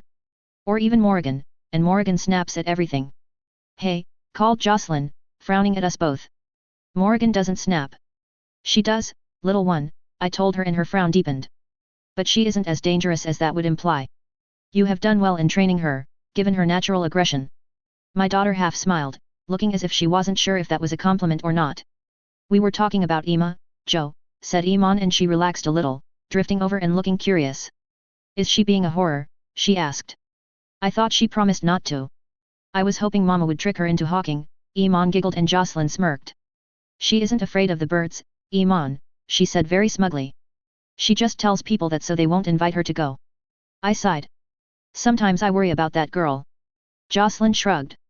She's happy, Mama, and she is still a baby, really.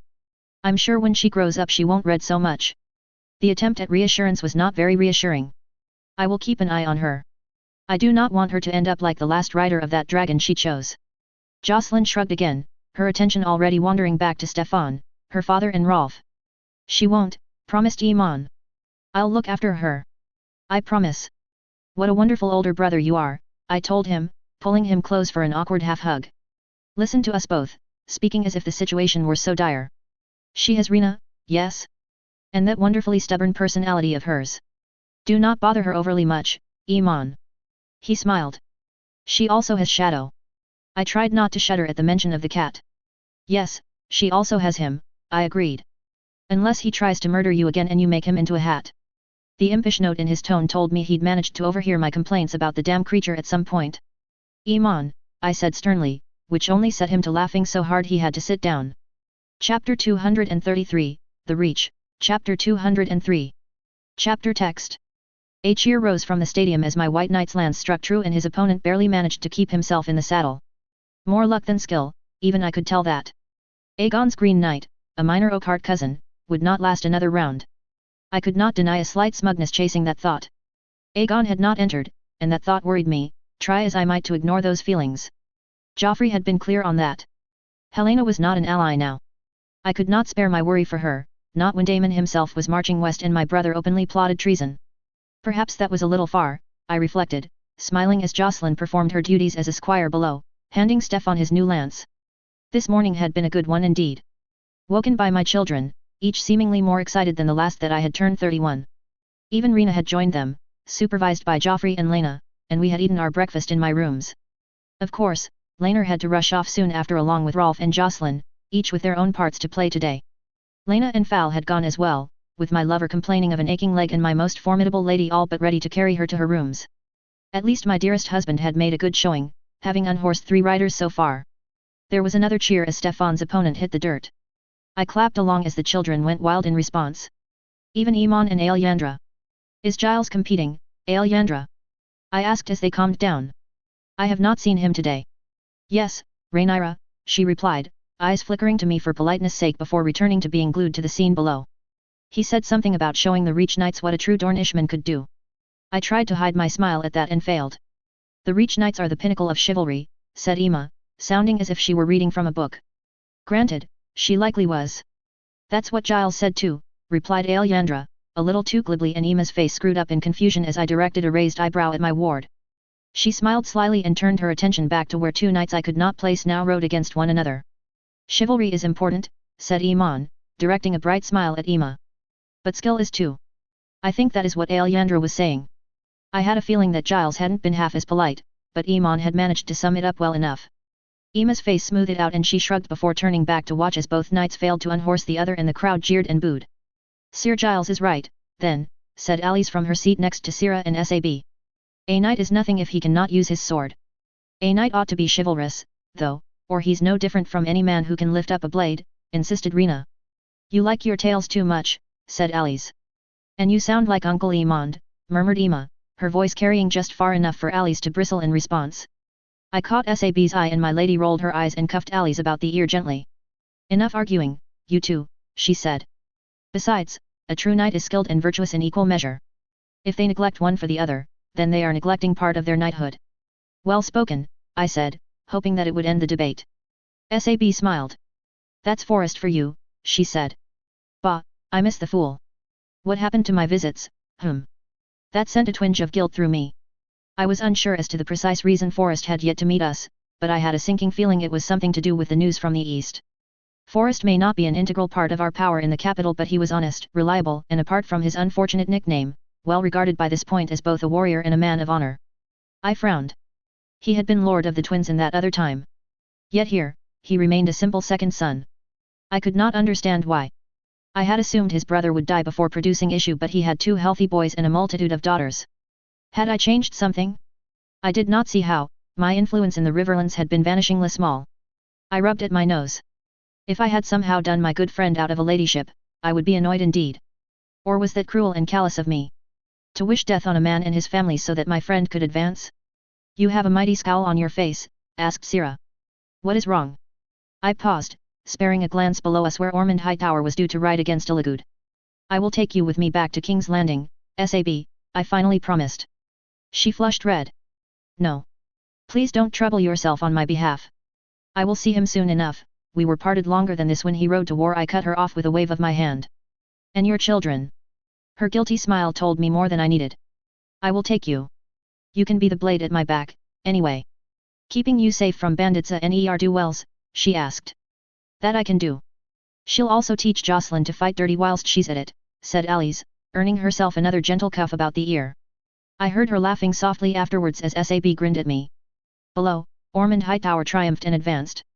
The girl needs a few tricks up her sleeve, she said without a trace of shame. And you should stop eavesdropping, young lady. Not happening, she replied, and I sighed. Another one of my children that has been corrupted by their uncle. Said uncle studiously ignored us all. He had been in some kind of mood since returning yesterday, and though he had hidden it reasonably well this morning, he clearly wasn't in the mood for joking. I disliked the intense look in his eyes. Another bout of wild cheering rose from the crowd, and I glanced back as the words became clearer and clearer. Prince Aegon. Prince Aegon. Princess Helena. Prince Aegon. I grit my teeth and smiled as they came into view. Not heading to the Tyrell box, thankfully, but to where Garmin Hightower sat, surrounded by fawning lords, watching over the festivities as if he were king of them all and not some nasty, twisted gargoyle. At least Helena looked somewhat improved. She had clearly put a little weight on, and there was color in her cheeks. I glanced down at my children, all craning their heads to get a better look at their uncle. They knew something had occurred between Helena and I. They could not fail to after chasing me about on Syrinx for half a day, but they did not know what. Aunt Hela looks better, Iman ventured after a moment. I bit my lip. Indeed she does, said Sira for me. Now settle down. Your father will be riding next. No, not next, the one after that, said Joffrey absent-mindedly. Even sulking, he had memorized Laener's matches. I suspect he'll win handily. That knight's a bit fond of drink. That made me pause. What an interesting observation. Drink has brought many knights low, I said blandly, and Joffrey smiled for a moment. I sighed internally. I wanted to tell him that if Laener found out he'd strangle him, but by this point I knew that unless Joffrey or I revealed it, Laener would not find out, because Laener would not go looking for such truths. Father doesn't need to face a drunk to win, said Emma, sounding more offended than I have ever heard and wearing the same look she had when she told me of her desire for a dragon. He is the most gallant knight here. Joffrey blinked and then smiled, the most genuine one I'd seen on his face in a long time. Of course he is, he said warmly to Emma. There has never been a more gallant knight. Except me, of course. Emma's face screwed up again as Rena giggled in delight and shuffled onto her father's knee, nearly knocking his stick flying in the process. We watched 2 more relatively unknown knights tilt in companionable silence. What are they still cheering his name? Asked Alice after a moment, disgust in her voice. He is not even riding. She was right. I could still hear it here and there, the chant breaking out irregularly among the crowd of small folk. Garmin's doing? Or a natural expression of Aegon's popularity here? Was this why Joffrey was interfering? I could see it being done to prevent a green win, and the renowned Aegon would win by association. Gods, I hoped he'd arranged something nasty for Ormond. I tapped out a beat on the arm of the chair and tried not to hear them calling his and her names like they were heroes of old. He is a figure out of the tales to them, said Iman, sounding as if he were trying to be diplomatic. He is a figure of something, all right, muttered Alice, and I sent her a sharp look. She shrugged before muttering some more. He is worse than Uncle Emond. He thinks he is grandpapa with the way he judges people. At least Uncle Emond gets angry. Her and Emond were still on the outs. I had not realized her and Aegon were, though. Judges people? I asked. She shrugged. He tried to tell me off, back then. For Vermithor. I gripped the arms of my chair as my blood turned to fiery hot rage for a moment. To ignore me? To speak to my own child directly? Even if she had been in the wrong, I could acknowledge that at least, everything she had done she had managed to do at Helena and Iman's connivance. Little bastard, I told him he should speak with his wife and brother about doing something wrong. At her sickeningly sweet tone, the fires of my rage died to embers. Of course, he tried to give me some lecture about theft, but I told him I stole nothing. Vermithor was not Uncle Iman's and it was Uncle Iman's own actions that allowed me to claim him as my own. She paused in her explanation to smile at me. He did not know what to say to that, and then Grandpapa arrived and dragged him off. You set him up, didn't you? I realized. How long was my papa there before he dragged Aegon off? A few minutes, said Alice, then her gaze went back to the grounds with delight as Laner rode out.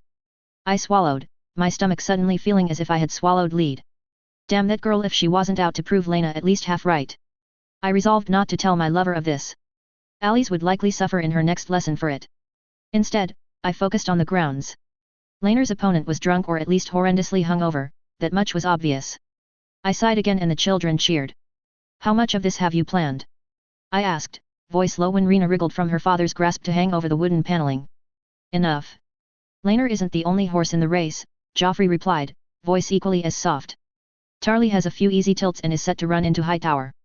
A promising hunt has been cutting swathes through Green Knights. The previous joust had the bastard of Bitterbridge winning. If everything continues like this, I half suspect we'll have an all-black final. If anyone ever finds out, I warned. Joffrey smiled again. They will not. Why do you think I have been so busy these past few days? The boy has done much to irk me lately and any embarrassment I can pay him in turn will be sweet. I grimaced. Just remember what happened last time you rigged a tourney, I muttered as Laner and his opponent clashed with neither emerging as the victor. You assume I haven't rigged any since? Asked Joffrey. Then he shrugged. I never did collect on that bet. Do you suppose Garmin will honor it? I snorted without meaning to as Laner rode again, sending his opponent into the ground with a spray of mud and dirt and the crowd going wild. It will be remarked upon in the right ears that he did not enter, said Joffrey finally, as if he were being pushed to continue. I had hoped he would enter, but I will settle for humiliating his allies. I shudder to think what you would have planned for him. But we could talk no more as our box settled back into normalcy and the children's raucous cheering could no longer hide the implications of our conversation. Papa is doing well this tourney, said Iman, looking cheerful. Maybe my knight had a point about chivalry and skill, said Alyandra slyly, her voice slightly raspy from cheering. Her knight keeps trying to bed me, mumbled Sira, looking amused. He wouldn't know chivalry if it bit him on the nose. No more talks about chivalry. The next person to talk about chivalry is getting a lecture from the driest and most boring knight I can find in my retinue, I snapped as both Rena and Ema prepared to snap back at Alyandra. Thank God they had not heard Sira, at least. Harsh, said Sab, smiling. What if I say the forbidden word? What then? It includes you too, I warned them. Don't test me. Sab's grin widened as Sira half collapsed laughing into her sleeve and I was struck with such a bolt of nostalgia that for a moment I wanted to cry. I had missed this. This easy joking among friends. Was this what I was missing? Not hobbies or child-free time, but my friends as they had been? Maybe I should have a card night once more when I returned to the city. It would delight Maris at least and I might. I shook my head and instead reached out to flick Sab's ear, sending her squawking in protest. Chapter 234, The Reach, Chapter 204. Chapter text. I ran a finger along an ugly-looking bruise, all black and blue and angry. Laner flinched, as if he were trying to burrow deeper into the covers, and then grimaced. Is it necessary for you to prod every single one? He whined. I pulled a face at him. I'm not prodding, I replied. I am just, sometimes I wonder if it is all worth it. It is worth it when you win, he replied, grinning. Besides, I'm told it's customary to act the injured warrior and have some beautiful woman soothe your injuries away. He was in a good mood and I couldn't blame him. He'd come closer than ever to winning a tourney. Joffrey's predictions had come true, of course, with an all-black final and Alan Tarly winning the day over Renly Rowan, a younger brother of Thaddeus. Tom Flowers had personally unhorsed Gawain Westerling, the last of Aegon's favoured knights, and Laner had reached further than ever before in the lists, proving to all he was no pretend warrior, when my brother had failed to even enter. Some beautiful woman? Would any merely do for you, my dearest and most beloved husband? I asked archly. He laughed softly, then winced, clutching at his side for a moment. Don't make me laugh, Rhaenyra, he said, still chuckling. Instead, focus on my wounds. They are many and require your attention. Ass. Is that not what I am doing now? I asked. Soothing your injuries and congratulating you on your many victories. He grinned again. So I will ardently assure any who ask me, dear wife, he replied, and I snorted at the cheek of it. He smiled again and pushed on by some impish impulse. I reached up and pulled on his beard. Ow, very well, you have made your point. I yield. You are soothing my hurts, my beautiful wife. Good, I replied and laid myself across his shoulder. Today was pleasing. Pleasing indeed, he murmured. For a moment, I thought that he must know, that he must have seen Joffrey's tricks for what they were. But Laenor just smiled and let his eyes close, goofy smile on his face. Did you see Garmin Hightower's face when they carried that oaf from the field? I did, I replied. I did indeed. It was most satisfying. Tarly found it so, as well. If Laena had not already secured his allegiance, that bit of revenge would have done so. So he knew some of it. Did he know that Joffrey had interfered with his matches, too? He won't be competing for some time, nor will he be waving about vigilance, I told him. Rumor has it his sword arm is quite broken. What a shame, chuckled Laenor. We lay in silence some more. The warmth of his body and the frantic nature of the day combined to weigh me down, make me feel as if my eyelids were made of lead. The last of the reach was done with. I could relax now, it had been a success, for all that it still felt like bitter failure. I had brought a secret lord to my side, I had made my move on Florent even if I had yet to decide if giving him access to a dragon was worth it. Petty revenge against the Hightowers had been had, yet Helena had made her side clear, my family sundered once more. Soon it would be time for us to leave. For me to mount Syrinx and fly home, Sab, and Laena at my back, and tackle the next of my fears. Daemon. Perhaps it was a testament to how tired I was that even thinking that, sleep still claimed me despite the fear and the unease that rested in my gut like lead. Despite the phantom pain in a finger no longer there. The final days at Highgarden passed slowly and at a snail's pace despite my furious wish that everything would just move a little faster. I was quite sure I was once again making everybody miserable with my mood, but now the thought of flying home, of finally hammering out some solid plan of action with father, was within sight. I wanted nothing more than to be away and going. Action against Daemon and not my brother, not planned action that still brought a stab of pain to my heart when I contemplated it. Desmond continued to dance around the issue of Ema and Dreamfire, going so far as to watch the dragon's afternoon feeding in person. As if he already possessed it and was slowly fitting it into his plans for the Reach and for his nephew. Laena had told me, in worried tones, that he had men asking about dragon lore. 2 knights had come to Sir Stefan with reports that they had been offered bribes to bring copies of Laena's notes to a mysterious employer. He was getting desperate, with no answer to his offer forthcoming. He would be denied his dragon through Ema, though, and when I was done telling father everything, I quite fancied that House Florent would be officially banned from ever receiving a royal marriage. Not as pointless and petty as it sounded, I assured myself. Aegon still had Visera. My littlest sister, quiet and jumpy, had never shown interest in dragons beyond how they played a part in her histories, but she had the blood to claim one. Blood that could be passed down. Not as good as a Targaryen princess who would be the sister of the king someday, who came equipped with a dragon already and whose children might reasonably be expected to marry back into the main line, but no small prize to a family out to raise itself up on our backs. No, Florent was a problem I would have father solve. What was pointless and petty was the thrill I got when I realized I could throw his little lesson regarding Lionel Tyrell's regency back in his face. I, at least, had the decency to feel a little bad about it after, though. Are you ready, Rhaenyra? I paused and glanced up. Sab stood there, dressed in leather and chain and looking even rougher than usual. Traveling garb already. Have I been lost in my thoughts for so long? I asked, standing and wincing as my cramping legs informed me that I had indeed. Sab refrained from pointing it out though, and instead smiled. Damn it all. When are the children boarding? Soon enough. It's why I came to find you, she told me. I closed my eyes and stretched. I am loath to leave them, but needs must, I mused, falling in behind my lady as we wove through the many corridors and gardens of Highgarden. The Princess Rhaenyra still looked as grand as the day Laenor had proudly unveiled her. He had been put out to realize that after our trip to Sigurd via Lord Sport, he would have to abandon her to the mercies of Captain Allard, and we would have to take an inferior ship from Duskendale to White Harbor. Thank you again for taking me. I've missed them a lot, said Sab. Even Forrest. Did you expect to love him? I asked. She gave me an incredulous look. When you married him, did you expect to love him? No, she said. I expected to resent him. He was a second son with a reputation as an idiot and I the ruined daughter. I expected him to demand and control and I expected that I would have to stab him soon enough. I snorted at that as she smiled softly. He was quite forward with me. He knew the rumors, all he asked for was friendship and not war. I could do that. Damned if I don't want to keep him around now, though. You are a good team, I admitted. Her smile widened. He appreciates a woman that can put him in the dirt, she boasted, then flexed an arm, her smile telling me it was more a joke than any real reflection of her husband's desires. Who doesn't? I replied, thanking Lena and sending Sab into peals of laughter. I can get behind that sentiment, she laughed. No shame. Everyone knew the rumors about Sab, it was impossible not to these days. Yet my protection and her own attitude to it all meant she was very firmly left alone these days, and should she have a few friends she was close to, daughters of lords and rich merchants, then that was certainly none of my business. A fact I had assured many people, many times, when my supporters and detractors brought the matter up. Mama, called Iman the moment we rounded the corner and found the little group waiting for us. You made it. Of course I did, I replied, kneeling down and catching him about the shoulders for a hug. I would not miss my chance to say goodbye. I will miss you too much. His little arms tightened about my neck for a few moments, then he stepped back and allowed Jocelyn to get close. I still had to take them all aside, to explain everything, but that could wait until I knew how we were dealing with Damon. When I knew I could focus my entire attention on the matter. They deserved that, at the very least. Really? I've been dancing around for the last hour or so chanting that I'm finally free, said Lena dryly, and I pulled back my head from Jocelyn's shoulder just in time to see Rena jab her in the thigh and look annoyed. She's lying, said Felena.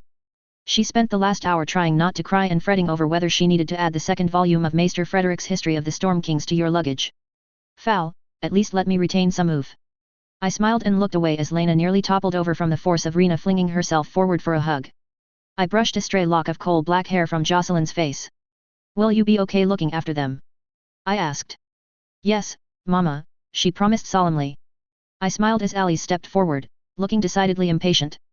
We wrote letters for Grandpapa, she said as I let go of Jocelyn and focused on the bundle of papers in her hand. That is very thoughtful of you, I told her, taking them gently and handing them to Sab. He will be thrilled, no doubt. Then I pulled her close and she wriggled her face into the crook of my neck. You will tell him we miss him, won't you? She asked, voice slightly muffled. I swear it, I replied, feeling emotion pulse behind my eyes. And I will miss you, of course, but you will be coming back soon enough. Grandpapa is in the capital, all on his own, explained Alice. He has Grandmama Renis and Grandpapa Corliss, I told her, but the look on her face said clearly that she did not think that counted. Evidently, Father's policy of spoiling her rotten had thoroughly ingratiated him into her good graces. Who will be teaching us about dragons whilst you and Auntie Lena are gone? Asked Jocelyn. I paused. What am I? Asked Lena, half making me jump in fright as he strode up behind us, looking half exhausted. He needn't get so involved with his crew and ensuring the ship was supplied and ready, but he always did. Injured, said Jocelyn. Uncle Joffrey said your ribs still hurt you. Did he? Mused Lena. Well, they are fine enough to teach you flying. Alice was almost shoved aside as Emma decided it was her turn to be hugged. I let her cling and shot an apologetic look at her sister, who shrugged and smiled. She clutched tightly for a minute or so before letting go and stepping back with that oh-so-familiar look on her face. I braced myself. Am I betrothed or not? She demanded finally. Iman won't tell me and it isn't fair he knows and I don't. In the corner of my eye, Iman winced. You have to wait until you are 10 to find out, said Alice, a sly grin on her face. Jocelyn rolled her eyes and gave her twin a shove even as Emma tensed up. No, little one, not yet. Why? Did you not like Lord Florent's son? I asked. She stopped and seemed to think that over, as if liking him had not occurred to her. He is much older than me, she said finally. But he talked with me lots about books and he didn't tease me for my tales. You should be thankful you aren't betrothed, said Alice. I am, and I have never even met Osgood. You have met Osgood, said Lena. I don't remember meeting Osgood, argued Alice, and I waved a hand for them to stop before it got out of hand. Come now, I will not see you for a few weeks. Will you say goodbye with arguments? I asked and Emma hugged me tightly again. Where is Alyendra? I asked when I was free to stand up once more. On the ship with Vis and the baby, said Lena. Layla was having some trouble managing them both and you know how the damnable thing has taken to her. Taken to head scratches, you mean, I replied dryly, trying not to feel hurt at her absence and failing. She had been more distant than ever since Dorne. Very well, I will let her avoid the goodbyes for now. Lena smiled sadly before stepping forward and giving me a very chaste kiss on the cheek. Look after them, I told him. I am their father, he replied. I would be remiss in my duties as such if I did not. I'm sorry I started and he smiled. You fret, I know. Believe it or not, though, I can manage to navigate a ship full of children from Highgarden to Lannisport without turning the whole thing into a flaming wreck. At my guilty look he rolled his eyes and pulled me close, taking the opportunity to whisper in my ear. If you should choose to break our agreement, I do not mind. Let one of us be happy at least, rather than us both being miserable. That was a trap. It sounded like a trap, anyway. I gave him a tight smile as he stepped back and my children decided there were 1 or 2 more rounds of goodbyes to be had. I had never been apart from them for so long before and they were fretting, I suspected. I was fretting, especially if I was implying Laenor could not be an effective parent, anyway. I would admit to crying as they left, waving to them all lined up on the deck with tears dripping down my face. Laena fared no better, looking stoically miserable as her daughter disappeared into the distance. They will be okay, said Sab quietly as I dabbed at my eyes. They're good kids. But they were gone, on their way to the Westerlands. Our suite of rooms seemed oppressively empty after that. Yet I could not sulk. I had an uncle to begin to deal with. Chapter 235, Interlude, Desmond. Chapter text. The tension between the siblings was palpable, visible to any with eyes. The Hightower brat, and how could he think of him any differently with Garmin Hightower hanging over him so blatantly, stood ramrod straight. His dragon, the pale blue creature, was what gave away his annoyance. It drew back and forth, a long, low hiss emitting from its maw. Frost. Jealousy burned within him and he smothered it. House Florent would soon have back their rightful seat, Lionel would deliver them that. But the Conqueror had changed the game.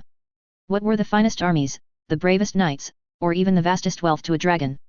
House Arryn would soon have won. The Lannisters would soon feel the shadow of one darkening their doors. Even the Dornish. It burned that money could not buy it. He had thought men might, but his spies were clear. The would-be queen would not give him his due unless the situation became dire enough. He needed a dragon. Needed one like he needed to breathe. He wanted the Hightower destroyed, House Florent ascendant. You must pass our well wishes to the king, he simpered to her, feeling the sharpness of the brat's gaze and basking in it for a moment. Garmin Hightower and his idiot son had made their case, high, mighty and imperious. They had all but commanded him to fall in line as so many of his vassals already had. The play was hard, aggressive, he would not have it. To sit in his seat, surrounded by his men, and demand fealty as if he were an unruly vassal and not their lord? No. He would not follow the brat even if they stood over him with a blade. The very memory turned his blood to flame again. Made him want to shake with the force of it. To stand in the solar she had ruled from and make demands of him. He would kill them slowly for that. You have been a finer host than I could ask for, said Rhaenyra Targaryen, her voice warm. She was a good actress. He knew her warmth to be feigned, and yet he could see no sign of it. Sister, said the boy, voice low with warning. Something ugly reared itself in his breast and he wanted to say something. That this boy, lousy with Hightower blood, should be so arrogant in his halls. Rhaenyra shifted, her smile flickering for a moment with annoyance before she smiled once more. Both were anxious, both ready to snap. Not so different from him, then. Like Aegon's dragon, hers too was unruly. It shuffled back and forth, snapping its wings open and then closed. Something to note, something to file away. It would join the reports from his spies in the capital. Many a lesser man had his sneaks and spies watching the king, but he knew the truth. The real power was with the dragons, and so it was them he watched. By the time Rhaenyra saw that she could not win without him, war or council, he would know too much about those creatures to ever let Dreamfire go.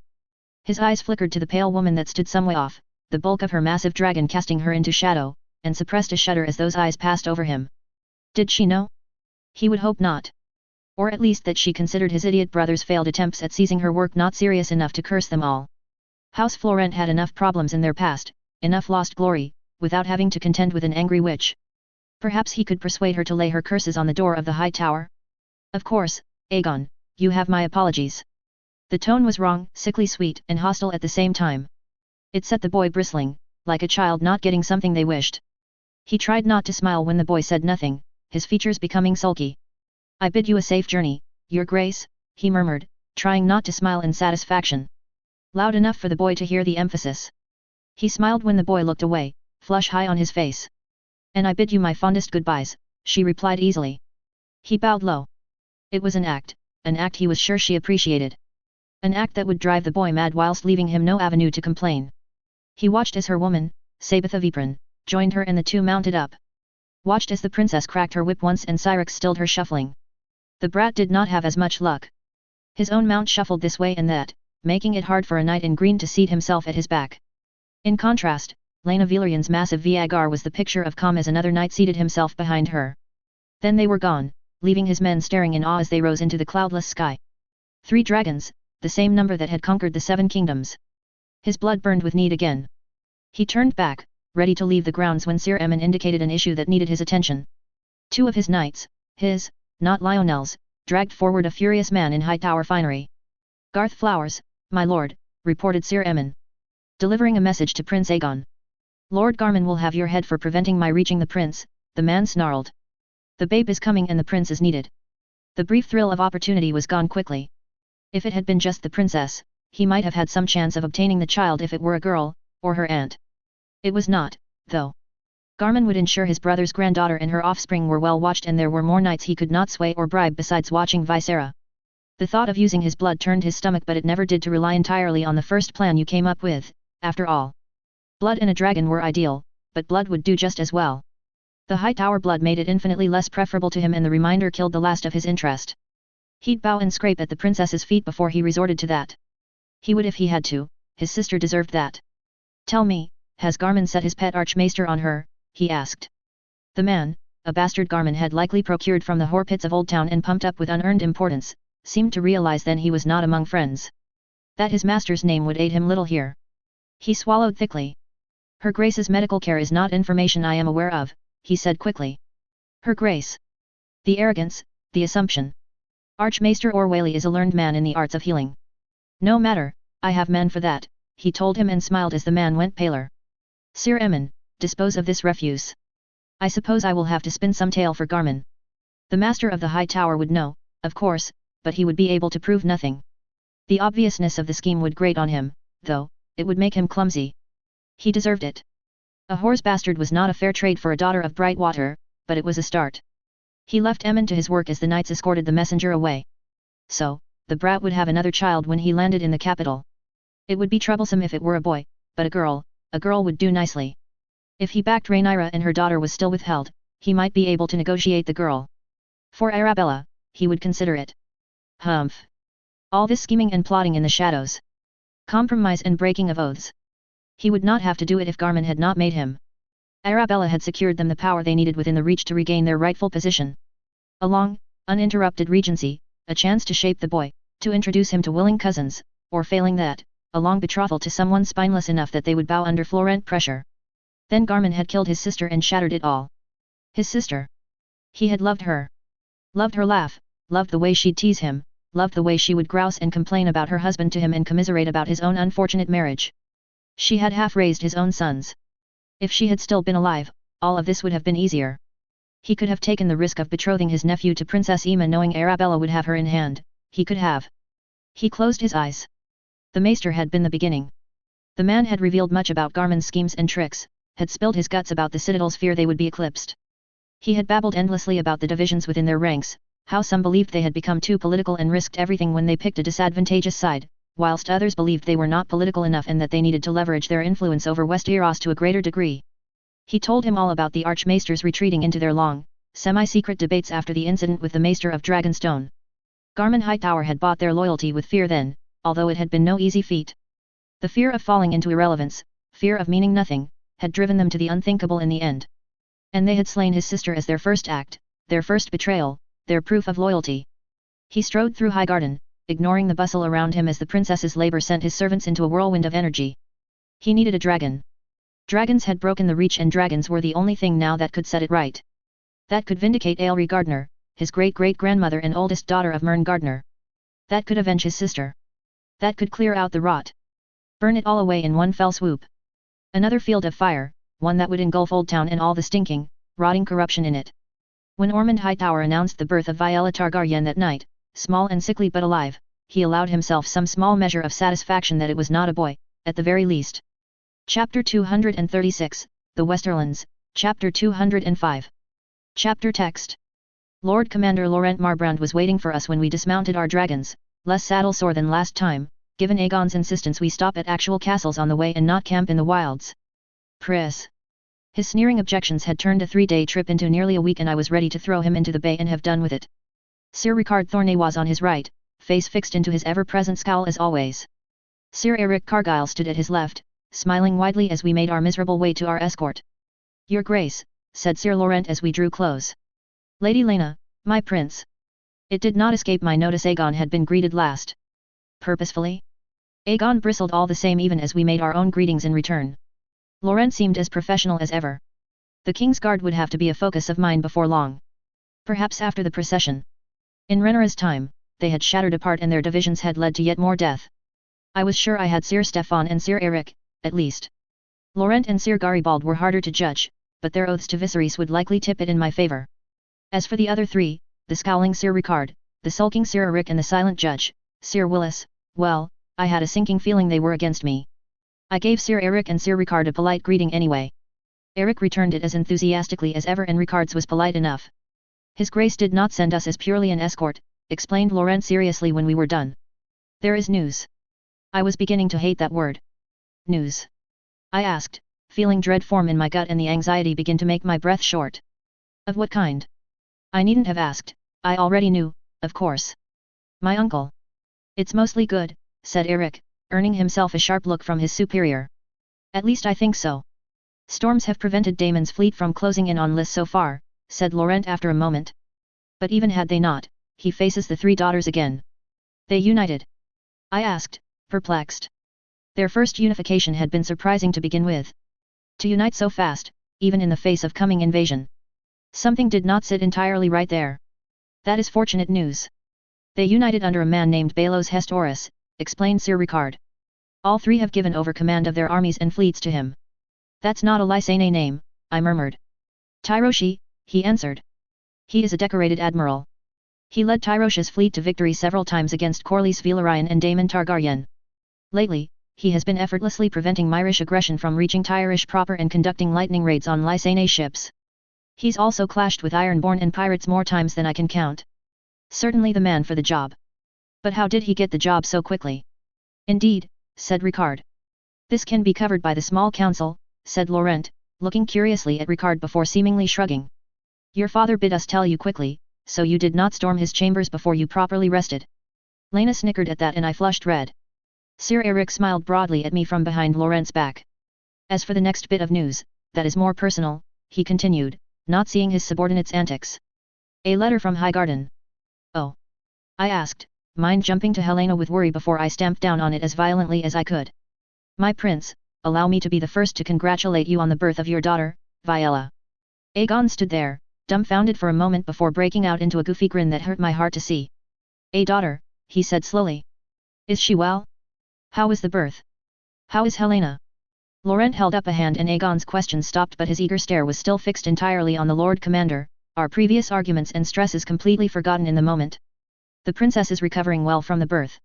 Your daughter he paused then, hesitating and Aegon frowned. She was noted to be quite small, my prince, and Archmaester Orwally is attending to her himself. He is concerned. That name. Still, alive was good. Alive was definitely good. I risked a glance to Aegon again, noting how the way his shoulders were tense, his brows furrowed. Will you go to her, little brother? Small and sickly does not bode well, not without my midwives nearby. I see, said Aegon. Lord Garmon Hightower has also sent you a personal message. The Grand Maester has it in his keeping, Laurent said. Aegon was still subdued when we exited the dragon pit and began making our way towards the Red Keep. Well, Aegon, anyway. I would be stopping by the manse to freshen up and dress properly for court before I made my way to greet father.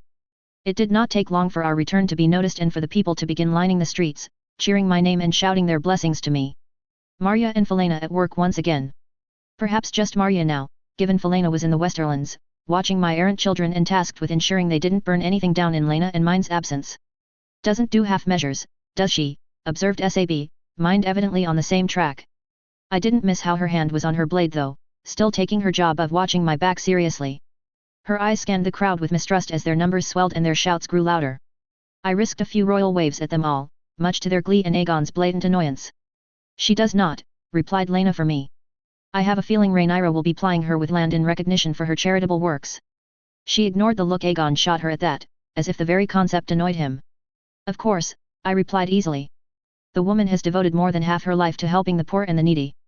I have never met a gentler soul. Lady Hastwick, asked Sir Eric, tone thoughtful as the crowds began to thin out as we approached the nicer parts of King's Landing. She sends us baked goods to start our duty with. Unsurprising. Wait, was that how Stefan and Felena had forged their bond? I was saved from overthinking that, at least, by the turning in the road that would lead me to the manse. I brought my mount to a halt and cast a look about, waiting for Sir Eric to bring his mount alongside mine. The White Knight shot Sir Ricard a lazy grin. "I'm guarding her grace, I take it," he said. Laurent's lips pursed, even as Ricard snorted. Then he urged his mount forward beside me and I favoured him with a smile. I somewhat wished I had taken Sir Eric with me on my progress. He was good company and had a way with people most lacked. Still, Eric never went far without Eric, and Eric was in the top 3 for people I did not want watching my back. "Come," I said simply. "I want to try for some sleep before whatever welcome father has planned." "A small feast," said Laurent. Then he smiled and nodded, wheeling his horse about to escort Aegon on to the keep. Anxiety clawed at my gut for a moment. Would father confront Aegon without me being there? Would it make any difference if I was there? "I will see you later, your grace." I tried not to laugh at Eric's mocking little wave as they rode off and instead focused on guiding my horses through familiar streets. "I'm glad you are back," said Eric, breaking the comfortable silence. "It has been dreary here."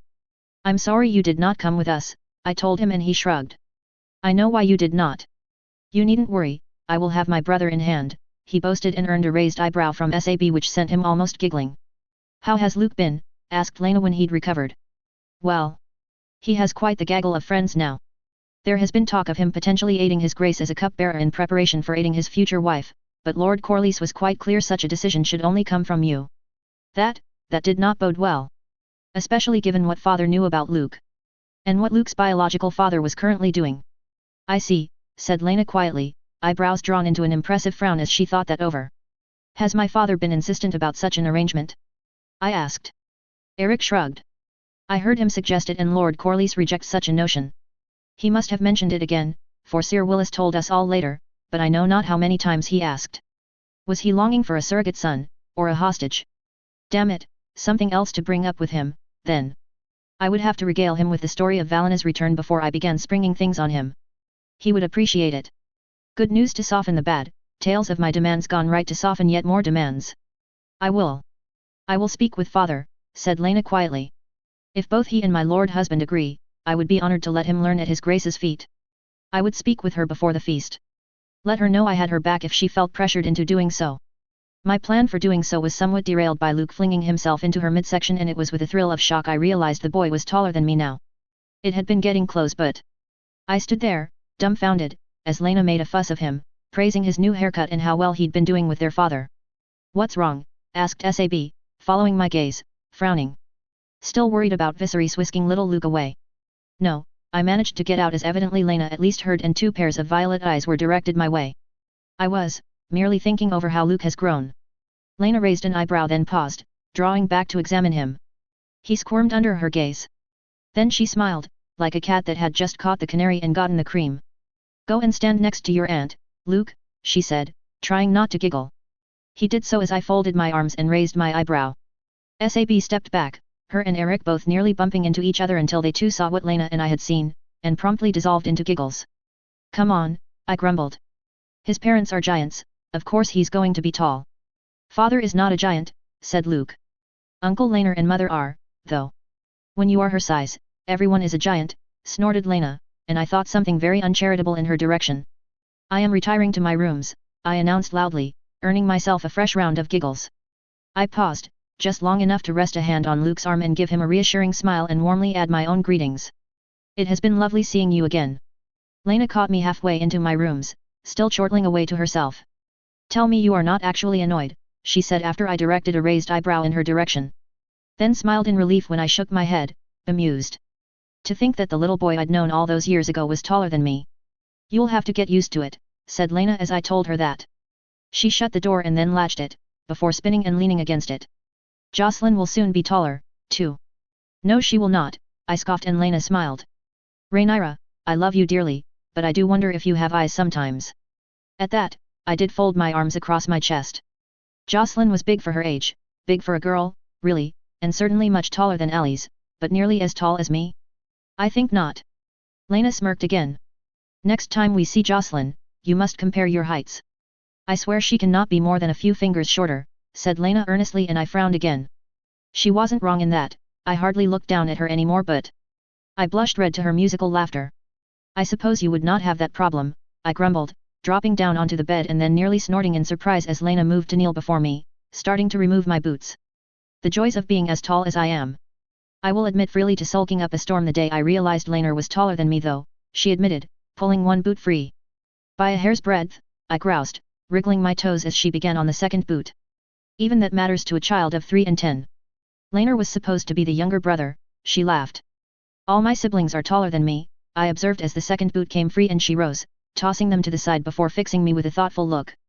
I knew that look. Lena and I have an agreement. Hang the agreement, she said. I spoke to him, he agrees we've been good for this long. Nobody will know. I'd know, I groused.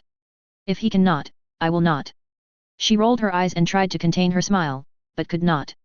He is not depriving himself during the journey to Lannisport, I assure you, she said, trying not to giggle. He has finally reached the point that being denied his lover for so long whilst having him within arm's reach has become unbearable. Admit it, you feel the same. I opened my mouth to protest but her hand on my chest, pushing me down into the soft bedding insistently, silenced such doubts. She fixed me with a look again as she clambered onto the bed next to me, her hands framing my face. No what ifs, she said sternly. Credit him with a little intelligence. We have come this far without being caught. I fret, I told her. I cannot help it. Not when it comes to this. She smiled and said after a moment, I am aware. We have to tell them one day, but I would prefer that not come from a single mistake in their habit of not knocking, I continued. She nodded, fingers stroking over my cheek and making my eyes flutter shut. My protestations would not get me far here, so I reached up and wrapped a hand around her wrist, pulling it down slightly so that I could kiss her fingertips. Very well, I said finally. But if we are late to the feast, I shan't forgive you. Chapter 237, The Westerlands, Chapter 206. Rhaenyra. That was the only warning I got before I was engulfed in a hug. I sank into it, smiling despite myself, despite the situation. How are you? Well, father, I said warmly. He drew back and studied me for a moment before smiling broadly. He looked better. You seem cheerful. Our family grows, said father, before peering over my shoulder to spy Corlys and Lena, Luke at their back. If realizing he had grown so much was a surprise, it was an even bigger one to not see him pulling at his clothes and making faces at the other people his age. He has matured a little, I murmured as the boy met my eyes and waved. Father smiled again, although this time I detected some sadness. Enough to be the squire of a king. I'm not much of a knight, mumbled father self-consciously. But you asked to have him attend to you. I tried so hard to ensure there was no accusation there and no suspicion. I think I failed, given the faint offended look on his face. I owe that boy so much, he said evasively and I raised an eyebrow. He sighed and seemed to slump. I miss having you and Aegon and all your little ones about. At the admission, some emotion roared in my ears again and I moved forward, hugging him once more. He chuckled and wrapped his arms about my shoulders, rocking us side to side gently for a moment. I am sorry, I said, really meaning it. There is no need for apologies. You could not have predicted, well, all that happened. His melancholy look returned, the one I had seen so much of on my brief visit from Dorne, and I searched for something to say. Anything to cheer him up a little. Valena was returned quite safely, I told him. He paused, tilting his head. Her mother may not let her out of her sight until she is a woman with children grown, but they are reunited once more. I am happy to hear that, he said and I did not think he was lying. And no doubt it has won us points within Dorne itself. If not us, it has swayed a few to Aelyandra's cause, I mused. Aaron Dane is quite the pragmatist. When push comes to shove, he will come down on our side every time because we are not out to kill his niece. Dire words, father murmured, but he looked thoughtful. I suppose that was better than melancholy. But I know Lord Dane. I agree with your assessment. The trick is to keep what is best for your girl and what we are providing is the same thing. Easier said than done, I mused to myself, eyes flickering back to where Corlys had moved on from stilted and awkward conversation with his daughter to work the feasting hall. A feasting hall rapidly filling up with noble guests. Lena said something to Luke then and tapped his shoulder, sending him racing off into the crowd before glancing up and meeting my eyes. I beckoned her over with a flick of my eyes and she managed a sort of half-drift. More nervous of my father than anything. Still so aware of what he knew. Lady Lena, said father warmly. She crossed the final few steps between us with a smile I could tell was fake, but only because I had seen her practice it. I am glad you could attend. Thank you, your grace, she replied. Lena will be staying here after I depart, I told him. She has business on Dragonstone on my behalf. Business, said father, looking curious. How mysterious. I assure you it is nothing too exciting, said Lena easily. Father just smiled sadly. I can make guesses, he said. I opened my mouth to call him on that but was interrupted by the arrival of my ladies and the smile that brought to my face. Go and say hello. I shall be here when you return. I left him with a kiss on the cheek before making my way to them, smiling as 6 children scattered into the crowd before I could even reach them. It was Maris that spotted Lena and I first, although that should not come as much of a surprise. She smiled broadly before nudging a preoccupied Marya and soon both had marched forward. Maris threw her arms about me and I returned the embrace with equal fervor. How dull it has been here without you, she exclaimed. For a moment, I wanted to ask her if that were true. To ask about Larry's and a myriad of other things besides, but instead, I bit my tongue and pulled her even closer. How dull it has been without you both, I replied. We've had to make do on the card game front, but it isn't the same. Maris just laughed and released me, and Lena and I switched, Marya wrapping me in a fiercer embrace than I had expected. My Byron has been beside himself, she told me when I gave her a questioning look. About the princess. He said her mood was dour and then one day she was simply gone. Tell me she is well? He could not live with himself had something happened. Helena is fine, at least, she was when we left. She has had a child since then, I said woodenly, afraid that if I tried for any act I would weep in public. Marya frowned and for a moment I thought she might question me, try to see what was grieving me so. She did not, letting the matter rest for now with a sigh and a glance around the room. I glanced past them both to find Forrest Frey and Sab. My lady's face was alight with an indulgent grin, Forrest himself looking fairly relaxed and pleased too. I see you have located your husband, I teased her. She gave him a gentle shove with her elbow as he blushed slightly, but was smiling too much for me to believe he was truly embarrassed. She has missed you fiercely. Don't tell him that, he'll get an inflated opinion of himself, she teased and he laughed. Your Grace, he said warmly, finally speaking, with a little bow. Thank you for bringing Sabitha home. It was my pleasure, I told him. How are the children? Troublesome as ever, Sab answered quickly, earning another laugh from her husband. A handful, I agree on that front, answered Maris a moment later. I can hardly believe Joffrey is nearly of an age to squire. Her oldest son had just turned 10, if I had remembered their ages correctly. Had I ensured gifts were to be sent on my behalf? For a moment, panic seized me as I searched my brain and the relief followed swiftly on its heel as I realized I had. Maris smiled at me, likely guessing exactly what my pause was for. I feel the same. Jocelyn is nearly my height now and a squire for Sir Stefan besides, I commiserated. Manfred is soon to be a squire as well, said Forrest, pride lacing his words. Have you found a worthy knight? If you should require a good word, please just let me know, I told them both. That is appreciated, said Sabitha. And here I thought I was going to have to bribe one of our white knights like Marya is doing. Marya blushed red and Sab laughed. I have no clue who Harwin has in mind for our Joffrey, said Maris, coming to Marya's rescue. But if I may be so bold, I do believe the Lord Commander has space for a squire. Laurent? I asked, his serious face coming to mind.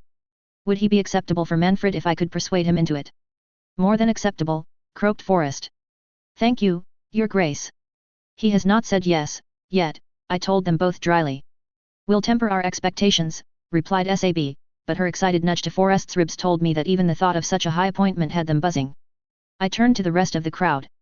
It had swelled greatly since I had found my ladies and gotten caught up with them. More doves than anything else, as usual, but if one were to weigh blacks against greens. Corlys had done very well here. None of Aegon's knights were in plain sight, nor any of his belligerent Reacher lords. I spotted Tywin Lannister, surrounded by his own little court, but as far as outright detractors went, this court was surprisingly free of them.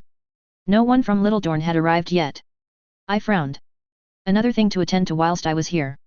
Ensuring their safety was properly reviewed and seeing what could be done to improve their lives here for the foreseeable future. That, and some part of me wanted to find Alyria's detestable brother and ensure he was watched every hour of every day. He would not get a chance to hurt her, not if I could help it. Maris might have been about to scold me for scowling so fiercely, I certainly saw her mouth open too, but she was prevented by a sudden buzz of activity and noises as the newest arrival caused quite the stir. Aegon had made an effort to dress up, and with Rickard Thorne at his back, he looked every inch the perfect prince once more.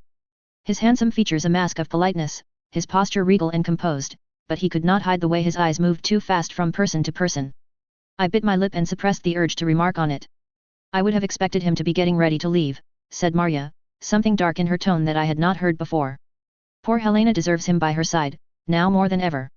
Especially if the babe doesn't live, muttered Sab.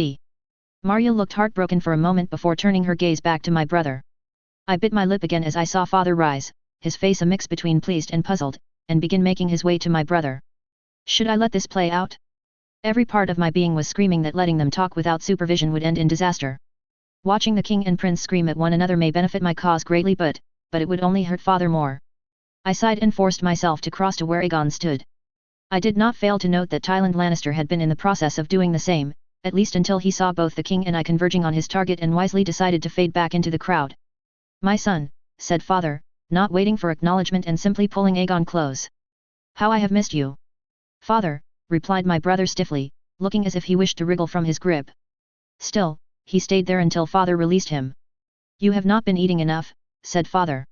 It was not accusing, more tentative, but Aegon bristled all the same.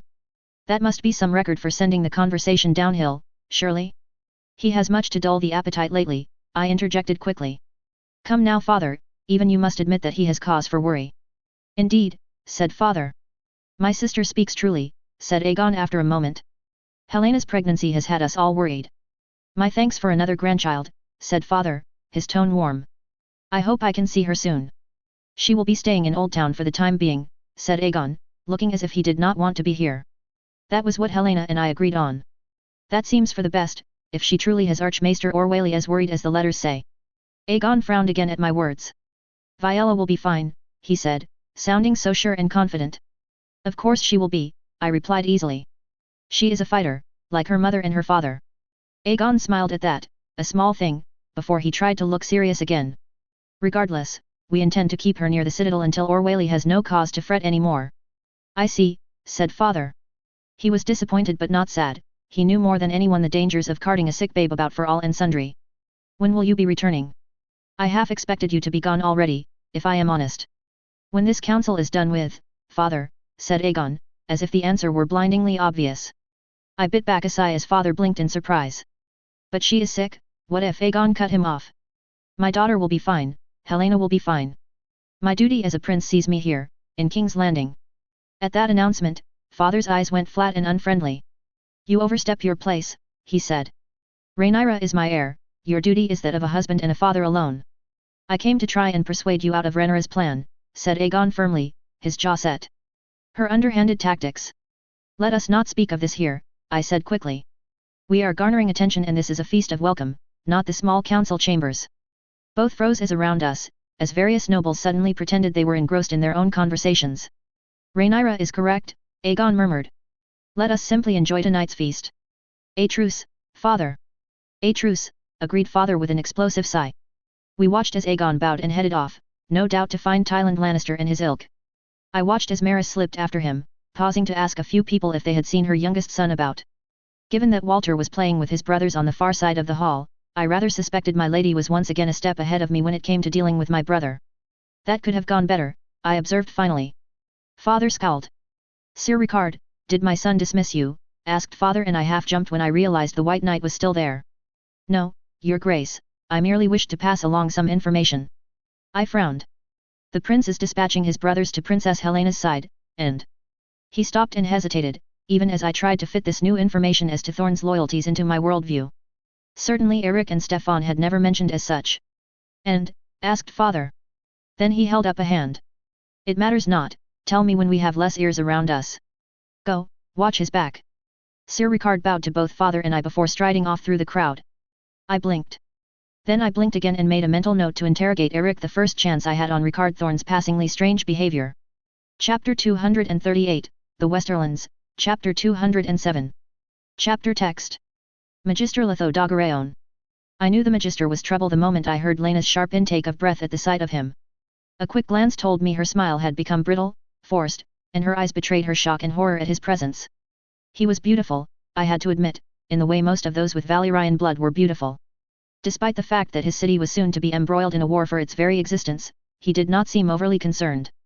He was dressed in deep purple silk, his pale blonde hair immaculately curled and his smile easy and friendly. His violet eyes traveled around the members of the small council, each seated before him, and then to my father, seated in an impressively carved oaken chair. Then he bowed, florid and obviously insincere.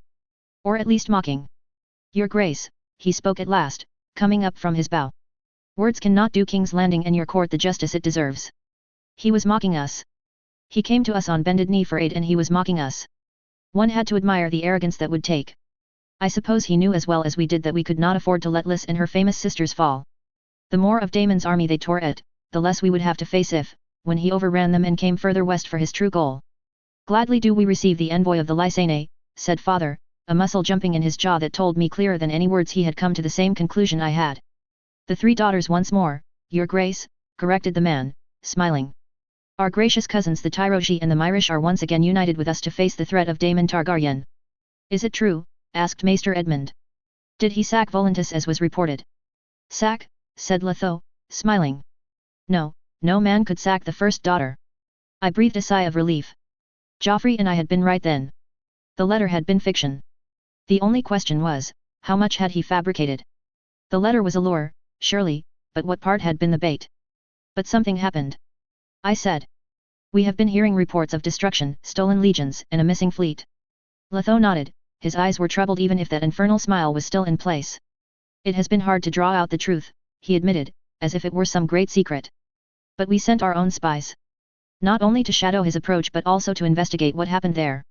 And, asked father, looking decidedly impatient. Riots, although the city's masters are beginning to regain control, little by little, said Letho simply. The old blood are not so wiped out as he would have us believe. In fact, they are remarkably intact. It grieved us to think the old blood, that ever-shining shard of Valyria itself, could be destroyed, said Lena, her voice clear and strong. Letho smiled at her and the expression made my skin crawl. Indeed, he said.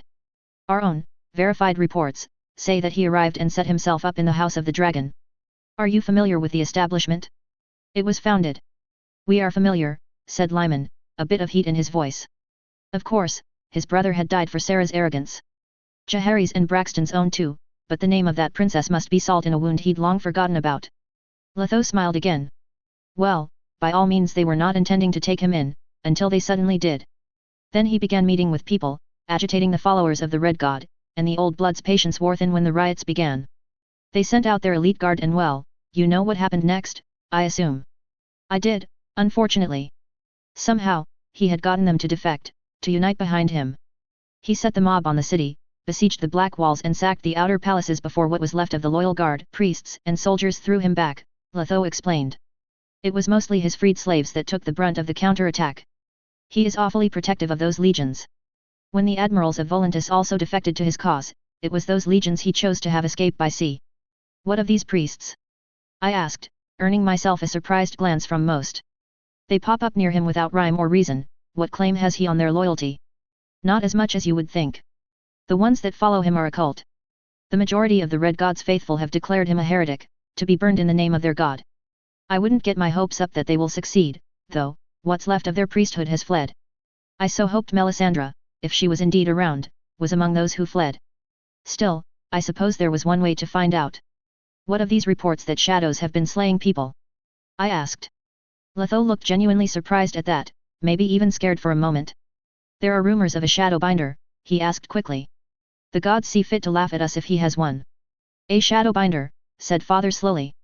Not a question, but not a statement of knowledge either. They are of Asai. Corley's explanation was like ice. Letho nodded. You travelled there, yes, asked Letho.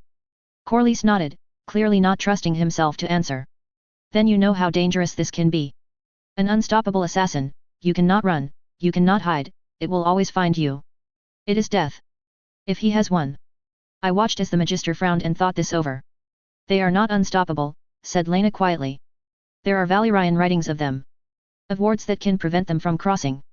Storm's End has something similar. That is, wonderful to hear, said Tyland dryly. But I wish to know of useful things, not tales more fit for a campfire than a meeting of war.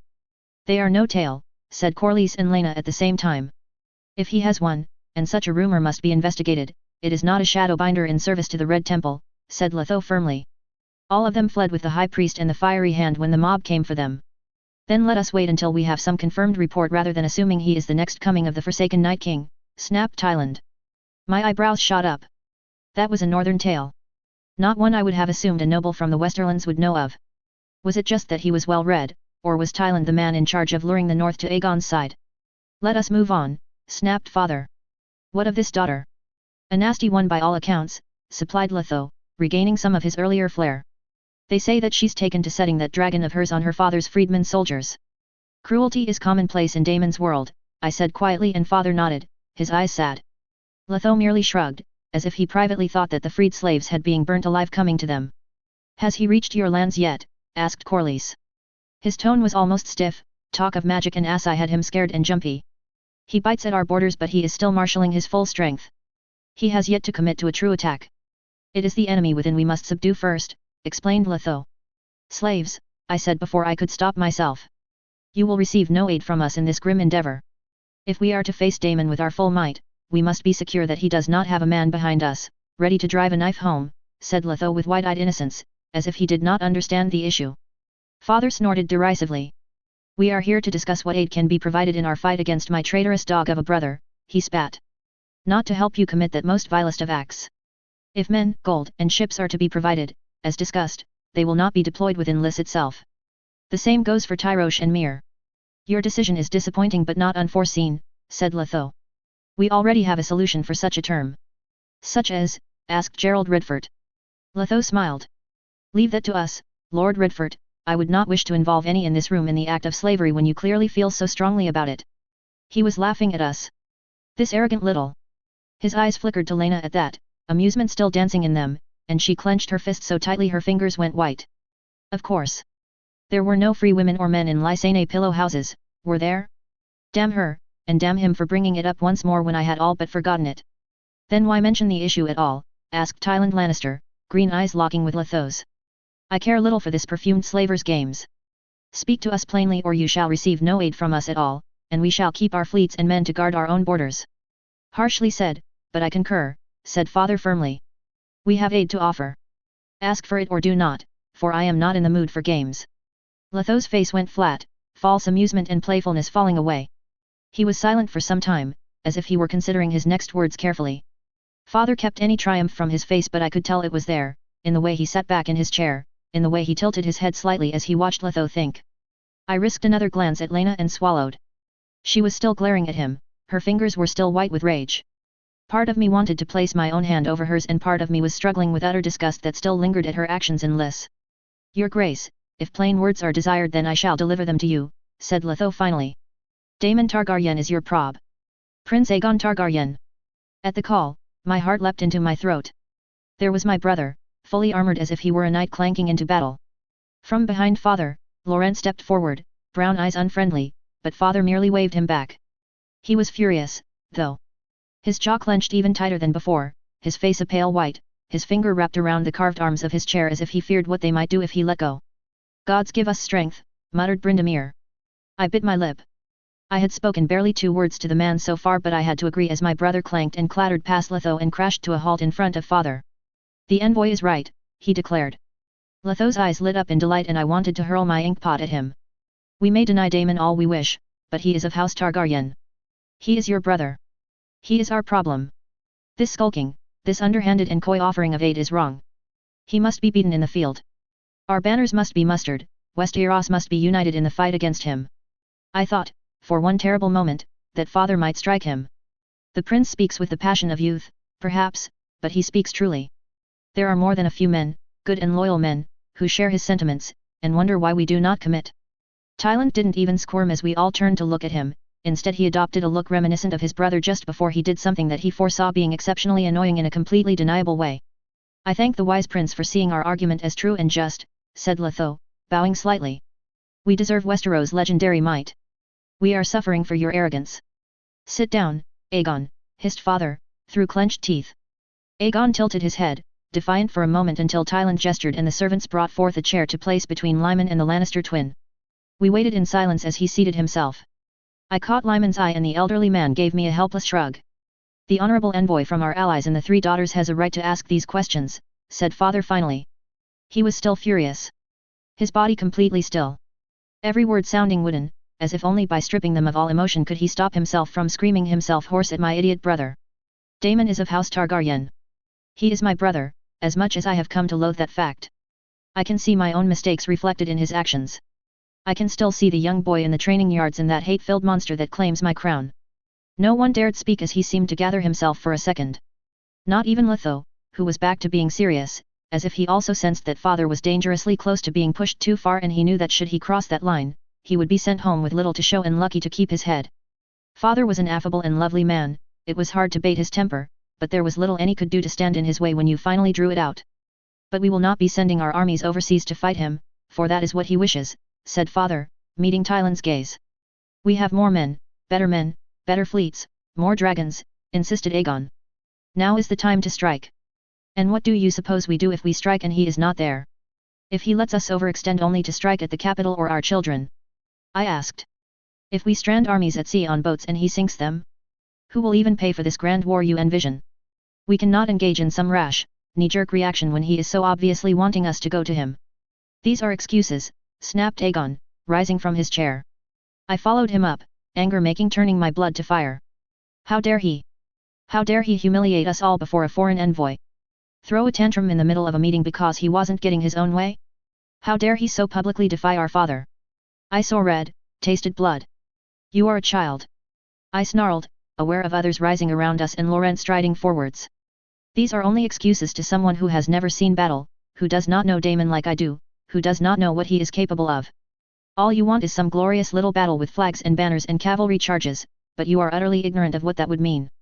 You are a coward, sister, he snarled right back. Hiding behind father, manipulating him into doing your bidding. Who rules here? Not the man on the throne anymore, apparently. Enough, bellowed father, and it was enough to kill my desire to punch Aegon dead. I swallowed, aware the eyes of the hall were on us.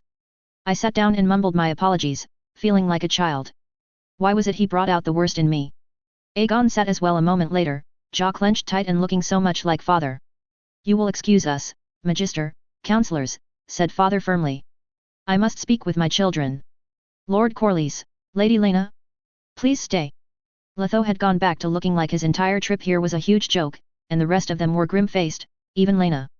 Humiliation burned behind my eyes. To lose my temper like a child in a meeting such as this? Chapter 239, The Westerlands, Chapter 208. Chapter text. That was unwise of you both. At father's words, I wanted to sink into my chair.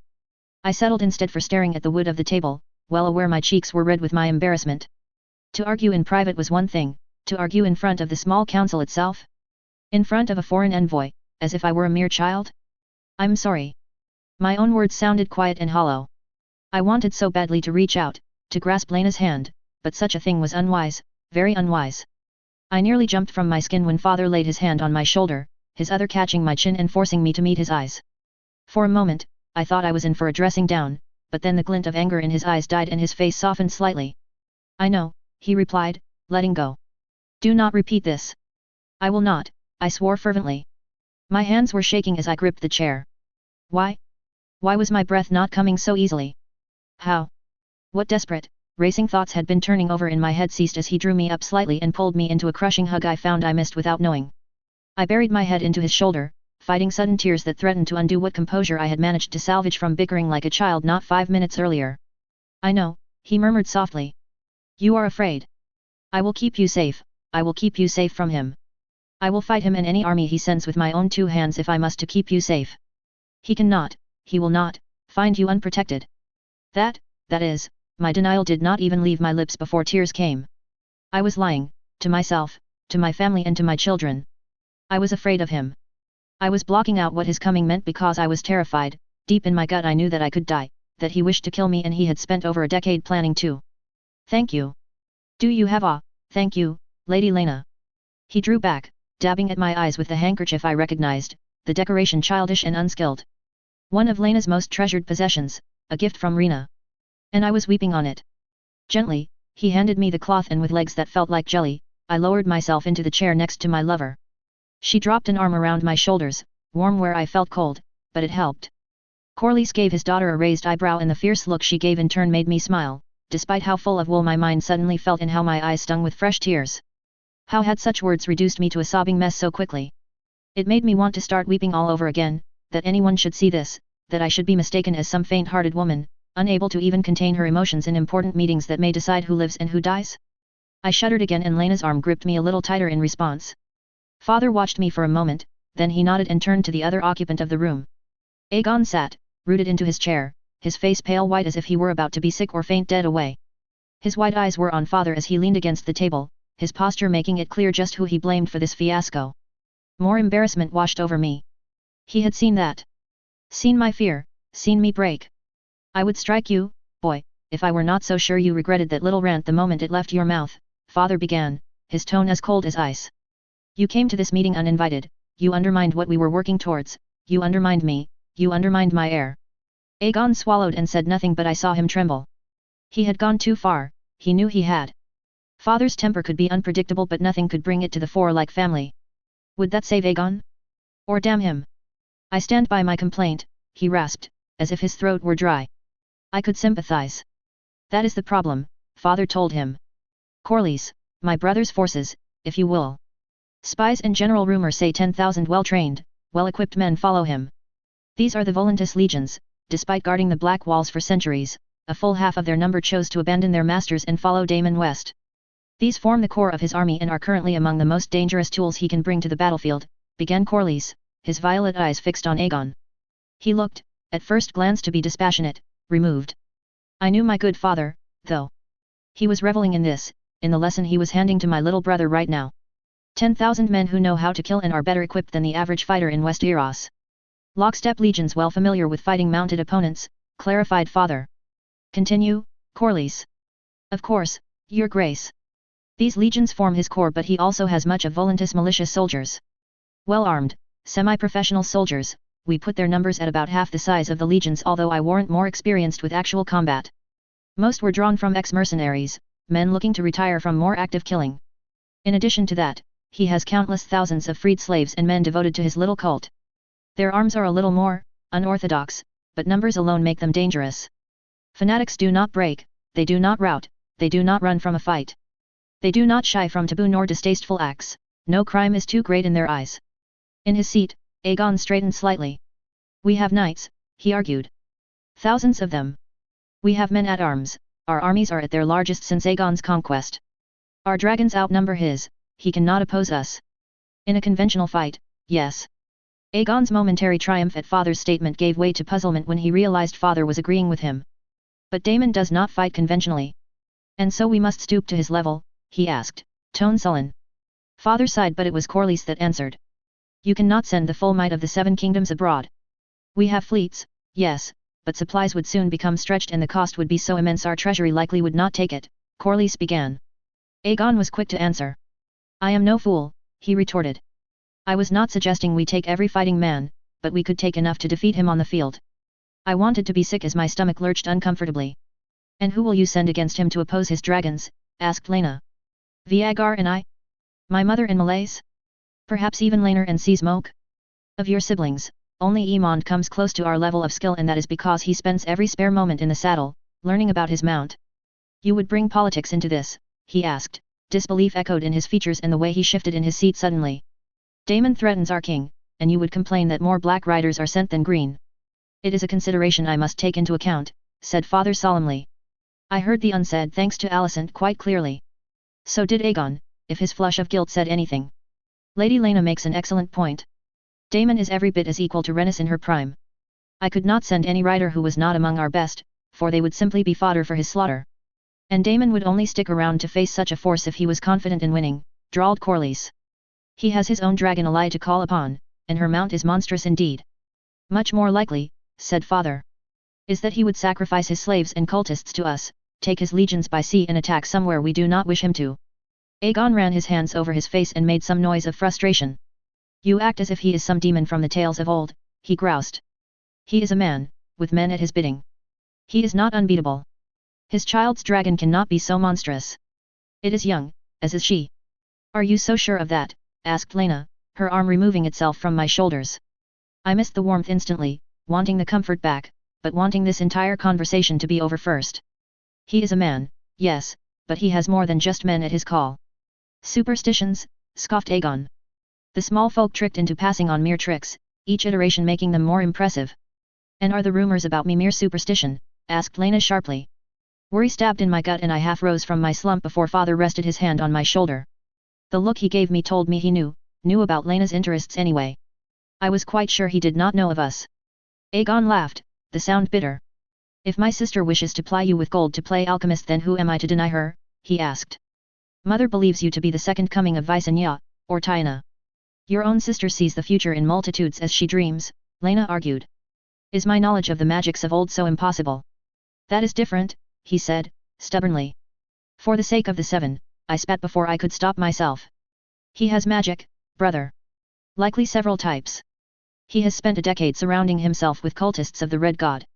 It is not just his army that makes him terrifying. What if we march a grand army to him and he simply takes it like he took the legions? Your own sister once wrote to me. She warned me that should I meet him, I would be lost. A chained dragon weeping as it tore at a crowned one. A wingless dragon dying among red rivers, Lena murmured. Aegon heard it though, and he shuddered. There couldn't be such magic, he protested weakly.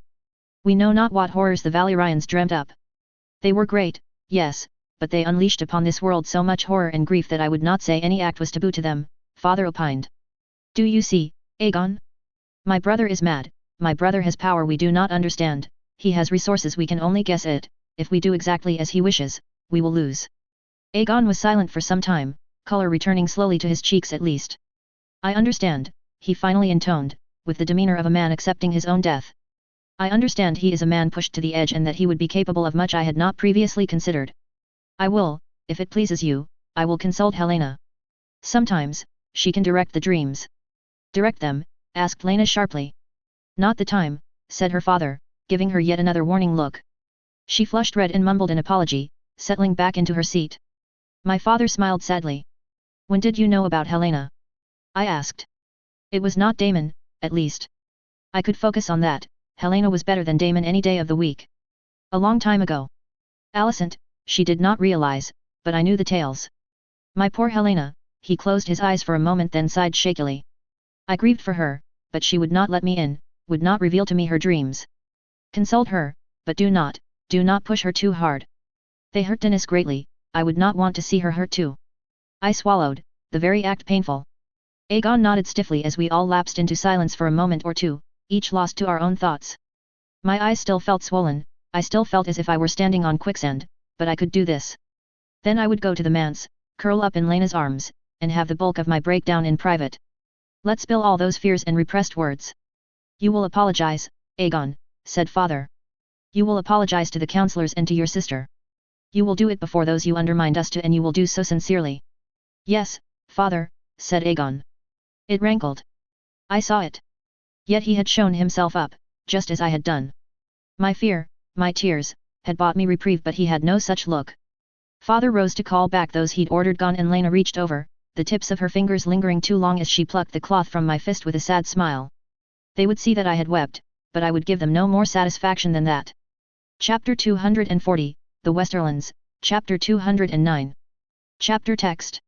Please accept my sincerest apologies for my behavior, said Aegon, bowing low before the assembled small council, having taken the place of Letho before them.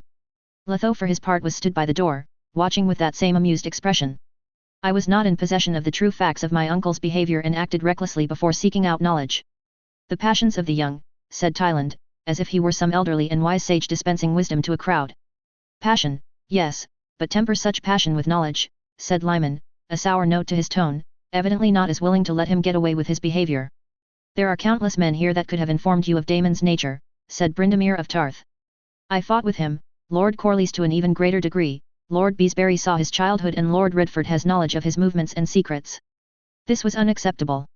Aegon's eyes flashed and his jaw clenched, but he did not respond to the rebuke with words, instead bowing once more, as if he sought to hide his expression more than anything.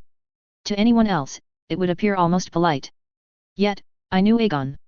He hated this, hated the rebukes, hated even more the semi-public nature of it. That is not all you must apologize for, said Laurent Marbrand, and that did surprise me. His brown eyes were full of dislike when I turned to look at him. The Lord Commander speaks truly, Aegon, said Viserys blandly, as if his words were no more important than an observation of the weather. So this was Aegon's lesson? Aegon's punishment?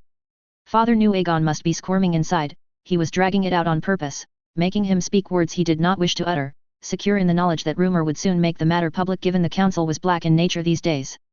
Aegon was proud. Father was needling that pride. How many times had I found, to my detriment, that such a thing to do was dangerous indeed. Yet I did not believe Aegon would act against father. For all that he was prickly, ambitious, proud, and arrogant, he held fast to his idea of honorable knighthood. Honorable knights did not assassinate their fathers, even if they believed said fathers were acting against the tenets of honor and chivalry. For all he aggravated me, I was glad Aegon had his beliefs. They made him pig-headed and hard to deal with, but they made him more than a fat philanderer who'd given up on life and sunken into a hedonistic slow death simply because trying was too hard. I was lapsing again, losing myself in thought to avoid my fears and failures. Of course, father, Aegon replied, his features schooled into neutrality as he turned to me and bowed yet again. I apologize, sister. What I said was utterly wrong of me, I should not have uttered it at all. Not trusting my voice, I nodded. Aegon caught my eye for a moment, concern glimmering there, as if he wanted to reach out and try to comfort me. Then he seemed to shake himself and that concern died as he seemed to mentally prepare himself once more. He turned back to father and waited for several agonizing seconds.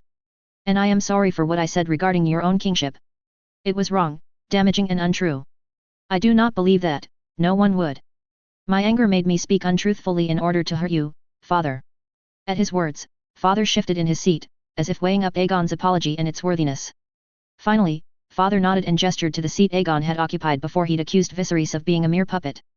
You are forgiven, Aegon. In truth, there will be many asking the same question you asked. Details will be quietly dispersed, but I suspect that few will have the wisdom to acknowledge their mistakes as you have done, Aegon. Forgiven, I thought as Aegon took his seat and Letho stepped forward once more, but not forgotten. Magister Letho, I do hope you will forgive this indiscretion. At Corley's words, Letho smiled. What game was he playing? To be so openly derisive of us? To needle Laena, to taunt father? Already forgiven, he lied. Next to me, Laena shifted slightly in her seat.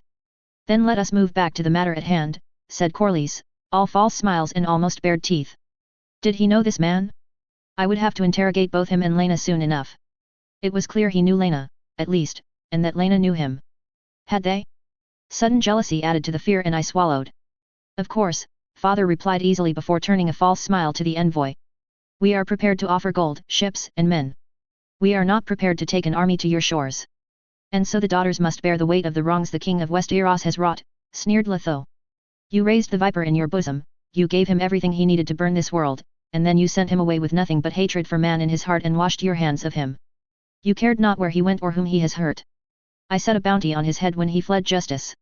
It was your countrymen's choice to march an army of slaves to his doorstep. Whatever Daemon has done, he has done independent of myself, Viserys replied. Yet I do still bear some responsibility. He is my brother, and it is for that I offer what I do. A paltry amount, spat Letho. Already our slaves revolt. Hundreds have died containing them and it will only get worse. In Pentos, the move to elect a new prince after the old was put to death by his own bed slaves, and they must have one soon, for Bravus grows bold. They send men to Pentoshi borders, they seize goods from their merchants, call in loans they have no right to. He paused to draw breath and then forged on, giving no one the time to refute his words. A far cry from our citizen militia has it all in hand.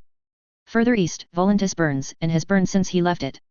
Slavers Bay faces invasion from some nameless general your brother has dispatched there. Daemon Targaryen he stopped and spat on the floor, eliciting a shudder from myself and a noise of disgust from Tywin Lannister, has set Essos ablaze. You offer us a pitcher of water to douse an inferno. It is wise to remove further fuel from the fire before attempting to douse a flame, lest your house burn down around you, said Grand Maester Edmund. Daemon is the spark we released into this world, but your way of life, your brutal slavery, is the dry kindling he so easily finds fuel in. You say we offer you a pitcher? A pitcher would drown a spark with plenty to spare. There is a reason slavery is banned under the worship of the Seven, said Tyland, tone almost lazy. He was taunting him back. And that's not just because it is a repugnant practice. It's also because when the slaves outnumber the free, it is only a matter of time before they realize that. Why waste good gold fixing your broken system? My fellow counselor's words are crass but true, said Lyman, making me nearly bite my tongue in shock. We offer you enough to defeat Daemon, no more and no less. If you do not wish to take such an offer, if you feel we insult you with it, spurn it. Spurn it and face Daemon Targaryen alone. No one within Westeros will weep for the fall of slavers, Letho Dagaraon. We may find strife within ourselves over other matters, I rasped, needing to speak up, needing to be seen as involved in this. But we will never, ever, disagree on the matter of slavery. You blame us because Daemon is the cause of this rebellion, but I truly wonder how long you would have lasted until some other revolutionary came along. About 200 years, give or take a few decades. Father caught my eye and nodded firmly. My sister speaks truly, Aegon declared. I caught Corlys rolling his eyes at that. Next to me, Lena was stiff as Letho looked upon us all with hate. He could, of course, bring up pillow houses now. He could humiliate Lena, humiliate me, force me to denounce her at the least or disavow her at worst. He could, and I would make damn sure he lost all offers of help from us. I tried to tell him that as he met my eyes. I was quite sure he had not gotten the details, but something in my eyes must have unnerved him because he was the first to look away. We will not ask you to beg, Magister Letho, but neither will we take responsibility for anything that is not our fault, said father firmly. That was the end of the matter. I saw the moment he gave in. The amused mask gone now, hate and anger in its place. He would agree though, he would agree to our terms because alone, his people were doomed. He stopped, took a deep breath and then, almost laughed to himself. Confusion was evident in all my fellow councillors' faces at that.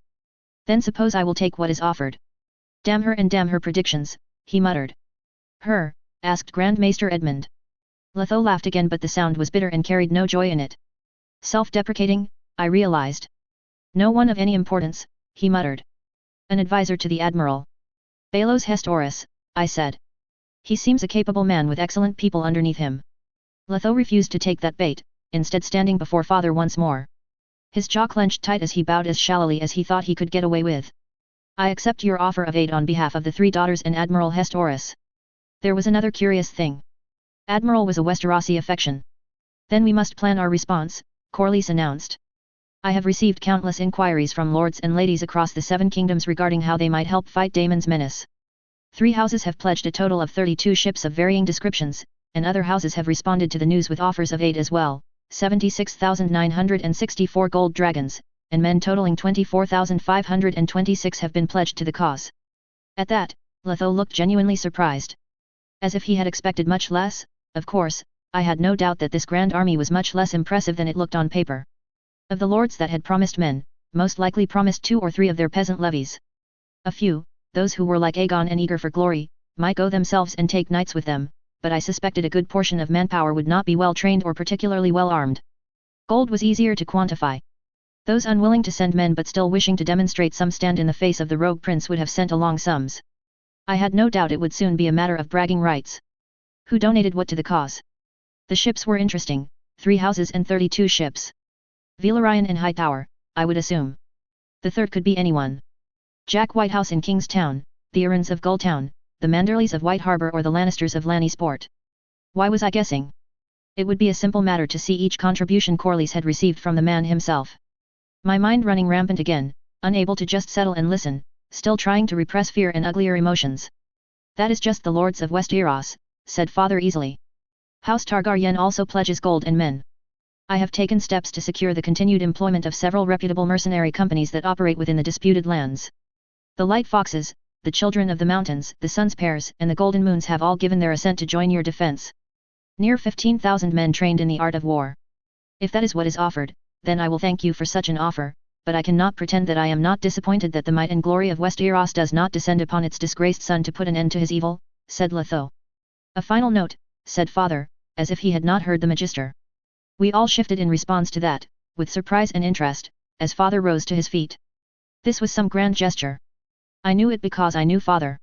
He had some final flair to add, something to make his offer much easier to swallow for the men and women of the 3 daughters. There are men within my kingdoms that know Essos, that know fighting and killing, far better than the common man, he began. I refer not to hedge knights, or men such as Dennis Waynwood and Bernard Stark, but to the worshippers of the drowned god. The Ironborn. I decree that they shall be free to reave Daemon's army, to prey upon his ships and take whatever plunder and loot they can from him. Let it be known that I will give 100,000 gold dragons to the man that can bring me Daemon Targaryen's head, 1,000 per ship of his that is sunk and 10 gold dragons for every legionary of his that can be slain. It was probably a good thing I lacked the skill in sums to total that in my head, but I also knew how much it would sting the treasury just by Lyman's reaction and the knowledge sat like lead in my stomach. An increased bounty, and 2 more set, and all I could think was that it would do nothing to stop him. Chapter 241, The Westerlands, Chapter 210. Chapter Text. The impatience of waiting for promises and plans to become actions bit at me over the next few days. A veritable cloud of ravens had been sent out under the watchful eye of Grand Maester Edmund and Westeros would respond soon enough. Ships from House Redwyne, House Velaryon and House Lannister would soon assemble at King's Landing, as would the gold and the men father had been promised. My brief joke that Aegon should lead the ramshackle force had been met with a cool look that told me father absolutely did not appreciate the sentiment, and that further mentioning the subject would lead to trouble. I wisely kept my mouth shut. Father's mood had skyrocketed from the letters my children had sent and I had no desire to bring it down once more. He'd made me promise I would not leave without his own letters in reply and I had done so gladly. The only downside to the whole matter was Gerald Redford throwing mournful glances at me whenever he, father and I were in the same room. I cannot intercede on your behalf, I told him one afternoon when it was just the two of us. Ostensibly, we were discussing matters of state within his office, but given Gerald's role on the council was mainly to feed Joffrey's information into father's ear, I already knew well what matters of state entailed. I know that, he replied softly. But it does not stop an old man wishing you could. Jane is stubborn but not unreasonable. She will come around and then Jess will follow, I told him and he smiled, amusement tinged with sadness. As if he needed to laugh not to cry. You may know Jane well enough but my Jess. I doubt it. Hugh and Alaric too. I grimaced at that for there was little I could offer him in comfort. How is Alaric getting along? I asked, seeking the change in subject. His third child is due soon enough, yes. A few months yet, replied Gerald. He's doing well. I have no worries about leaving Redford in his hands, truly. I feared he would be chasing Dennis Wainwood all about the mountains of the moon but he seems to have settled and left the running about to Hugh. And how goes Jane's project? I asked. It seemed like an age ago we had sat together in the Eyrie and gone over anything and everything I could give the Vale. I needed strong allies, and Jane had wanted her land to see peace and prosperity. Well enough. The mines are still a way off of producing anything of note, but the mountain clans are broken. What's left of their territory is increasingly small and they no longer have the manpower to resist Dennis' advance and mount counter raids.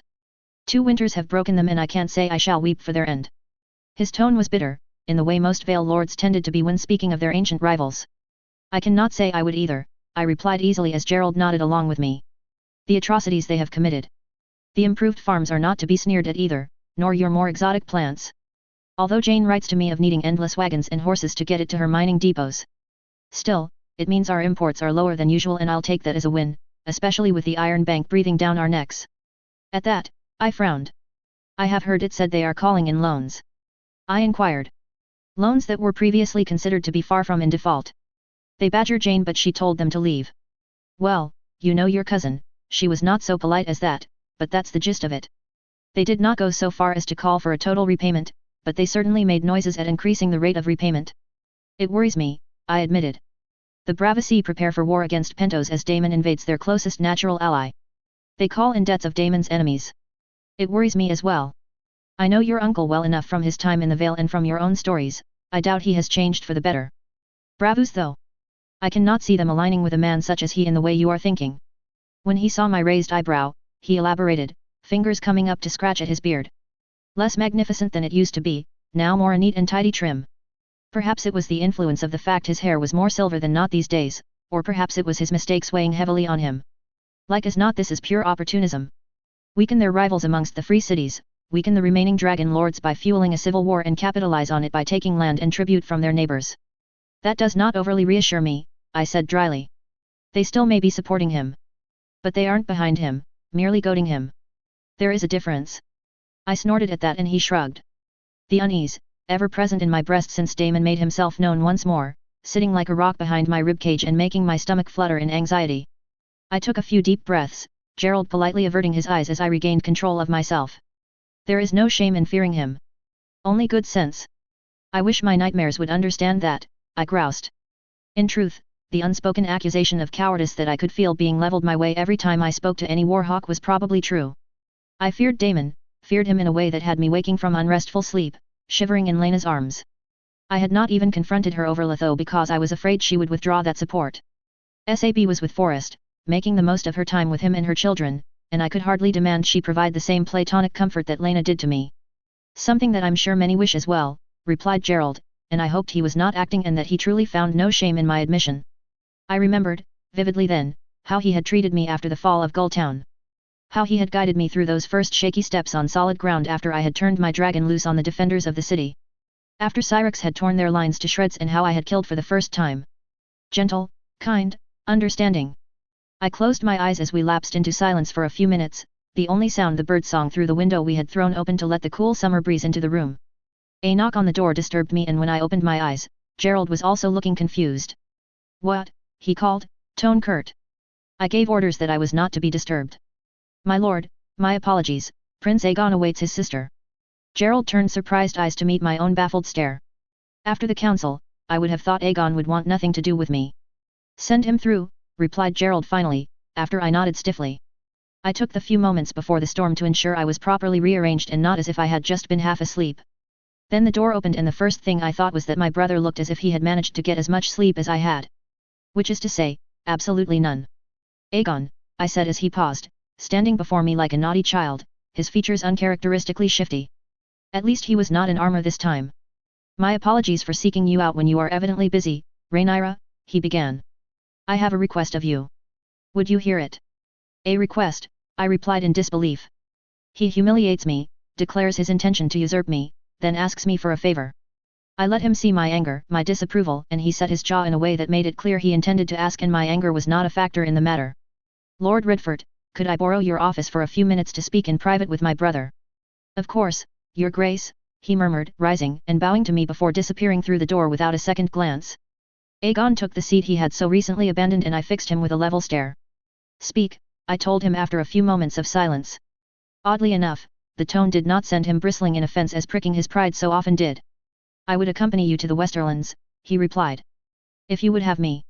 More anger bit at me, banishing even the other feelings of unease, fear, and frustration. Perhaps I misheard, brother, did you just ask to come with me to the Westerlands after implying in public that I committed treason? The Westerlands, might I remind you, where your brother's wife, son, and sickly daughter are not. At my tone, he cringed. Perhaps it was testament to how far gone our relationship was that the behavior did not spark even the slightest bit of concern in me. Instead, it merely fed the irritation, that he should know how wrong the request was and ask anyway. I did not accuse you of treason, he mumbled finally. I accused father of lending his ear to you alone. I was wrong and I apologized. After making an arse of us all, I told him shortly and he flinched. As Tyland Lannister has informed me, he said, bitterly. I acted like a child and I should not have done. Do you wish for me to apologize again? I wish for you to go to your wife and comfort her. I wish for you to go to your sickly child and let her know her father. At my words, he seemed to deflate in his chair. Let her know her father, he asked. The man who seems to exist to be humiliated.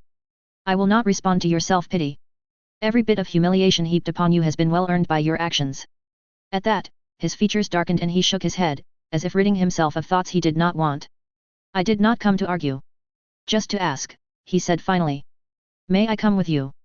And what awaits you in the Westerlands that takes precedence over your wife and child? I asked. He gave me a half-smile. To listen to Uncle Garmin, you yourself. I waited. I did not believe for one second that Jason Lannister's loyalty was in doubt.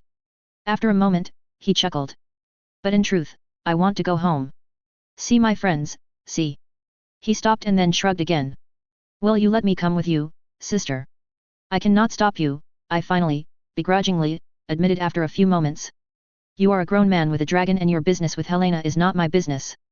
I am sorry about that, he said and he meant it, I could tell. She has her reasons, of that I am sure. She loves you fiercely. She sundered herself from me. Tears bit behind my eyes at that and I refused to let them fall. I owe her nothing, least of all hurting her husband about. Do what you wish, Aegon. Evidently you have little respect for me. I respect my sister, he said gently. But that leads to an already old argument. How are we meant to not argue? I demanded, the gentle words annoying me more than the implication. You seek to usurp me, you would do so gladly. And from where I sit, you have already usurped me, he replied, then stopped himself and took a deep breath. I do not wish to argue today. I do not think you wish to either. I am tired, I told him. And now I have a headache. I'm sorry, he murmured. But about your trip west? Accompany me if you must, I told him, letting my sour tone tell him exactly what I thought of that. But I will take no blame from your siblings and children. Aegon swallowed and then nodded, rising from his seat. Thank you, sister. Perhaps we should both get some rest.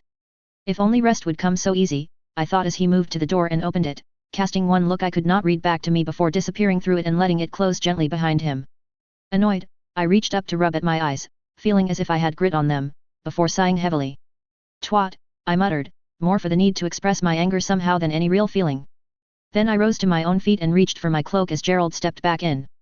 Anything of concern, he asked. My answer would be flying to Joffrey by sunset, I knew. He wants to go to the Westerlands. He claims he wants to see old friends, but I am not so sure. He is holding something back. At that explanation, Gerald looked almost disgusted, his thoughts no doubt following mine. A wife who had gone through a difficult birth, a child still in the midst of the most dangerous time after birth, and he was herring off to the Westerlands. It simply could not be just about seeing old friends or seeing Lord Jason again.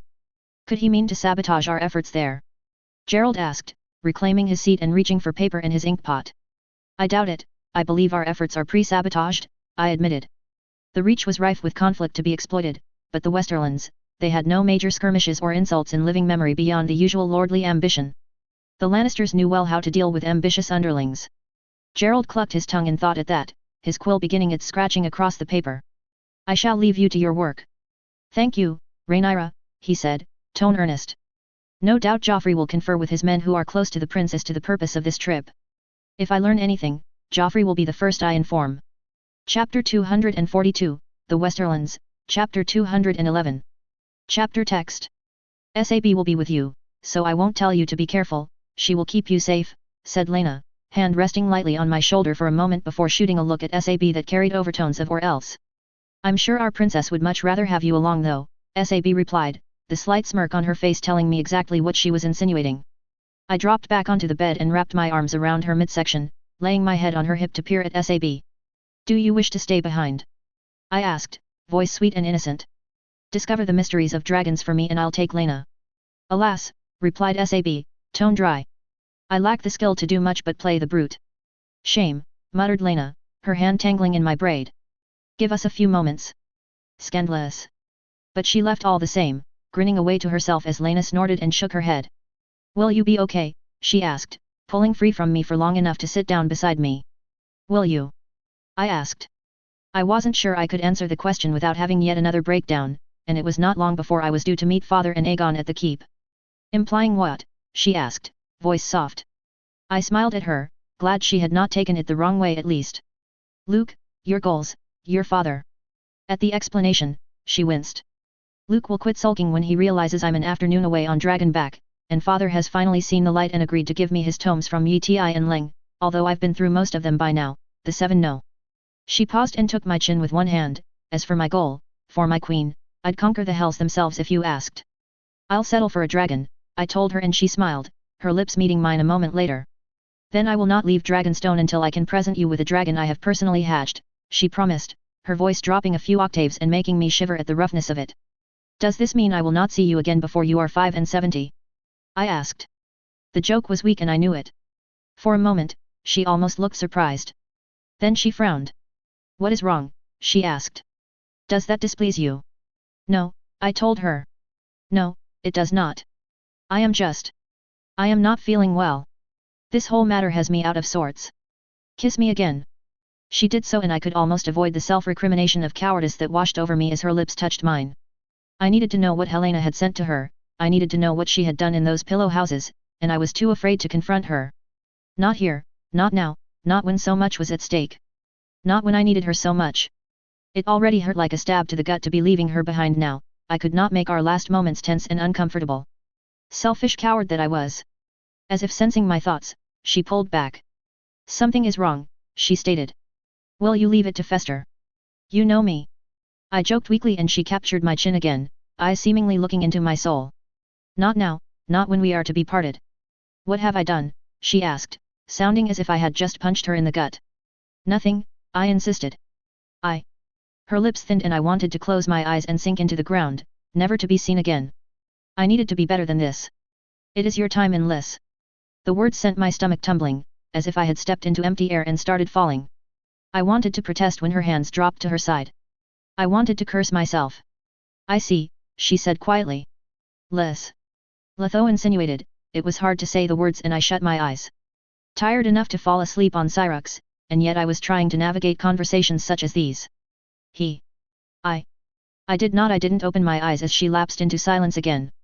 I cannot lie and pretend I did not partake. The confirmation, spoken aloud, of what I had known for so long did not hurt me as much as I thought it would. I still flinched when she placed a hand on my arm, rubbing up and down as if she were comforting herself and me at the same time with the movement. You did not see a future, I finally said, opening my eyes. I should not have let it get that bad.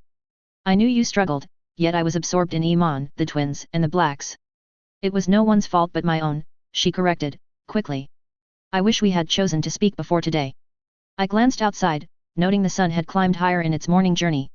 I would bet Sab would be here soon enough, urging me onward to the keep.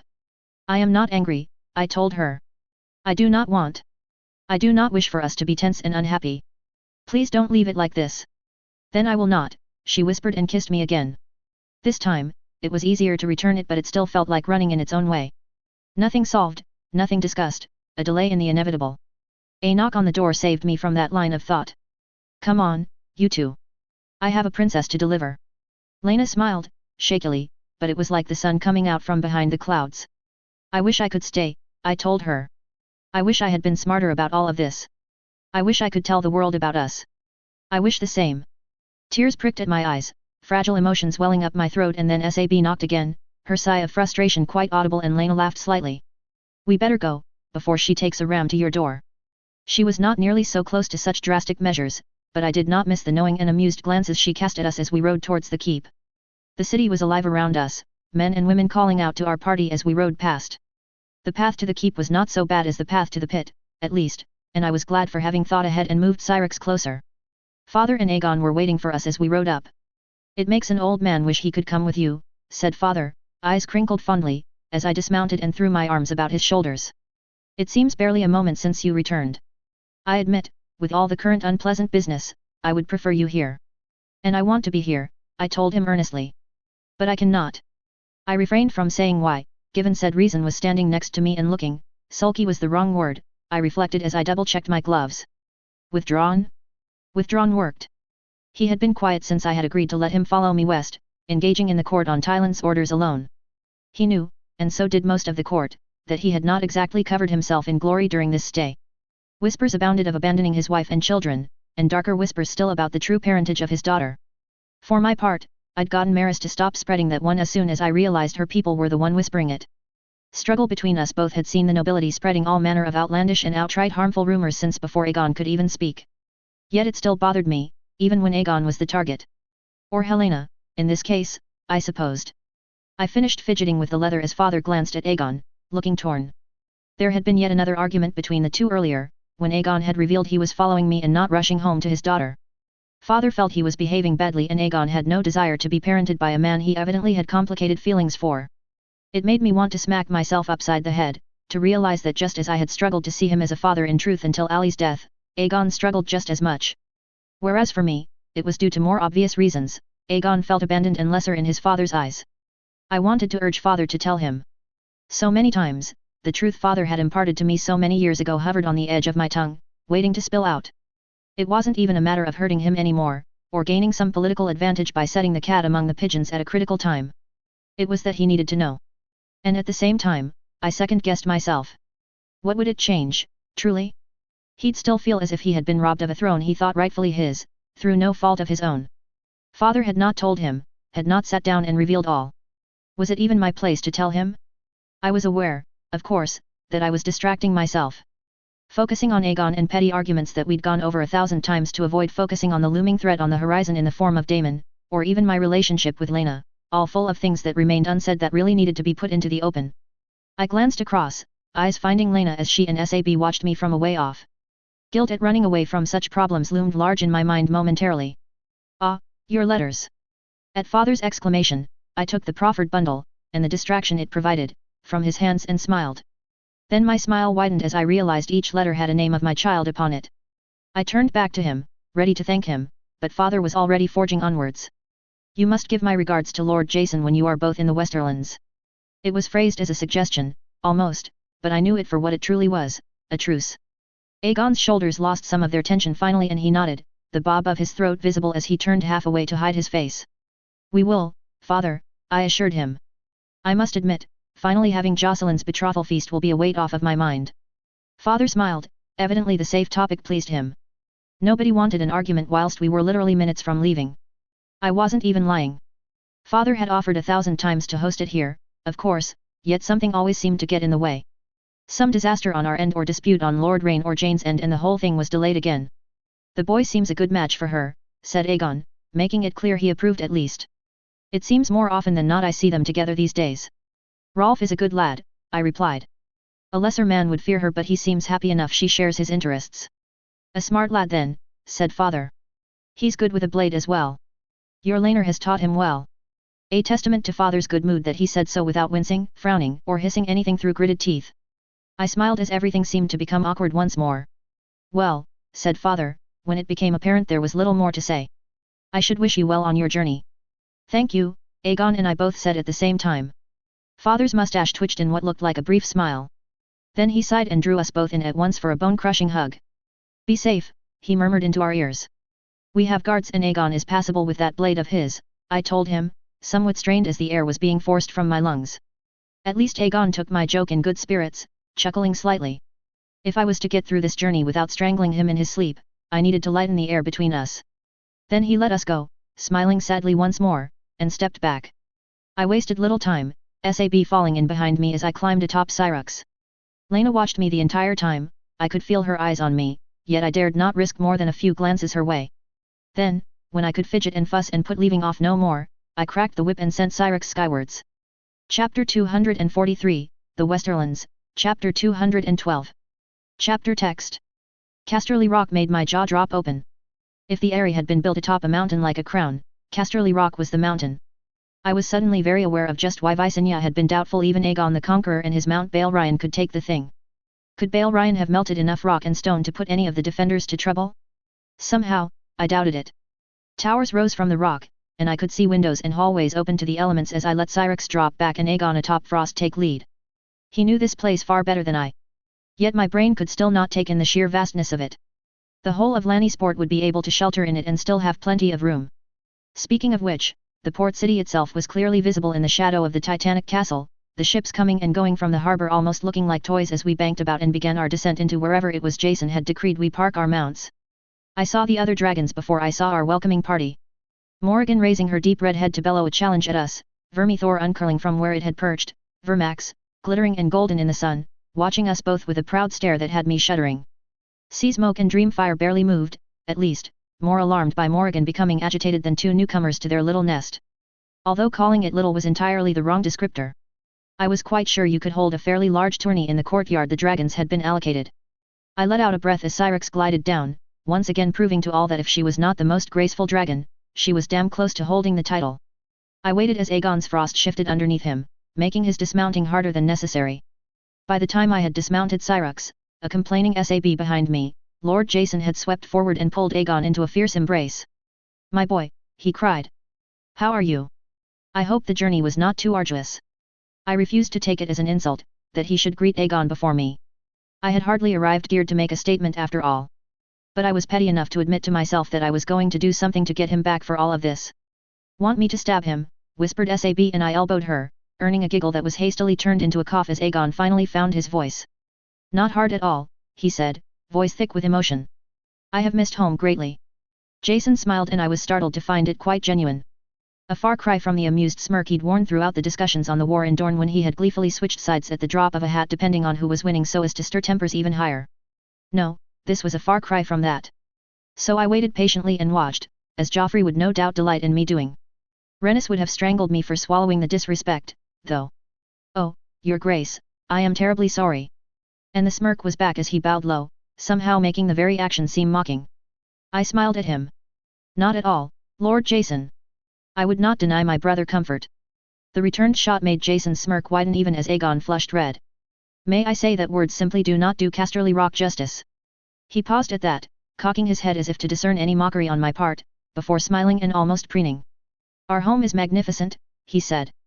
I'd imagine, like most, you did not believe it until you had seen it. I recall you lavishing praise upon it when your father came to King's Landing in my youth, but I feel lied to, I replied. You sold it short. He smirked again but I detected he was pleased beyond measure with the praise. Still, whilst I spoke truly, I was not about to start licking his boots. This visit was not for his benefit but for the benefit of my allies here, of which I was quite certain Jason Lannister would never be among. Then I would challenge you to describe it justly, he laughed, then proffered his arm. Allow me to escort you to the rooms your family is housed within. Are my rooms still where they were before I left, asked Aegon, as I returned Jason's smile and reached out. Jason paused and glanced at him before favoring him with one of those genuine smiles once more. Yes, Aegon. Do not hesitate to call on Johanna though. She and the children have missed you. At that, Aegon smiled sadly, nodded once, and strode off. After a moment, Jason offered his arm once more and I took it. Aegon was not in sight when we entered the hallways. It was likely a good thing, my jaw nearly dropped open. He does not seem well, I said, managing to inject sadness into my tone and not the awe I was feeling. Jason shrugged, the movement easy and unconcerned. He will be well enough when he is surrounded by old friends. I recognized that for what it was, at least. A dismissal and a shutdown of any further discussion of my brother's mood. Perhaps, but it is a sister's prerogative to worry, I told him before changing tact. Tell me, Lord Jason, have my children behaved themselves? A reminder to Jason that I still had a son and daughter available and one engaged to the reins. As far as I am aware, he replied airily, ignoring the preceding statement as if I had not said it at all.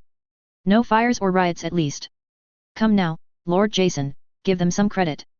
Fires and riots are entirely too small a scale for their antics. He would respond better to having someone give back what he dished out. That was something we had all learnt at the War Council. Indeed, he almost beamed in response. Well, I am told they have certainly carried themselves well, he replied as we walked. That was a relief. We had not quite impressed upon them that the Westerlands was the proverbial behind enemy lines, but they were not stupid, my children. They knew something was up, certainly. Jason and I said little else as until we reached the rooms, Stefan standing stock still outside, a knight whom I vaguely recognized at his side. I smiled when his eyes met mine and he returned it, eyes flickering over me for a second as if searching for any injury or discomfort. My apologies for the lack of grand welcome, Your Grace, said Jason as I released his arm. I will be making up for that fact soon enough, of this I assure you. A feast, I think, so that all in the Westerlands might look upon your splendor. My smile remained easy as his eyes flickered over my form, the insinuation clear. I heard Sab suck in a breath, saw Stefan frown. Truly such flattery is not necessary, I replied, easily, as if I were some empty-headed idiot that had not seen the insult. But you have my thanks all the same. Such a gallant and well-mannered lord I have yet to meet. He bowed once more and left, and I wondered if he was frustrated I had not reacted. I smothered the urge to look down at myself. I knew well I was not the slender girl I had been before 5 children, but I was far from the figure Rhaenyra had achieved. Only a complete snot would insinuate otherwise. Maybe I would make a comment about sons, given his desperate attempts for one only recently being fulfilled. Did he say what I think he said? Asked Sab. He did, I replied. Ignore him for now, I will make him eat his words one day. Stefan snorted and then reached over to open the dark wooden door. Inside made my smile return so broadly that it threatened to hurt my cheeks. Emma draped over Alice, both reading the same book. Eamon curled up, half dozing on his father's lap as Laenor all but snored. Joffrey and Rena by the fire, my spymaster talking in low tones to his daughter as she listened, smiling. Jocelyn and Rolf nowhere to be seen, and neither were Viserys or Elyandra, but I could imagine they were up to no good. I stepped inside and Joffrey paused, glancing up in surprise before he smiled, noting that none of the other occupants had yet to notice me. No hugs? I asked. Alyssa and Emma glanced up but were beaten to the punch by Rena of all people. Mama, cried my youngest daughter, evidently not wishing to be usurped by her cousin, letting up her elder sister who had been trying to shove her off. At her cry, Eamon awoke and peered over before nearly trampling my poor, confused husband in his haste to scramble over as well. Elyandra, lurking in the corner of the room, gave me a broad smile and then stood, heading towards another set of doors. You're back. Indeed I am, I told them, cheeks aching in joy. Come now, let me free. I have letters from your grandpapa. They did not let me free, much to Laenor and Joffrey's amusement. Then Elyandra reappeared, Jocelyn and Rolf hot on her heels, and I gave up and decided to focus on remaining standing as they clamored around me. Eventually, the 2 grinning idiots took pity on me. Part of me died a little when I realized Laena had indeed been correct about my eldest daughter. Come on now, laughed Laenor, standing up, and moving over to gently tug at his children and niece. Let your mother breathe. Once free, I produced the bundle of letters, father's neat writing still clearly visible, and handed them over to Alice to distribute as Laenor made a show of leaning over and kissing me in the silence as they concentrated on what their grandpapa had written for them. I would have thought Lord Jason would have informed us of your arrival, said Joffrey, sitting opposite me. But I rather think he had eyes for someone different. You'd be right, I told him, stripping away my outer garments in order to not melt. He followed me here. Joffrey frowned and I wondered if he was comparing Helena's plight to his own. Abandoned with a small and sickly child as your spouse went gallivanting off. Any theories? I asked. He blinked then shook his head as if shaking loose memories. A few, he replied. Bar the high towers, the Westerlands are his strongest support base. There's also his little show in King's Landing to consider. I would not put it past Thailand to order him back so Jason can rescue some of that image, and there is the girl he wanted to marry. Jason's oldest, stated Laner. Remember how he went on and on about her at his betrothal feast? It was either her or dragons, I agreed. Then again, it wasn't like he could have spoken to his actual bride-to-be. I winced at the memory. I had been so proud of her, that day.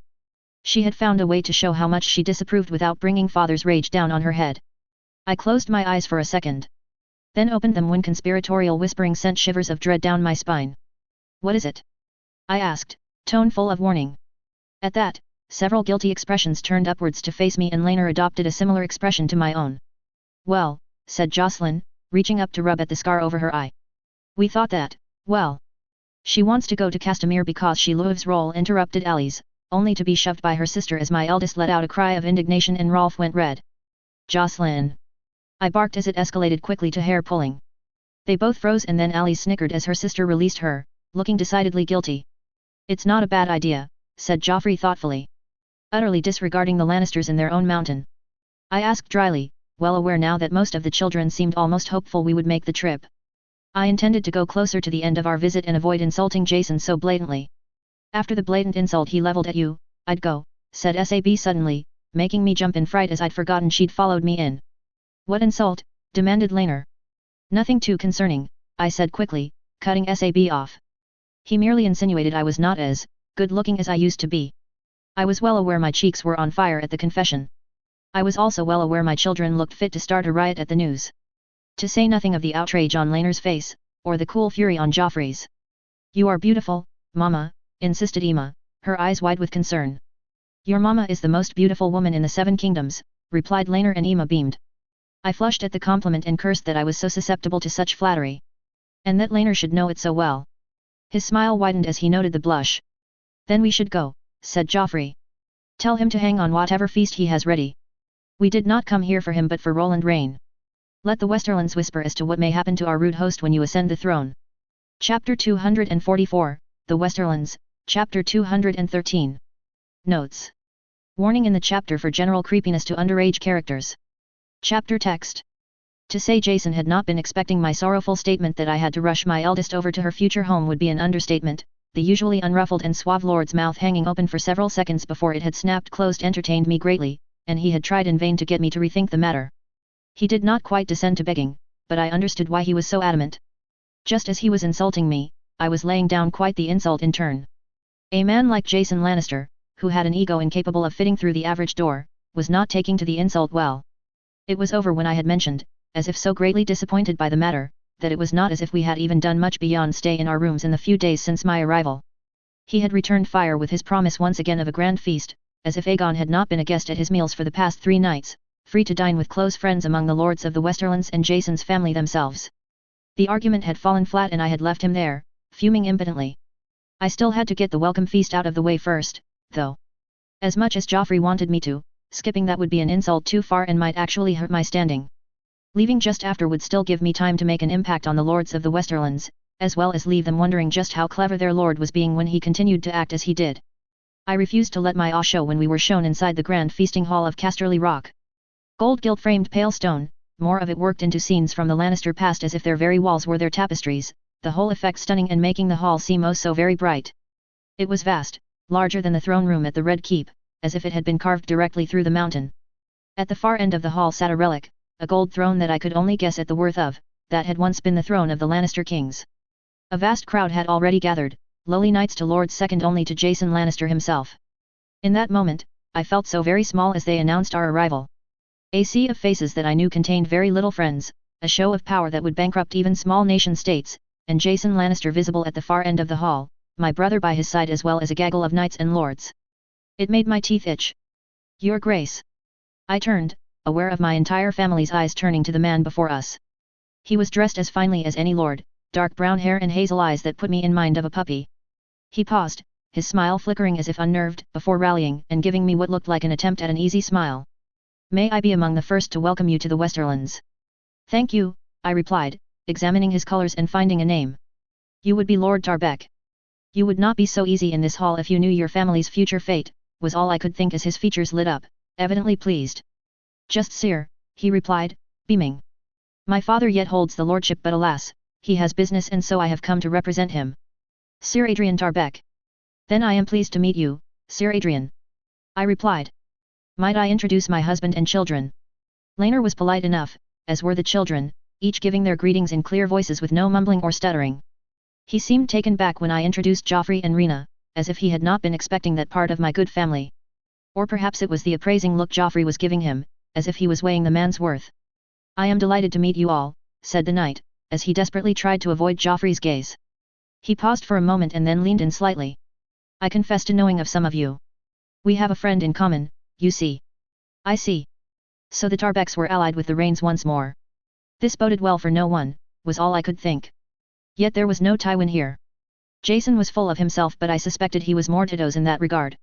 Tyland, yes, Tyland I could see having the spine to execute a family, but Tyland would not be seeing the West again for a long time, whether he knew it or not. Might you make some introductions?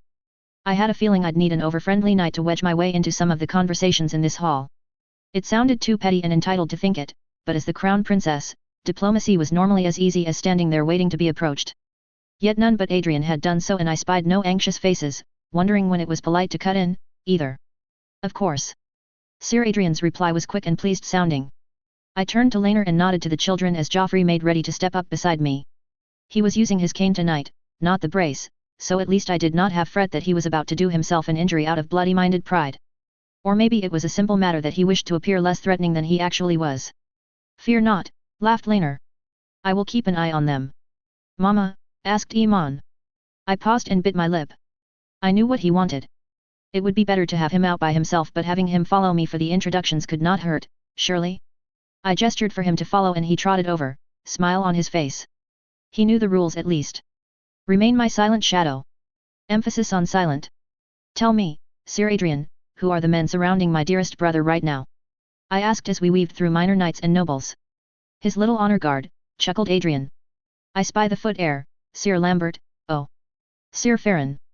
He looked so pleased with his identification that I didn't have the heart to roll my eyes as Joffrey did. Certainly, I had expected someone more in tune with politics to guide me in my steps about Casterly Rock. Tell me, Sir Adrian, is Lord Roland here? I asked. Adrian shook his head. No, Your Grace, he is at Castamere still, like many of his friends. The conspiratorial wink tested my patience on eye-rolling. Oh, Lord Esteron, have you met her Grace? The man before us turned and I recognized that he was, indeed, the Lord of Wind Hall. For a moment, he seemed to look me up and down, and find nothing impressive in the least, before he remembered his manners and forced a smile onto his face and at least tried for a respectful bow. I have not, Adrian. Your Grace, welcome to the Westerlands. I tried not to let the blatant disrespect get to me.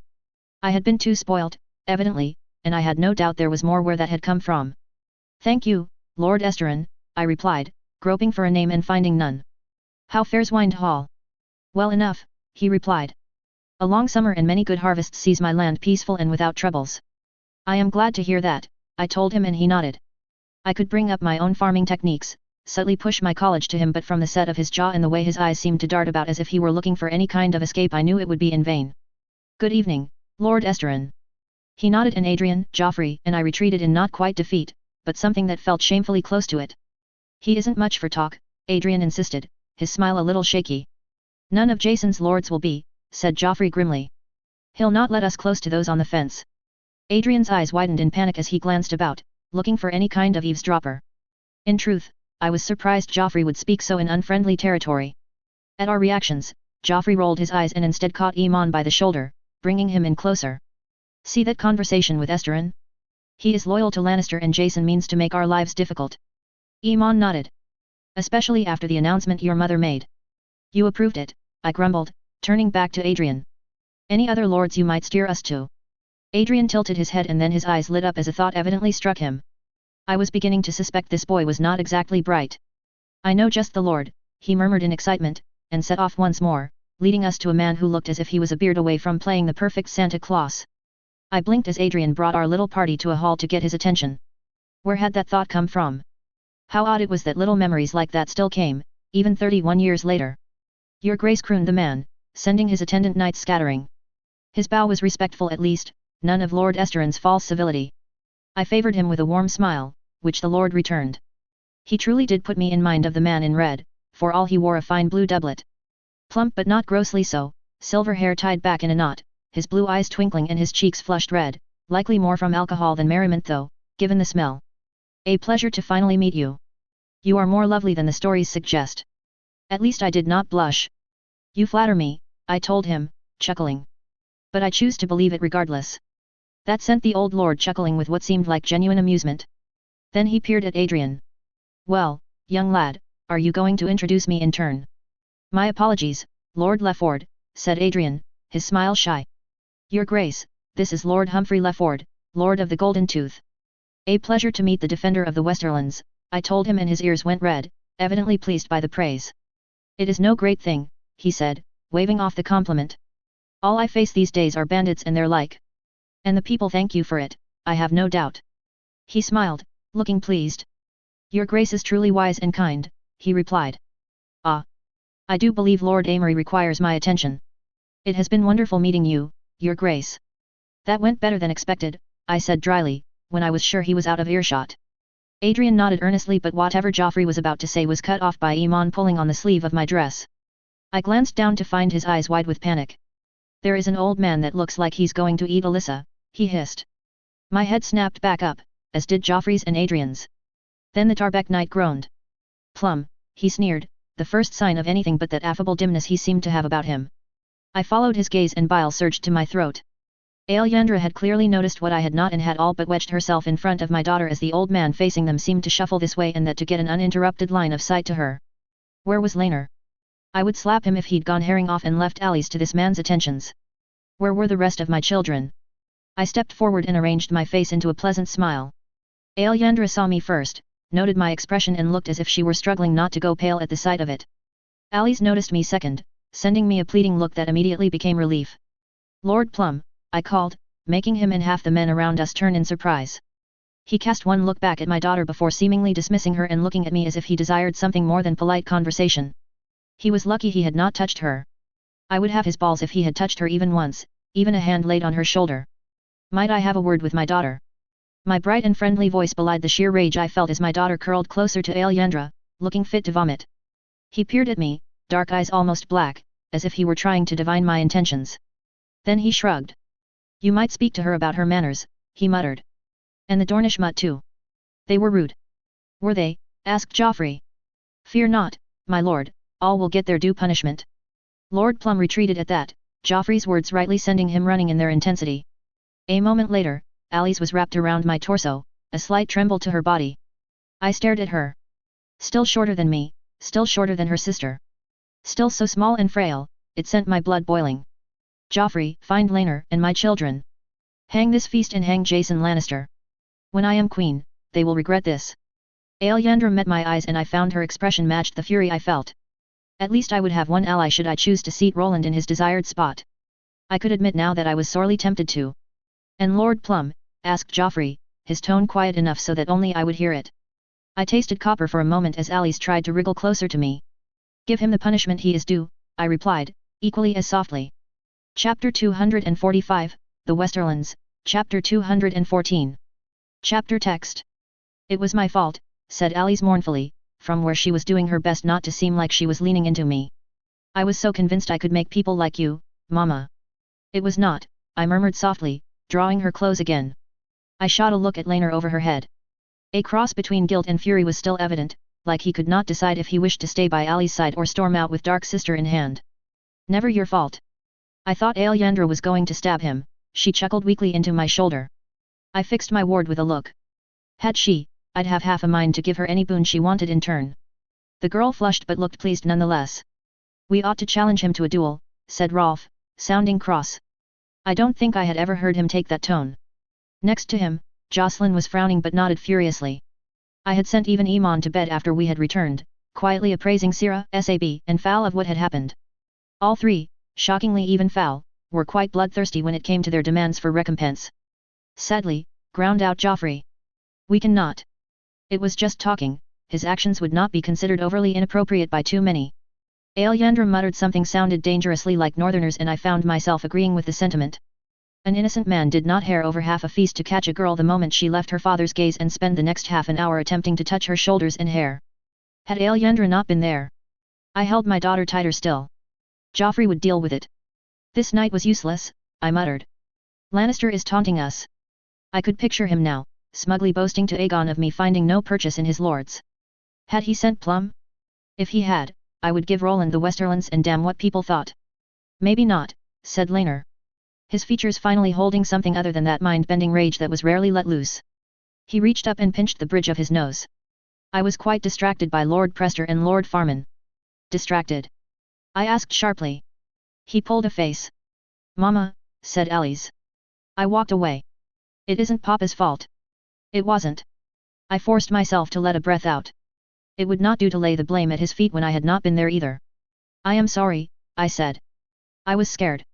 He nodded once, his features telling me as clearly as any words he had been scared as well. For a moment I imagined what father might do if we told him how the Plum Lord had zeroed in on our daughter. Then I let the tempting fantasy go. Joffrey would be infinitely kinder. Still, he said. They had some interesting things to say for themselves. Did they? I asked, eyebrows raised. He nodded. They are reaching out because Jason dismissed them. He told them they fretted over nothing.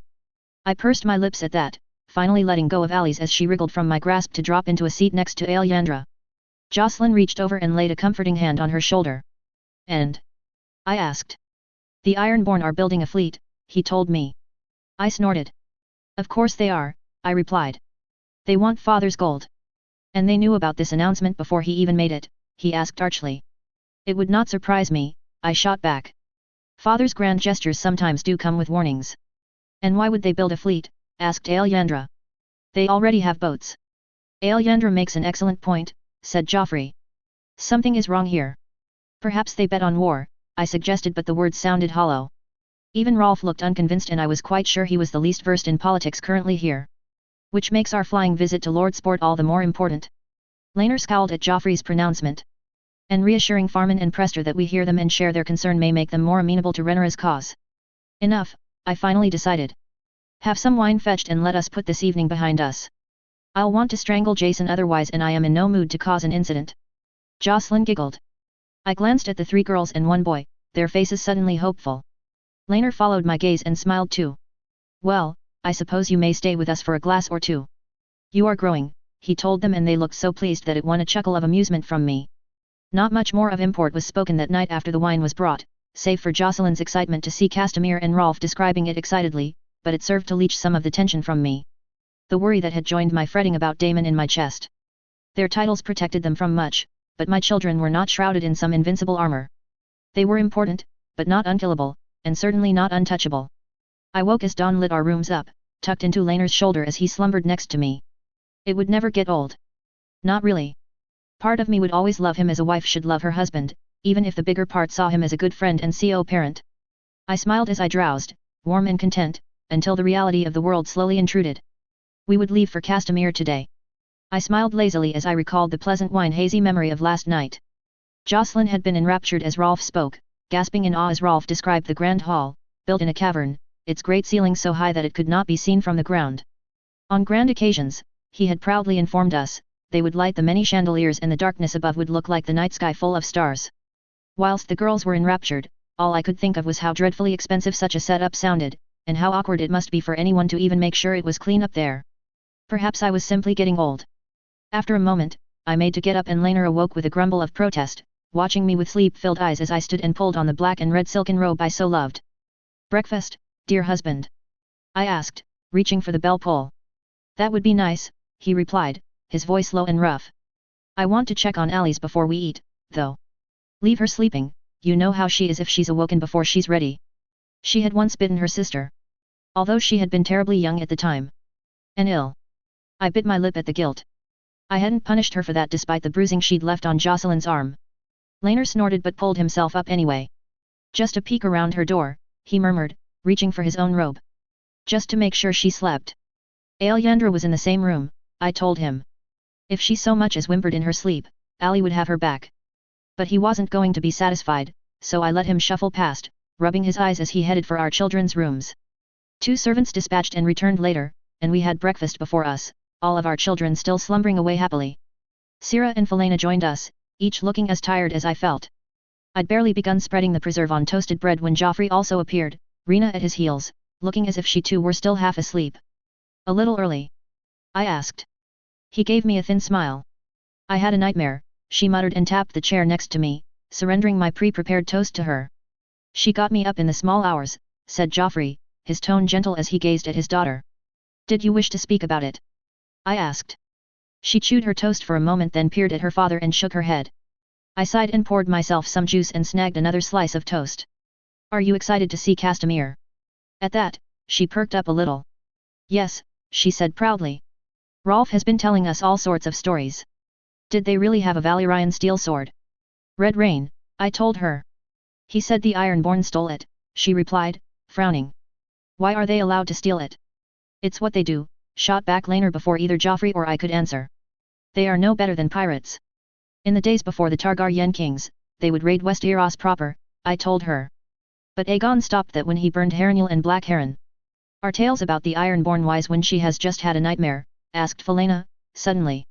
I glanced down at Rena, who watched me with wide eyes. Black Heron was a monster, I said slowly. But he was a man, first and foremost. He fell as all men must. Vala Morgullies. Don't be so ghoulish over breakfast, Felena snapped back, then flushed at something over my shoulder. I craned my head back to find Stefan smirking. Don't flirt over breakfast, teased Sira and received a shove for her giggles. Which set Rena off, of course, the girl barely able to chew her toast for her giggles as my 2 ladies flushed like children caught bickering. But what does it mean? Rena finally asked after recovering. Vala Morgully. All men must die, said Joffrey before I could answer. And do not speak with your mouth full. It's a saying in Essos, I told her as she blushed. But a good one, nonetheless. One that's like to scare the poor girl, muttered Val. My daughter will ride dragons one day, argued Joffrey. And she's too much like her mother. Words will not scare her. Speaking of dragons, said Laner and Rena froze in her seat. Do tell, little one. You have the whole household making bets. I've got my money on the Scarlet Queen, I told her. But Laner here has money on one of the big 3. And we have to consider those unhatched, said Joffrey nodding. Lena will soon be doing it on command. Oh, maybe you could have one from Viagar's clutch, then, asked Laner brightly. I sensed my ladies had no real sense of what our words meant but they recognized teasing when they saw it and busied themselves hiding smiles as Rena recovered and glared at us. I'm not telling, she muttered. Very well, laughed Joffrey, reaching over and ruffling her hair. Keep your secret for now, I will win it from you soon enough. She stuck her tongue out at him and he gazed at her as if she were the most perfect thing he'd ever seen. I caught Laner's eye and my husband gave me a grin he could barely seem to contain. Joffrey had taken to fatherhood like a fish to water. Although, on a more serious note, I paused as Rena gave me a suspicious look. If it is malaise, you need not fear any scorn. We know well you do not look forward to anyone's death, never mind your own grandmother's. Rhaenys would be proud to know you rode her dragon. My grandmother would be proud you rode her dragon. It was almost certainly malaise. The way her eyes softened and she swallowed and nodded. The moment was ruined somewhat by Iman and Jocelyn all but racing down the hall and making quite the racket. Is such noise appropriate for breakfast? I asked as Iman won their little race but only because he half knocked Jocelyn's chair out from under her and only Laner stopped her from sprawling over onto the floor. The both stared at me, eyes bright and panting hard. Why wouldn't it be? Asked Jocelyn after a moment. We're going to Castamere. Someone's excited, muttered Sira, loud enough for us all to hear. Jocelyn went red and gave a defiant look at my lady. I am excited, Aunt Sira. Why wouldn't I be? I hid my smile at that. She has you there, Laner laughed. Sira stuck her tongue out at them both and poured herself more juice. Now, who is riding with whom for this trip? It's a shame Lena isn't here, sighed Sira. We'd fit on Viagar. I'm sorry, I said and meant it. Fal and Sira shrugged. Can I ride with Aunt Rhaenyra? Asked Rena suddenly and took me rather by surprise. Not with Emma? I asked, feeling vaguely honored. Emma still struggles with passengers, said Laner quickly. But Joffrey could ride with me and Alyandra with Alyssa. And Rolf? Asked Jocelyn, frowning. Eamon or yourself, I replied. Morrigan is the smallest of the dragons but not by any means small. Castamere's future lord and lady arriving on dragonback together, teased Joffrey. Surprisingly, she just looked thoughtful at that. Okay. Yes, I can take Rolf, she agreed after a moment. Then she paused. When are we going, anyway? I thought we were going early. Chapter 246, The Westerlands, Chapter 215. Chapter text. Wrangling my children and the dragons had taken the better part of a morning, although thankfully there had been no complaints as to the travelling arrangements, even if Emma had pouted a little when Rena had stood beside Cyrux, eyeing the lazy creature warily. I handed her the wicker basket containing the hatchling. He had grown in the month and a half since that day on the boat, enough that soon we'd need a bigger basket anyway. As if sensing my thoughts, he gave a mournful chirrup. Have you even named him yet? Asked Rena, shifting her grip as he moved in his cage.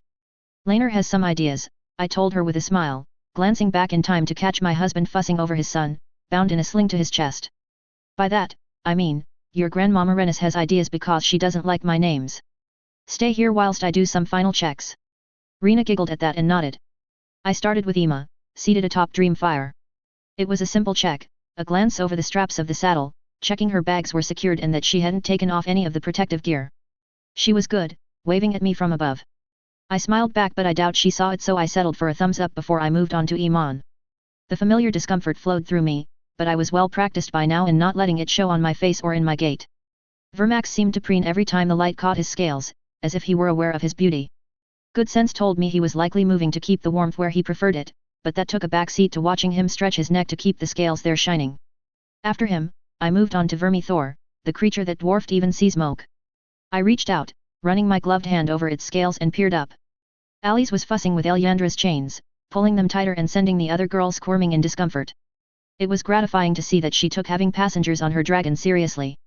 When she caught sight of me, she paused and gave me a thumbs up. I smiled and returned the gesture, moving on to Jocelyn and Rolf. I was not quite the teacher Lena was, or even the teacher Laner was to Emma, but I had taught her how to ferry people about as a matter of course. I could see her now, running through the checks herself, tugging on chains and straps where she could reach them, even as Morrigan shifted underneath them both, ill-tempered at not being in the skies she so loved. I watched as Rolf gripped the side of the saddle, peering about at the view. It was not the first time he had ever been on a dragon, and I would actually bet it was not the first time he'd ever been on Morrigan either, but it was still amusing to see the wonder on his face as he twisted his head to watch the assembled dragons as they were prepared. Rhaenyra, called Laner. I gave my eldest a nod and went to find my husband. He stood next to Cyrux, having evidently relieved his niece of the hatchling, strapping the basket it was contained into the saddle. Rena had not mounted without me. Neither had Joffrey without Laner. No one in our family would be so incautious, it was one rule I had made clear had to be taught to them all. No matter the emergency, no matter the dragon, do not ride a dragon without its rider. I stepped past them, giving Laner a nod and climbed Cyrux, somewhat gratified she stayed still as Rena followed. The girl was quiet as I chained her first to the saddle and then to me, even if she did snort a little at that. It was overboard, I admitted in the privacy of my mind, but if she somehow fell off I'd spend the rest of my life running from her parents and that was not my idea of a good time. Comfortable? I asked as Laner called out for everyone to get their dragons ready. Yes, Aunt Rhaenyra, she replied, wrapping her hands around the chain. She added, in a tone bordering on sulky. I have ridden before. I know, I told her. But allow me my fretting, little one. She said nothing more at that and it was not long before we were in the air, soaring through clouds and sky. No particular formation, and if we did have one, it would have been ruined by the racing my children decided to engage in the moment we were out of sight of Casterly Rock. It would not take long before we were at Castamere, something of which I was glad of. I wanted some place here where we would receive a warm welcome, none of Jason's sneering face or the silent disapproval of his lords. I did not realize Dreamfire was so fast, came Rena's confession, out of nowhere. She's certainly come a long way from the unmoving lump that never left the pit, I replied back. Did you ever want her? No, Rena told me. I couldn't see her face but I would bet she was blushing now. I always knew what dragon was to be mine. For a moment, I thought that she might mean that literally. Helena had dragon dreams after all, and they had been worse in her youth. Then I forced myself to discard the idea. Lena would know. Joffrey would know. Neither were Alicent, blind as to the meaning of dreams, or father, convinced he could not help and thus choosing silence. Why is that? I asked anyway. She did not answer for a surprisingly long time. Enough for Vermithor to handily beat Morrigan in 3 races and then be utterly crushed by the smaller Dreamfire in the 4th. You promise you won't tell, she asked. You have my word. At that, I thought she might have sighed. Grandmama is fierce on Malays. I heard stories about Alyssa from, well, Alyssa. She sounded fierce as well. I pursed my lips at that. You wish to be fierce? I asked. Yes, she replied. The short, clipped nature of it made me smile for a moment. Like as not she was as red as the dragon she so desired right now. I think you already are, I told her. But I understand. We said no more on the subject as first Seasmoke went into a descent, followed by my children. Cyrix followed soon after, and Castamere was laid before us. Rolf had also been quite right when he said it looked no more than the average lord's keep without knowing what lay under it. A fairly generic stone castle set by a large lake that seemed silver in the late morning light. The castle town stretched before it and the farms further than that, vanishing from my sight as we drew in. The sound of a bell rode from the town then, echoed by 2 or 3 more. I smiled as Laner moved to circle the keep. Why aren't we landing? I'm hungry, complained Rena. Hear the bell? I asked. I felt her nod. No doubt they wish to properly welcome their eldest son home. Oh, she said. Rolf hasn't been home in a long time, has he? Not since he turned 2 and 10 and became Laner's squire. She hummed thoughtfully at that and let the matter drop as we began to land. 6 dragons each making what must be their tourney field seem small and cramped. Especially when one considered the small crowd of rains that had gathered before us. Or the small crowd of small folk watching from the tree line, pointing at our mounts in awe.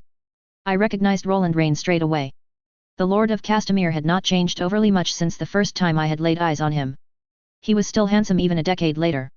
His vivid red hair was fading slightly, splashes of silver at his temples. He bowed low as our party approached, a woman that could only be his wife and his other sons following moments later. Lord Roland, I said warmly as he rose. I have something of yours. At that, Rolf took the hint and stepped forward, peering at his father as if he were unsure on the most appropriate way to greet him. Roland glanced at me, raised an eyebrow and then grinned broadly at his son. So you have, your grace, he boomed before his gaze returned to his son. Rolf, welcome home. A moment later, he half knelt as Rolf flung his arms about his father's shoulders. I missed you all, I heard the boy mumble, then half jumped as Jocelyn's hand slipped into my own. I glanced across at her, mentally cursed Lena once again for pointing out her height, and found a worried expression on her face. I was willing to bet she was worried about the impression she might make and I wished I could tell her that by this point, nothing short of burning down the entirety of Castamere would stop Rolf from looking at her like she had hung the stars in the sky. I settled for a smile instead. She returned it, still looking discomfited. We looked back to Rolf, in time to see his mother sweep him into a hug.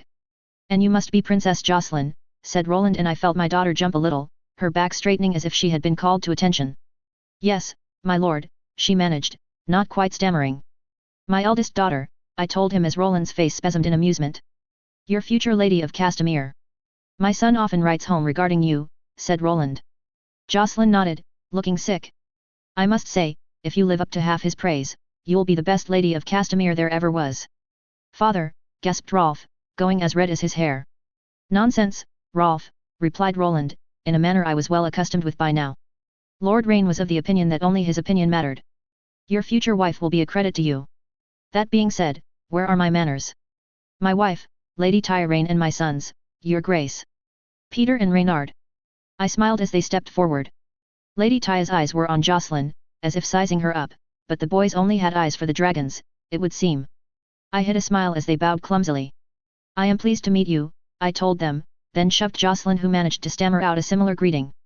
We might have gone on like that for a while, cumbersome introductions as each of the children came forth, but we were saved by Viserys, who had awoken strapped to Laner's chest and chosen that moment to start screaming for food. I winced, but Ty's eyes went soft. Come, come, said Roland. We have a light meal being prepared to refresh you. My thanks, Lord Roland. It is a relief to finally feel as if we are welcome. He scowled at those words, dropping back as Rolf dragged Jocelyn forward to speak with his brothers. I take it Jason has played the ungracious host, he asked, voice low. Indeed. Your man, Adrian, tried to lessen the blow, but I sensed considerable preparation for my visit. At my explanation, he snorted. It is hard to oppose them, he finally admitted. We have money, but they always have more. Even if your cousin's mines start spitting out silver by the boatload tomorrow, we could not outspend them. There is no leverage you can employ. I asked. We are not river lords or reach lords. The Lannisters were once our kings, that loyalty still runs deep, he admitted. I must rely on ambition alone. Very few men are truly content, I remarked. He nodded. I have those who will follow me, he assured me. Reynald for one. I didn't even need Taya for that. Apparently your Laurent got to him long before I did. My eyebrows rose at that revelation. I knew, in a roundabout fashion, that Laurent would be mine, but I also knew that right now he was father's. To hear of him politicking so, how interesting. The Marbrands are not allies to be sniffed at, I replied. He smiled. Neither are any of the others, he told me, eyes glittering with victory. But come, this can be discussed later, after our meal. Chapter 247, The Westerlands, Chapter 216. Chapter Text. We had not gone into Castamere proper, I reflected, not with the sun shining through the windows of the small hall we had been shown to or the sound of birdsong outside. Still, despite my almost girlish want to see the ancient seat of the Rains, the meal was nice enough, lightly fried fish and vegetables, a range of sauces and bread that seemed to have been freshly baked. I wasted no time and neither did any of our party. Lord Roland and his wife ate a little, but his sons were happy to stuff their faces alongside their older brother. It was evident the two worshipped him. From the moment we'd sat down they'd insisted on being by his side, sending a veritable barrage of questions his way and leaving him looking rather bemused as they barely even waited for him to finish answering before they rushed on to the next one. Forgive me, Princess Jocelyn, said Lady Taya, over the racket her sons were making. But I did not catch the name of your mount. Morrigan, she answered, looking as if she were using all her willpower not to squirm under the woman's gaze. I see, said Lady Taya after a moment, sipping at her wine. Those deep brown eyes of hers remained fixed on my daughter, though. Did you name it? Her, said Jocelyn a little too quickly, then went pink as she garnered the attention of Rolf's brothers and Lord Roland. My mother named her. How fascinating. At that, Jocelyn did squirm a little. Mother, Rolf sighed, a pained look on his face. Lady Taya raised a cool eyebrow in his direction. Does Rolf get to ride your dragon when you are married? Asked the younger Rain brother, Peter. Said Jocelyn. No. But why? Demanded Peter. You get to live here and you are supposed to share when you are married, so why? It's not, it's dangerous, she said lamely, glancing at us as if seeking help. I gave her an encouraging smile. She took a deep breath. Dragons do not like those who are not their riders on their backs. But if I am with Joe, said Rolf. It is okay.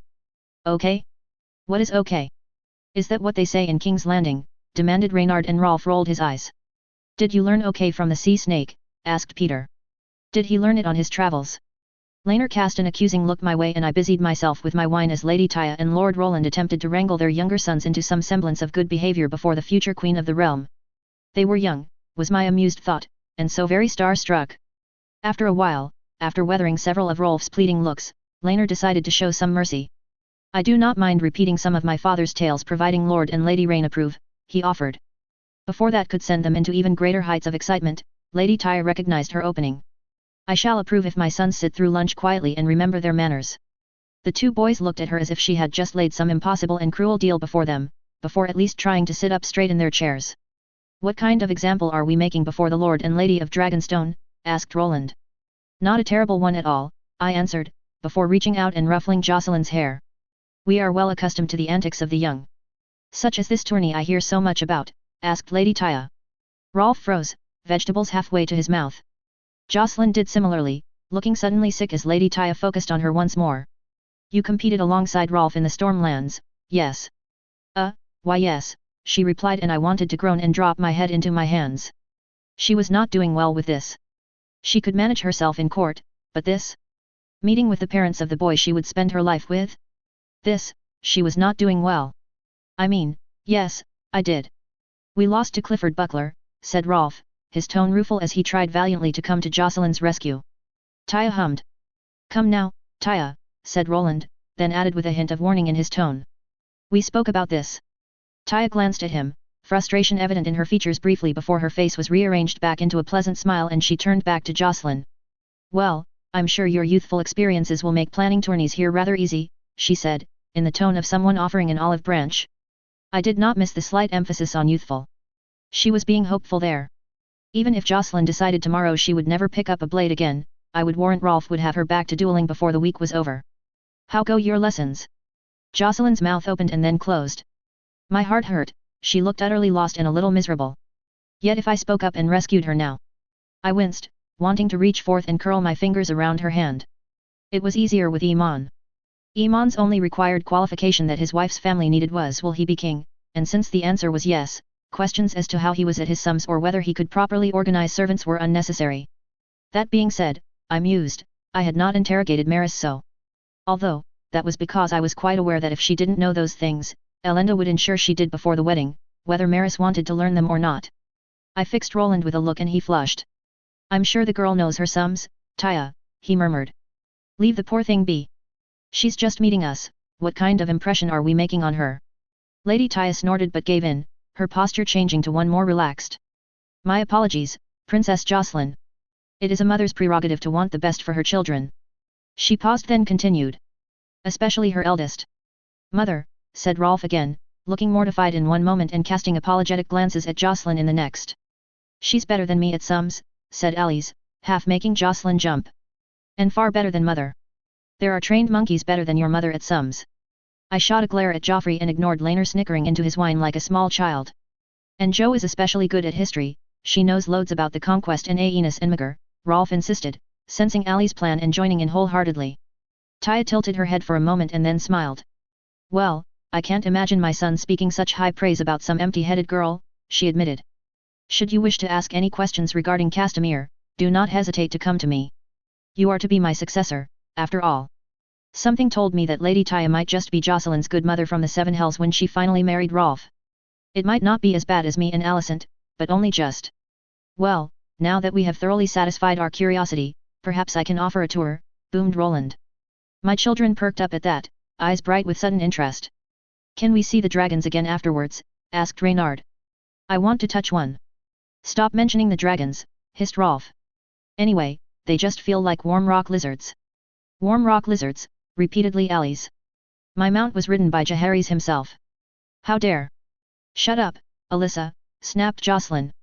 Girls, I said in the same tone as Taya when she brought her own children into line. Sorry, Alyssa, said Rolf dutifully. Alice sniffed and then shrugged. Perhaps I shall let your brothers meet Vermithor, she offered. Hatchet successfully buried, we rose and servants came forth to collect our discarded food and drink. I shall be quick when it comes to our business on the surface. I know that most wish to see our true home, rather than some boring old keep. That got a few chuckles from his own children. Do you know how our line came to be? The grandson of Lon the Clever had a bastard son, said Jocelyn quickly, then blushing pink when all eyes were on her. He gave him these mines, silver mines, to watch over. True, said Roland, seemingly pleased. Although some versions of the tale say it was Lon himself, but I digress. Silver to gold, always to be second to our true-born cousins. There was a longing there born of frustration of being considered second in everything. It made me wonder what his relationship with the Lannister twins had been like before I had made my offer. I could admit now that the offer had been influenced by my knowledge of what was to come to the reins at Tywin Lannister's hand. Joffrey had assumed as much, but had certainly done his due diligence at the time without even being asked. Roland Rain was ambitious and the Rains themselves had power few others could claim to have in the Westerlands. Their main mines were empty, but generations of money-minded men had seen that power grow. Not enough, though. Never enough to threaten the Lannisters on home ground. Not without backing, anyway. Still. Roland rallied. We Rains can hardly claim to be destitute. The silver mine that allowed us to hold what we have today is now our home and ultimate strength. Should we ever face disaster, we can retreat into the tunnels and stay there indefinitely. Until someone pours a river into it, I thought darkly. Had any Rain seen that coming? Surely someone in their line must have seen the flaw. Perhaps they did and simply assumed no one would ever be monstrous enough to flood it. Standing here, knowing what would happen, it made me feel too big for my skin. Was it worth mentioning? I doubted now that Tywin Lannister would ever be born, or if he was, that he would ever reach the heights he did. I had, with all hope, changed far too much. There was no Aegon, son of Daemon, only Aemon, son of Laenor. Aemon would not let the dragons die, not like the Dragonbane did. I only half tuned into Roland's proud lecture as we trailed after him down the hallway, my children murmuring in awe at all the right moments and Rolf all but preening whenever Jocelyn excitedly pointed out some detail or other in the art that surrounded them. Then we reached, Hey! That's interesting, said Joffrey. I have heard of these. Have you, Sir Joffrey? Asked Roland, eyebrows raised. Joffrey nodded. I peered at what could only be an elevator. They have something similar at the wall, he replied. Lena described it in wondrous detail.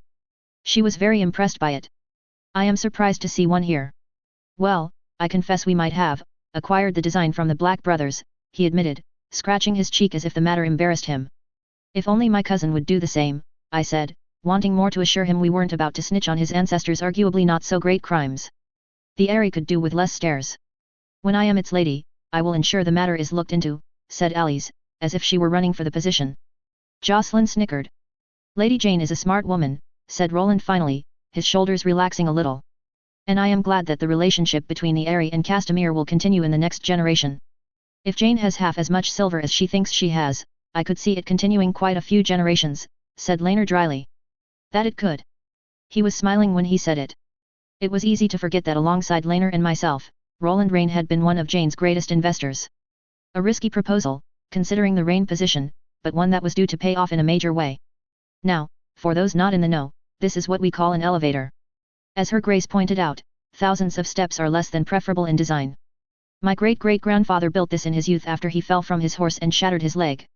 There are other ways down, asked Rena. Yes, but not so used these days.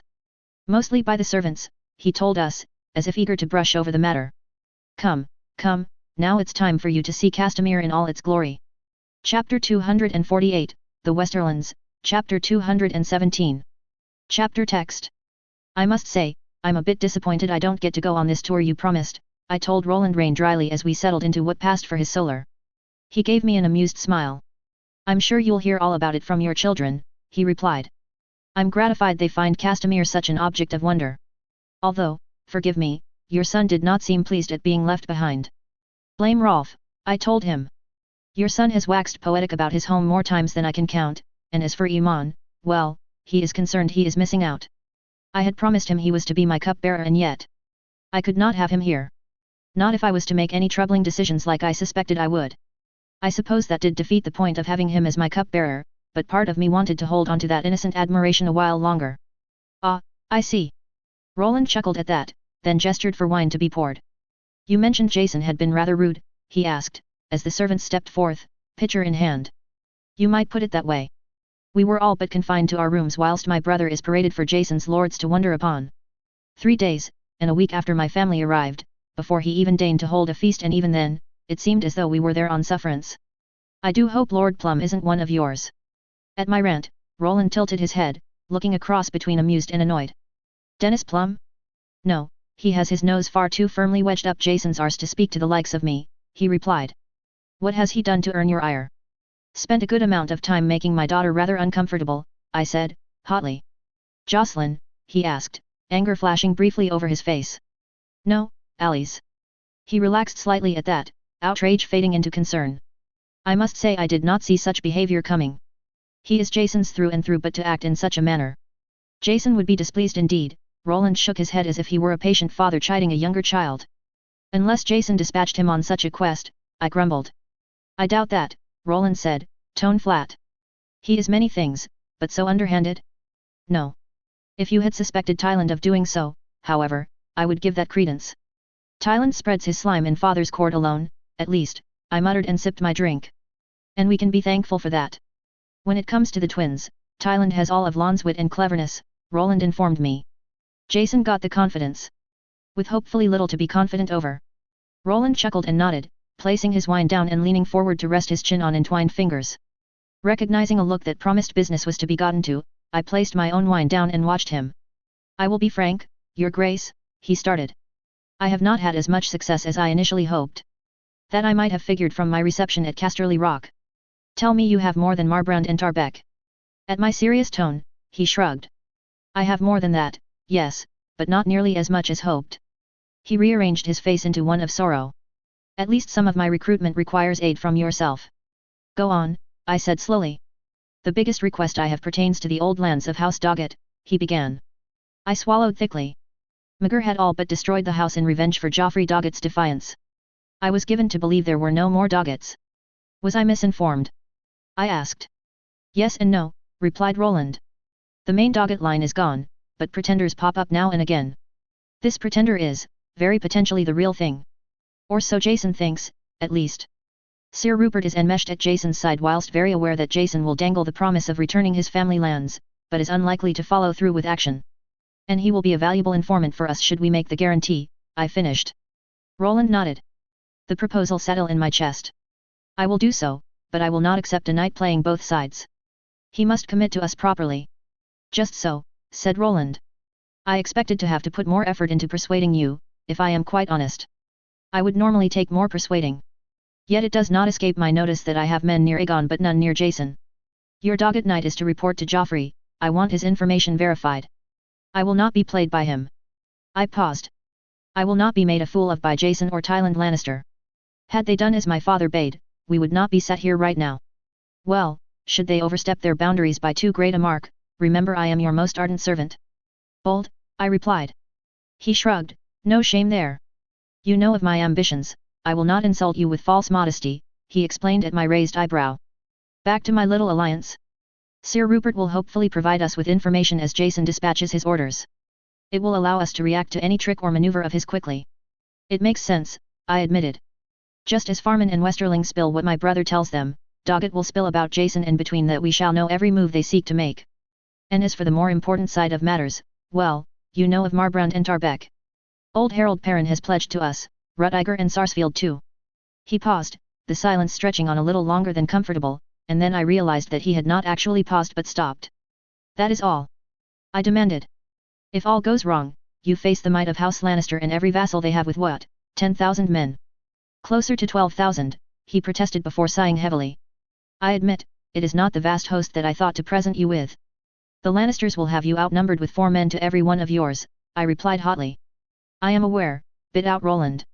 I have a plan. It must be the greatest plan in all of history to beat those odds, I grumbled, reaching for my wine. I believe Aegon the Conqueror faced greater odds when he marched against the Reach and Westerlands combined.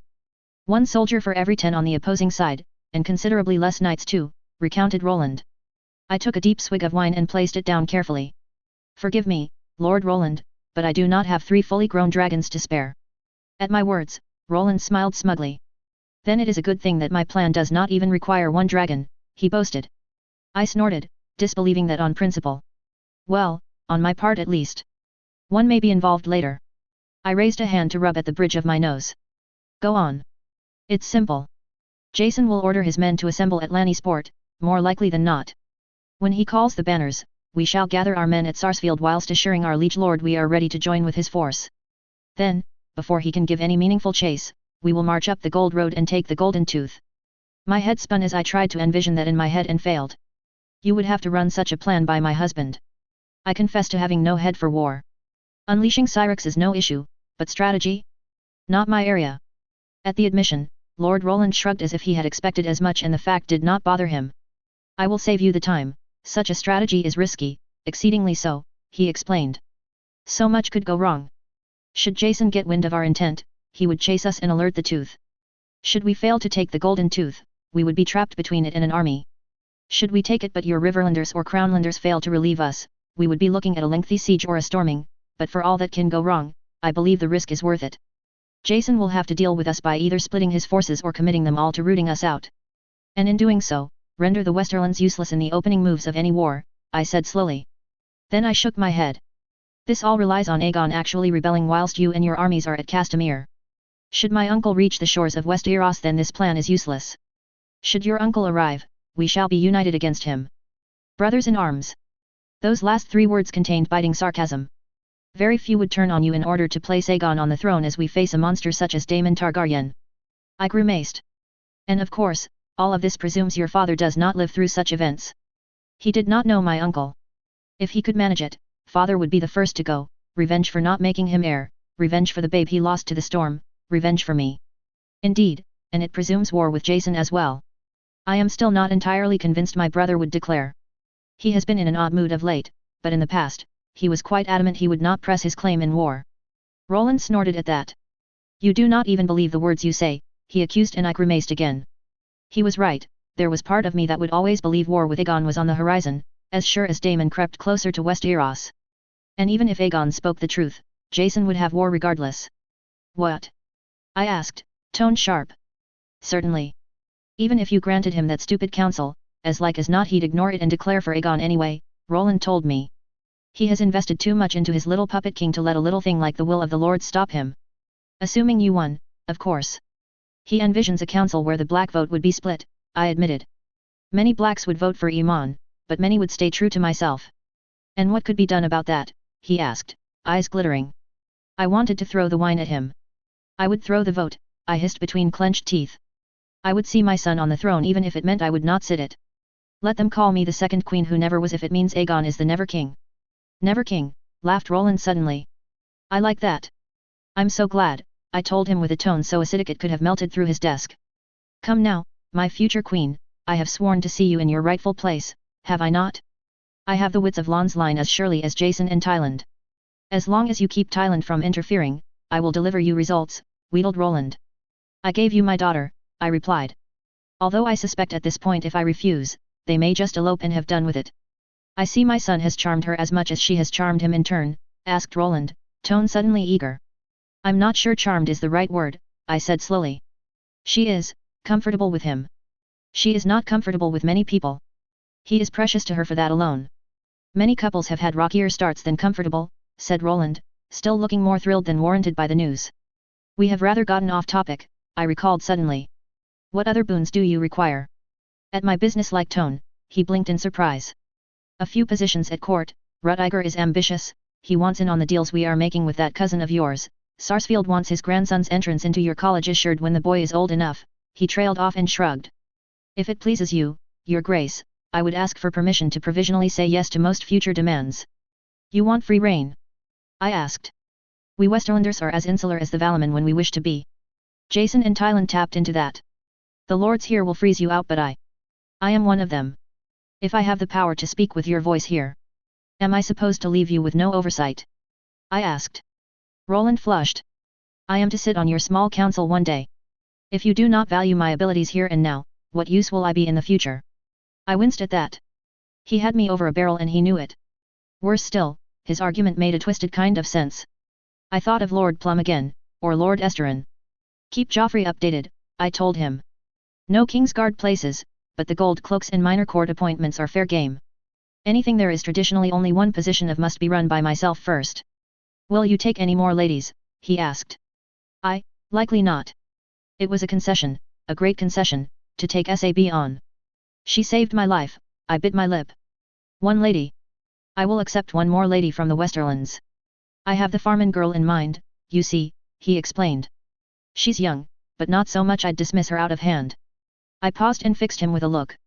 He squirmed in his seat for a moment. You recall the last Farman to serve a princess? I asked archly. He flushed and I took pity. Ah well, I suppose we'd better keep her from the dragon eggs. What is she like? I had not quite forgotten, he mumbled. The girl is shy, quiet, she'll make some man an ideal wife, but Farman is looking for a military alliance. He has her parading about with Lady Johanna currently.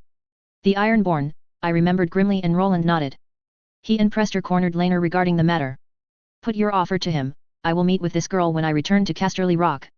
Right now, Farman is a chink in Jason's impressive armor. I paused. What is her name? Wait just one moment, I wrote it. Lisa. Lisa Farman. Why did that name fill me with an uncomfortable feeling that I should recognize it? Chapter 249, The Westerlands, Chapter 218. Chapter text. She seems to have taken Lady Taya's words to heart, murmured Laner as he helped me into a dress. I followed his gaze through our open door, watching Jocelyn frown at a book that looked to be from Castamir's library. Oh dear, I murmured. She is still upset. Laner hummed in acknowledgement, fiddling with some lace or other part of my attire.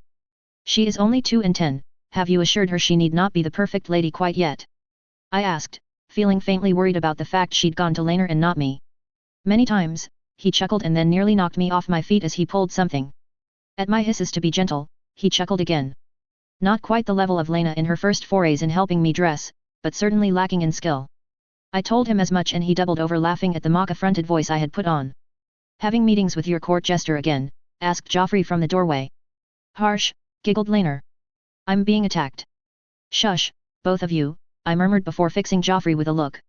Are you sure you are okay with staying behind? Someone must watch the littlest one, and the dragon isn't trained yet, he told me, tone dry. Thank you, said Laner, warmly, looking as if he wished to kiss his lover. We will miss you at the feast. We'll have food sent up as well, I assured him. And some leftover meat for the dragon. You'll be naming him soon enough, murmured Joffrey. Picked a name from your mother's list? My apologies, from the list you absolutely created by yourself. Hush, Joffrey, said Laner, noting my carefully straight face. You'll give the game away. That made me break, a giggle snort that had Laner and Joffrey chuckling too. Come now, we must get ready, I told them both when I recovered. Tonight is nearly 3 years in the making, and I shan't have it ruined with your attempts at humor. Go wrangle my sons, Joffrey, and you, husband, go wrangle our daughters. I shall see to the guest of honor. I fixed another look on Jocelyn, whose head had not risen from her book and who was now reading by mumbling the words under her breath. Joffrey gave me a look that screamed good luck. I ignored him and stepped past. Alyandra, will you be able to prepare yourself or would you like a maid sent?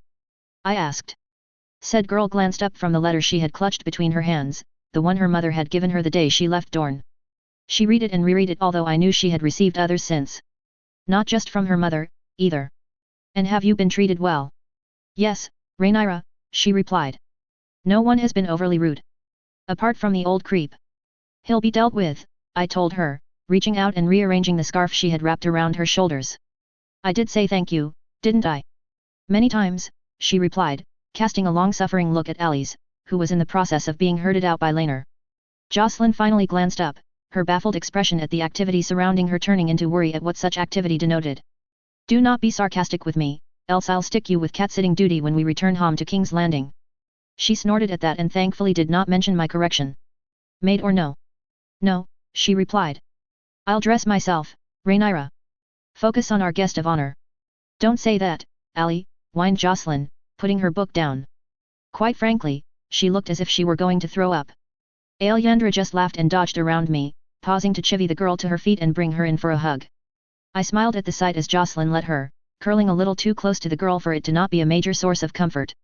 At least you are marrying a boy you like, she whispered. You could be marrying Luke. Gross, muttered Jocelyn, and I had to hide a smile. For all Alyandra protested, her disgust with Luke had less bite these days. They had been civil in the Stormlands, almost friendly even, and now that Alyandra had asserted power over her own people, I was full of hope she'd start looking at the matter like a princess in need of a consort rather than a child being told what to do. Alyandra drew back, offered us all one last smile and squeezed Jocelyn's hand, before heading off to her own room. Jocelyn fixed me with a look that said she was 6 seconds away from gulping dramatically. How are you feeling? I asked gently as I gestured to Laenor and I's room where her dress had been laid out. Nervous, she muttered. Like there are birds in my belly. That happens, I told her. The first time I saw your father after the announcement, I nearly fell out of my chair at the feast because I forgot to breathe. She looked unconvinced, so I leaned in and met her eyes, giving her a conspiratorial wink. Despite herself, she looked curious. And I have it on good authority your father got so drunk that he threw up on Uncle Joffrey's shoes when they carted him back to his rooms. Of course, it had not been funny back then at all. The poor boy that Laenor had been utterly terrified by what his future held. She gave me a miserable smile and I sighed, lowering myself to the ground next to her as her eyes went wide. Mama, no. You'll ruin your dress, she told me, tugging on my arm and doing a disturbingly good job at moving me. Hang the dress, Jocelyn, I told her, and she paused, looking mortified. I care about my daughter a damn sight more. Sit. She did so, but not without squirming under my gaze, her cheeks beginning to glow with the force of her embarrassment. Jocelyn, I started.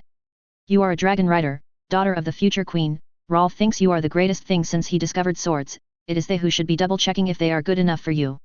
It's so foolish, she hissed, flopping backwards onto the ground. It's Rolf. Rolf the fool who climbed that tree to get Shadow down, then had to be rescued himself. Rolf who made himself ill by refusing to sleep in some silly competition with Luke. He hasn't changed in the past 3 hours, I told her. I know that, she muttered at the ceiling. He is a prize fool. So you have said, I told her, amusement replacing concern. Are you nervous because you do wish to be betrothed to him? No, was her instant denial, as her face could likely be used as a traffic light. Fine, yes. But not because I love him, or anything gross like that. I would not believe you even if you insisted you did, I told her. You are 2 and 10. I want to marry him because he isn't like all the other boys that watch me in the yard and mutter that it isn't right, she told me, sitting up finally. He's nice, he shares his lessons with me, he thinks it's great we both like swords and adventures. Then why do you think that might change if you do not perform perfectly at a feast? I asked. Because of his parents, she exclaimed. They might say no and send us all away. That made me laugh, although I felt very bad for doing so when her face fell a little. Instead, I pulled her in for an awkward hug. Oh my dear, I told her finally. Forgive me for my mirth, but Roland would sooner lose a leg than let you slip his grasp. Hey, she asked. I leaned back and bit my lip. He has a lot riding on his son marrying you, I admitted. And with Jason Lannister so ardent in his opposition to me, he cannot afford to let our alliance die and go crawling back to his liege lord. She watched me, puzzled, before my words sank in and her eyes widened. I can't mess it up, she asked, tone suddenly eager, as if I had just removed some great burden from her. You were never going to mess it up, I told her. But yes, short of clubbing Lady Taya over the head with a chair leg, you can't mess this up. Oh, she said, sounding a little teary. Oh, that's wonderful. I gave her a moment of reflection and deep breaths before gesturing for her to stand. No doubt Laner, Joffrey, and the others would be dressed by now and wondering what we were up to. Help me up, would you? I asked. She gave in, and dressing her after that was easier than I expected, for all her squirming as I helped her clamber into her clothes. I could understand her hesitation. She'd never worn something like this before. Even Alice shied away from such finery when given free rein over her wardrobe, but tonight was a statement as well as a celebration, and so I dressed her in red and black satin and velvet, the garb of a Targaryen princess. They were waiting for us when we stepped out. A few tips on how to walk and hold herself later, and my daughter blushed a fierce crimson when they cheered at how she looked. Rolf will love it, Alice assured her, dressed in her father's colors today, rather than her own. Or we'll know for sure he is brain dead and not worth your time. Thank you, Alice, she mumbled. You look really nice, Emma told her. If anyone says nasty things, tell me. I'll tread on their toes. Papa has been teaching me how to do sneaky things, Rena told her, making her smile and thanks, and Joffrey hurry his daughter into the corner. You must let me paint you at least once in it, Joe, Iman insisted, having evidently gotten over the fierce sulk he'd been in since I'd returned from my meeting with Roland. No proof, thank you, she replied. I caught her eye and she paused for a moment before managing a little smile as Iman laughed happily at the jest. Come now. I called, catching Laner's eye to signal it was time to start child herding. We have a betrothal feast to get to, and the reins to wow with our wit and charm. There was a pause at which I willed them all to shut up and not say anything sarcastic. Then, as one, the assembled children seemed to decide that the fruit was too low-hanging even for them and allowed themselves to be herded out. Curse that they would all pick some degree of that sarcastic humor from Laner and I's bouts of teasing. Couldn't one of them have managed an actual comedic art form instead of mockery? Still, they all behaved themselves as we made our way to the main hall, the reins used for celebrations like these, the one Rolf had waxed so lyrical about before we'd come here when he had described his home to us, slightly wine-drunk and intent on impressing his betrothed. I smiled once more as I noted my children forming a sort of protective circle around Jocelyn, whispered tips and tricks from Alice and calming words from Iman, even as her movements put me in mind of the time Shadow had suffered being dressed up by Rena as part of some play she had been acting out and needed a third lady for. To say the cat had been confused, anxious and extremely uncomfortable was a given. I could see that in Jocelyn now as she alternated between quick strides and then nervous shuffles until we were before the grand doors of the hall. Then she went so pale that Laner moved behind her before I could. I'm okay, she mumbled to us. I'm okay. I can't mess this up, right? Stay away from chair legs and you are golden, I told her, taking her hand gently. For a moment, she frowned, trying to parse the meaning of that particular joke. Then her eyes widened and she managed a smile. No chair legs, she promised.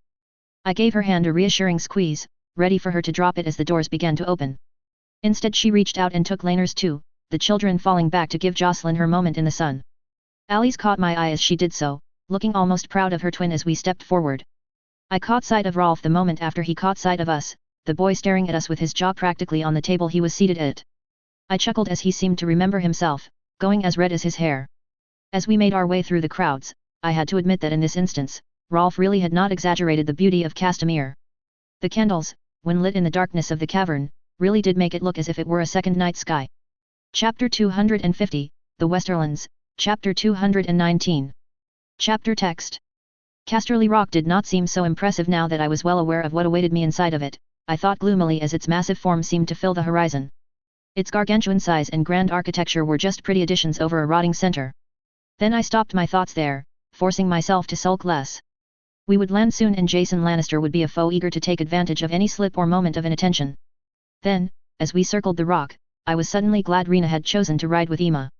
I broke formation with a crack of my whip, urging Syrax on as I soared, past angry, past furious, into a white-hot fury. For nesting alongside Frost were Tessarion, Silverwing, and Morgul. For all my fury, Syrax still landed with more grace than most.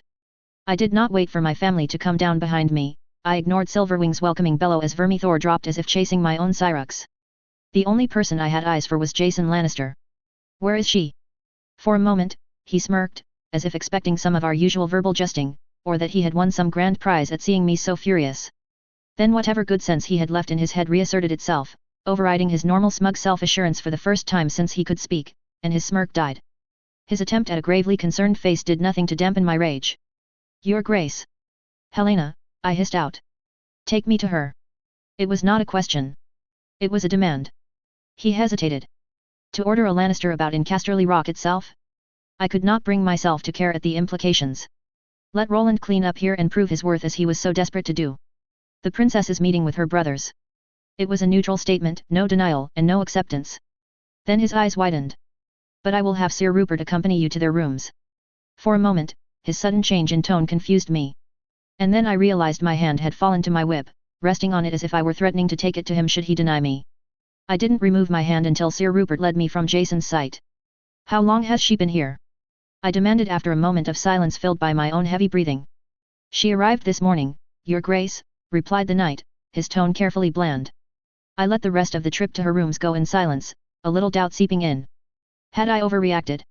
She had made it clear she did not want my favor anymore, and I had just threatened a lord in his own home. The doubt ended when we reached her room. There was a knight in Lannister colors guarding the door. Sir Rupert made a motion with his hand, one I did not recognize, and the man opened the door in one swift motion. I gave both knights a nod and stepped inside. Oh, you are the selfish one, bellowed Emond. His fists were clenched by his side and like me, he wore his riding gear still. Standing almost nose to nose with him and looking just as furious was Aegon. I saw no sign of Durin, but Helena was standing by the window, pale and ill-looking. Then Emond broke off, peering over Aegon's shoulder, meeting my eyes before he paled slightly and stepped back. Aegon turned, caught my eye and nodded. I thought you would be here before long, he said, as if he was being careful to keep any kind of inflection from his tone. Helena came here, with Viella, Riker and Visera. Because you would not come to us, burst out Emond. You left her alone in Highgarden with only Garmin and Visera for company. First things first. Has Viella seen a maester? I demanded. Both Emond and Aegon paused, looking at me stricken. We did not think of that, muttered the eldest brother.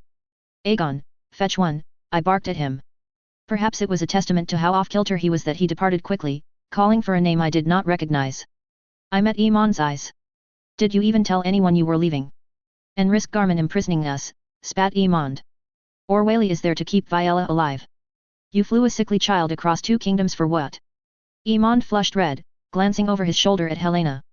My sister had not moved from the window, her eyes seemingly a million miles away as she gazed out over the sea. I took a deep breath. Helena, you will see the maester as well. For a moment, I thought she had not heard me. Then she blinked and shook herself as if waking from a dream before turning to look at me properly. Her eyes told me more than I wanted to know. No sleep, likely not eating enough. For a moment, guilt warred with anger. Damn it all to hell, she betrayed me, as surely as Aegon had. Why did I still care? I only realized I'd stepped past Emond when my hand closed around her shoulder, exerting enough force to drag her from the window to a low couch in front of the fire. Her knees buckled and she collapsed into it when I forced her down. She said nothing, just watching me with exhausted eyes. Then I turned back to Emond in time to catch Aegon returning. When did she last eat? I asked them. Before we left Crake Hall, Emond mumbled, and for a moment I thought Aegon might actually strike him. Mother's mercy, he breathed. That was near 8 hours ago.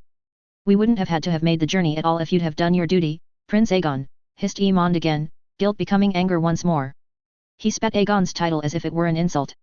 My appearance may have thrown him off, but Emond would not be deterred for long.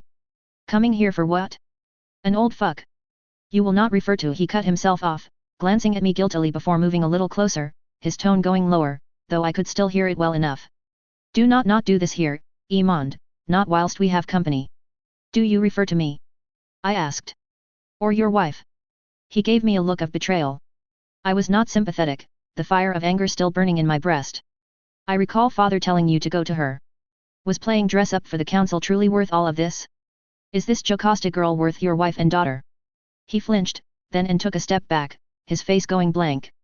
I did what was necessary, he told us both, but there was little confidence in his words. I reached out, laying a hand on Helena's shoulder. So did we, replied Emond hotly. So I will not bear insults from you. Helena seemed to watch me for a moment, then closed her eyes and leaned into my shoulder, curling close even as Aegon barked with laughter and Emond went redder, stepping closer to his brother.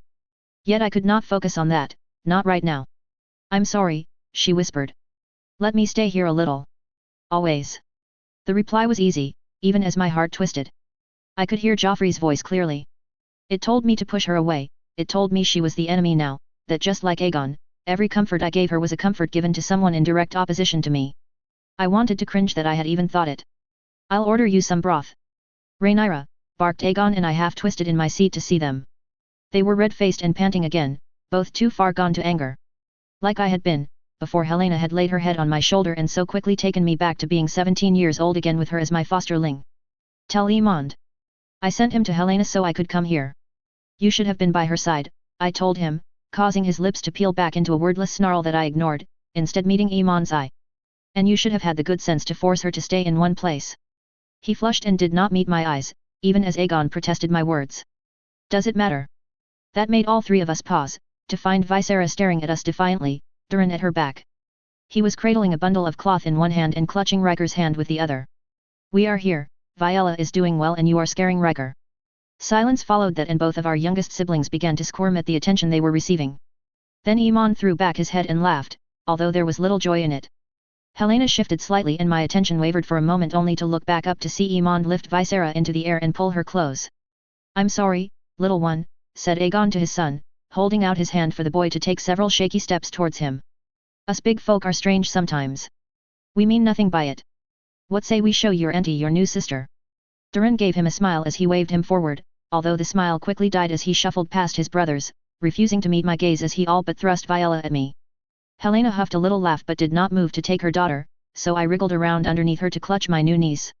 She was awake, wide pale violet eyes staring into nothingness as her mother had been doing not a moment earlier. She is beautiful, I said and meant it. My daughter, whispered Helena. Then she laughed with more emotion than I had seen from her since I had first stepped into the room. We are a mess, are we not? All of us. Hela, asked Aemond, lowering Visera to the floor. She scuttled backwards, as if fearing he would lift her again. Is she burning up? Durin reached forward and laid a hand on her forehead as she chuckled away to herself, laughing at some joke none of us could see. Durin peered past me and shook his head, looking as baffled as I felt. Then alarm slithered through me as her laughter became tears.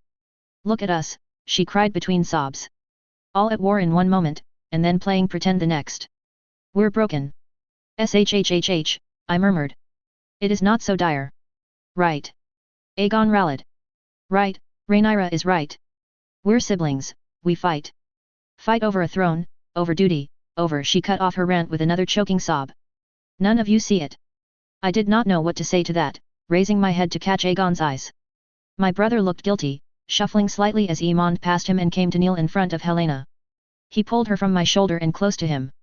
There, Hela, he murmured. We will argue no more, and you can get some food into you and some rest. The maester will be here soon, I added and Aemond nodded. She gave a wet-sounding laugh. As soon as I'm gone, you will be back to arguing, she accused. We will not, said Aegon. I will look after our children, you will have no trouble from me. And I have my own little ones to round up, I assured her. It did not seem to help. And what does that mean, she wailed. That in order to be at peace we must not speak. I winced as both Aemond and Aegon looked at one another with baffled expressions, as if this side of Helena were completely new to them. I had seen it. When she had clashed with her mother and both had traded words that cut deeper than intended. I had seen it when she had held Riker for the first time. This was Helena in true despair. It's not true. I argued. Letting her wallow would not do. In fact, I must insist we all spend time together whilst we are in one place. I groped for something to present to them, and found a half-forgotten argument over dinner. The relief died as Durin gave me a look of distaste whilst Aemond, Aegon, and Visera limited themselves to looking at me as if I had grown a second head. I realized that for a moment, I must have sounded exactly like father to them. I winced and Visera's lips turned up into a quick smile of amusement. I was arranging a race, I continued, when thoroughly taken out of my sails at my mental comparison to the man that had sired us all, but determined to proceed nevertheless. I see no reason we can't all join in. Luckily, dragons remained a safe topic, and even Durin looked interested. Visera doesn't have a dragon, he said a moment later, his interested expression becoming a frown. Not that Visera seemed bothered. Then she has her pick of who she will ride with, I replied quickly. Can I just stay on the ground, she whined. Any further planning of the race ended as a knock sounded on the door. As Aegon went to ask the knight what he wanted, swinging Riker into his arms as he did so, I glanced down at Helena. She had calmed somewhat, her eyes watching me with a mixture of surprise and something I could not quite parse. In my arms, Viola made an odd-sounding warble and some motherly instinct told me the girl was ready to be done with strangers and shouting before she added her own lungs to the mix. Take her? She wants her mother, I said softly. Helena drew in a deep breath, her body shuddering with the force of it. Then she let it out and pulled herself upright, Iman hovering behind her as if he feared she would fall. I deposited Viola gently into her arms a moment later. Thank you, she murmured as her daughter began fussing.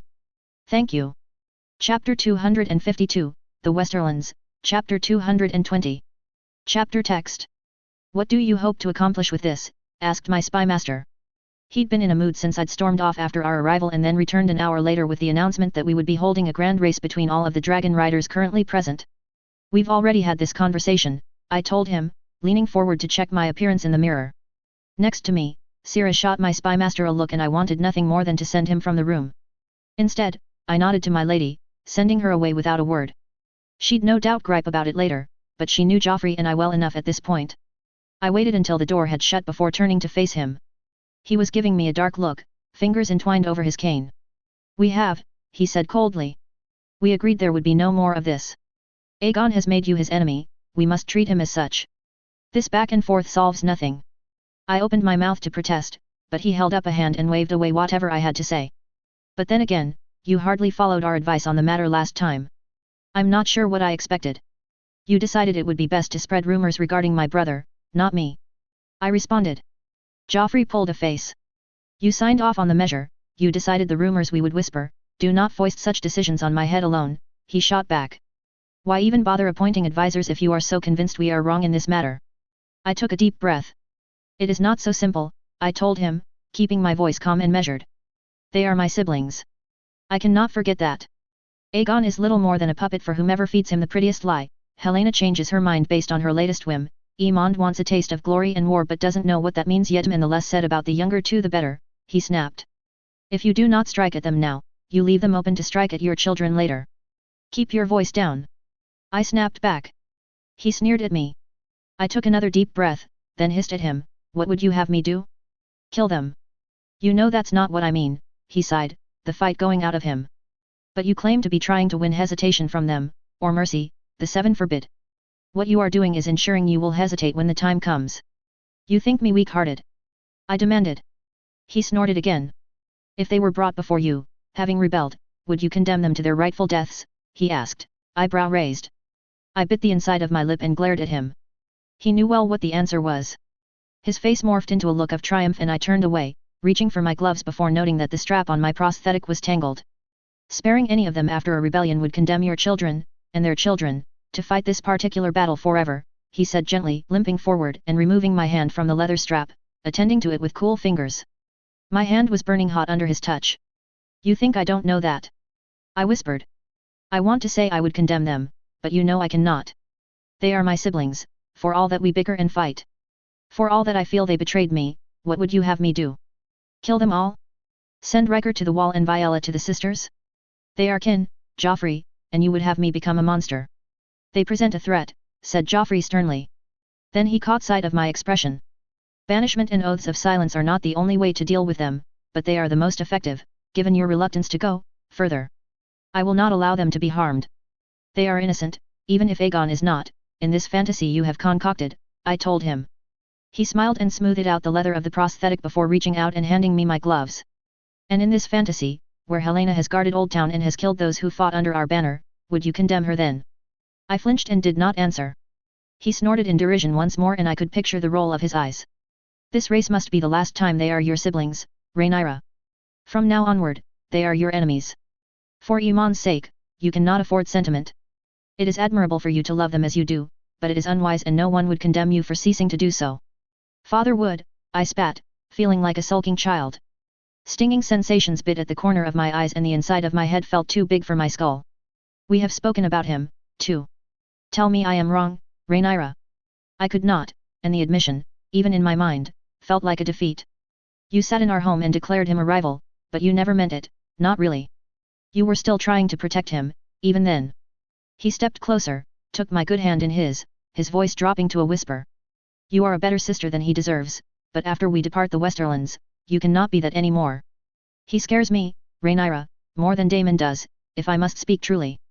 He scares me because you will strike at Daemon, you would kill Damon with your bare hands if you could, but Aegon? Alicent's children? You would spare them 1,000 times, no matter their trespasses, and that will kill someone I love sooner rather than later.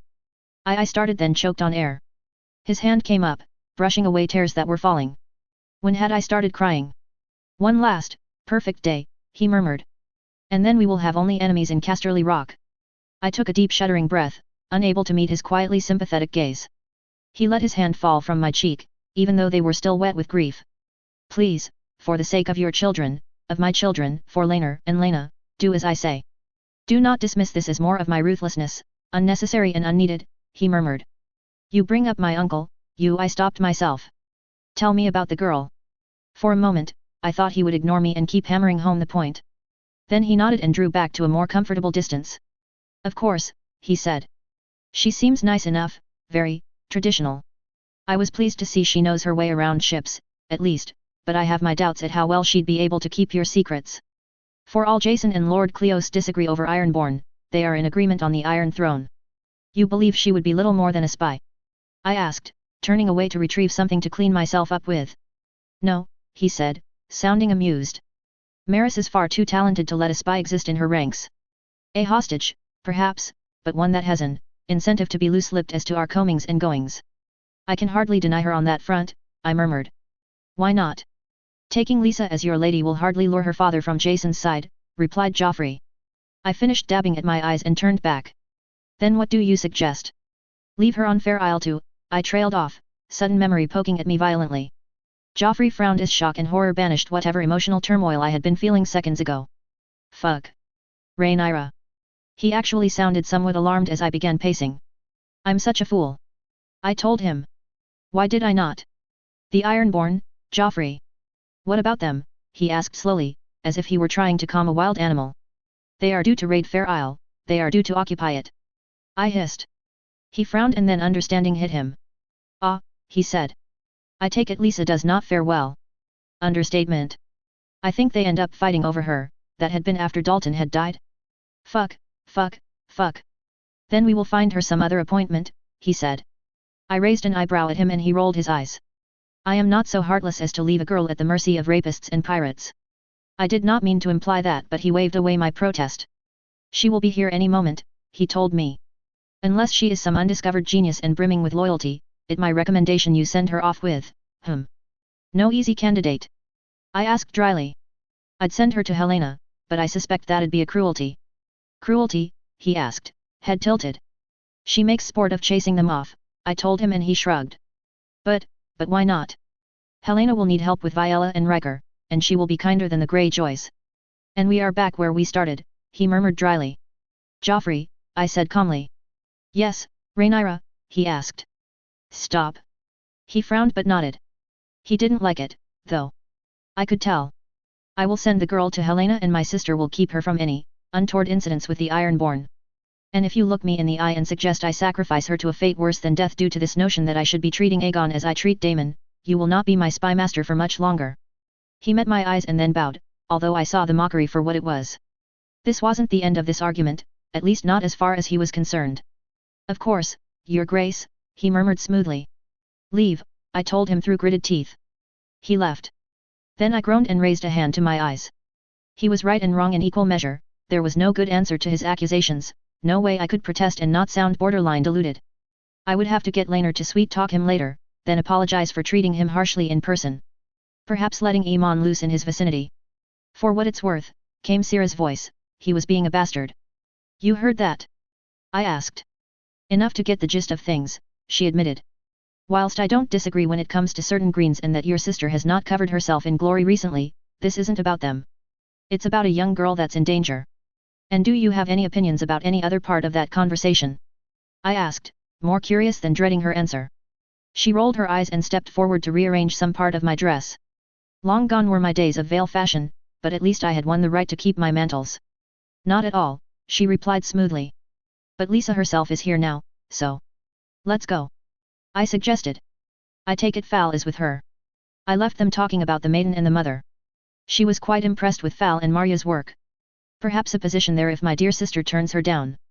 I asked. Syrah smiled and dropped behind me as I swept from the room and through the area assigned to my family. Lisa was a pretty girl was my first impression. Gold hair and warm blue eyes that dropped respectfully down she made her obeisances. A man in her father's colors stood by one of my own nights at the door, and curiously enough, a small dark-haired girl dressed as a maidservant stood at her back. She was interesting. No sign of cowering or fear, keen blue eyes taking in the scenery. Blue eyes that bore remarkable similarity to Lisa herself. Best not jump to conclusions. Lady Lisa, I greeted her warmly. How does the day find you? Well, Your Grace, she replied, a bright smile that seemed genuine enough lighting up her face. Thank you for inviting me for an audience. A hint of nervousness, though. I ignored the maid she'd brought, the one that was now studying me as if she could see my mind itself and wrench my secrets from it. Lord Roland spoke highly of you and your father, I told her. But so do my ladies. Lady Felena and Lady Marya are figures I aspire to be like, she admitted, her cheeks going pink. I thought to start some similar scheme in Lanny Sport. Helping those in need is always something to aspire to, I told her. Lady Felena and Lady Marya have proven dedicated and true to that. I, too, admire them greatly. Thank you, Rhaenyra, murmured Fal. I caught her eye as Lisa bobbed her head low again and I saw the look there. Fal did not want her either. I was told, forgive me for being so bold, Your Grace, but I was told you might be seeking a seventh lady. She sounded fit to explode from embarrassment. Behind her, the maid's eyes had gone wide and were fixed on Lisa as if she could shut her up with the power of her mind alone. It is difficult to say, I told her, as kindly as I could. My seventh lady will always be Alice Strong. I risked a glance at Sira in time to catch her wince slightly at the reminder. Then I carried on. I am willing to take a new lady but of course, there would be a distinction between a new lady and my old ones, you understand. Your Grace, may I speak honestly, she asked. Please, speak freely and with no fear of recrimination. She let out a sigh of relief. My father has denied my desire for such a position, she told me. He wishes me to make a good marriage in the Westerlands, to aid him in his ongoing vigil against the Ironborn. Ah, I said with a smile. Yes, that rather makes sense. Yet I fear a little diplomacy may be being employed here in regards to your father's desires. She flushed red and that was all the answer I needed to make up my mind as to what I needed to do. Lisa, your honesty does you credit in my eyes, and your father's diligence in his duties only raises my esteem of him. She was looking at me as one would look at an unexploded bomb. Allow me to put forth an offer. Of course, Your Grace. I am honored you would take the time to but I waved her into silence. Here is my offer. We shall sit and have some wonderful light refreshments and you will regale my ladies and I with tales of Fair Isle. Your maid may even join us, if you wish. She went red again, although so did her maid this time. And in turn, she asked. And in turn I shall introduce you to my sister, Princess Helena, who could use the help with her children and errant husband. She bit her lip, blue eyes moving from me to my ladies. Both Sira and Fal gave her indulgent smiles and she seemed to relax at last. I do have a lot of stories, she offered. Tess? Come and join us.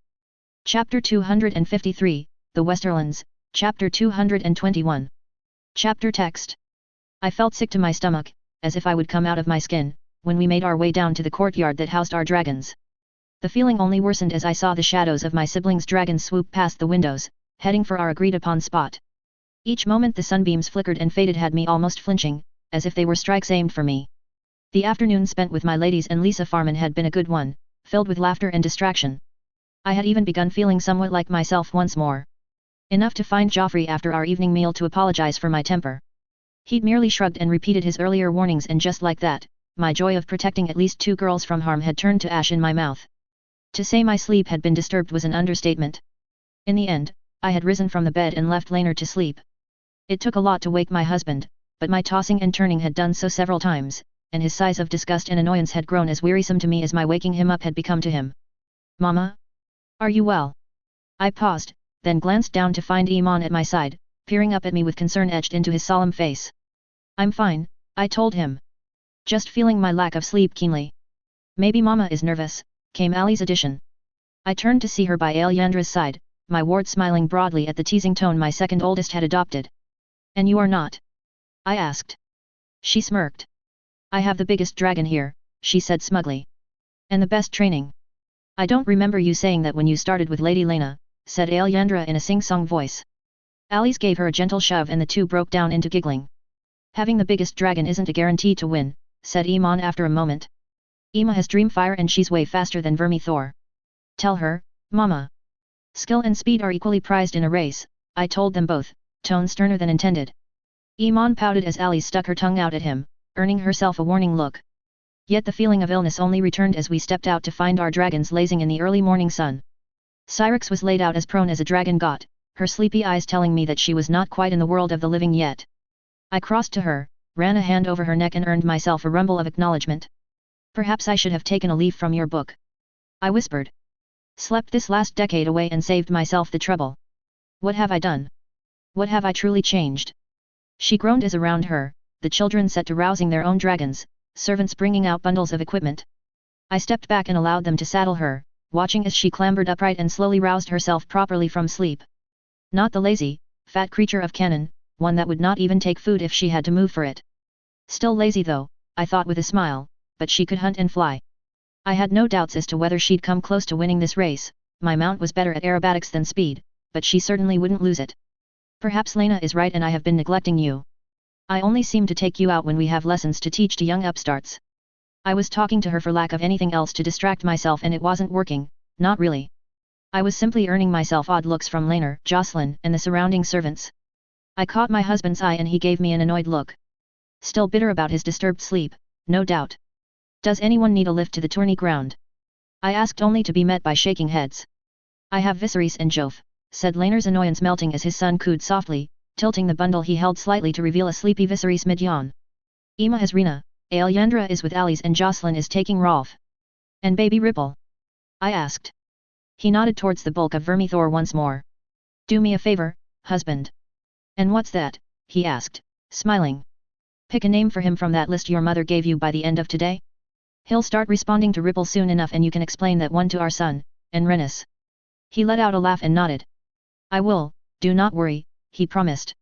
I reached out and ran a hand over Viserys' head, ruffling his golden curls as he yawned sleepily in response. Then, before I could convince myself to do otherwise, I clambered up Syrinx's harness and seated myself atop her.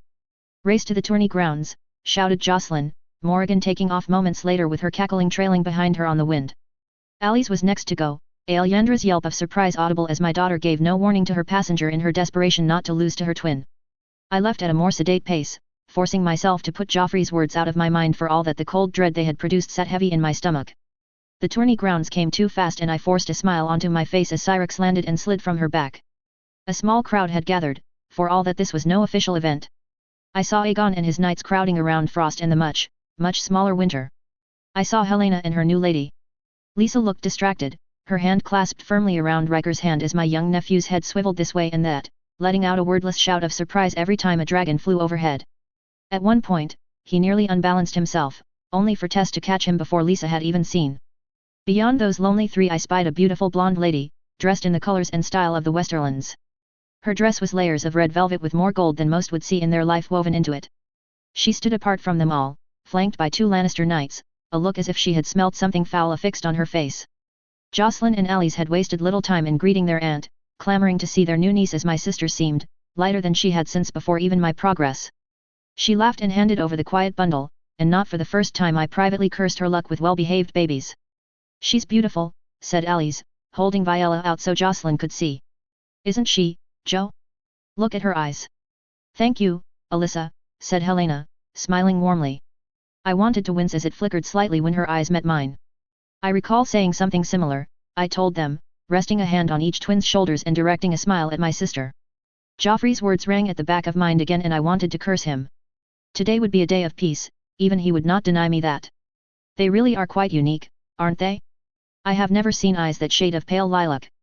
She'll break hearts when she's older. Hopefully not too many, said Aegon, his attention finally won over. Alice handed him his daughter and he smiled down at her. And any man who wishes to court her will be on his best behavior.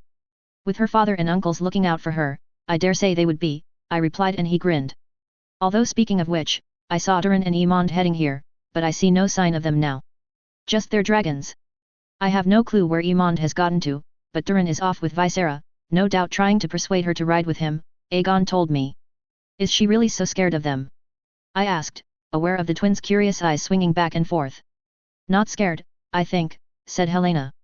But certainly they do not impress her as they did us at her age.